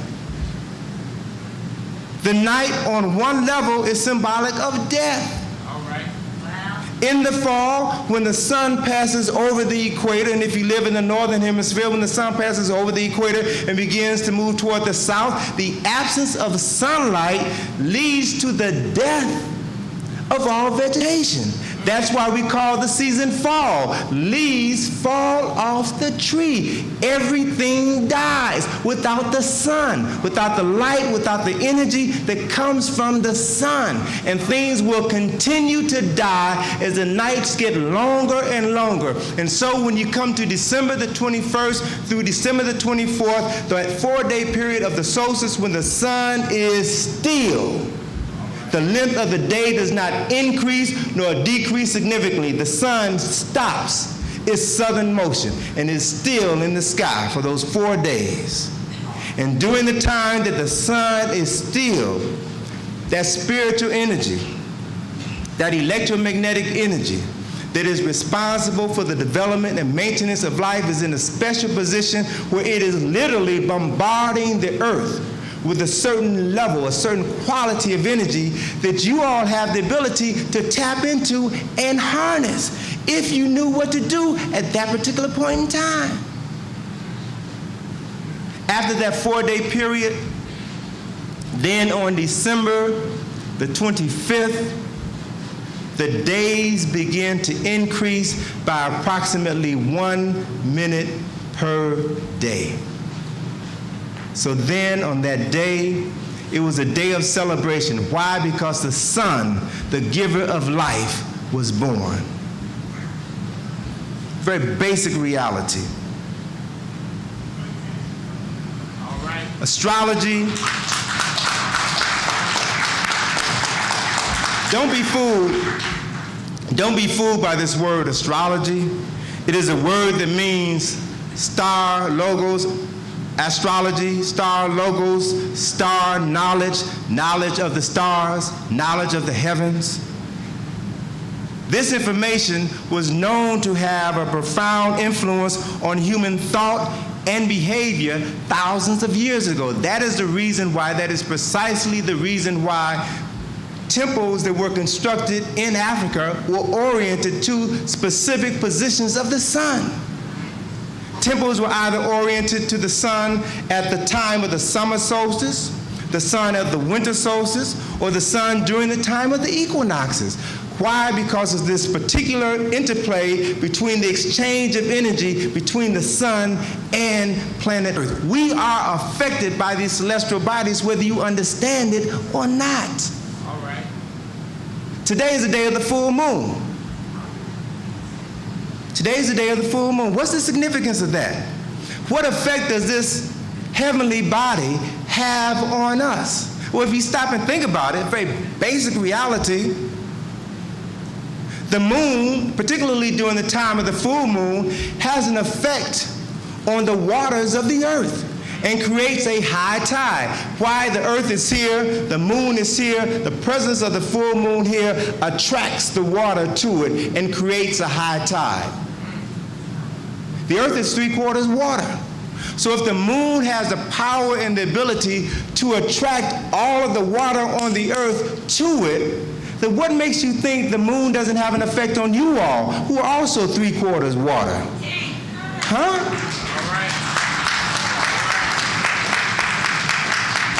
You ever give any meaning, any thought to the term lunatic?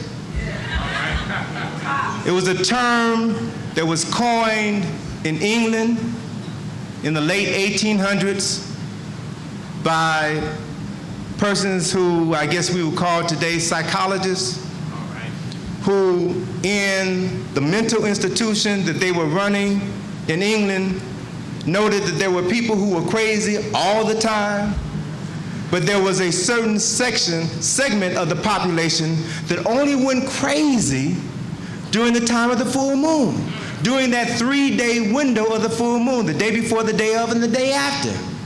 And so they noted this behavior and recorded it over a prolonged period of time, and they referred to those people whose behavior changed dramatically during the time of the full moon. They were referred to as lunatics, from the Latin word luna, meaning moon. All right. Is it any coincidence that the moon undergoes its metamorphosis every 28 days, undergoes this cycle every 28 days, and sisters also undergo their cycle every 28 days, and the moon was a symbol that was associated with sisters? All right. Huh? Is it any coincidence that if you go to any hospital, any police station in the world, and look at their records, in the hospital you will find that more elderly people would die of strokes and heart attacks during this 3-day window of the full moon. More women will be prone to give birth during this 3-day window of the full moon. Why? Because it's this electromagnetic attraction of the moon on fluids within the body of the planet Earth and within the body of human beings. All right. Police stations. Go to any police station and look at their record books, and you will find that they will usually have an increase in certain violent acts during the time of the full moon. Go to an emergency room. Ask the nurses, ask the doctors who work in the emergency room, and they will tell you that they get some of the most bizarre cases imaginable. Somebody stabbed 150 times with a toothpick, crazy stuff that people do during this time. And one of the things that we just have not really come to understand is how we are affected. All human beings are affected by these celestial bodies. In the Browder file, 5 years ago, I made reference to one particular instance in talking about astrology and so-called psychic phenomena, an instance where the United States government, the United States military used psychics in order to determine the activity of the enemy during World War II. And there were some folk who read that and said, well, this Browder is just talking about some metaphysical nonsense. Well, you all just read in the paper last week about the Army spending $20 million in a project. How much? $400 million. All right, the number goes up the more they investigate the matter. But the United States government uses psychics to study certain spiritual and psychic phenomena, remote viewing. Why? Because the Soviets were doing it since the 1970s. This is an aspect of reality that folk don't talk about. Why? Because one, they can't explain it, and two, they can't control it. Can you imagine white folk trying to block out the moon, trying to keep that energy from affecting you? Trying to send the sun moving backwards throughout the sky so that you all won't be able to tap into the energy that's available to you during certain times of the year. They can't do that, but they can change your mind. They can cloud your mind with misinformation so that you become so deluded by lies, fantasies, that you don't use your natural talents to take advantage of the energy and the powers that you have within. So that's what this whole thing is all about. We are taught that Jesus was born on December the 25th. We're told that 30 years later he was baptized by John the Baptist. And Jesus becomes known as the fisher of men. And then later he is known as the sacrificial lamb after he is crucified. But what others know, particularly those who fed you that story, what they know that December 25th is the time of the solstice, or the birth of the sun. They know that 30 days later, the sun is in the sign of Aquarius, the water barrier. They know that 30 days after that, the sun is in the sign of Pisces, as in the fisher of men, and 30 days after that, the sun passes over the equator and is resurrected in the sign of Aries, the lamb. All of this stuff talks about certain knowledge and information that is literally recorded in the stars and has played itself out for thousands of years and will continue to play itself out for thousands of years. This knowledge and information is mathematically sound. It is precise. And if you understand the movements, if you understand the relationships of the planets and the stars, then you are able to predict with accuracy what is going to be happening at any point in time in the future. That is the reason why 200 years ago, when the Europeans were in the process of creating Washington, D.C., they hired this African by the name of Benjamin Banneker. Banneker's role specifically was to use the most technically sophisticated instruments of the day, compass, the sextants, and other implements to study the stars, the sun, and the moon. That's all he did. That's all he did. He recorded the movement of these heavenly bodies in his notebook in the evening, and then every morning the European, General Ellicott, whose job it was to oversee the survey of the city, came to the site, took Banneker's notes, and then used them to instruct the Europeans who were assisting him to establish the boundary line for the 10 mile by 10 mile by 10 mile by 10 mile square, which was to be Washington, D.C. The whole city is laid out in accordance to certain signs and symbols in the heavens. Why? Because they understand that power exists within the heavens, and that if you can duplicate a template, then you will create an environment where this energy can be harnessed. One of the things that we talked about on the Afrocentric tour was the symbolic significance of 16th Street, and any of you all have ever been been in Washington, D.C., 16th Street is one of the primary streets in the city. If you look at the original plan of Washington, 16th Street was a street that divided the city, or divided this 10 mile by 10 mile by 10 mile square through the north and south. It is a street that is 6.4 miles and leads directly into the White House. What's the symbolic significance of that? That street, 16th Street, represents a corridor of spiritual energy. Spiritual energy that is funneled down 16th Street, directed into the house of the President of the United States. It is a corridor of spiritual energy. That is the reason why there are over 60 churches, Masonic organizations, religious institutions on this one street, more than any other street in the city of Washington, D.C.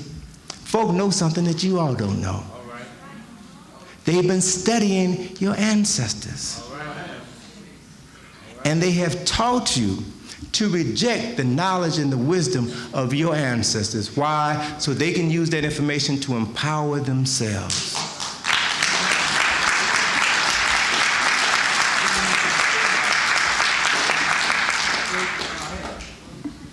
So what we have to do, sisters and brothers, is begin to move beyond studying. All right.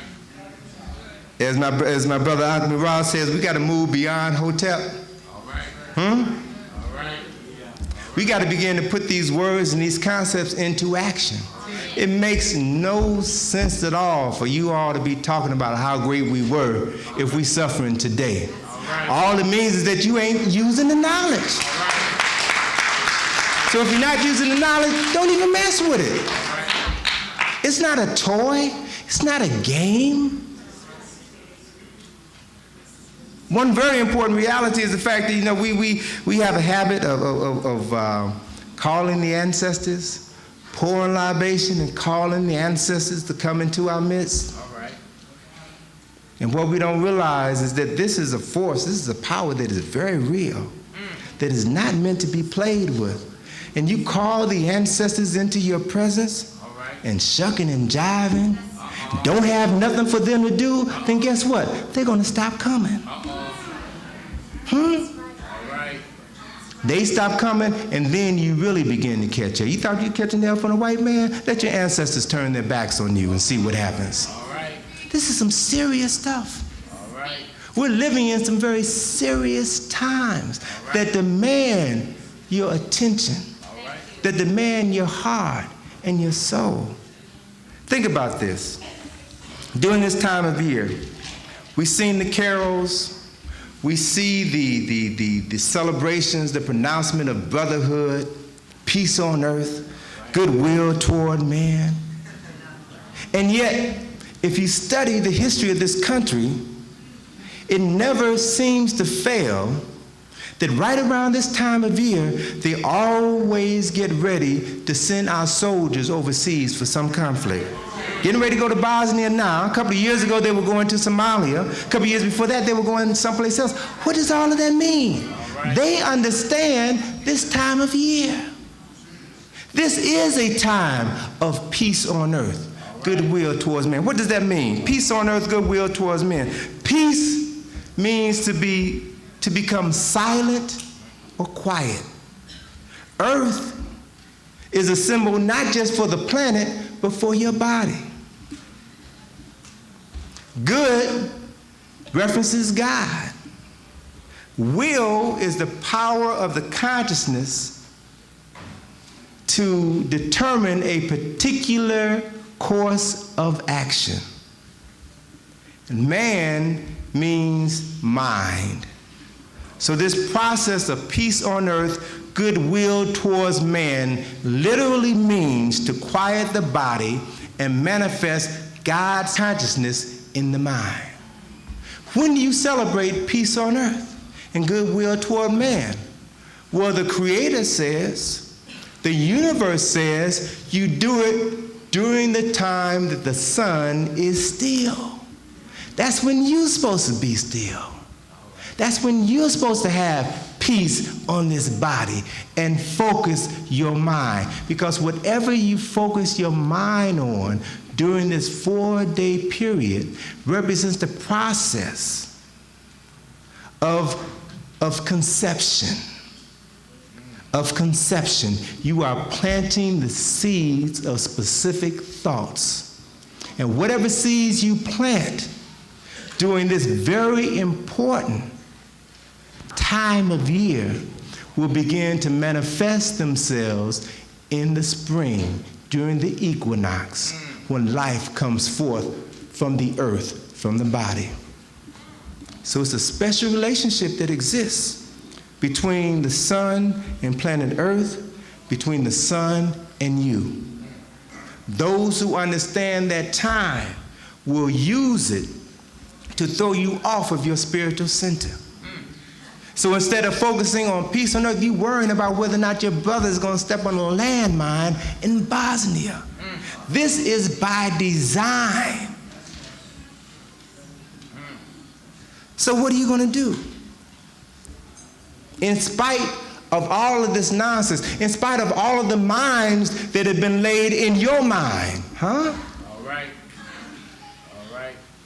In spite of all of those mines, there are still things that you can do to overcome these obstacles. Because believe it or not, sisters and brothers, you all got the power, always have had it, always will have it. But if you don't believe it, if you don't exercise your energy, then folk who have less power than you will be able to play you like a toy.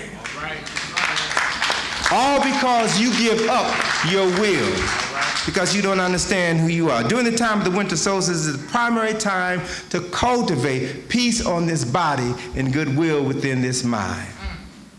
That's what you're supposed to be doing.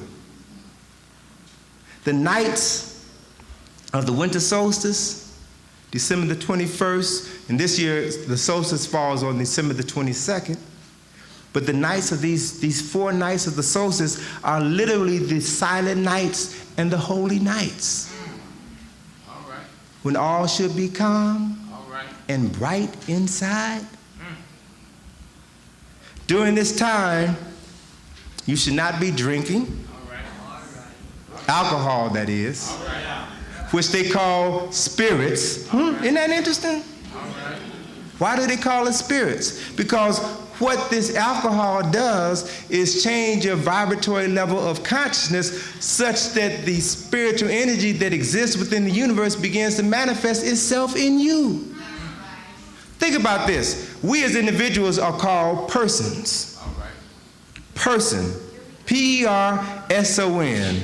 Person means through sana, through sound. Our bodies are vessels through which sound, through which vibration, through which energy move.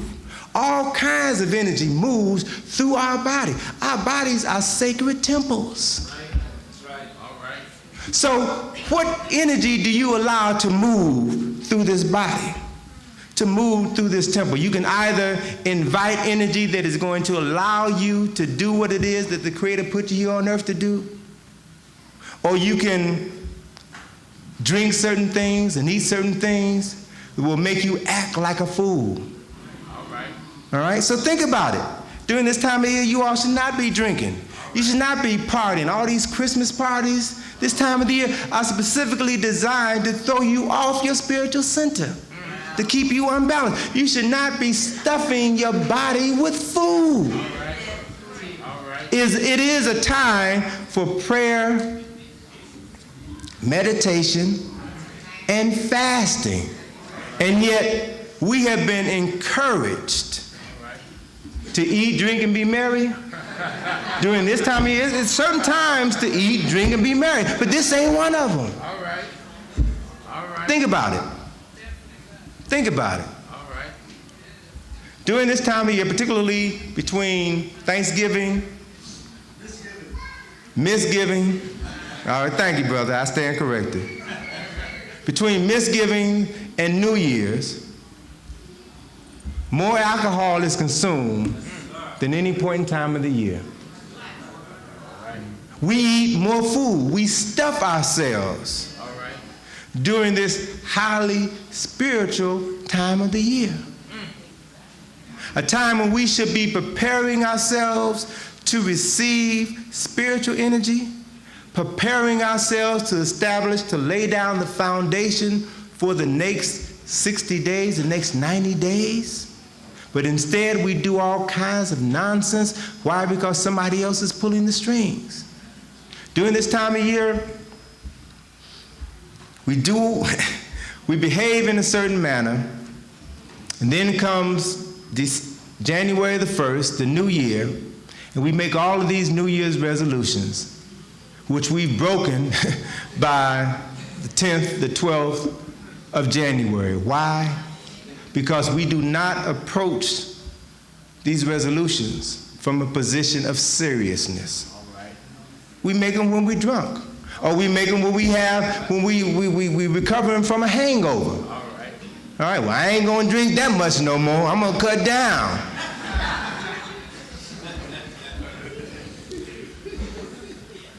So, in very plain and simple English, because that's the language that we're forced to communicate in very plain and simple English, I'm asking you all to begin to take time out, particularly to take time out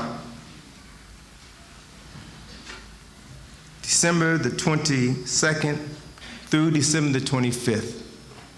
And however you do it, because on one level, it doesn't matter if you follow the program all the way through, but however you do it, take some time to yourself to sit down and do some fasting, whether you go throughout the day and not eat and eat in the evening, or if you want to just spend those 4 days and fast all the way through, you need to engage your body in some activity that is going to allow it to heal and allow it to reconnect with the Creator.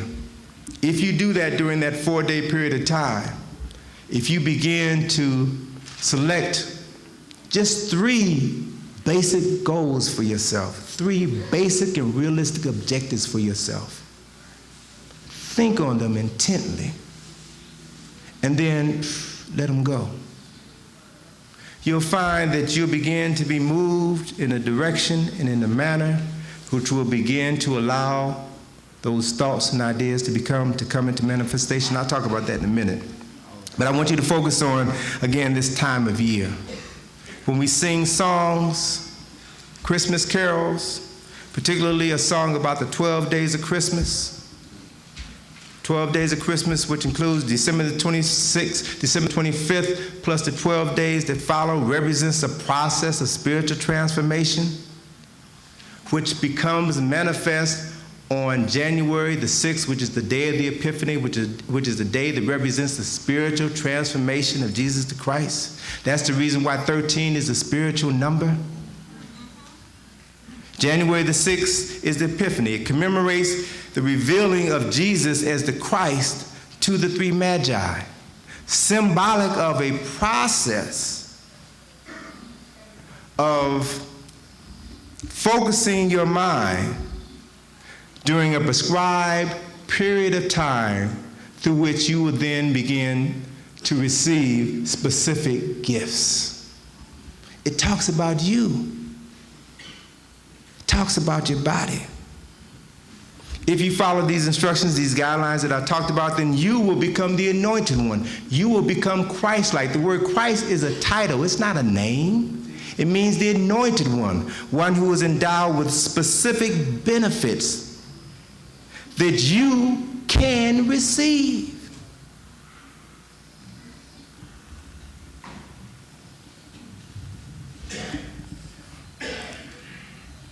During Christmas, during this time of year, we're often encouraged to spend money that we don't have, to buy gifts for people we don't like. And we spend this money in shops. We buy these gifts from merchants who don't even celebrate Christmas. So they will freely put up the decorations. Why? Because they know it's another time of plenty. Means the foolish, those who don't have the slightest idea what time it really is, they're going to give up all of their money, and as a result, they're going to spend the rest of the year trying to get back what they gave up. You realize it's a lose-lose situation. You can never recover as long as you buy into the fallacy. There's another way, and we need to begin to start thinking about that other way. We need to begin to find ways to survive during this period of madness. And let me just share a thought or an idea with you. And it's something that I began to become aware of after I made my first trip to Egypt, 1980. And one of the keys that helped me come into this level of awareness was the fact that I am formally trained as an artist. So I see things from a certain artistic perspective, from a symbolic perspective, and most artists or most people who are creative, whether they work with their hands or paint or dance or sing, most artists are usually inspired. That means to be inspired literally means a spirit or a state of consciousness comes into you and moves you to create. So from a very basic and fundamental level, artists or people who create are people who are able to tap into the source of nothing, what we call nothing, and find creation. So in other words, what I'm saying is that nothing is not nothing in the traditional sense of the word. Nothing is the source of everything. So if you can begin to still your mind, focus your mind on a specific idea, objective, or goal, then you will begin to be drawn to that idea, because everything that exists, before anything exists within the physical world, it begins first as an idea in the mind of a person. The clothes that you have on your back, the car that you drive, the chairs that you're sitting in, the building that houses us, all of these things begin first as an idea, a thought in someone's mind. That's where everything comes from. This source that we call nothing, which is a great reservoir for knowledge and information. The challenge is, how do you tap into it? And there's a very simple process. You have to be able to focus your thinking. And let me just share this story with you, because it had a profound effect on me and still does. In that 10 years ago, when before I started writing, before I started, really lecturing on African history and culture, I was still doing freelance design and advertising. And one of the problems that I used to always encounter was meeting a deadline. If I had a deadline of Thursday at 9 o'clock to meet with the client to show them a layout for a business package, a letterhead, envelopes, business card, or cover design, or something like that. At that particular point in time in my life, I would sometimes allow thoughts of fear and anxiety to enter my mind. What if I can't complete this assignment? What if they don't like what I do? What am I going to do? How am I going to get, I need that money to pay the rent. I need that money to take care of other responsibilities. What am I supposed to do? And as I was sitting up at the drawing board late one night thinking about that, I said to myself, I wish I could do what my grandfather used to do. I wish I could tap into that level of creative energy that my grandfather used to tap into. When I was a child, 5 or 6 years old, my grandfather would always build things with his hand, and I would help him. And I noticed that he never, ever drew things down on paper. He just would walk around and look at what he wanted to work on. He would determine how much wood he needed. He would go down to the hardware store, get the wood, get the nails. I would come back, I would hold the wood while he sawed it. I would hold this while he hammered it. And before you know it, he built a cabinet. He built a garage. He built a fence. And I said, well, obviously my grandfather was tapped into a level of creativity, a level of consciousness that allowed him to make something out of nothing. And I said to myself, if I could think like my grandfather, then maybe I could tap into that same source. And I found myself sitting down at the drawing board late that night. It was about 2 o'clock in the morning. Found myself just reflecting on that thought, thinking about my grandfather, watching him work on one of his building projects, seeing him look at nothing, and then over a period of weeks, watching him look at his finished product. I saw him doing that, and I saw myself as him doing that. I saw myself sitting down at the drawing table trying to come up with an idea for my client. Then I saw myself meeting with my client, showing them the ideas that I had drawn. I looked at the ideas. I said, that one's pretty nice. That one's even better. But I sure like that one. And then I sat down at my drawing board and drew what I saw myself looking at 3 days in the future. And guess what? When I met with my client, it went down just like I saw it going down. What I'm saying is something very basic and elementary, something that we are not taught as human beings that have been created in the image of the Creator. We have at our disposal the ability to tap into the source of creation.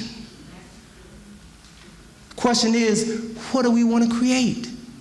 Because you have to understand that there are other forces that exist within this universe that you also have to deal with. One of the most significant forces is ma'at. Reciprocity, balance, harmony, order, truth, and justice. That should guide and direct all of your thoughts. Because if you have the ability to tap into the source of creation and manifest your creation, then ma'at must be your motivating force. You must do these things because it is the just thing to do. It is the correct thing to do, because whatever you do is going to come back to you. There is a reciprocal relationship that exists between you and the universe, between you and the Creator. Whatever you focus your attention on, you will bring into manifestation. They say that a mind that is hopeful, confident, and courageous, determined on its set purpose, and is attuned to that purpose, begins to attract to itself out of the elements things and powers that are favorable to that purpose. So whatever you give your attention to will begin to come into manifestation. So the issue is, look in your life. Look at your life. What is the quality of your life? Are you content with things? Is there room for change? Room for improvement?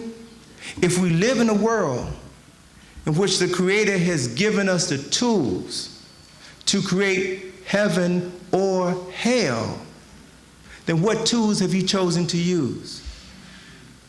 If you have the tools to be able to minimize health challenges, then why do you catch the flu every year?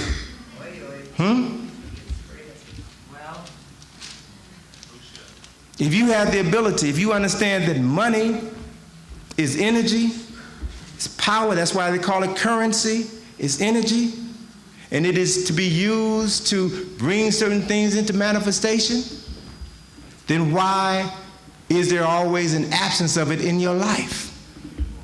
It means that you're not using the tools properly.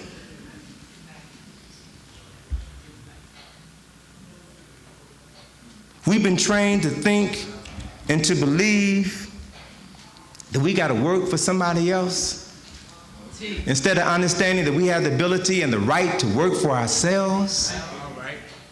Every person in this room has a gift, has a talent that sets you apart from every other person. Your responsibility in this life is to find that gift.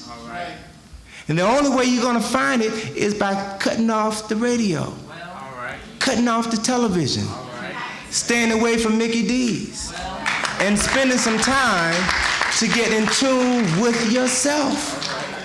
Because when you do that, then the nature of the universe is to respond to your thoughts, to respond to your directives. So the extent to which you are going to move toward manifesting your creative ability is the extent to which you will be able to do it. You've got the power to transform your life. All right. There's a way that you can survive during this period of madness. Talked about the importance of being calm, being still during the time of the solstice. Calm your body and your mind.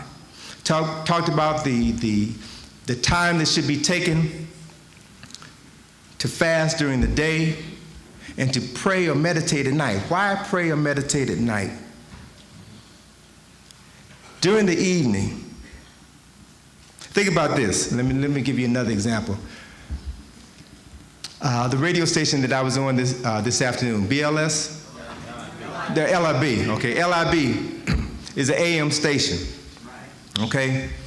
And if you understand anything about the electronics of radio broadcasting, most AM stations that are at a certain end of the radio frequency that broadcast at a certain level of power must go off at sundown. Why? Because when the sun sets, there's a different quality of electromagnetic energy that surrounds the earth.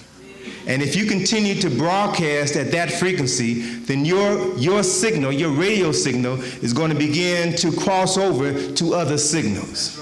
So as a means of preventing that from happening, that station must shut down. Now, your mind is just like that radio transmitter. Your mind is just like that radio receiver. And during the evening, when the sun goes down, the frequency changes. And whatever you focus your frequency on, whatever dial you turn, that spiritual meter in your brain to, is what you're going to begin to bring to yourself. It represents the signal that you're going to begin to tune into. You'll get voices. You'll get flashes of inspiration. There'll be little coincidences occurring in your life that will direct you to do certain things. And one of the things you have to realize is there is no such thing as coincidence. There's no such thing as chance, coincidence, or accident in the universe ruled by law and divine order. Everything happens for a reason. Do you understand? Everything happens for a reason. So with this thing called a mind, you can begin to tune in certain levels of consciousness which will change your thinking and your behavior. Adolf Hitler had a habit of holding some of his most important speeches during the evening. Why? Because Hitler, who was a profound student of metaphysical and esoteric phenomena, knew that in the evening, lesser minds are more susceptible, or more easily influenced by powerful minds. It is a time when your mind is more susceptible to influence. So if it's your mind, then you might as well assume responsibility for influencing it. It's yours. What you gonna do with it? Over the past 28 years rather, Kwanzaa has evolved as an instrument for spiritual transformation. By that I mean it allows us to celebrate our African heritage during a season of high spiritual energy. The challenge for us, if you understand the 7 principles that we are directed to focus our consciousness on, are principles that can be and should be manifested every day of your life. So the timing of this particular celebration is of significant importance.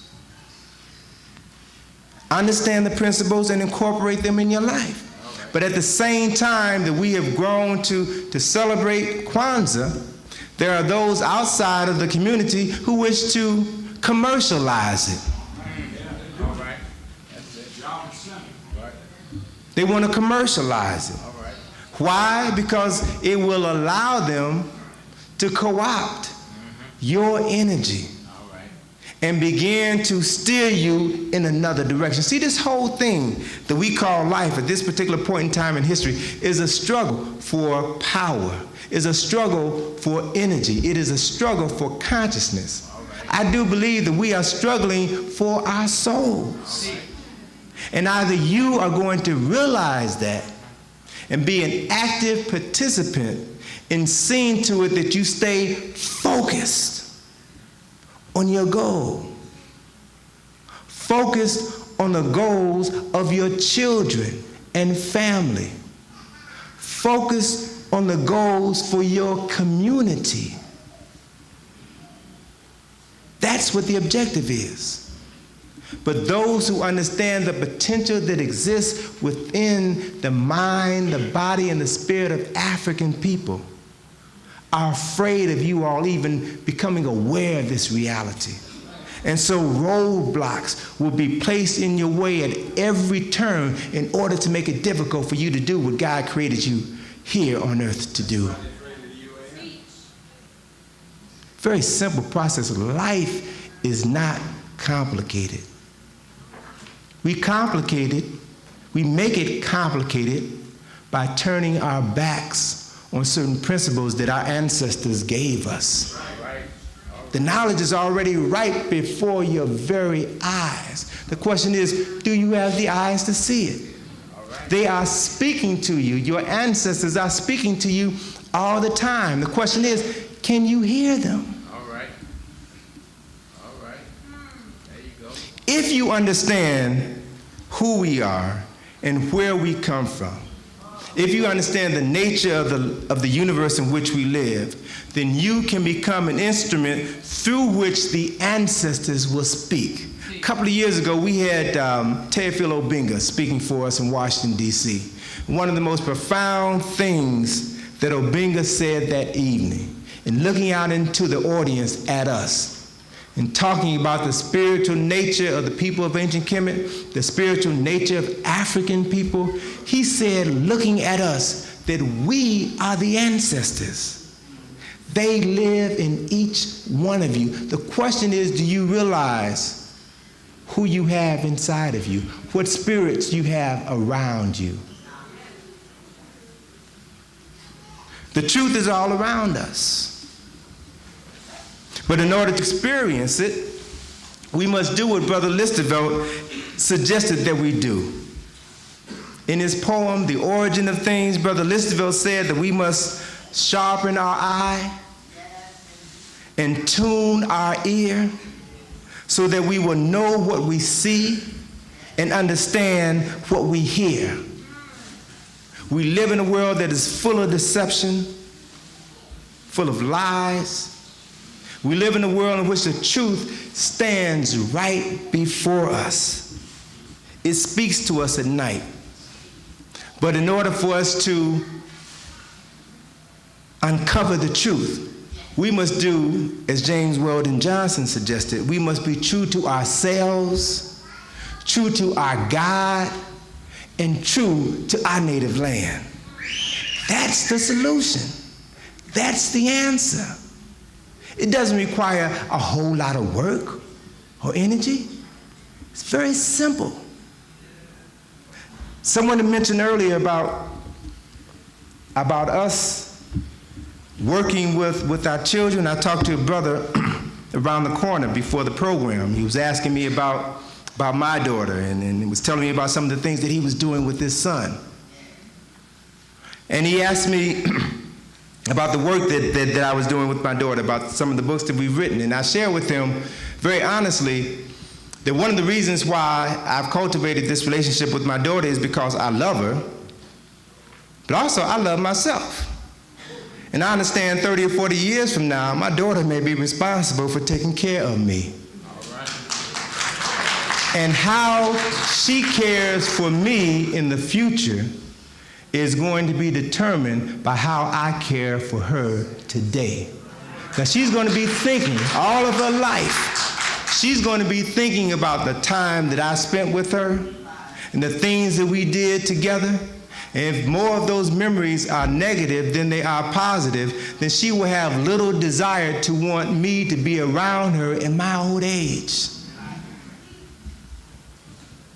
So understanding, these principles of ma'at or karma, cause and effect, you create the events that will help shape your destiny.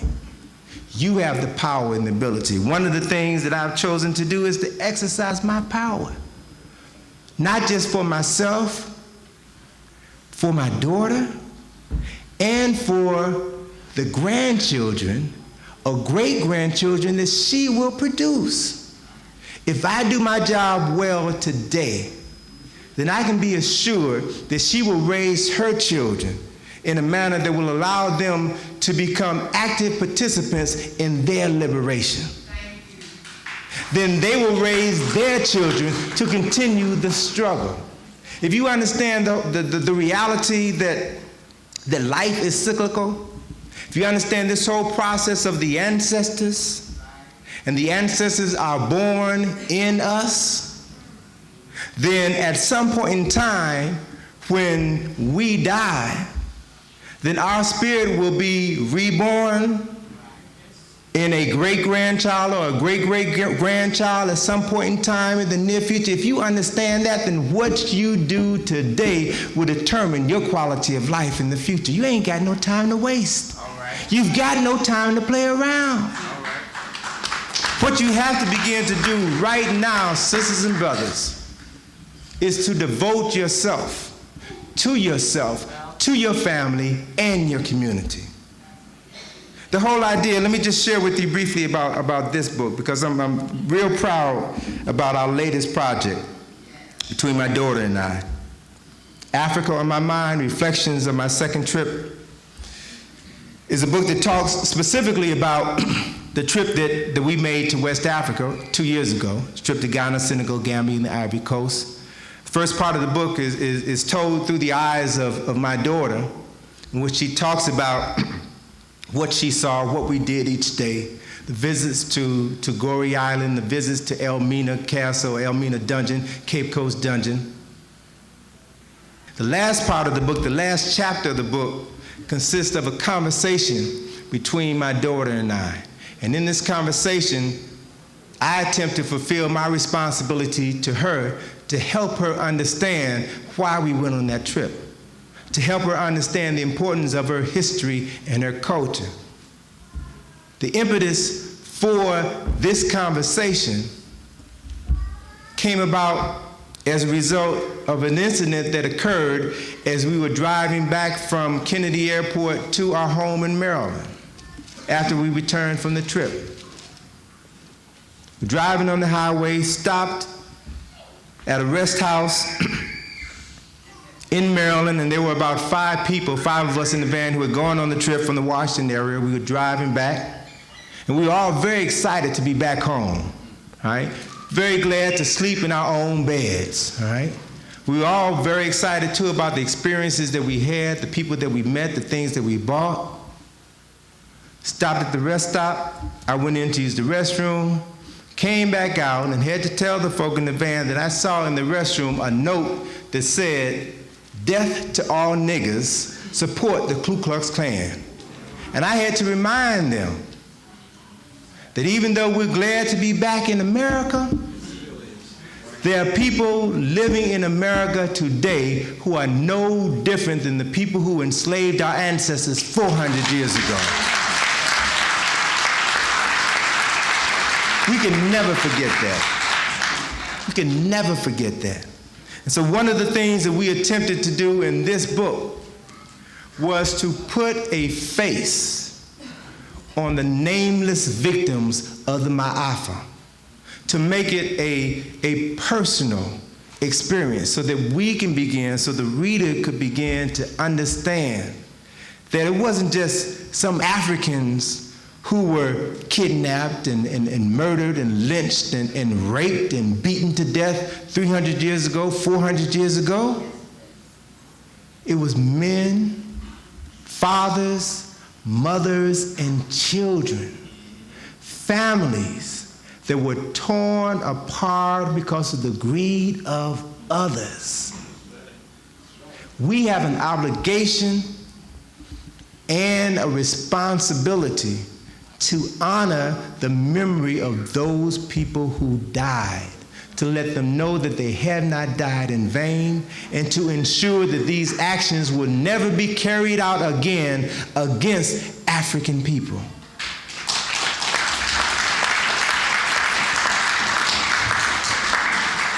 It's important that we understand, again, some very basic realities. Very basic realities.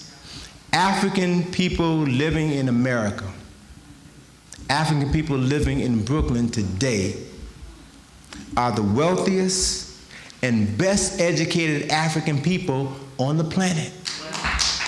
That's the truth. There are people on the continent who would give anything to get an opportunity to come here.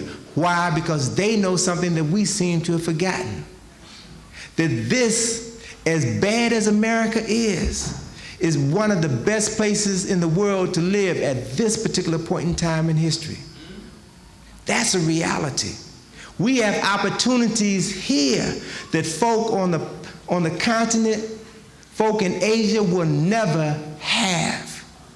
You've got access to money, you've got access to education, to knowledge, you've got access to technology. So the question is, what you doing with it? There's no reason on earth for us to be in the condition that we're in. None whatsoever. So again, the challenge that I have to put to you all this evening is that you got to move beyond saying Hotep. You got to move beyond just coming to the lectures and talking about how bad the lecture was. It means nothing if you all can't begin to take this knowledge and information and use it to change the quality of life. That's what your ancestors said, that you have the ability to do, the right to do. You have the power, the right to change the world overnight. And it begins first with you changing your mind. Nobody can take that away from you. They can try, but they can never take it away from you.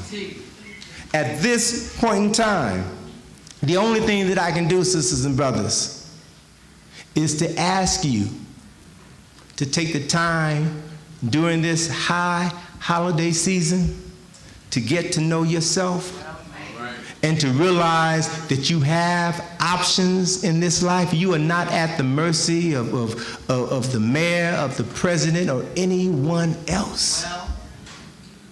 To begin to realize that the creative spirit lives within and is always there to guide you, to direct you. The question is, it responds to the nature of your thoughts. What are you thinking? And if your thoughts aren't what they should be, then understand the significance of Sankofa. Very simple. Very simple symbol, very simple concept.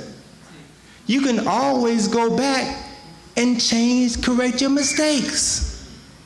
You can always correct your mistake. That little egg in the mouth of the bird is symbolic of a potential life, potential growth, potential development. The head looks back to get the knowledge, but the feet face forward to say, this is where you've got to go. Use the knowledge of the past to correct your mistakes. Use the knowledge of the past to learn what it is that you have the potential to do, and then boldly go where African people need to go, and to free ourselves and to make our children proud to be African people. That's what we've got to do, sisters and brothers. Let's do it. Let's be about the business of lifting ourselves up, inspiring ourselves, and change the nature of the world. All right. And if you do that, the next time I come back, I can talk about something different. All right? We can talk about what we're going to do now that we have focused that energy. The types of things that we need to be building in order to take over Africa right now. And I'll close on this note. But I want you all to be aware of the fact that right now, West Africa is in a position to be taken over either by you African Americans or Europeans.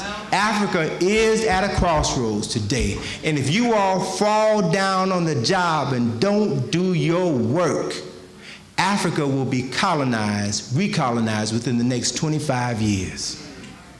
Brothers and sisters on the continent are asking you all to come and to invest in the land, invest in businesses, to begin to take advantage of opportunities over there that you will never be able to take advantage of over here. And you need to seriously begin to investigate the possibilities. Nana Sapong is coming into the States this coming weekend. Africans from Ghana have been coming to the States. Rawlings was here last month, meeting with African Americans throughout the United States, telling you all the door is open for you to come home. But you can't come home half-stepping. You can't come home with your hand out, asking for a handout. You all got the knowledge. You got the technology. You've got the experience. They want you to work with them so that we all can be lifted up, so that we all can free ourselves. That's what time it is, sisters and brothers. And if we don't do it this time, then we don't need to play around anymore. And we don't need to blame anybody for our shortcomings. Very simple reality. Very basic truth. Either we're going to use what the ancestors gave us to free ourselves and transform the world, or we're going to have to be quiet. Well. And if the ancestors don't make us shut up, the Europeans will, because we're at a very serious crossroads now. We've been talking about this African consciousness goes in cycles. If you're aware of certain patterns in history, generally goes in a 30-year cycle. And what happens traditionally is that we come to a fork in the road. And either we apply those principles that we've just learned, or we backtrack. And we're at a point in time where we really don't have a whole lot of time. Either we're going to start being serious about ourselves, about our families, about our communities, about our nations, or the European is going to do what he was put here on earth to do, make our lives miserable. But I got confidence in you. I do. I really do. I got faith in my people. Because of everything that we've been through, we still have our minds intact. We still have our souls intact. And all we need is just a small number of sisters and brothers to make a dedication, to be honest and serious, and to begin to take care of business.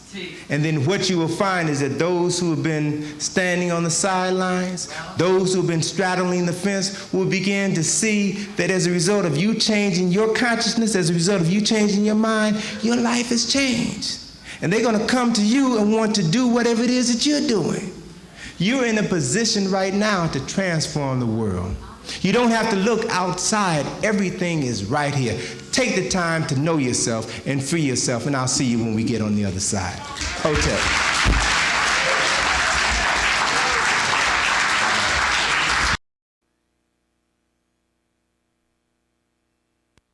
Nothing, all right? We have things for you at low prices, things you can Africanize your home, you can Africanize your body with our scents and our oils, and you can Africanize your wardrobe. So today and every Wednesday we're going to have African artifacts and products for your buying pleasure. Now, getting back to our speaker, I think about Imhotep. I think about the Dogon Star. I think about the fact that we are the originators of civilization. Okay, civilization began with us. We taught the world how to embalm the dead. We taught them how to fly airplanes. We knew about astral projection. So when Brother Maddox says we need to take care of our people, we need to take care of the people who are doing the work to correct history. Brother Browder's bio is here for your reading pleasure. I'm not going to read it to you, but I think it's important for you to know this is a brother who's self-employed. All right? This is something we need to let our children know. You can take care of business. You can correct our history and at the same time take care of your family. You do not have to depend on the Europeans to make you do the right thing in terms of correcting our history.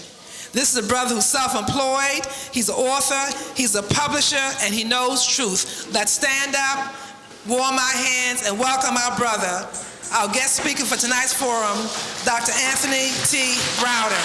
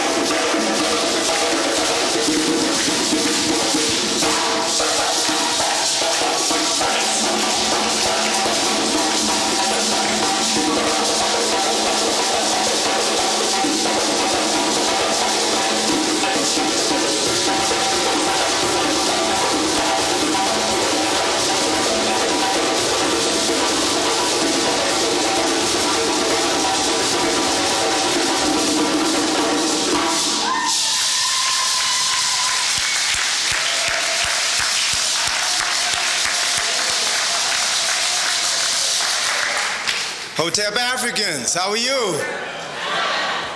All right, you all sure know how to make a brother feel at home. Thank you very much for that warm reception. And as usual, it's always my pleasure to be here, to be in New York, to be in Harlem, to walk where my ancestors have walked and have struggled for so long, to fight the forces of oppression, to walk in the same land where Dr. Clark has walked, where Dr. Ben is still walking, where John Jackson has walked, where so many of where Shashi McIntyre has walked.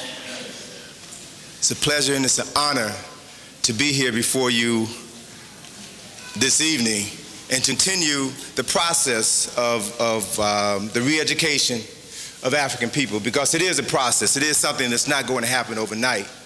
Brother was just sharing with me before I came down. I asked him how he was doing. He says he has his ups and downs, and I said, well, so does the sun. Sun goes down, but it comes back up, you know.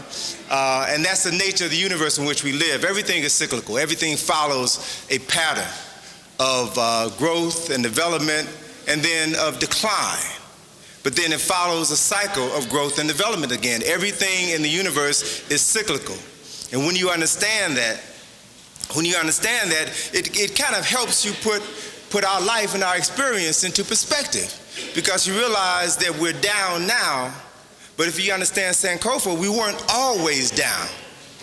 And if you know how to practice Sankofa, then you can participate in our rising again.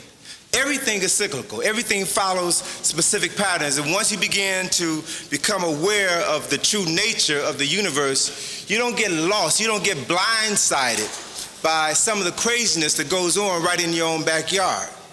You can keep your eye on the light at the end of the tunnel and not have your vision obscured by the darkness that is the tunnel itself.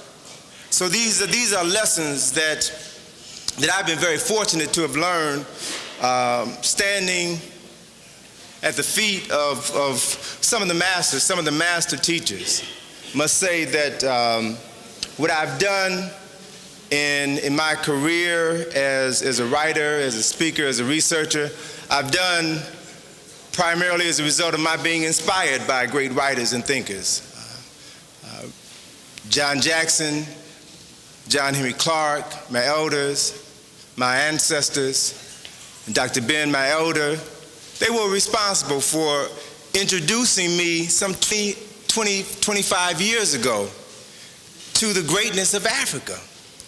They helped me realize, after I had completed my study at Howard University, they helped me realize that I had been miseducated and that there's another education that I needed to be actively involved in and that I had to be responsible for getting that education myself. And so I always have to honor those who helped put me on the path, and in honoring them, I understand my responsibility to help to show others the path. Because that is why we're here, to learn and to teach others and to continue to grow. As I was sitting in the back of the room listening to some of the comments that Brother Maddox was sharing with you, it brought several thoughts to my mind that I'd just like to share with you as well. The example that he gave about the Uncle Tom jean was a brilliant example. But you know, I was talking with this gentleman who works out in Silicon Valley, who's involved in a lot of the genetic research that's going on. And I was asking him about the statements that were made about 3 or 4 weeks ago concerning the mapping of the human genome. I mean, that's the latest project that's going on as Frankenstein, Dr. Frankenstein is still at work trying to make new monsters for the new millennium. And they were talking about the fact that they celebrated the fact that they just about completed the mapping of the human genome. And in an article, as a matter of fact, I was in Egypt. I just returned from Egypt 2 weeks ago. And I read an article in the Cairo newspaper that talked about the Human Genome Project, but they mentioned something about the Human Genome Project that I had not read in any publications here in the United States. They made mention of the fact that the organizations, the companies that are working, that are doing the research on the Human Genome Project are working with the genetic material of a selected group of people. And they didn't say in the article who those selected people were.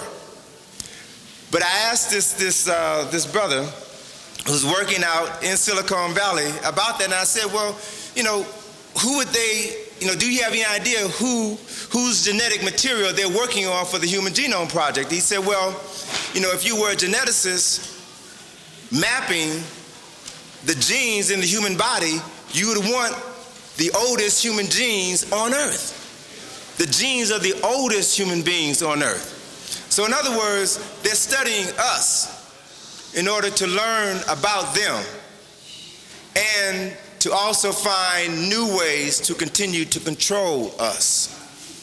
So the war is on, sisters and brothers. It's just going to begin to escalate to a new level. And we have to begin to prepare ourselves to fight this war on a new level. And that's basically what I want to talk about this evening. My topic for this evening is the rebirth of Nile Valley civilization.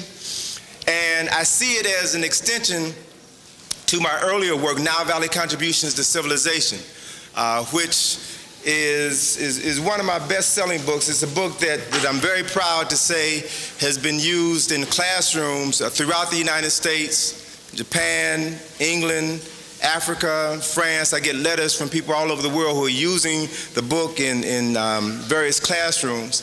And so I'm very pleased to be instrumental in reintroducing people to African history and culture.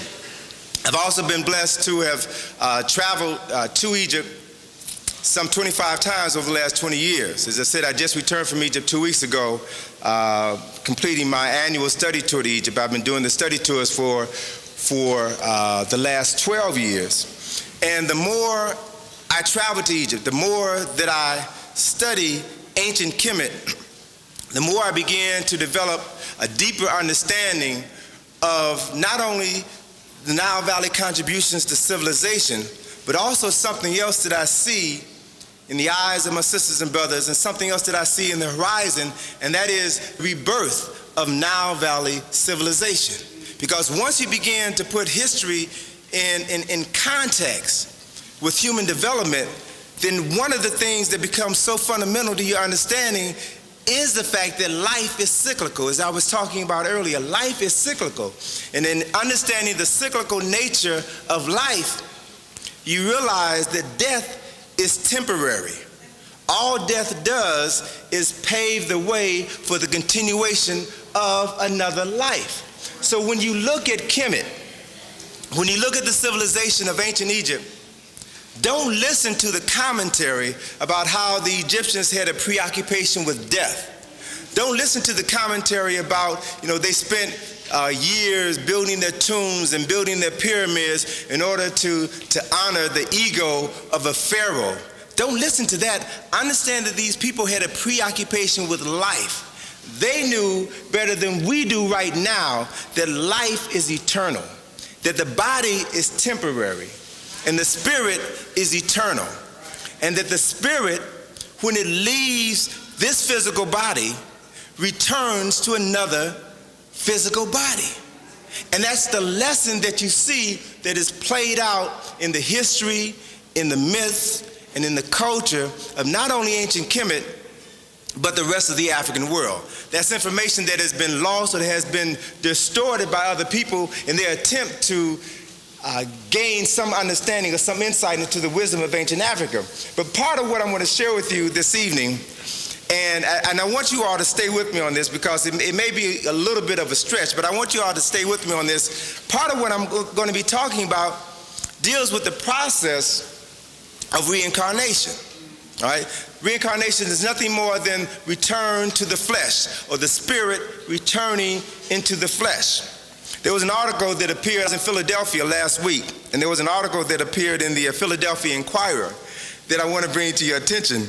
And it referenced a Rabbi Yosef, who has the largest ultra-Orthodox political party in Israel. And he created an international furor last week when he said, and this is a quote, a direct quote, that the 6 million Jews who died in the Nazi Holocaust perished because they were reincarnations of sinners. Okay? He said that these people were reincarnations of the souls of sinners, people who transgressed and did all sorts of things that should not have been done. And they were reincarnated in order to atone. Now, folk got hot because they said that he was letting Hitler off the hook.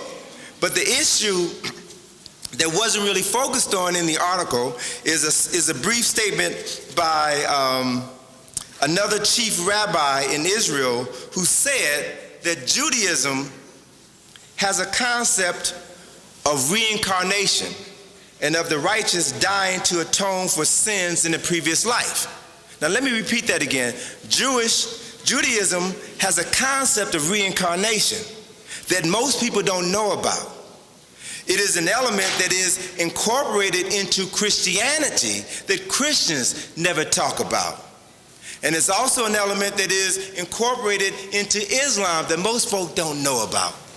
These concepts and these ideas originated in Kemet. And what I want to share with you during the course of my presentation and with some of the slides that I'm going to share with you as well is how this concept has played itself out thousands of years and is literally encoded in the symbols, the monuments, and the buildings that can be found all over the world. Automatics made reference to the African-centered tours of Washington, D.C. that I've been doing for a number of years and that UAM has participated in on several occasions. As a matter of fact, I was talking with a couple of sisters in the back of the room, and is it all right if I say it?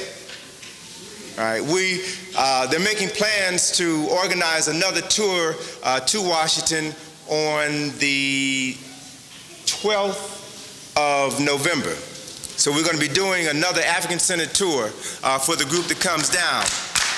And it's something not to be missed from the standpoint of what I've done with this tour is to study the extent to which ancient Kemetic architecture, symbolism, philosophy, and spiritual traditions have been incorporated into the very fabric, into the very heart and soul of the United States of America. And not only can these symbols be found in the United States, but if you know what to look for, if you understand the history, if you understand the symbolism and know how to interpret the symbolism, you can find the symbolism anywhere in the world. That, to me, is one example of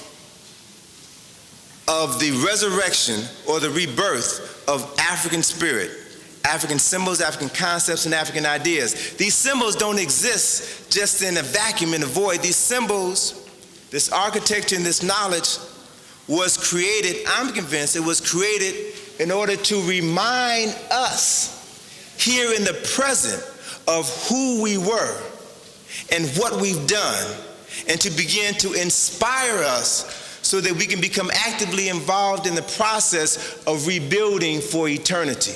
Because we are, whether we truly understand it, we are our ancestors. They live in us. Something that geneticists don't talk about is something called genetic memory. And it is the essence of this whole process of cloning. Every gene in your body has the memory of every gene that ever produced it throughout its entire bloodline. So you in this room have within you the genomes, the genetic memory of every person who has been a part of your bloodline. The key is, the challenge is to learn how to access that memory and then to use that knowledge in order to build for eternity. See, that's the information that was lost through the Middle Passage. That's the information that was lost or destroyed with the introduction of religious systems, which I see as nothing more than virtual spirituality. All right? And so we have to be actively involved in the process of understanding who we were before we can begin to know who we are and do what we've always had the capacity to do. And so, for the sake of time, I want to begin to get into this presentation and just basically set it up with this premise.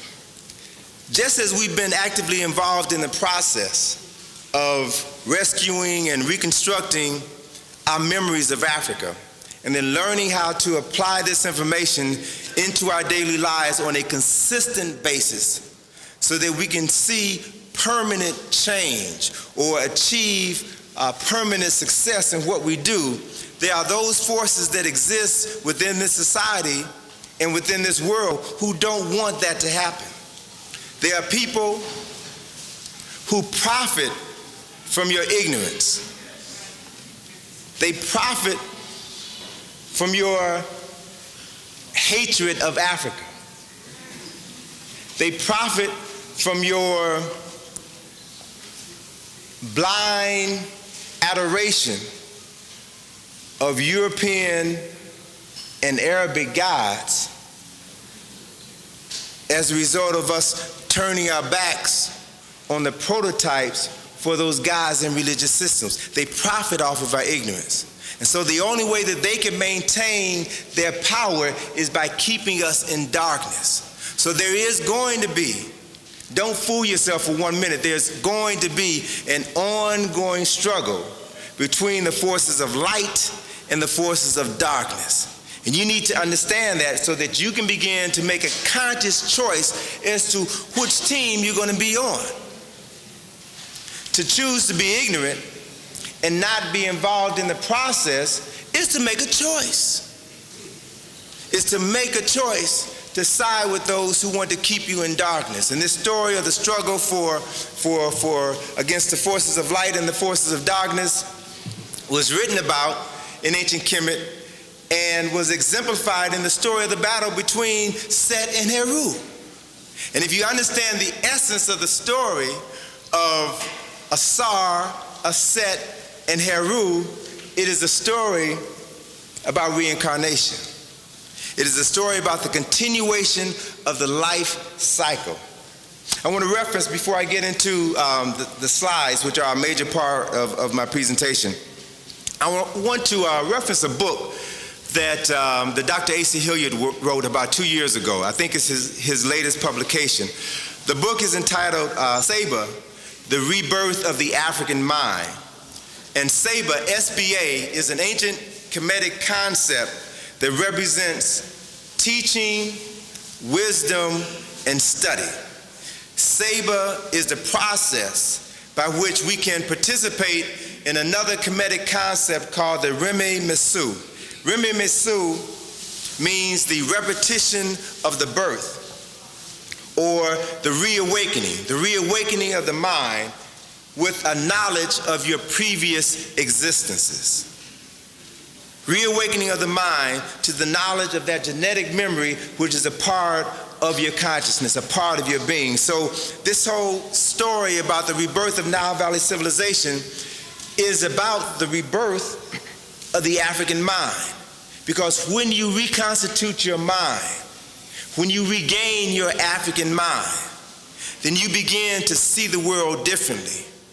You begin to relate to yourself and others differently. And this Negro consciousness, which has been planted into the back of our minds, can no longer coexist with an African consciousness, with an enlightened African consciousness. The Negro mentality exists only in darkness. It lives off of fear and ignorance. It lives off of fear and ignorance.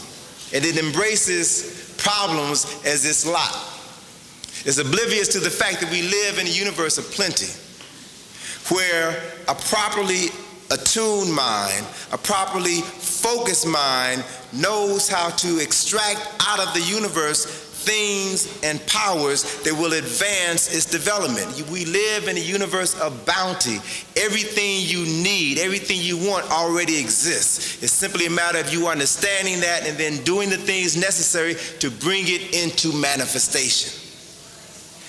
I'll talk about that at the end of the presentation, but I want to make you aware of the fact that there are certain keys to decoding the mysteries of ancient Kemet.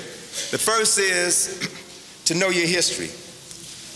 To know your history, the history of Kemet before it became a multicultural civilization, before it became Europeanized. The second point is to understand mythology, to understand the power of the myth of ancient Kemet and how that myth continues to live and how it fuels society today. The third point is to correctly interpret symbolism and to understand the silent power that exists within objects that you see every day but are disconnected from that power. And the fourth is to understand Kemet's relationship to the Western world, to understand that relationship so that you can begin to become an active participant in the spiritual rebirth. That is, there was your reason for being born. One of the concepts that's talked about quite frequently in African culture and civilization is that you as a spirit made a conscious choice to be born in this lifetime. You as a spirit chose your parents because you chose to come back to this life at this particular point in time to experience certain things that would allow you to advance your development. So when you understand that you chose to be here because of certain lessons that you must learn when you are actively involved in the process of learning those lessons, of studying, developing wisdom, and then applying that wisdom in your life, then you begin to fulfill your spiritual purpose in life.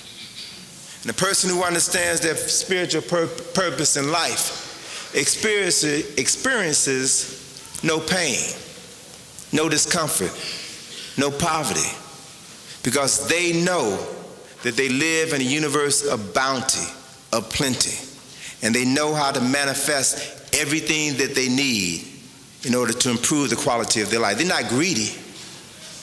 They know what they need, and they use what they need not just for themselves, but for the benefit of those who will come behind them.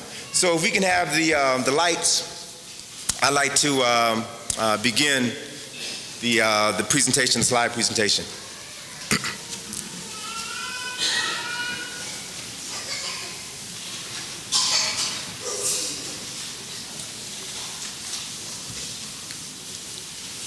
And of course, for those of you who don't know who these brothers are in this picture, they are John Henry Clark, John Jackson in the center, and Dr. Yosef Ben Yakina.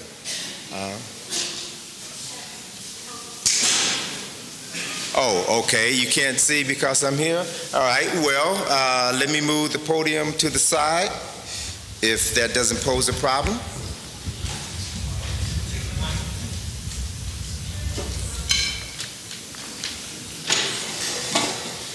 Is that better? Yeah. All right.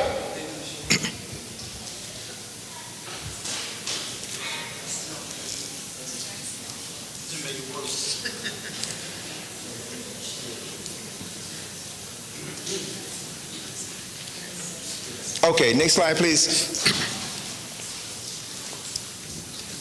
I must add that it was John Jackson's book, The Introduction to African Civilization, that I read 20 years ago, that really made me develop a strong appreciation for African culture and civilization. And it was the first trip that I made to Egypt 20 years ago with Dr. Ben that literally opened my eyes and made me realize that our perception of reality had been distorted by Europeans, and that there was another truth that exists within the world that we have a responsibility to expose ourselves to learn from, and to teach others. And so this image here, this building here, is important because this is a photograph of the Step Pyramid of Saqqara. It is the oldest building ever created by human beings, designed by Imhotep. This building was created over 5,000 years ago and is still standing in Africa today. A 197-foot high skyscraper, a 19-story building that was constructed by Africans at a time when Europeans were still living in caves and wearing animal skins. Africans developed the first buildings on earth, and it's something that we should never forget. Next slide is a photograph of a statue of the person who was responsible for designing that building. His name is Imhotep. And Imhotep is a prime example of Saber, of a teacher, of someone who studied and someone who applied the wisdom that came from their study. Imhotep is a prototype or a model for an inspired African mind, because he obviously tapped into a level of consciousness that had not shown its face in Kemet for hundreds of years and maybe even thousands of years. Imhotep is regarded in history as the world's first Renaissance man. Not only was he an architect, he was a prime minister to the King Zoser, he was a philosopher, he was a poet, the person responsible for giving us the statement, "Eat, drink, and be merry, for tomorrow you shall die." He is recorded in history as the world's first physician. There are medical texts associated with Imhotep that treat various ailments of the human body, that reference an understanding of the heart and the flow of blood through the heart, the circulatory system, the medical texts that identify aspects of the brain, the various portions of the brain, a phenomenal personality who is recorded in history as the world's first multi-genius. Imhotep, in building or designing the pyramid, set a standard that would transform the consciousness of the world. Next slide. Less than 300 years after Imhotep built the step pyramid, the first man-made structure of stone. We're not talking about mud bricks here. We're talking about structures made out of stone. Less than 300 years after he built the step pyramid of Saqqara, this pyramid was built, the Great Pyramid of Khufu, which is structured from the time of its construction around 2500 BC up until 1887. This building was the tallest man-made structure on Earth. It's a building that stands 450 feet high, as tall as a 45-story building. It is a structure that covers an area of 13 acres, 2.5 city blocks wide by 2.5 city blocks wide by 2.5 city blocks wide by 2.5 city blocks wide. It is a structure that is comprised of enough stone to make 30 Empire State Buildings. It was a structure designed by an African architect, constructed by African engineers, a structure which is still regarded today as one of the greatest achievements that ever sprang from the minds of human beings. It was inspired by the work of Imhotep. Next slide. It's at the Giza Plateau where you can find a complex of pyramids. 10 pyramids exist at the Giza Plateau. Giza is probably the most significant archaeological site on the planet. There have been more books written about these structures than any other subject on planet Earth. And what's so phenomenally interesting is the fact that mankind today in all of its greatness cannot replicate the building of a great pyramid. They don't have the technology. There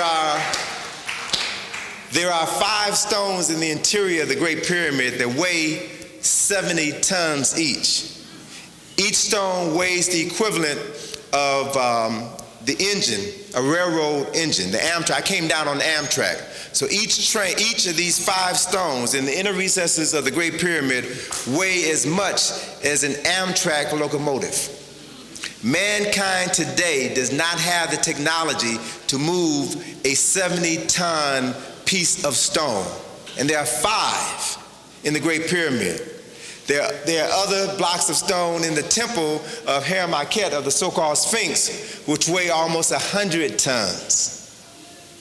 So what we're dealing with here, sisters and brothers, is evidence of human beings, African men and women, who had a level of knowledge which humanity has not seen in over 3,000 years. Next slide, please. At last count, there were 108 pyramids in Egypt. They just found a new pyramid earlier this year, right? Nowhere on Earth can you find these many structures. Only in Africa can you find these structures. What's interesting is that there's been a host of new research on Egypt and on the Giza Plateau. And some of the latest research that's been presented by 2 Europeans, Robert Browder and Graham Hancock, have shown that the alignment of the 3 pyramids at Giza replicate on Earth the alignment of the 3 main stars in the belt of the constellation of Orion. This is not an accident, but this was an effort on the part of the designers of this structure to recreate the heavens on Earth. As a matter of fact, another important component of this celestial relationship is right near the constellation of Orion, you have the Milky Way, or a structure that the Egyptians referred to as the river in the sky. And this relationship between the 3 stars in the belt of Orion here and the Milky Way is identical to the relationship between the 3 main pyramids at Giza and the river on Earth called the Nile. This is not an accident. This is part of a very calculated and very well executed design to replicate the heavens here on Earth. Next slide. There is in Nubia, which is south of Egypt, There is in Nubia more pyramids than exist in Egypt. At last count, there were over 200 pyramids in Nubia. And those who understand the significance of the Nile Valley, the culture, which was ancient Kemet or ancient Egypt, came out of the south, came out of Nubia. So it is in Nubia where you can find the beginnings of pyramid building. It's in Nubia where you can find the beginning of the writing of the so-called hieroglyphics or Medu Neter. It is in Nubia where you can find the beginning of the Trinity, the sacred trinity of Asar, Aset, and Heru. These are indigenous African creations. And the further south you go into Africa, the more you can find that represents the flowering or the staging of what later became the crowning glory of Africa, which is ancient Kemet, ancient Egypt. Next slide. It is in Nubia, at Abu Simbel, where you can find one of the grandest monuments ever created by human beings, ever conceived by human beings. This is a monument built in honor of Ramesses II. He built it in the southernmost part of Egypt, right near the border of Nubia. This is a structure which was literally carved out of a mountain with 4 60-foot-high statues of Ramesses II. In between the two groups of statues, two groups of seated statues, there's a doorway. And 180 feet in the interior of this mountain, hollowed out of the mountain itself, is the next slide, which shows you a scene of Ramesses II seated among the Neteru of ancient Kemet.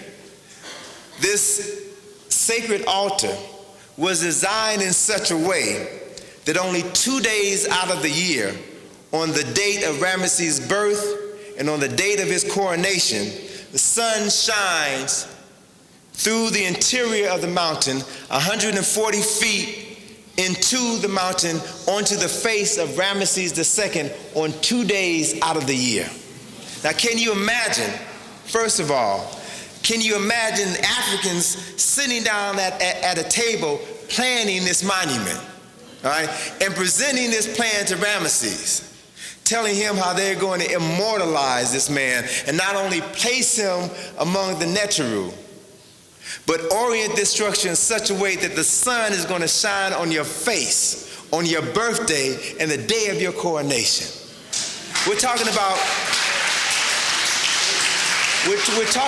not only a profound understanding of architecture and engineering, but astronomy as well, which means that they had to map the heavens and they had to be able to project the angle of the trajectory of the sun 140 feet into the interior of this mountain.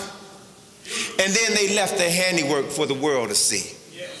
All right? I want you to understand what existed in ancient times, because its essence continues to exist today. Its essence lives in you right now, whether you are conscious of its essence or not. Next slide. Now, what I also want you to be conscious of is, just as the essence of your ancestors exists within you, the essence of the forces of creation, there's also within this world the essence of the forces of destruction, the essence of the forces of evil. And they have been working overtime to keep you separated from your true self. All right? This is a photograph of the father of Ramesses II. His name is Seti I. And one of the things that Seti did at the temple of Abydos, the temple that is, just for the record, it is the first holy site in the history of humanity. Abydos was the site of the first Mecca in the history of humankind. And in this temple, which Ramesses built, there is a scene where he explains to his son his history and his culture. There's a listing on the wall of all of the kings who preceded him. And he goes on to explain to him the legacy which he has inherited. So he comes to the throne with a total understanding of where he came from and what his responsibilities were as a king. Ramesses went on to become one of the oldest rulers and one of the most prolific builders in ancient Kemet. That is the reason why he's referred to as Ramesses the Great, because no one built as much as he did. Now, if Ramesses was great in the history of ancient Kemet, there are those who are enemies of ancient Kemet who want to do whatever they can to defame Ramesses, to destroy his legacy.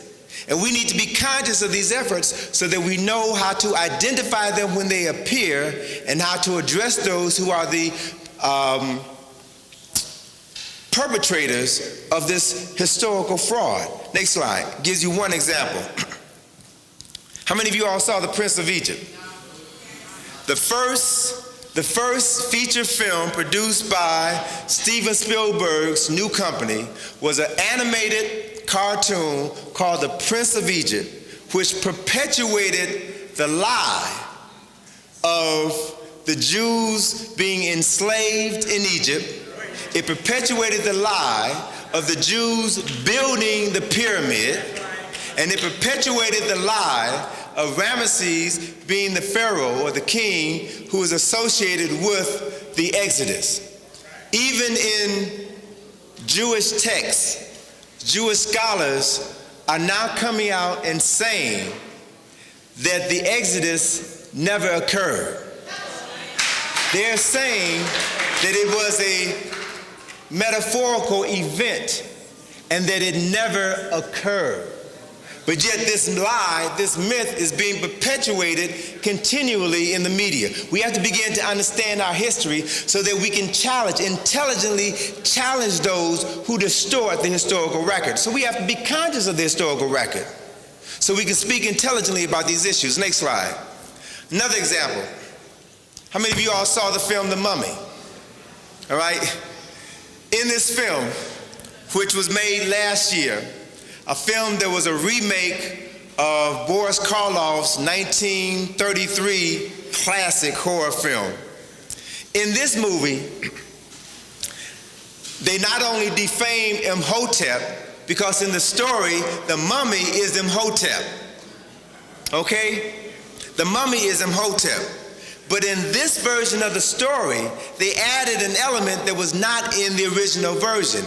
In this story, in this movie, they show Imhotep as the head priest who is in love with the wife of the pharaoh. And the wife of the pharaoh, or the pharaoh that Imhotep was serving, was Seti the First. Now, Seti the First was the father of Ramesses. And Ramesses lived almost 1,200 years after Imhotep.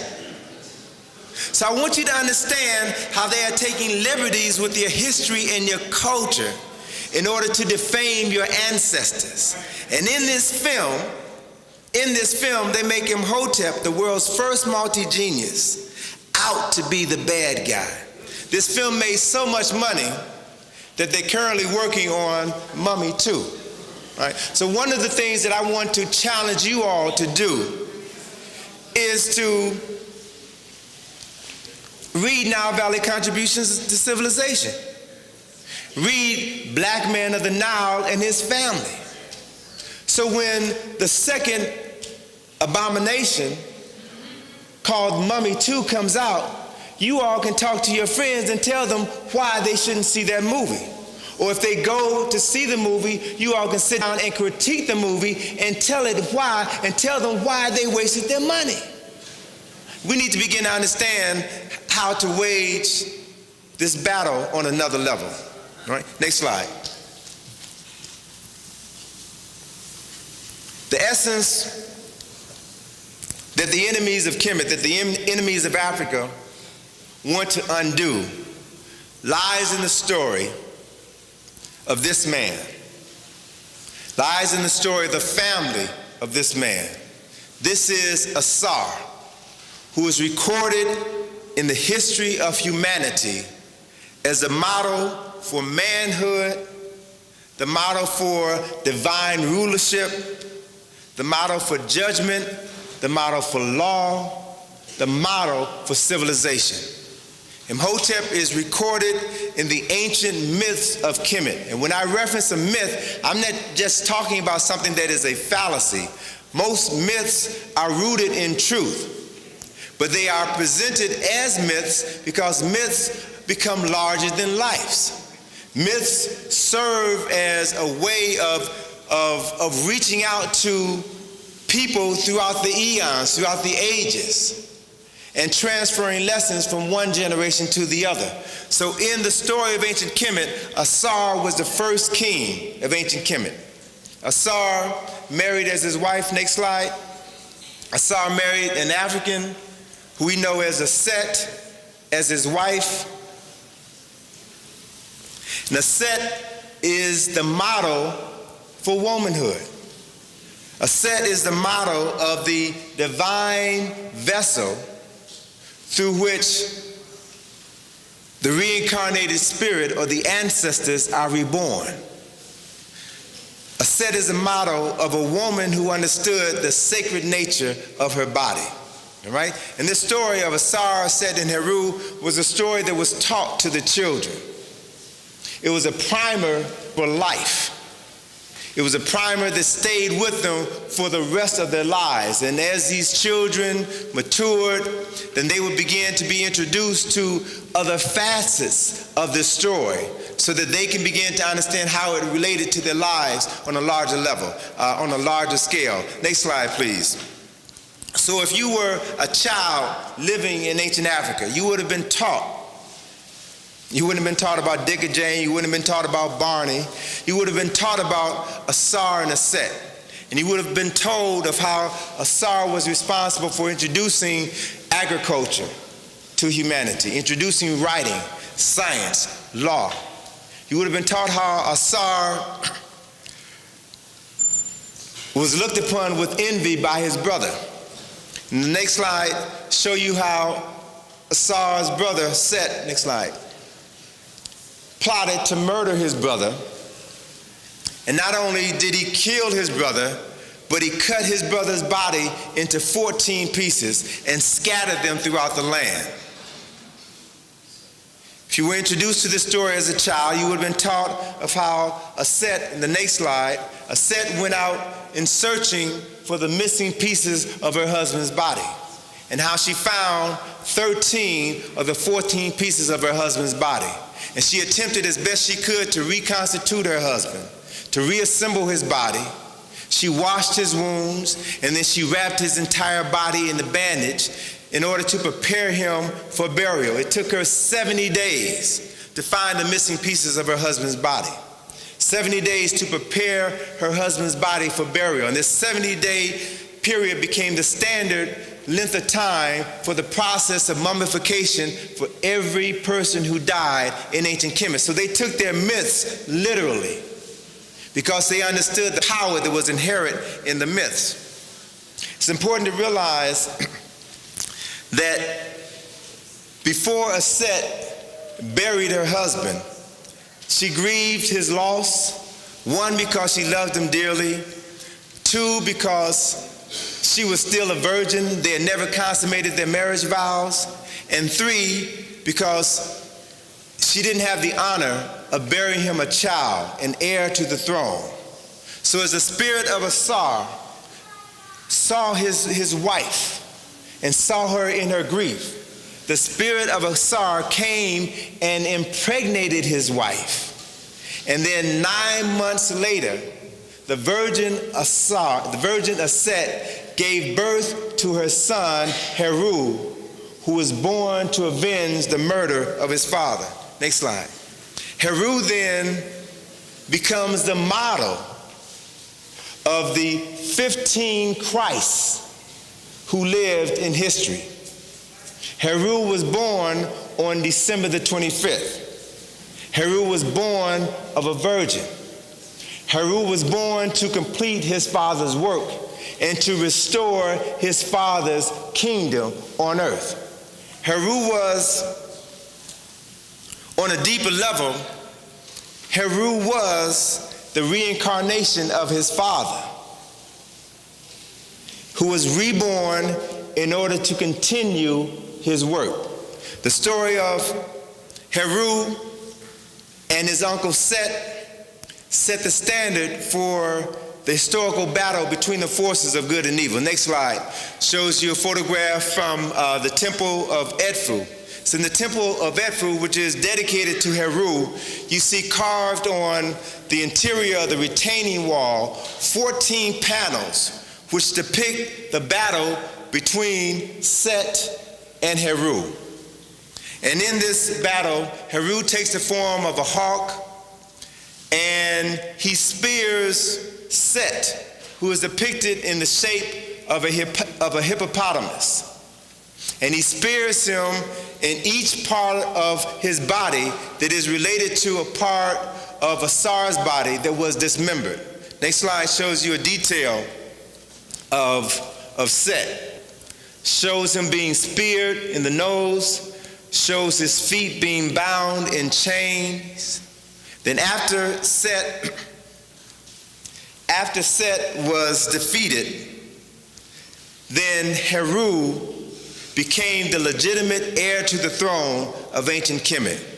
And after his victory, Heru, next slide, took the form of a falcon, flew into heaven, and met with his father, told his father of his victory over Set. And upon that meeting, his father, Asar, was resurrected from the dead, was restored, his spirit was restored, and he became the Lord of the afterworld, or the Lord of the underworld, also referred to as the Lord of judgment.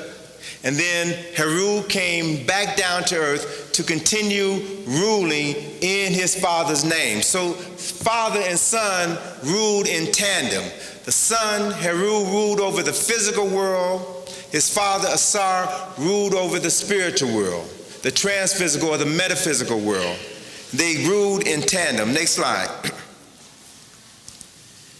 This is an image of the resurrected Asar, who is recorded in history as the world's first resurrected savior, as the world's first resurrected personality. I might add that this story was written in Nubia over 6,000 years before the birth of Jesus the Christ. All right, so let's put it in context so we understand from whence these myths have evolved. And let's understand these myths. Next slide shows you another symbol that was built in Kemet that represented the resurrection of Asar. Right? This is a symbol called a tekken, and it was erected in front of the temples in Kemet to represent the resurrection.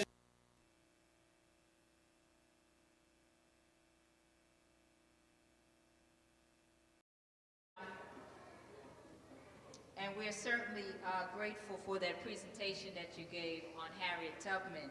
If y'all were not here that evening, you really need to get the tape for ourselves, but certainly for our families, of Dr. Sharshi's presentation during Women's History Month. Next week, Dr. Charles Finch will be here.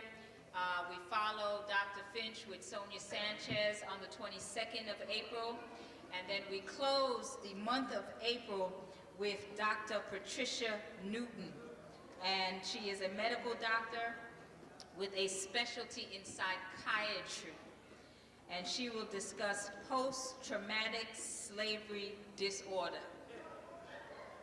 Y'all got that? Post-traumatic slavery disorder. I guess he's talking about us. So we're looking forward to her presentation on the 29th of this month. We would like to raise our offering, to begin to raise our offering for this evening. That there is that, she's talking about Crown Heights and the death and murder of Gavin Cato, which no one has paid for financially or in any other way as yet.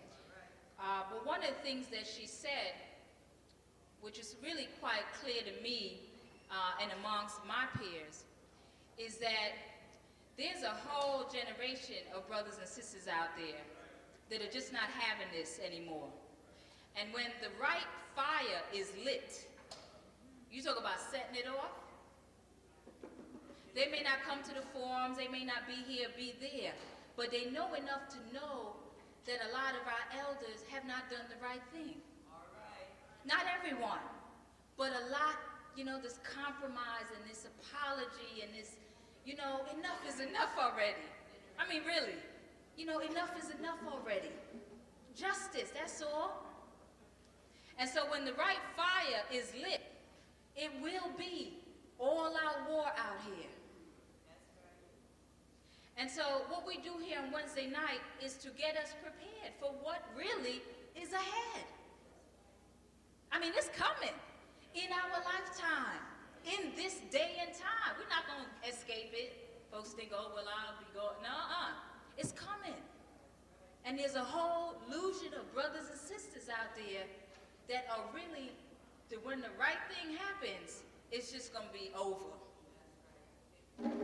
And so I say that because our brother this evening has prepared a very special presentation on race and how to deal with it and how to define it and how we can channel some of those energies. And so we are grateful for his presence here this evening. He is the founder and director of the Institute for Karmic Guidance, which disseminates ancient Egyptian history and metaphysics. He's been self-employed for 18 years. Let's give him a hand for that.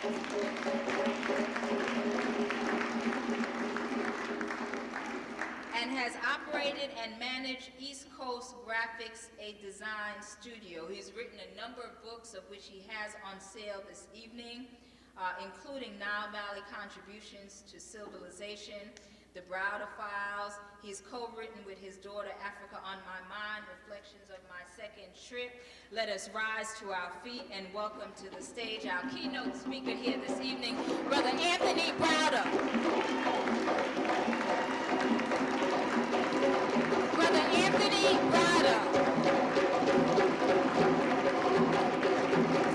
One more time for Brother Anthony Browder.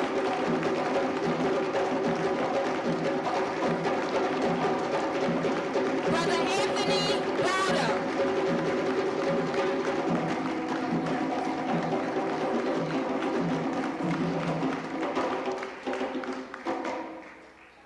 Hotep! How you all doing? Pardon me? We're at war. You're absolutely right. You're absolutely right. I'm very pleased to be back here again. This is one of my favorite places. One of my favorite places to be here. I'm very pleased to see my two lovely mothers here up front, Sister Sharshi and Sister Camille.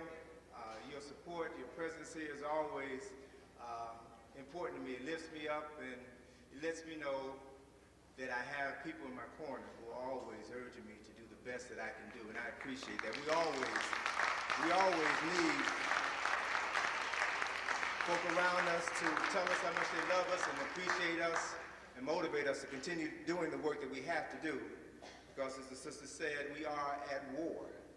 We need to understand that we're at war and begin to prepare ourselves for battle, and particularly to prepare ourselves to win the battle. Not just to win the battle, but to win the big battle, which is the war itself. You may lose a skirmish here or there, and that's all right. You don't have to win every battle as long as you are prepared to fight the long fight, as long as you strategize to see to it that you're victorious in the end. And so I want to make my contribution this evening to help arm you for the battle, arm you for the struggle so that we can, at some point in time in the near future, claim victory. The topic of my discussion this evening is Racism 101. What it is, how to identify it, and how to prepare yourself to deal with it. It's a basic introduction to the subject matter because I'm sure you all know what racism is. You've been dealing with it all your life. But I want to introduce to you some other ways to look at it so you can begin to see the subtler forms of racism. And I don't want to spend a lot of time talking about white folk and what they've done. I want us to spend the majority of our time this evening and all of our time for the rest of our lives preparing ourselves to deal with racism. Because you never can solve a problem by talking about it. It takes action to change things. One of the things that we have to begin to fully realize and understand and incorporate into our process of dealing is that racism is a disease. It's a form of mental illness. And everyone who engages in this activity, we have to realize no matter how many PhDs they have, no matter how much money they have in the bank, they are sick people. We have to begin to realize how this illness has manifested itself throughout time and space. And then we have to learn how to inoculate ourselves against this disease. It's because all too often we've been dealing with this madness for so long that we think it's commonplace, we think it's all right. And that if we can become like those who have exerted pressure against us for so long, then things will be all right. But I'm sure many of you all who are here tonight know that things will never be all right. As long as you imitate your oppressor, you have to be who you are. You have to learn to love and respect who you are. So my motivation for this workshop this evening, for this presentation this evening, comes out of several conversations that I've had with my daughter over the years. As some of you know, single parent, I've been raising my daughter since she was 4. She's 15 now, going on 16. And then I have, thank you. I have taken her to Africa with me on 2 occasions. And as a result of her trips to Africa, we have written books about her experiences. And so my daughter at the age of 8 was the youngest African-American author. At the age of 8, wrote and published her first book. And so, as a parent, it's important. As parents, we all love our children, and we all do whatever we can to help prepare them to deal with forces outside of our household, forces out in the street. We teach our children how to cross the street, to look both ways before they cross the street. We teach our children not to talk to strangers.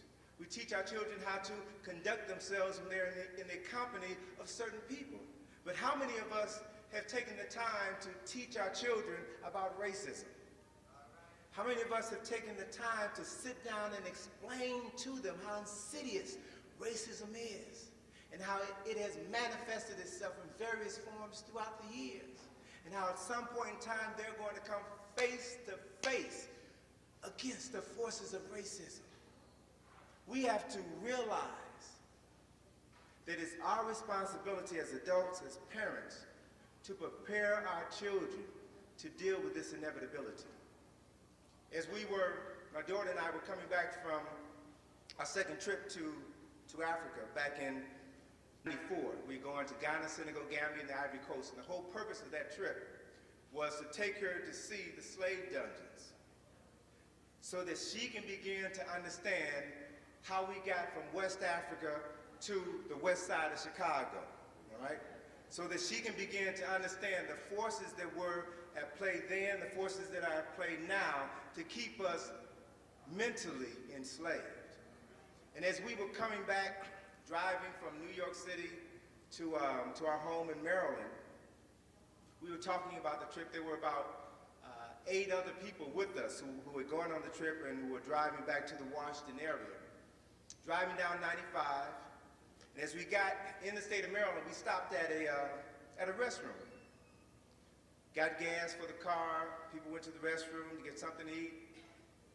I went into the men's room and saw a note written on the wall that said, "Death to all niggas, support the KKK."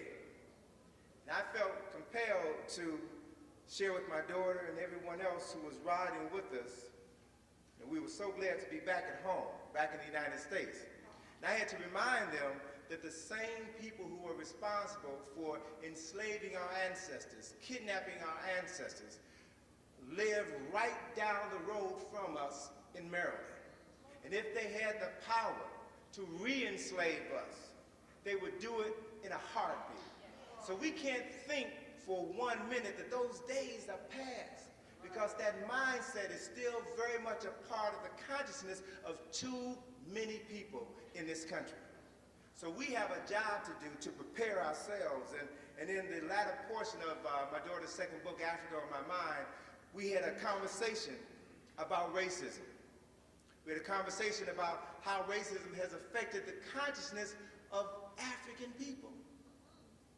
And a number has been done on us so badly that white folk or racists don't have to be very overt in their actions against us, because the seeds of inferiority have been planted in our mind. They can sit back and watch us destroy ourselves. So we've got to understand the roots of our self-destructive behavior so that we can begin to act in a manner that is going to lift us up. And I believe it's 2 weeks from now when Dr. Patricia Newton comes down there from Baltimore, Sister Segment. I mean, this lecture that she does on post-traumatic slavery syndrome is deep, brothers and sisters. As a psychiatrist, she talks about the behavior in her patients and is able to trace that behavior back to a psychological disorder that she refers to as post-traumatic slavery disorder. We are still being affected by the events which influenced our ancestors 200-300 years ago. And don't let anybody tell you that slavery is in the past, that that's behind you. It is never behind you. We don't have to continue suffering from the events that happened in the past if we're able to wake up and confront those issues head on and deal with them so that we can change our thinking and change our behavior. But it takes a conscious effort on our part. It takes a willingness on our part to begin to deal with the pain and the suffering so that we can begin to become active participants in the healing of our minds and our bodies and our spirits. And that's what we want to focus on this evening as well. In order for adults, me, you, us, to overcome the problems created by racists, we must first be willing to change our consciousness. This is important because no problem is ever solved by using the same consciousness that created it. All right? So if you're talking about changing this situation that has been bred within us, then we've got to begin to step outside of the conditions which created this insanity and begin to look at things from a different perspective and understand what is necessary to make some changes. So if we step outside these mental barriers and expand our consciousness, we will begin to understand that once an idea, once a mind has been influenced by new ideas, it never returns to its original condition. Once you are willing to participate in the process of healing your mind, of educating yourself, of looking beyond the limitations that have been placed on you by racists and white supremacists, then you begin to change your relationship to the universe. And ideas, feelings, thoughts begin to flood your consciousness and give you solutions to the problems that have always confronted you throughout your entire life. So this evening, I don't plan for you all to just sit down and listen to me talk, right? Because we've been sitting down too long, listening to too many people talk for too long, right? We need to do something different this evening. And so I've got a couple of activities that I want you all to engage in tonight, right? The first is a quiz. I want you all to take out pencil and a piece of paper, right? Because you all should come to these meetings on Wednesday with pencil and paper, all right? And if you don't have paper, if you don't have pencil, ask the person sitting next to you if you can borrow a pencil or a piece of paper. You can write on the back of your program if you like.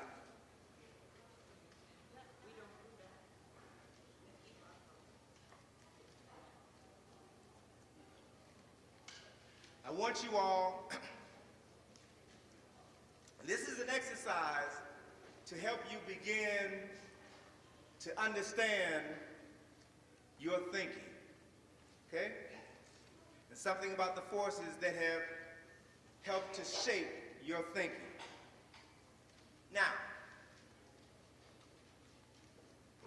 First thing I want you to do on that piece of paper is to define the word race.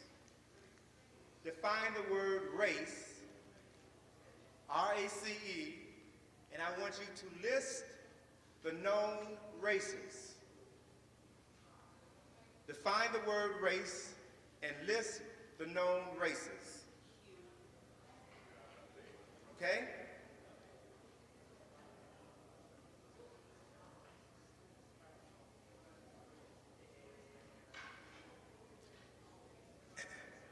And then the other thing that I want you to write on that piece of paper, I want you to define the word continent.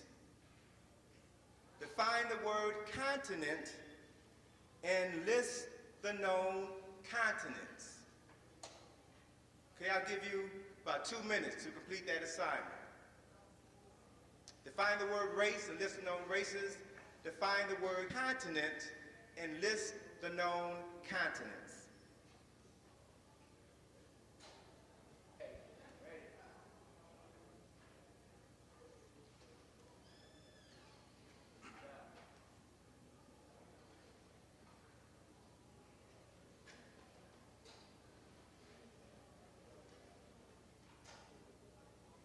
Okay, I want you all to take the piece of paper, fold it up, and pass it to the aisles.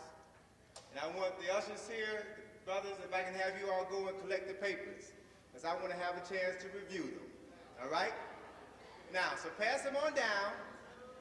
Pass them on down to the center of the aisle. We're going to have somebody come down the aisle and pick them up.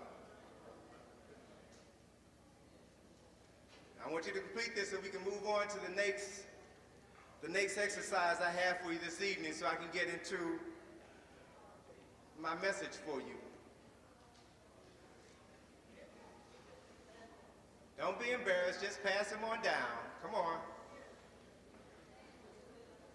You all remember this routine from when you were in school, don't you? It wasn't that long ago. Now, some of you all teach in school, so you know what I'm talking about.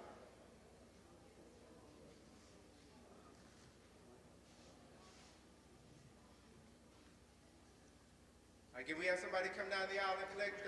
Okay, great. Thank you, brother. Okay, now, while those papers are being collected,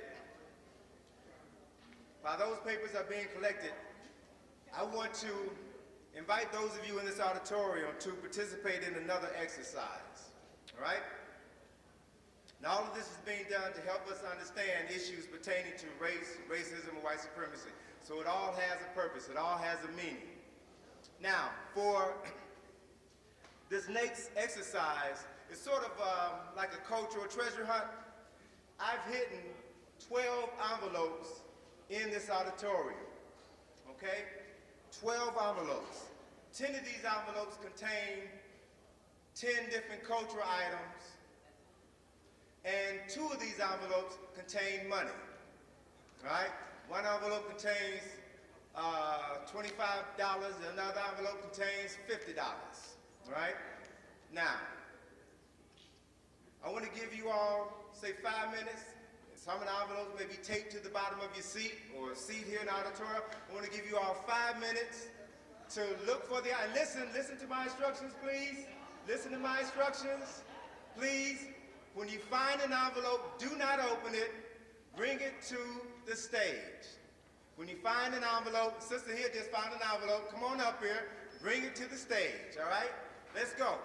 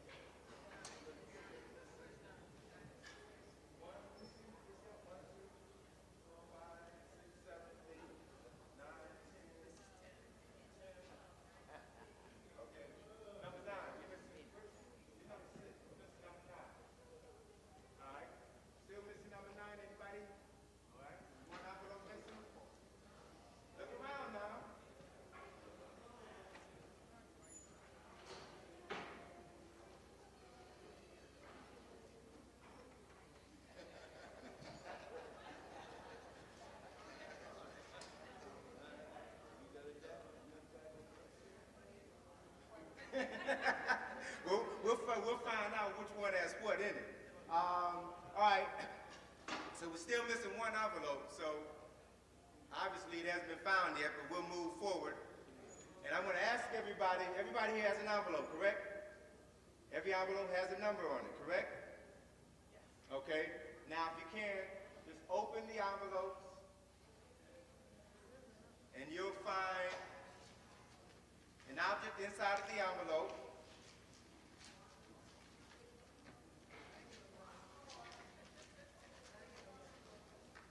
Which number are you, brother? Number 9, so you belong between 8. Great. Open the envelope. Take it out. And then take it out. And now what I'm going to ask you all to do is, each person has an envelope. Each person has a message in their envelope. And I want them to share with you, the audience, what they have. Okay? So you've got something that describes the object that you have. Okay?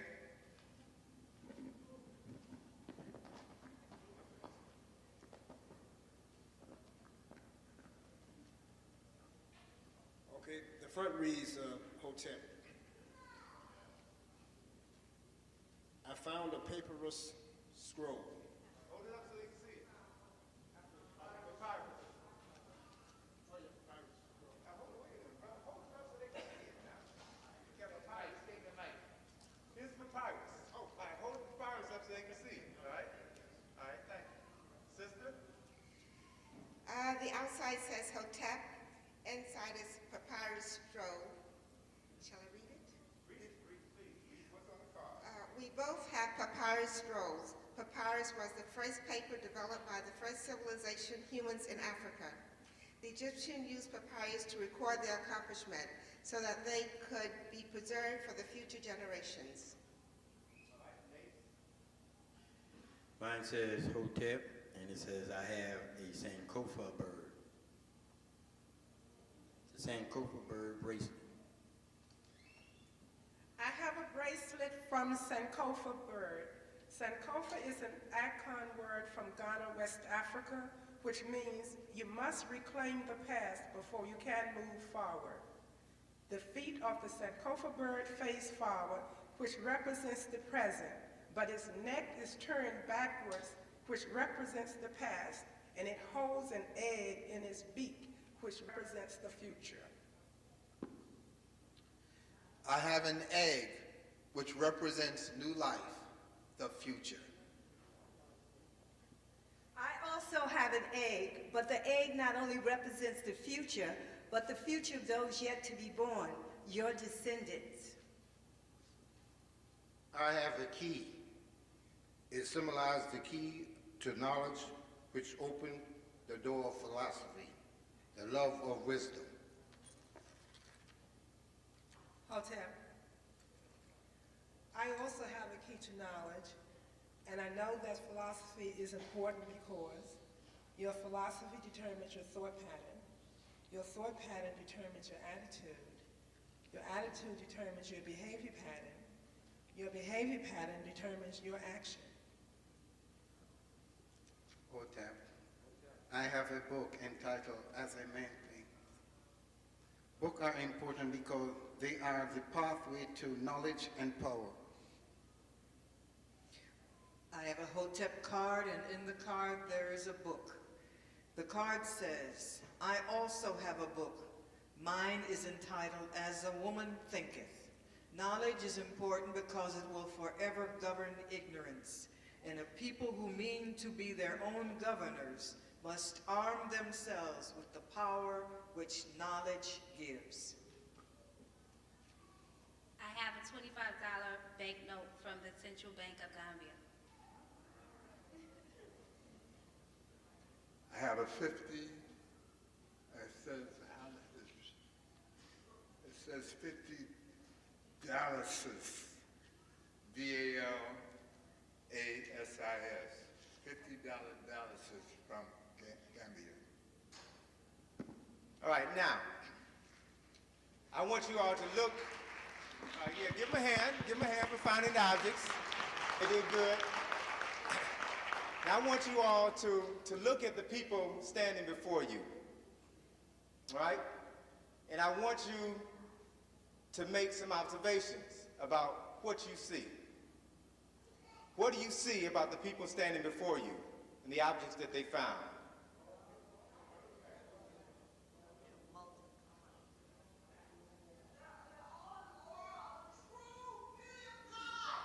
All right.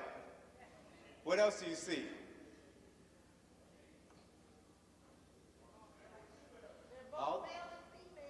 They're both male and female? What do you mean by that?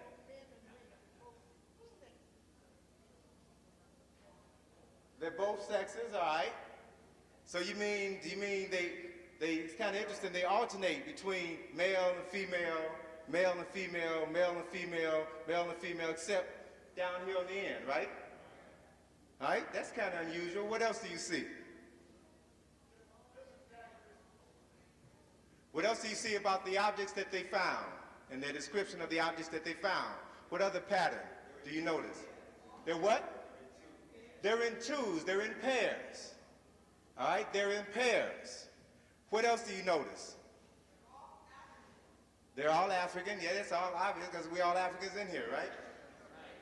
What else do you notice? What do you notice about the objects that they found in pairs? Yes? My name is Jordana, and there's like very ancient things or objects. All right, very ancient objects, all right? Any other observations?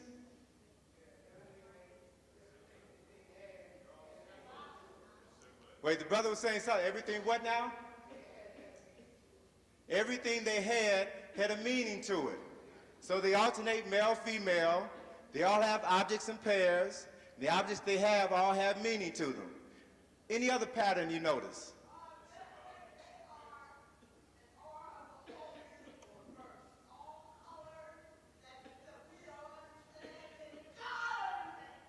All right.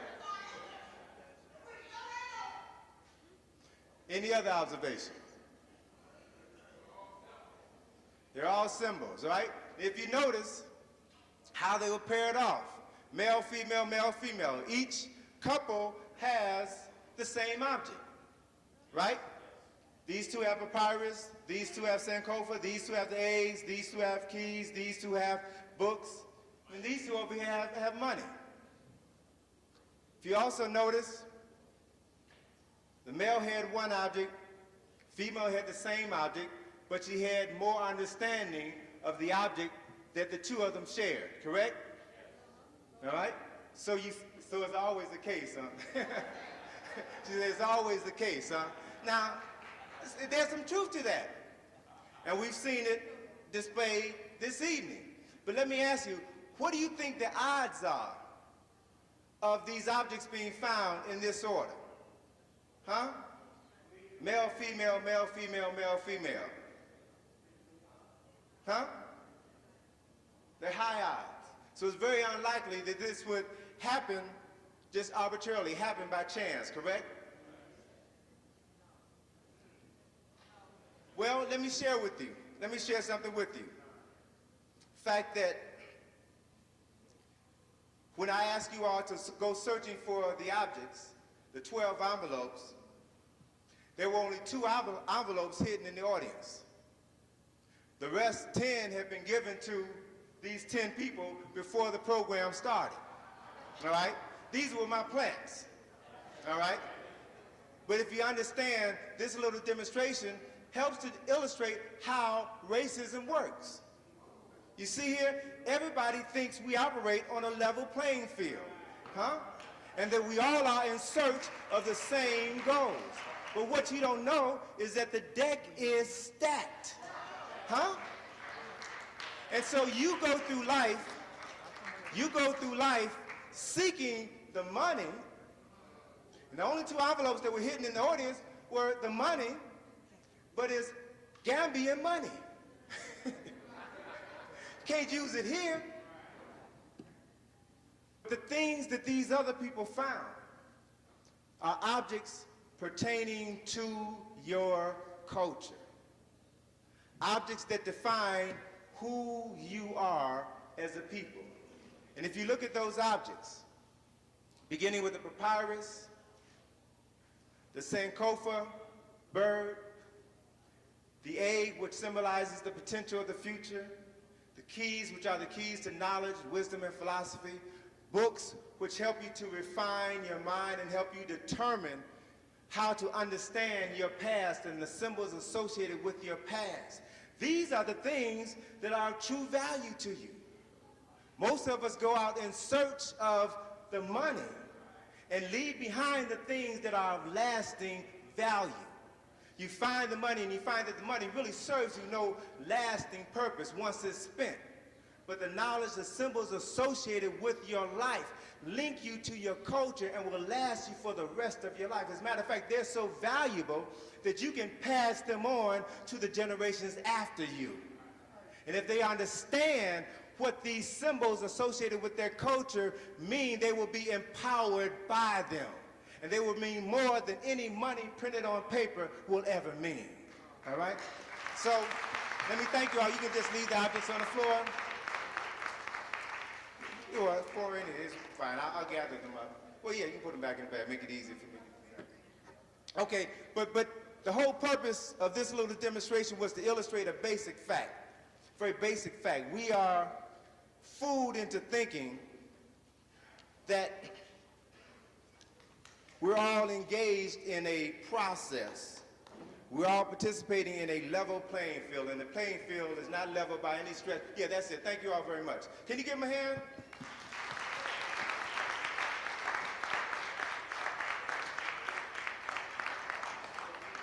Let me just ask you some basic questions. Do you think that we live in a society where one group of people are given preferential treatment over another?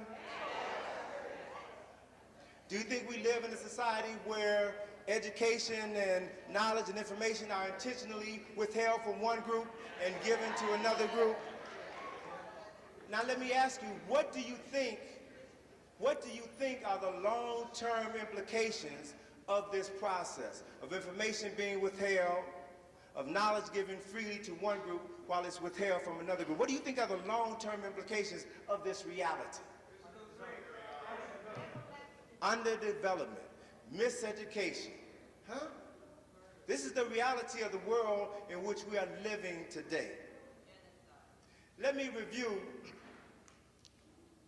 the questions in the quiz that I gave you, just so we can begin to understand how we have been affected by this process of miseducation or selective education. Let's look at some of the, and I appreciate you all participating in this activity and giving me your suggestions. And I just want to read through some of them so that we can begin to understand how we have been educated, how we have been programmed. All right? Let me just read through some of these definitions. Here, this one says a continent. Continent is a large area surrounded by water. They define 2 continents, Africa and Asia. Someone else says race is a myth used for domination.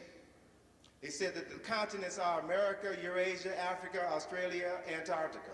Someone else says a race is a humanoid classification. They describe the races as Caucasian, Negroid, and Mongoloid. They list the continents of Asia, China, Africa, and Australia. Someone else says race is the ethnic group or the genetic characteristics of a person. Continent is a landmass surrounded by a huge body of water. The continents are Asia, Africa, Australia, North America, South America, Antarctica. Now, these responses are all basically the same. And they show you the extent to which we all have been educated or miseducated. Huh? I say miseducated because we now know, as a result of numerous African and African American scholars beginning to think outside of the normal limitations of European education, they've begun to see themselves and see the world differently. We've come to learn and to understand that there is no such thing as race. Amen. All right? But before I give you the new definition of race, let me give you Webster's definition so we can put things into context, all right? Webster, the new 20th century unabridged dictionary, defines race as any major biological divisions of mankind distinguished by color, texture of hair, color of skin, eyes, stature, body proportion, etc. Many ethnologists now consider that there are only three primary races: the Caucasian white race, the Negroid black race, and the Mongoloid yellow race. Now, based on knowledge that is now being disseminated in educational systems throughout the United States and elsewhere, people are beginning to learn that there is no such thing as race. There is no such thing as race. Race was a false construct created by Europeans, specifically Europeans of German extraction at the University of Göttingen in 1775. Between 1775 and 1780, Europeans at the University of Göttingen fabricated this whole concept of race. They invented the word Caucasian, classified humanity by color, and gave the lowest classification to the people who had the greatest amount of melanin in their skin. And they propagated this lie as a truth. And that truth was taught to every person in this auditorium tonight. Race, racism, and white supremacy are ideologies which are the byproduct of a xenophobic consciousness. All right, and we have to understand that it's a consciousness which has been imposed upon the majority of people of color on the planet. Do you realize, do you understand that over 70% of the people on planet Earth are people of color? Over 70% of the world's population are people of color. Terms such as the white man's burden or the manifest destiny are terms that were created by Europeans to justify the cruel and inhuman treatment of people of color, specifically people of African ancestry and Native Americans in this land. We have to begin to understand what happened in the mindset of Europeans, particularly the so-called European discoverers, who, when they began to develop ships that allowed them to sail outside of Europe for the first time in their lives, and they traveled to various parts of the world, they encountered people who didn't look like them. They encountered people of color. And as these men, as these sailors, some of whom had been on these ships for months on end, sought to physically interact with the women of color that they met. And when these women became pregnant and produced children, they saw in every single instance these children did not look like them. They were children of color. So you can begin to imagine the fear which grew in the minds of these people who saw as they traveled throughout the world that they were in the minority. And as they interacted with these other people and children were produced as a result of sexual relationships, the children didn't look like them. And they realized that if they moved outside of the boundaries, outside of the confines of Europe, and mixed freely with other people, that they would disappear from the face of this earth. So the only way they could ensure their survival is by fabricating a lie and convincing everybody else in the world to believe in that lie. All right? The lie that we were all divided into races, and that they, the white race, were the superior race, and everyone else was inferior to them, and they used this lie to justify rape and murder and genocide on every land that they set foot on. That's a reality, okay? We have to realize the racism, and white supremacy are all the same things. They're realities. They're realities which should never be confused with prejudice. Don't let anybody convince you that there's such a thing as black racism. Don't let anybody convince you that black people can be racist. See, because if you understand the philosophy of Dr. Francis Wilson, see, racism is a false construct. Everybody has prejudices, right? Everybody has prejudged beliefs, which is probably one of the greatest of all human failures. Some people don't like tall folk. Some people don't like people with short hair, curly hair, people with no hair. That's a prejudice, all right? But racists have been able to use power to impose their prejudices on all of the people that they come in contact with. So the difference in that equation is power, the use of brute force, power to impose your prejudices or your prejudged beliefs on other people. Black folk are prejudiced. We've been conditioned to be prejudiced, right? Black folk, dark-skinned black folk may not like white-skinned, light-skinned black folk, huh? Black folk with nappy hair may not like other black folk with so-called good hair, huh? And these terms, these concepts are insane language that we've been taught to accept as reality. There's no such thing as good hair. Any hair you got is good hair.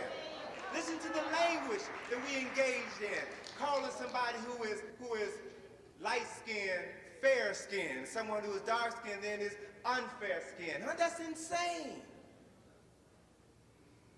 When you buy into the insanity that racism creates, then you will act insane. That insanity will be projected upon your own people, because that's how racism is structured. It is designed to make you turn on people who look like you. Let us look at the definition of a continent. Let's go back to Webster for a second. Webster defines continent as a large and extensive landmass with extensive plains, plateaus, and one or more mountain ranges, and is surrounded or nearly surrounded by water. There are 7 continents. Listed by size, they are Asia, Africa, North America, South America, Antarctic, Europe, and Australia in Webster's dictionary. But if we understand the reality, if a continent is in fact a landmass surrounded by water on all 4 sides, Europe does not fit into that definition. All Europe is the northwestern extension of the continent of Asia. So these people have literally drawn an imaginary line down the eastern side of the continent of Asia and claim the western side of that continent for themselves. And because of the fact that they created the dictionary and they created the definitions in the dictionary, they created a continent. We have got to begin to look at how they have shaped the world in their image to their benefit. We've got to begin to understand that we all have been educated or miseducated by them.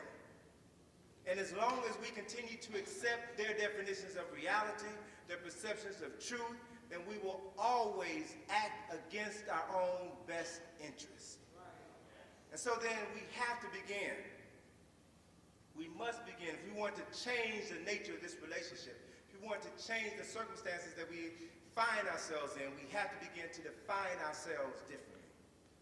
Develop a new paradigm for thinking. And again, understanding, you have to begin to understand what happened to us and how we got here, so that we can become very clear of the issues, the challenges that are confronting us as a people. Can't make any mistake about the fact that we are living under conditions of war. And that war began when the very first Africans were kidnapped from the west coast of Africa and taken to Portugal in 1441 and given as a gift to Prince Henry of Portugal. And they then set up a process for the enslavement of all of the people in the continent of Africa.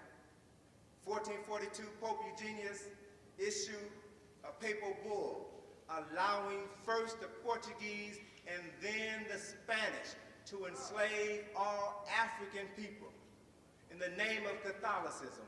Why? Because we were deemed as soulless savages. And without a soul, they were now free to do anything that they wanted to do to us without any fear of retribution by their creator, God Almighty. 1444, the wholesale enslavement of Africa began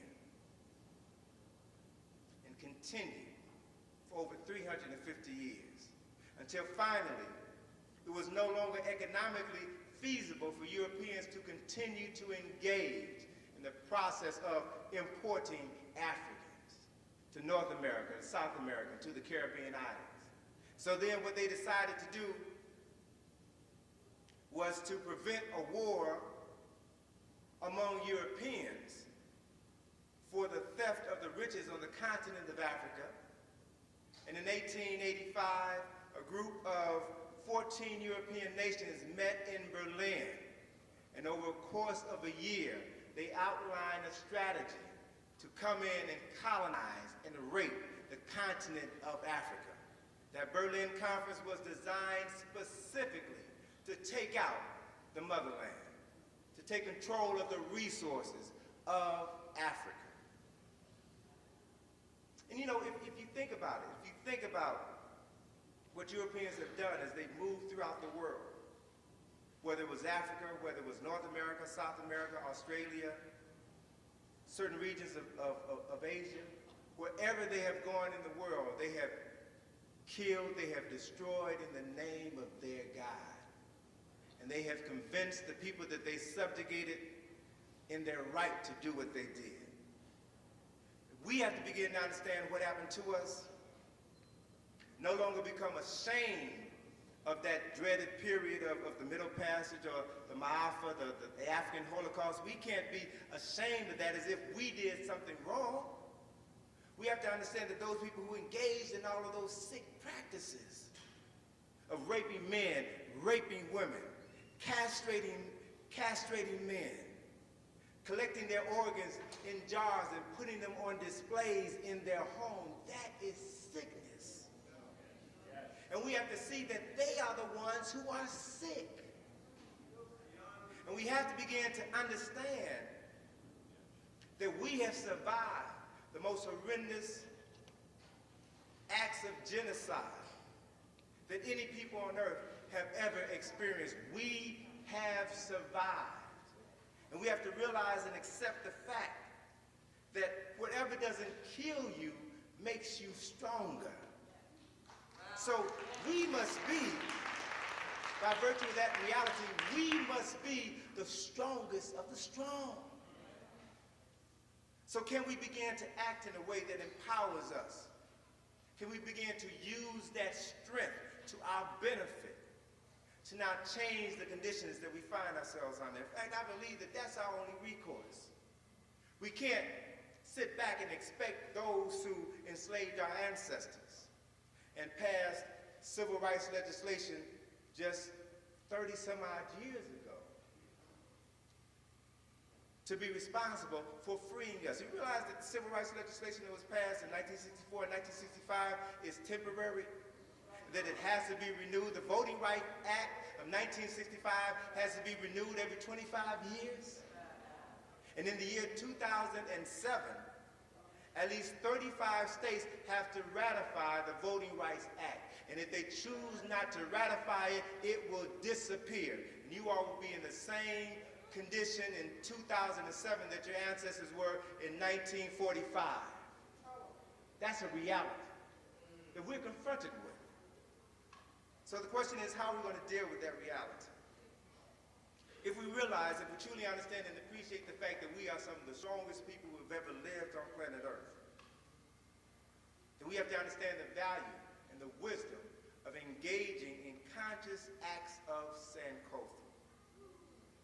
Conscious acts of returning to reclaim the past in order to empower ourselves so that we can create a future of our own design. Sankofa teaches us that we must reclaim the past. Sankofa teaches us that we can always correct the mistakes of the past. And by applying that knowledge, that wisdom today, we can determine the future. But you have to become an active participant in the process. You can't just sit back and expect it to happen by itself. Nothing in the universe happens that way. It takes action. You have to put forth action. You have to put something in motion in order to make other things happen as a result of that. You can't just sit back. I saw a brother in the back with a button that says, if you don't vote, don't bitch. Plain and simple. If you aren't engaged in a process to liberate yourself, then you can't complain when racists do whatever it takes in order to keep you down, because that's their job. They're doing what they were born to do. So the question is, what are you going to do? It makes no sense to sit back and complain and point fingers. They're doing what history has recorded they have always done. They will never change. The question is, when are you going to begin to change? Huh? We have to realize that we've been taught to hate ourselves. We have been taught to hate ourselves. Hate is learned behavior. And if you've been taught to hate yourselves, it means that you can also be taught to reverse that condition and love yourself. But you have to become actively involved in the process in order for us to survive, in order for us to move beyond mere survival, because it ain't about survival, it's about liberating yourself. It's about seeking, claiming freedom and preserving it for those who will come after you. We've been in survival mode for too long. We have to begin to understand that we have to prepare ourselves. We have to make the love of our culture, the love of each other, our highest priority. In that instance, the best offense is a good defense. We've got to begin to prepare ourselves to deal with the struggles that we know are confronting us in the years to come. It's no question that we've been living under conditions of war in this nation. No question about it. If you don't realize it, then you are mentally ill. Doesn't take a genius to sit back and flip through the pages of history and understand that the acts that were taken against your people were acts of war. And understand that the war does not always have to be a physical confrontation. Warfare takes on many forms. It could be mental warfare.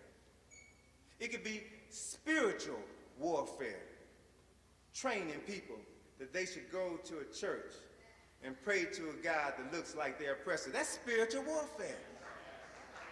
It could be educational warfare, teaching our children to believe in the lies of European history and American history and denying them an opportunity to study their own history. That's educational warfare.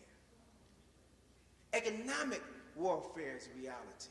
Social warfare is reality. There's high-intensity warfare and there's low-intensity warfare. So we have to begin to understand and accept the fact that we have been living under conditions of war. We have to begin to act like it. Change our whole mode of operation. In order to win this conflict or any conflict, you have to be able to have short-term and long-term strategies. Short-term and long-term strategies. You can't expect to deal with or overcome racism or white supremacy by protesting, by calling people names, by begging, by praying on their God to deliver you, because it will not happen. The only effective way of countering racism and white supremacy is by devising strategies that you can implement in your life on a daily basis. That's the only way to change this situation, because if everyone is involved in a process every day of liberating themselves, then liberated people can come together as a group and do more than one or two or three or four people can ever do. There is power in numbers. There's physical power, there is mental power, and there is spiritual power in numbers.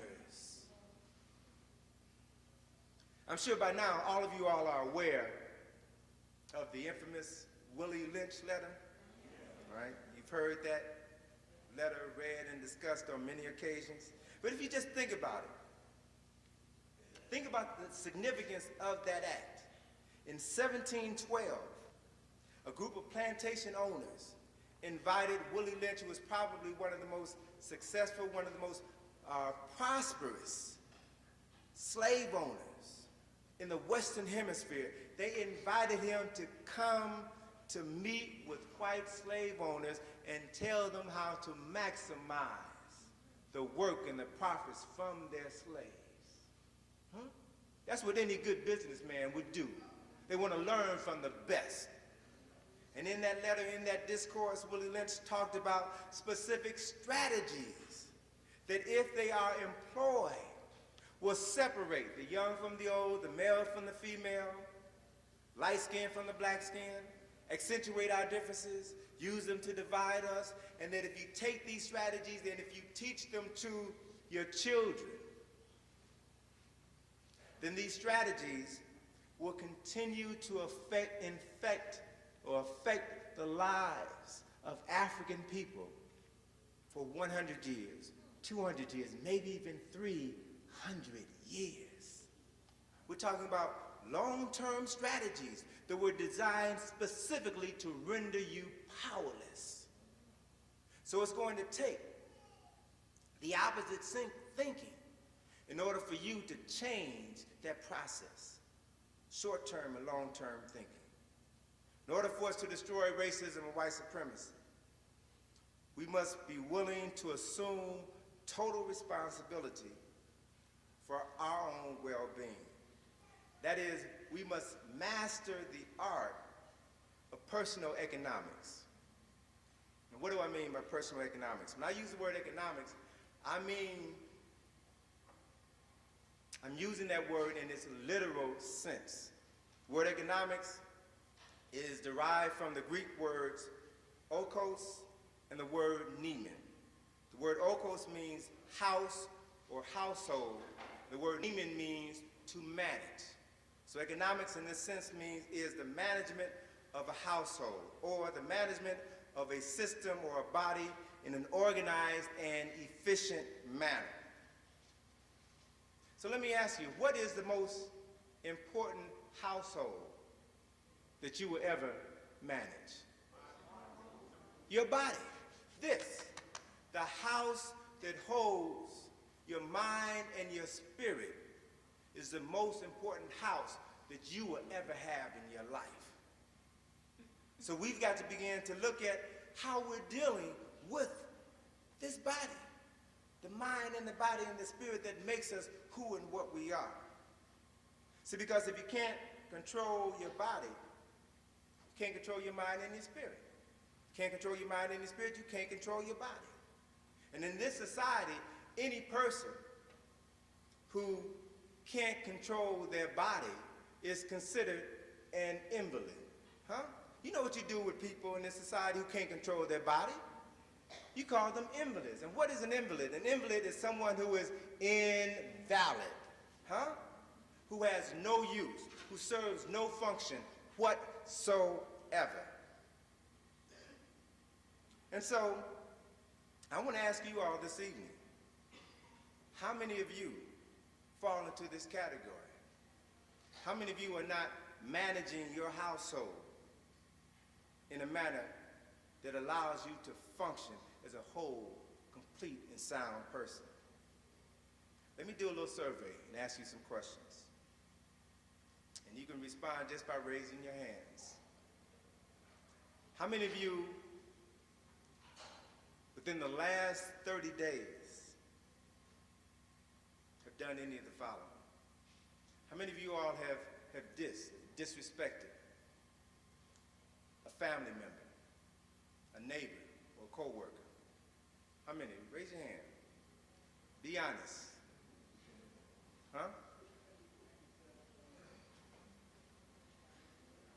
How many of you all within the last 30 days have called somebody a nigger? Be honest.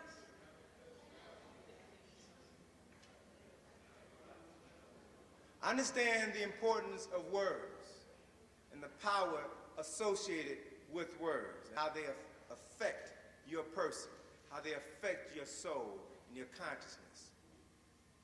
How many of you all within the last 30 days have used profanity or have been in the company of people using profanity? All right? I want you to understand the significance, because I'm talking about simple things that we take for granted, but we've got to understand the implications of these simple things. Huh? What's another word for profanity? Curse, huh? And what's a curse? Curse is a negative spell that you put on somebody. You understand the power of words? I mean, it says in the Bible that the world was created, what, via the spoken word? It says in the sacred text of Kemet that the tongue brought the world into the creation via the spoken word. Jehudi was the nectar associated with divine articulation of speech. Jehudi helped Aset raise Asar from the dead by using certain words. Words have power and force, huh? Whether you are conscious of it or not. So every time you curse somebody, you're actually cursing yourself. And every time you curse yourself, you create barriers that prevent you from moving forward and accomplishing the things that you think you want. How many of you all, within the last 30 days, used drugs or alcohol? Violated this temple? I mean, think about, I mean, it's beautiful that we spend so much time talking about Kemet, you know, and wanting to claim wearing ankhs and Kemetic jewelry and take on Kemetic names. It's beautiful that we want to claim that aspect of ourselves, but we can't just take one part and forget another part. See, because these people were talking about words, they were talking about symbols, they were talking about transforming consciousness. You can't play with this stuff. You can't do it halfway. This is real. These are serious issues.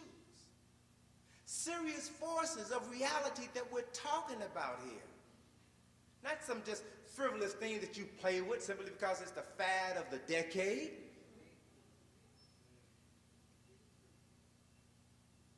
How many of you all within the last 30 days have bought something that you knew was stolen?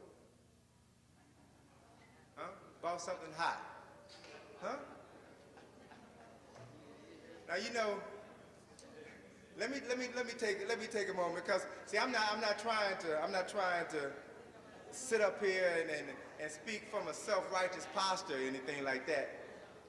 But let me just share an experience with you, a personal experience that helped me begin to understand some of the stuff that I'm talking about. Because I'm not just talking about philosophical things that would be nice for you to do if you want to live a better quality of life. I'm talking about some real things that you need to be aware of if you want to live a better quality of life. Personally, grew up in Chicago, on the west side of Chicago, all right? So there were always folk in our community who were junkies and what have you, who were breaking into people's homes, stealing televisions and leather coats and stereos, huh? I always came by, hey man, I got television, color television, $25 is yours, all right? And when you get caught up in that mindset, you say, yeah, I need a television, $25, I'll buy the television. And you aren't even conscious of the ramifications of your actions. See, anytime you steal from somebody, if you truly understand the concepts of ma'at, and we're going to talk about that a little bit later on, but if you truly understand the concepts of ma'at, this whole thing of reciprocity, you cannot do something to somebody without that same thing coming back to you. You can't hide from it. Because this force is real, it's more real than gravity. It's pervasive. It's everywhere. And when you begin to understand the essence of these forces and how they work in your life, then you can begin to make choices. Choices that will affect the quality of your life. And if you make the right choices, I dare say this evening, that these choices will begin to insulate you from the pressures of racism and white supremacy. I had a situation years ago where a friend of mine used to steal cameras. I mean, he worked in camera stores. I mean, and he would sell me. He'd call me up, He had cameras, he had lenses, he had motor drives, everything imaginable. So over a period of 2 or 3 years, I had $4,000 or $5,000 camera systems. I had everything imaginable, all right? And then, a couple of years later, somebody broke into my house, all right? Somebody broke into my house, took my stereo, took my camera, took my cameras, took all of my prized possessions, right? Okay? And then about 3 days later, after the break-in, got a call from the police. Police asked me, what kind of stereo you have? Sony stereo. What kind of speakers you have? What are speakers? So why don't you come on down, Mr. Browder? I think we've got your items. We found the people who have been breaking into homes in the neighborhood. Came down to the police station, and I found the police had recovered every item that I had purchased from the store and had a receipt for. All of the items that I bought hot, they didn't find. And so that didn't register at that time. I was glad to get my stereo back and my tape deck back and my other thing. I was content with that. And then the following year, I got a telephone call from folk out in California who were inviting me to come and do a presentation in Mexico. All right, so great, my first trip to Mexico. I have the opportunity to see the pyramids in Mexico and see the Olmec heads and yeah, I take pictures, and then I thought, wait a minute, now I don't have my cameras. I can't take any pictures.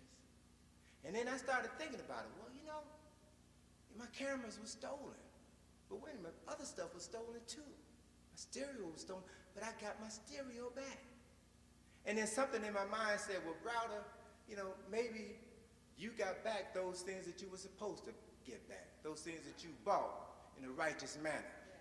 And the things that you bought hot, you weren't supposed to get them back, all right? That was the thought that came into my mind. This is back in 1984, 85. That was the thought that came into my mind. And I wasn't ready to accept that thought. I said, nah, you know, and then this golden rule stuff, that can't be real. And then I swear to God, telephone rang. I mean, as soon as I completed that thought, the telephone rang. Picked up the phone, and it was my partner. Partner I hadn't seen in 2 years. Partner who had stolen all the cameras. Called me up on the phone and said, Tony, I got a great deal on a 2 1/4 camera system, the whole kit and caboodle. Let you have it for $100. I just threw the phone down on the ground and said, I understand. Don't have to beat me over the head. I understand. All right? And one of the things that I have been trying to get my people to understand is that you cannot afford to have a get-over mentality, because you never get over when you're doing wrong. You never get over when you're doing wrong. You ultimately wind up placing more barriers, more setbacks in your own way. The only way to get over is to do right. As difficult or as square as it may sound, the only way to truly get over is to do those things that you know in your heart are the right things to do. So, what I want to suggest to you this evening is that we will never overcome the forces of racism and white supremacy as long as we remain willing participants in destructive behavior patterns. Patterns that have been ingrained in our consciousness by those who understand the forces of nature, the reciprocal forces of nature. And train us to act in a manner that they know will render us perpetually dependent on others, because we function outside of the laws of nature. We've got to understand that we can reverse the situation that we currently find ourselves in by learning to create and to sustain peace, concepts of peace within our minds and our lives and our communities. But in order to do that, we've got to look back to Africa. We've got to look back to Africa before colonization, look back to Africa before the period of enslavement, before the Ma'afa, before the Middle Passage. We look to Africa during the ancient kingdoms in West Africa, in Central Africa, in Southern Africa. We look back to Africa all the way back to the Nile Valley. And we can find records, documented records, that will give you principles and guidelines that were designed as prerequisites for personal development. And we talk about the people of Kemet, we talk about the great builders they were, the great thinkers, the great inventors, but what we really have to understand that what motivated them to build, to create, was this understanding of some basic and fundamental principles that exist within the universe.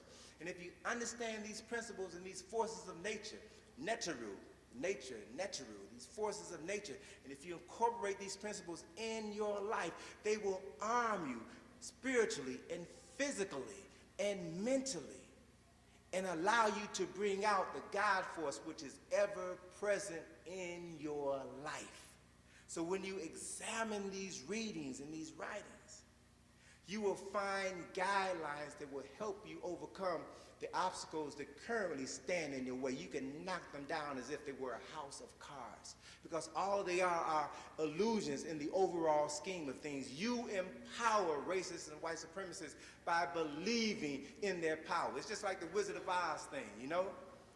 The wizard was behind the curtain pulling switches and stuff. Racists and white supremacists are behind the curtain pulling switches. If you don't allow yourself to be manipulated by them, if you don't empower them by your inactivity, then you will transform the nature of your relationship to them overnight. Understand the value of the 10 virtues that George Jim James talked about in Stolen Legacy. 10 virtues, prerequisites for personal development. I mean, think about this, not just as a good philosophical approach to life, but as keys to your personal salvation. 10 virtues: control of thought, control of action, steadfastness. What does that mean? Control of thought. Thought, the word thought comes from the Greek word toth, which is derived from the Kemetic word Jehuti. Jehuti was a Neter, was associated with the process of divine articulation of speech. Jehuti was associated with writing. He was associated with the divine word. He was associated with mathematics, science, and healing. So when you talk about control of thought, you're talking about control of the process of the spirit of Jehuti in your consciousness. Control of how you think and what you think. Control of thought, control of action. Every single thing you do, every action is the direct result of your thoughts. If you think correctly, you will act correctly. And steadfastness is the process of maintaining correct thoughts and correct action. Very simple, very basic. Identity with higher ideals. Evidence of a mission. Evidence of a call to spiritual order. What does that mean? Once you think correctly and act correctly and maintain this relationship, then you will begin to change the quality of your thoughts. And you will begin to draw to you higher thoughts that will influence your behavior. And you will begin to experience what's referred to as identity with higher ideals. You will begin to see beyond the limitations which stymie the development and progress of other people. You'll begin, once you begin to identify with higher ideals, you will begin to understand your mission in life. Every person in this room was born to achieve certain things in your lifetime. The spirit that inhabits your body, the ancestor who came back in your body came back to do a particular job. By thinking ignorantly, by acting ignorantly, you inhibit that spirit from doing the work that it was destined to do. But when you listen, when you understand, you allow yourself to begin to understand what your mission is. When you begin to carry out your mission, you experience what's referred to as a call to spiritual order. You know very clearly what it is you must do and the steps that you must take in order to accomplish your mission in life. It's said that a mind that is hopeful, confident, courageous, determined on its set purpose, and keeps itself to that purpose will attract to itself out of the universe things and powers that are favorable to that purpose. That's real. Once you begin to understand this call to spiritual order, then you will begin to experience freedom from resentment. Why freedom from resentment? Because when you act in a manner that is in your own spiritual best interest, then those that don't understand or can't relate to what you're doing will begin to resent your development. Huh? And they'll say, nigga, what you think you doing? You think you better than me? They will resent your moving beyond this Negro consciousness. And you have to be wise enough and strong enough not to resent their ignorance, not to let it stand in your way. You'll find as you move down this path, spiritual development and mental development, you will find that the people will come into your lives who will guide you along the path of further development. And you have to begin to have confidence in those people who will teach you and guide you. By confidence, I mean that you have to begin to know who these people are and not question everything that they tell you to do, because you understand their role in your life. And as you learn and as you progress, then you have to begin to have confidence in your own ability to do the things that you've been taught to do. You've got to know when to act and what to do and how long to act. You've got to know when to step back. That takes training. That takes mental development to reach that level of consciousness. And then when you reach that state of being, then you've got to be willing to go out into the world, go out into society, go out into your community and practice what you've learned. See, it does no good whatsoever to acquire knowledge and not use it. Does no good to come to these lectures week after week after week after week and hear all the brilliant brothers and sisters who come before you imparting knowledge if you aren't going to use that knowledge in your life. It's a waste of your time and it's a waste of their time. So there's a sense of responsibility that comes with you sitting in these seats every week. If we begin to do the things that our soul tells us we should do, then we will begin to see changes take place all around us. That's reality. So the other major step towards our liberation, because I've learned over time that it's good to talk about history, it's good to talk about the past, but if you can't apply those lessons to right now, then you might as well shut up. Because the past means nothing if you can't begin to apply those lessons to transform the quality of your life today and create a future of your own design. You all, every person in this room, is a creator. You have within you the power, the God-given right to create whatever you conceive. And if you don't use that talent, that gift, you are wasting your life. Nobody can stop you from using what you have. Not the white man, not your husband, not your wife, your brother, your mother, your father. Nobody can stop you if you are truly living up to your potential as a human being. Because one of the things that I've learned over the years of traveling to Kemet, over the last 17 years, one of the realities that just struck me one day as I was walking through the temple of Karnak and just gazing on the grandeur of these monuments. And I flashed back in time in order to try to conceptualize how this building must have looked when it was brand new. When the carvings had just been finished, when the paintings were still glistening in the sunlight, and the men and the women were walking throughout the temple doing their work. I was trying to put myself in that place and understand what it took to create something like this. And I realized at that point in time that those people who created this structure, they were true human beings. And that we today are subhuman. We are living on a subhuman level, and we are content to live on a subhuman level. You all have heard the statement that the average person uses 10% of their brain. What kind of nonsense is that? you are content not to live up to your potential because you've been conditioned to be content. I submit to you, brothers and sisters, that all you have to do is flip it over. Change that conditioning. Want to do more, and you will find yourself doing more. Why? Because whatever you do, often you do best. Huh? So if you do nothing all the time, you call somebody up, somebody calls you up on the phone, what you doing? Nothing. Huh? You become a master at doing nothing. You can never afford to just do nothing.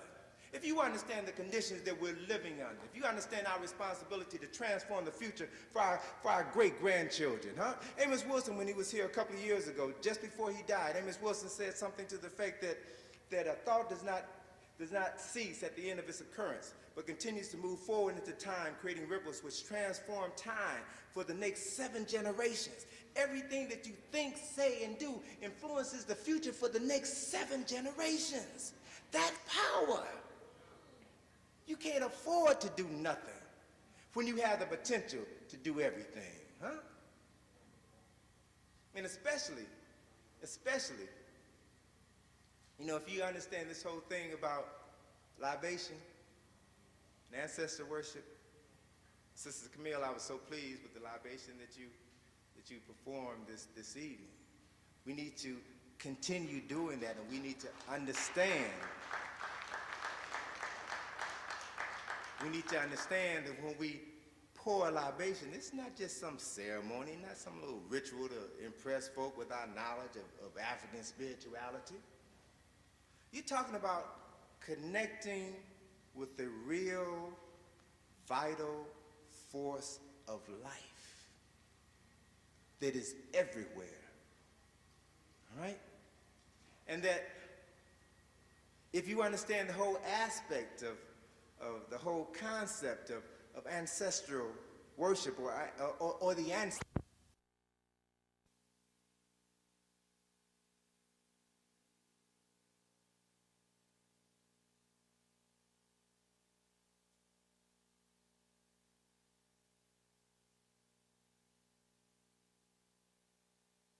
Was barred. They told him not to speak about law. They said, don't do anything concerning law. Well, he gives us insight, and he makes sure that we know the law regardless of what they said. Once again, a round of applause for our chairman.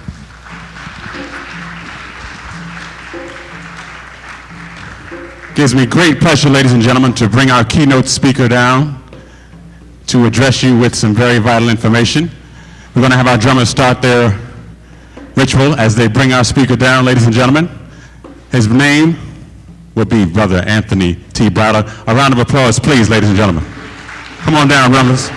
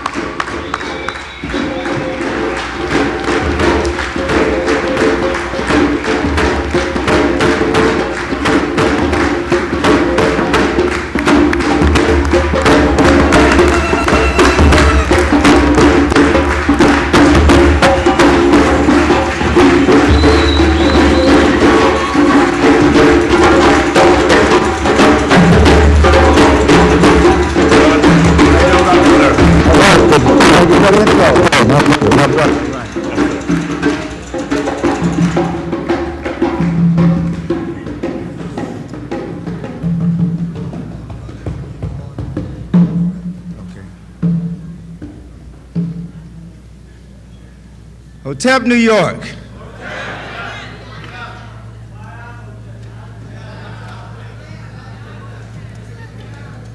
You know, I thought D.C. was the hot spot in the nation, but there's always something going on in New York, you know. Every time I come here, there's always something going on. As usual, I'm very pleased to be here and to have another opportunity to share with you some of my research information that I've been working on diligently over the last several years and have the opportunity to share it with you, and I trust that you receive the knowledge in the spirit in which it was generated. Tonight,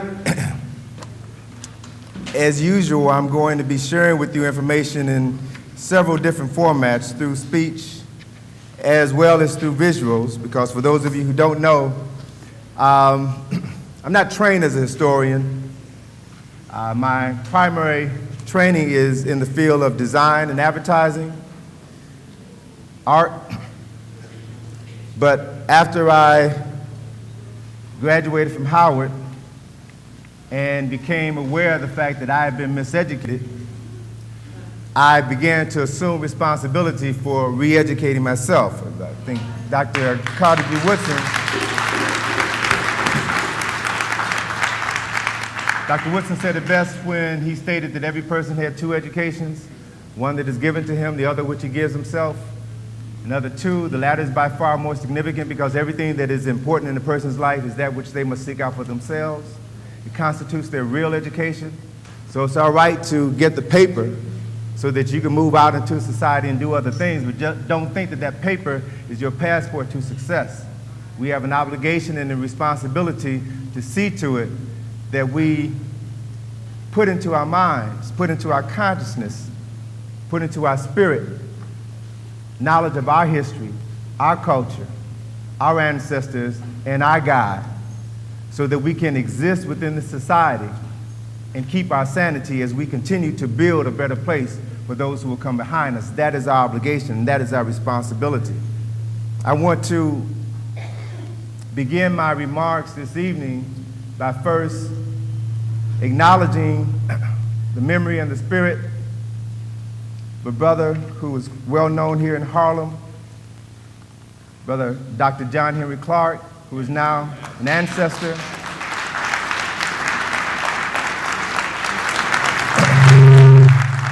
A brother who I am obligated to acknowledge for having put me on the path, put my feet more firmly on the path, so that I could be very clear about the work that I must do throughout my life. And so wherever I go, I have to acknowledge the spirit of Professor Clark and pray that I continue to do work that will make him proud. Pray that his spirit will continue to infuse me with the words and the knowledge which will allow me to do my small part to continue his work. Because much of what I am today, I owe to his guidance, to his direction. I also, I've been traveling quite a bit this month and just arrived home last night after having been on the road for about 5 days, and was checking my email last night around 1:30 and saw a message that Professor Leonard Jeffries' mother had passed 10 days ago. So I also want to extend my condolences to Brother Jeffries and his family, and ask that you all keep him in your prayers. Now, one of the realities of life is that we are going to see brothers and sisters come and go. And that is a part of life. That is the price we pay for being born. But also there's another aspect of life, and that is the fact that life is continual, life is cyclical.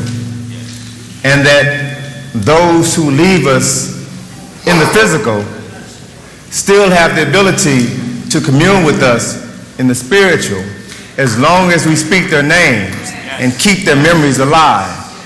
And so it is not superstitious, it's not sacrilegious. It is of utmost importance that we understand what we must do in order to remain connected with those who are now ancestors, those who can fuel our thoughts and our actions with a spirit and an energy far greater than we can access here on the physical plane of existence. So I always am obligated to acknowledge that part of my reality. My topic for this evening is African Americans, history, new perspectives for a new millennium. There's been quite a bit of talk as of late about this new millennium, Y2K problem. I just heard on the news last week that there's another computer-related problem that is going to be just as bad, if not worse, than Y2K problem.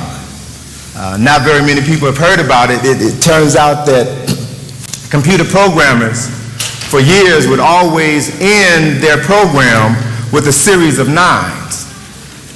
And so this September the 9th, 1999, 9999 is going to pose a very serious problem for those computers that are still operating off of the old program. It is a problem that could be as potentially devastating as the Y2K problem. And so you're probably going to be hearing quite a lot about conflicts in the future. Conflicts have always arisen and will continue to arisen. Matter of fact, history is a story of conflicts. History also, as Professor Clark tells us, history is also a record of the accomplishments of people. And if we see that we are headed for conflict, then all we have to do is to study the various manifestations of that conflict so that we can prepare ourselves to be in the right place at the right time. History is always written by the survivors of any conflict. And so for those people who are totally dependent on technology and computers, who will probably bug out, who will probably commit suicide, who will probably be totally emotionally, physically, and psychologically devastated by whatever happens. Those who are not part of that consciousness can use this as an opportunity to take advantage of doors that will be open to you. So in the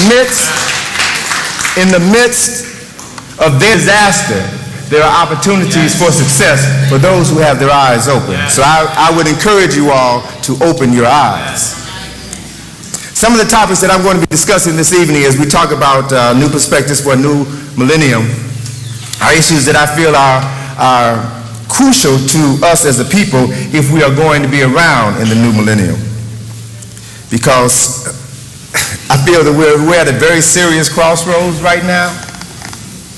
When you consider everything that has been done to us, that continues to be done to us, and that more than likely will not cease at any point in time within the next 2 or 3 years, if we don't become more conscious of the problems that have been placed in our way, we may not be here 200 years from now.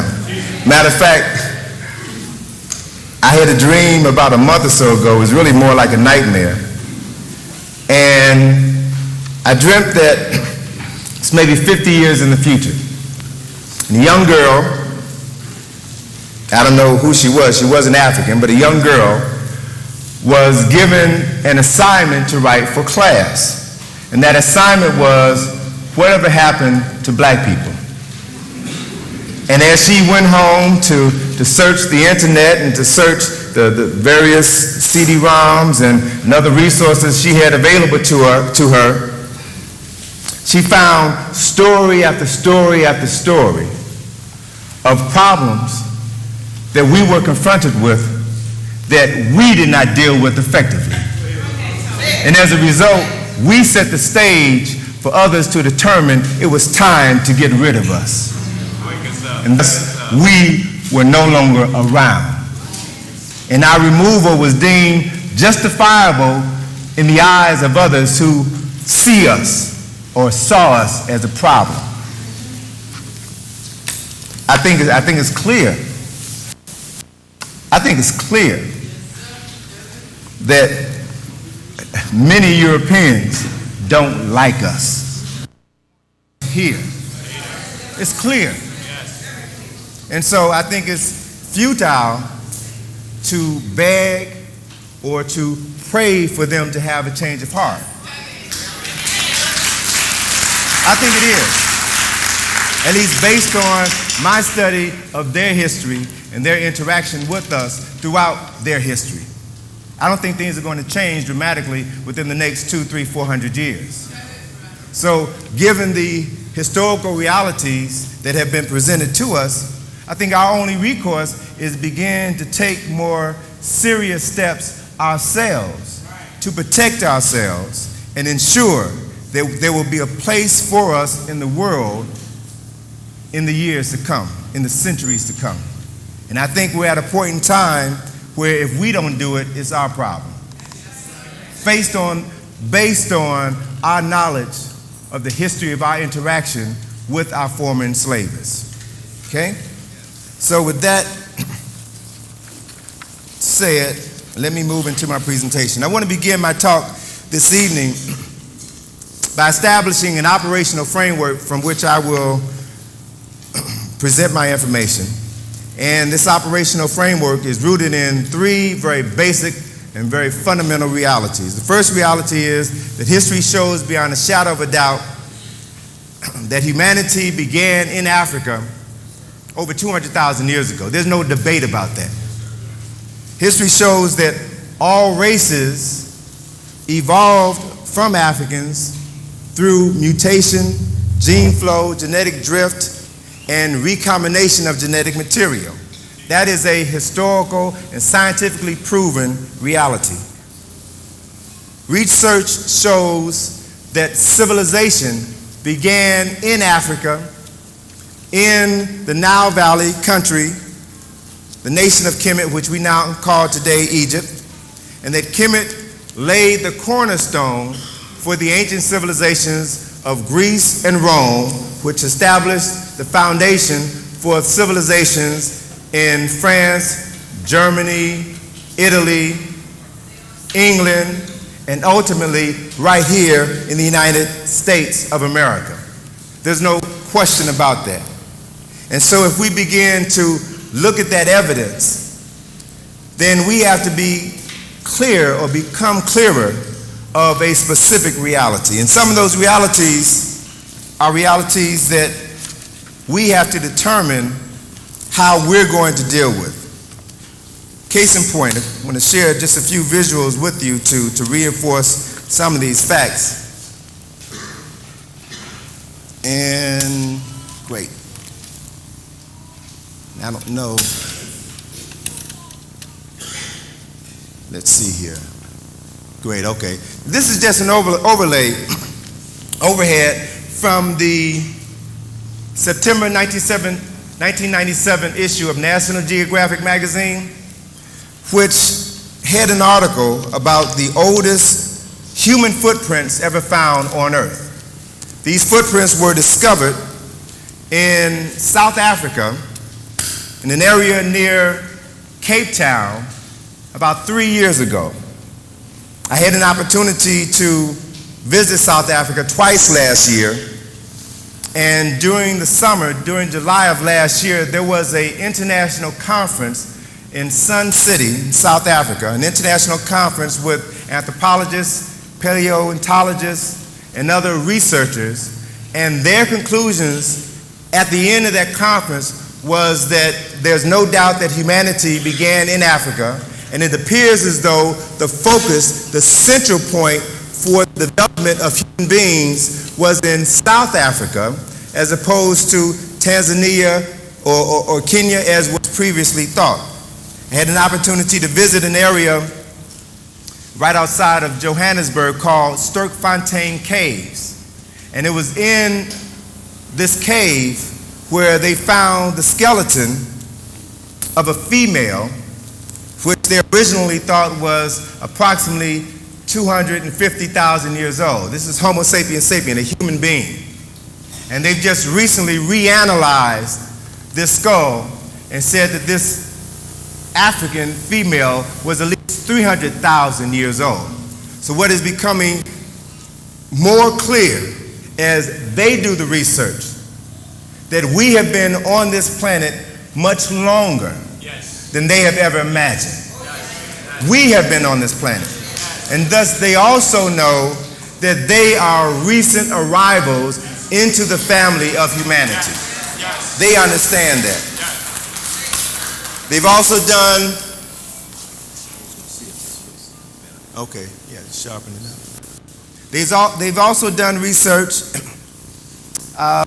genetic research. In 1998 was when news of this research, this image will be a little bit better. News of this research was first made public in 1988 when geneticists studied the placentas of a number of women, all so-called races, all so-called nationalities. They studied the placentas in order to examine the mitochondrial DNA, which is that part of the cell structure which is passed on to a child from their mother. And they concluded that every person on earth has one common denominator. That is, every living human being on earth, or every human being who has ever lived, has possessed within their genetic structure the mitochondrial DNA, which links them to a group of women who are still living today in Africa. Again, proving beyond a shadow of a doubt that we were the very first human beings on earth. Now, of course, you know, in recent years, they've developed a similar genetic test in order to determine the paternal DNA genes that have been passed on through one's bloodline. And they applied this test to the descendants of Thomas Jefferson and all right? And were able to substantiate beyond a reasonable doubt that Thomas Jefferson fathered at least one child by his enslaved mistress, Sally Hemings. All right? Well, she was a child. You can call her rape. That's what it was. But it's interesting to understand their psychosis and not to allow us to internalize their psychosis. The descendants of Thomas Jefferson said that it was impossible for this man to have sex with a slave. It was impossible. He was a moral man, and he couldn't engage in an action which would contradict his brilliance. Well, it just goes to show, one, he was a man, and two, he was a white man. So let us not get caught up in their confusion, and let us not engage in a debate in an issue which does not need to be discussed. All right? If we are clear about the issues that we've been confronted with over the years. And with regards to the development of civilization in Africa, if it is true that humanity began in Africa, then we have to acknowledge the fact that the first civilization also began in Africa. The first system of writing, the first system of government, the first system of language and laws, science, mathematics, and medicine also had their origins in Africa, and their origins in a civilization which reached its height in the nation that was called Kemet, now referred to today as Egypt. And Europeans had a need, had a desire to recreate as best they could the symbolic and architectural legacy of ancient Egypt. They had a desire because for hundreds of years they mistakenly believed that the Egyptians were white because they had been miseducated too. And so if you understand the true origins of ancient Kemet, understand its African origins, and with that understanding, you can then move throughout the world and then claim those symbols that are part of your ancestors that have been appropriated by Europeans in order to try to make themselves something that they never were.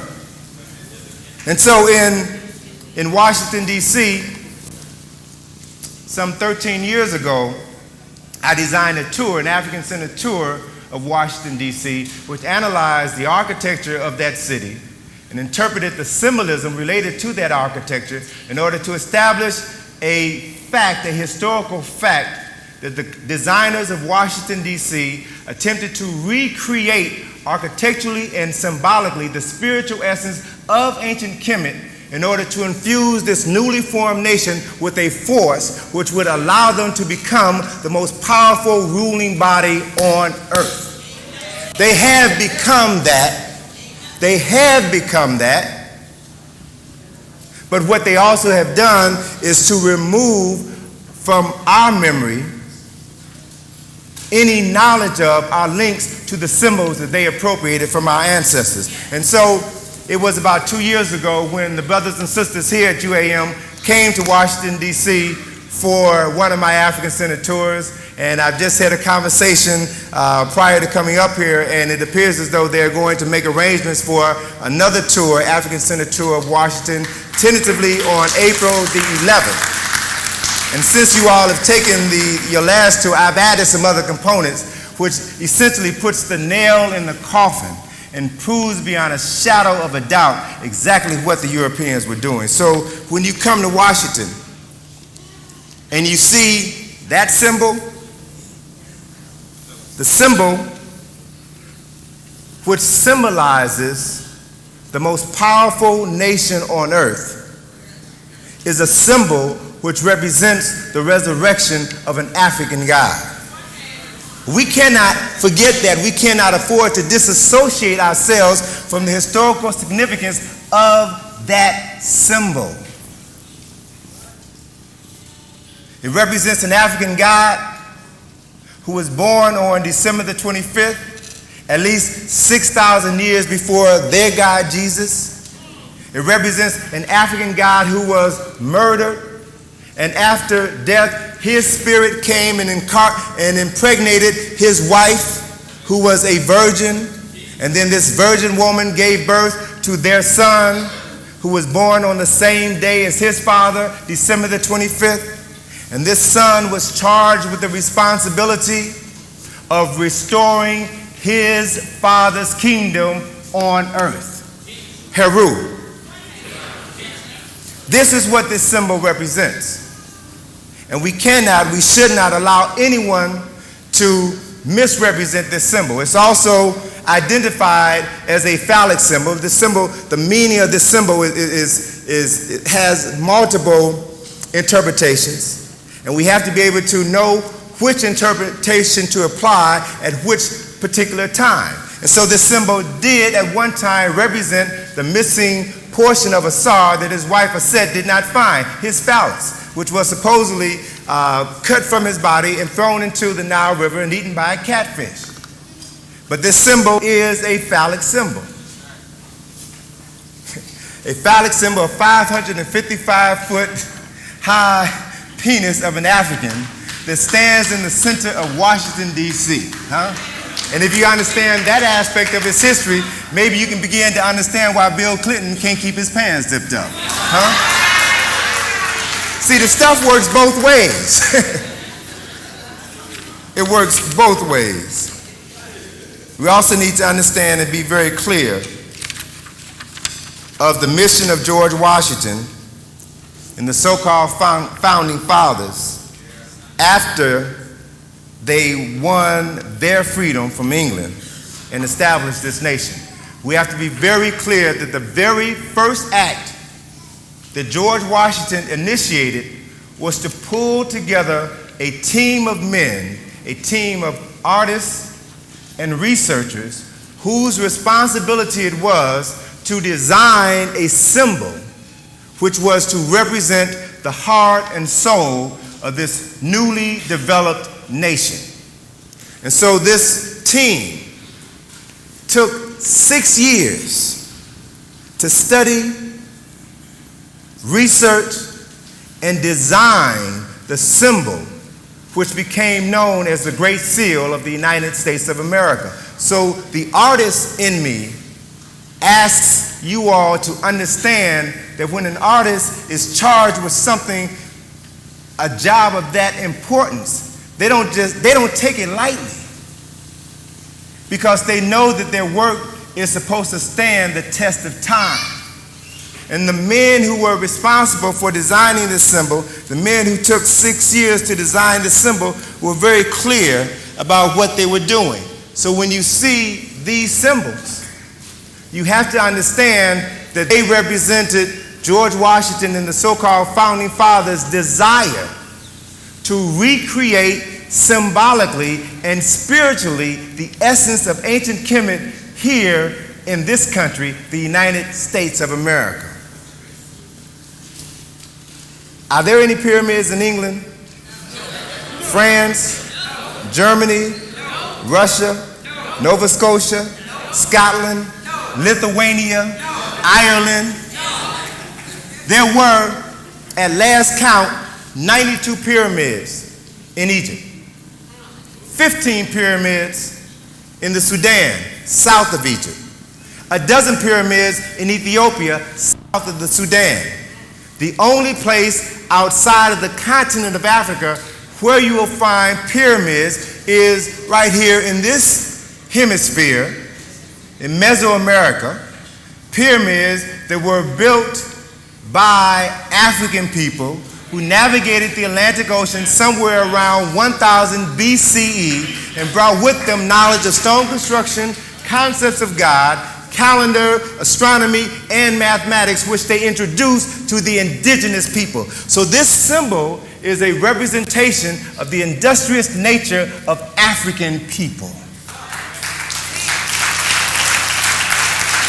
So we have to be clear of what this symbol is and whose it is. Front of the Great Seal also speaks to this mission, this desire on the part of the so-called founding fathers to recreate symbolically the essence of ancient Kemet. So when you look at the front of the Great Seal, the so-called emblem of the United States of America, understand that symbol, but more importantly, understand the origins of that symbol.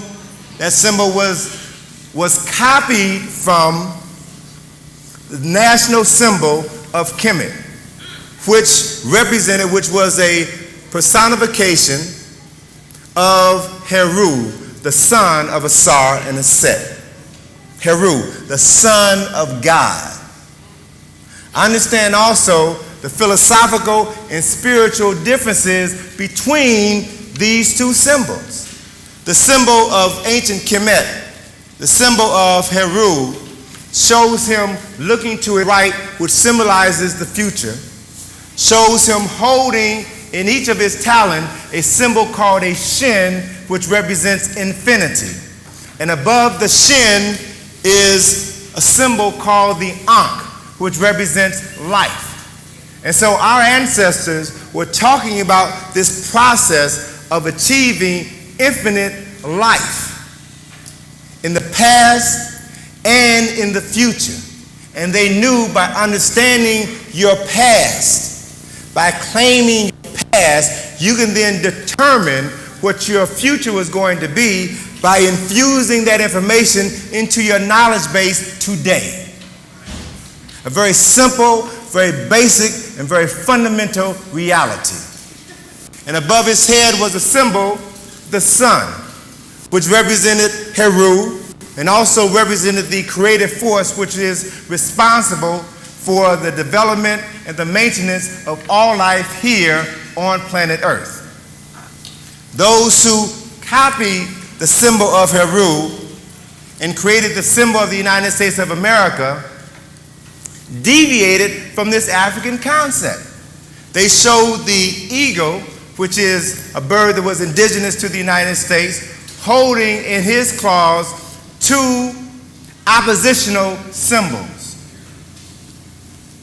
In the right talon, he holds an olive branch. In the left talon, he holds arrows, symbols of war and peace, which means then that he is always ready to go to war and maybe ask for peace while he can prepare himself to go to war again. All right? The history of this nation was founded in war.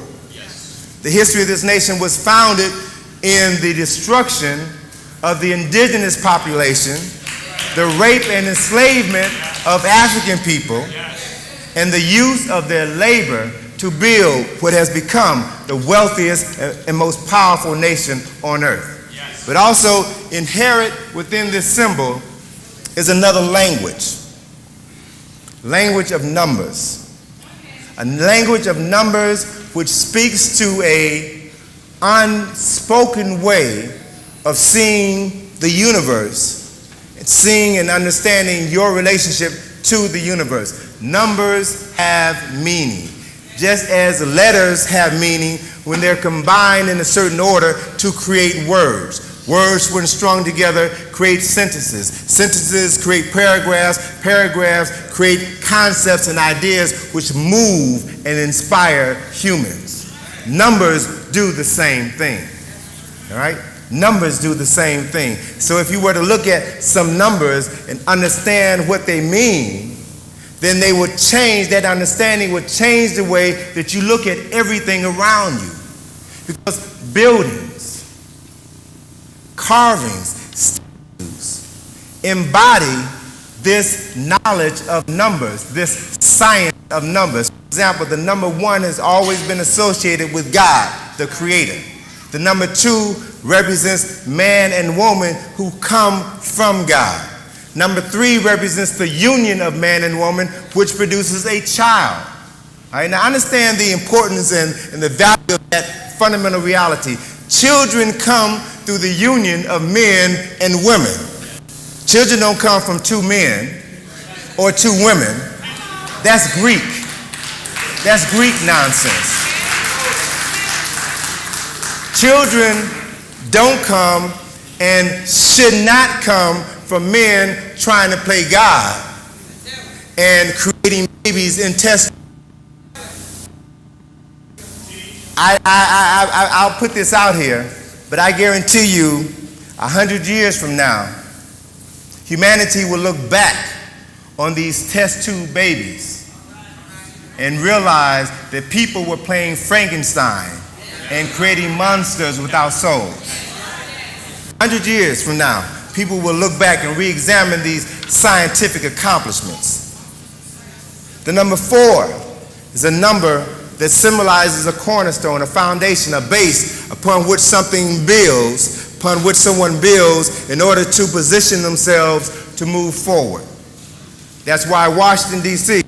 Brother Jeffries in the house, my brother, Hotep. Brother Jeffries.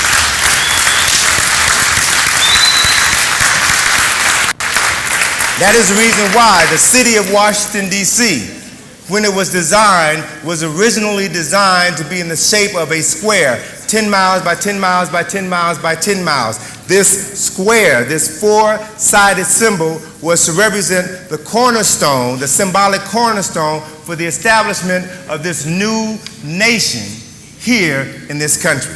Everything has meaning, whether you are conscious of its meaning or not. The number 5 has always been associated with man. And the word man in this original context comes from the Sanskrit word which means mind. So the word man has no sexual connotation whatsoever. The word man means mind, just as the word woman means the womb that produces the mind. That is how minds are supposed to come into existence, through the female. Number 5 is associated with man, or the mind, because there are 5 basic parts on the human body. Head, 2 arms, 2 legs. Men have 5 fingers, 5 toes, and 5 senses.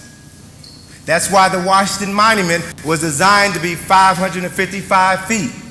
The designers of that structure knew that in making it, they deviated from the original formula for designing Tekken. Tekken were always designed so that the capstone of the pyramidion was to be 1/10 of the length of the shaft. Following that formula, the Washington Monument should have been a total of 550 feet high, but they added 5 additional feet in order to incorporate this symbolism of the number 5 in this monument, and to reinforce the fact that this monument was built not to honor a czar, but to honor George Washington. Right? So all of this stuff is encoded in architecture and symbols that are all around you. And doing some research on the African origins of architecture and symbolism, I found some phenomenal things about New York City. Remember the prison in New York City that they tore down that used to be called the Tombs? I want someone in this room, matter of fact, let me just charge somebody in this room with the responsibility of finding and sending to me a photograph, an old photograph of the Tombs. Why? Because that building was originally designed with the facade of an ancient Egyptian temple. If you look at the old photographs of this building, you'll see the papyrus columns, the lotus columns. You'll see the winged sun disk. You'll see Kemetic symbols all over that building. Why? Because 100 years ago, there was a movement within most cities in the United States to build prisons in the shape and with the design of ancient Kemetic temples. Why? Because it was in the Kemetic temples where the consciousness of man was reformed. Hence, reformatories and prisons were modeled after, superficially modeled after the temples in ancient Kemet. Okay? So people have appropriated our knowledge, our history, and our symbols for thousands of years, empowered themselves with that knowledge, while at the same time telling us that Africa made no significant contribution to the development of humanity. They knew that if they could separate us from the power that exists within our very DNA, within our very genetic structure, psychologically, emotionally, and spiritually, if they could separate us from that knowledge, they could continue to control us. That's the only way they remain in power, through our denial of our true selves. Okay?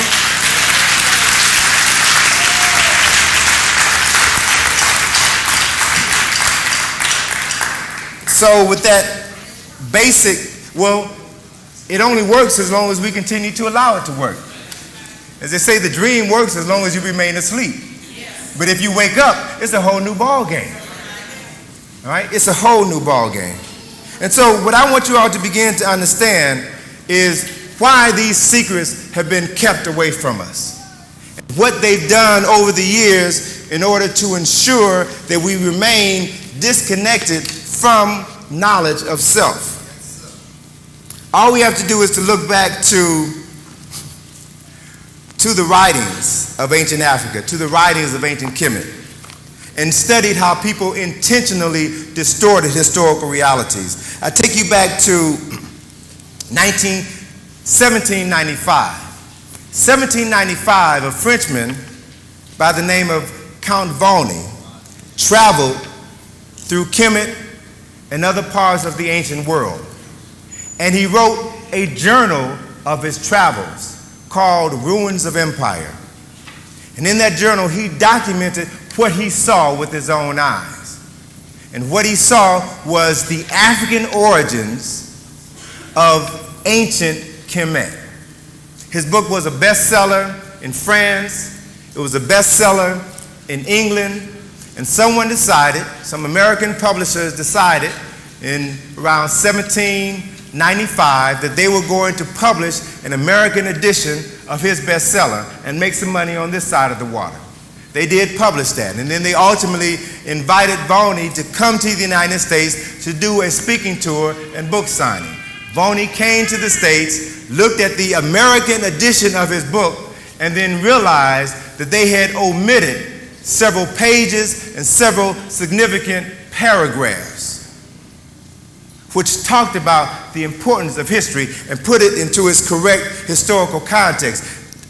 I have to acknowledge Dr. Ben for bringing this book to me, or to us, and making us aware of this act.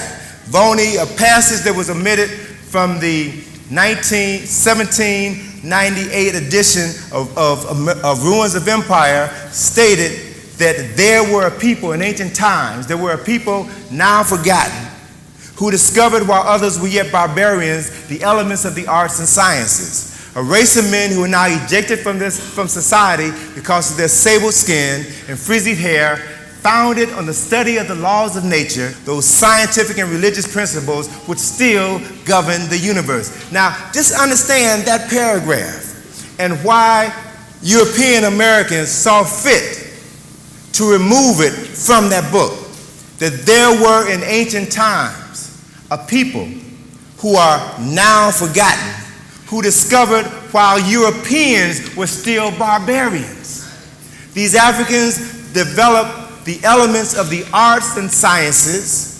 They studied the heavens, they studied nature, and they created those scientific and religious systems which still influence humanity today.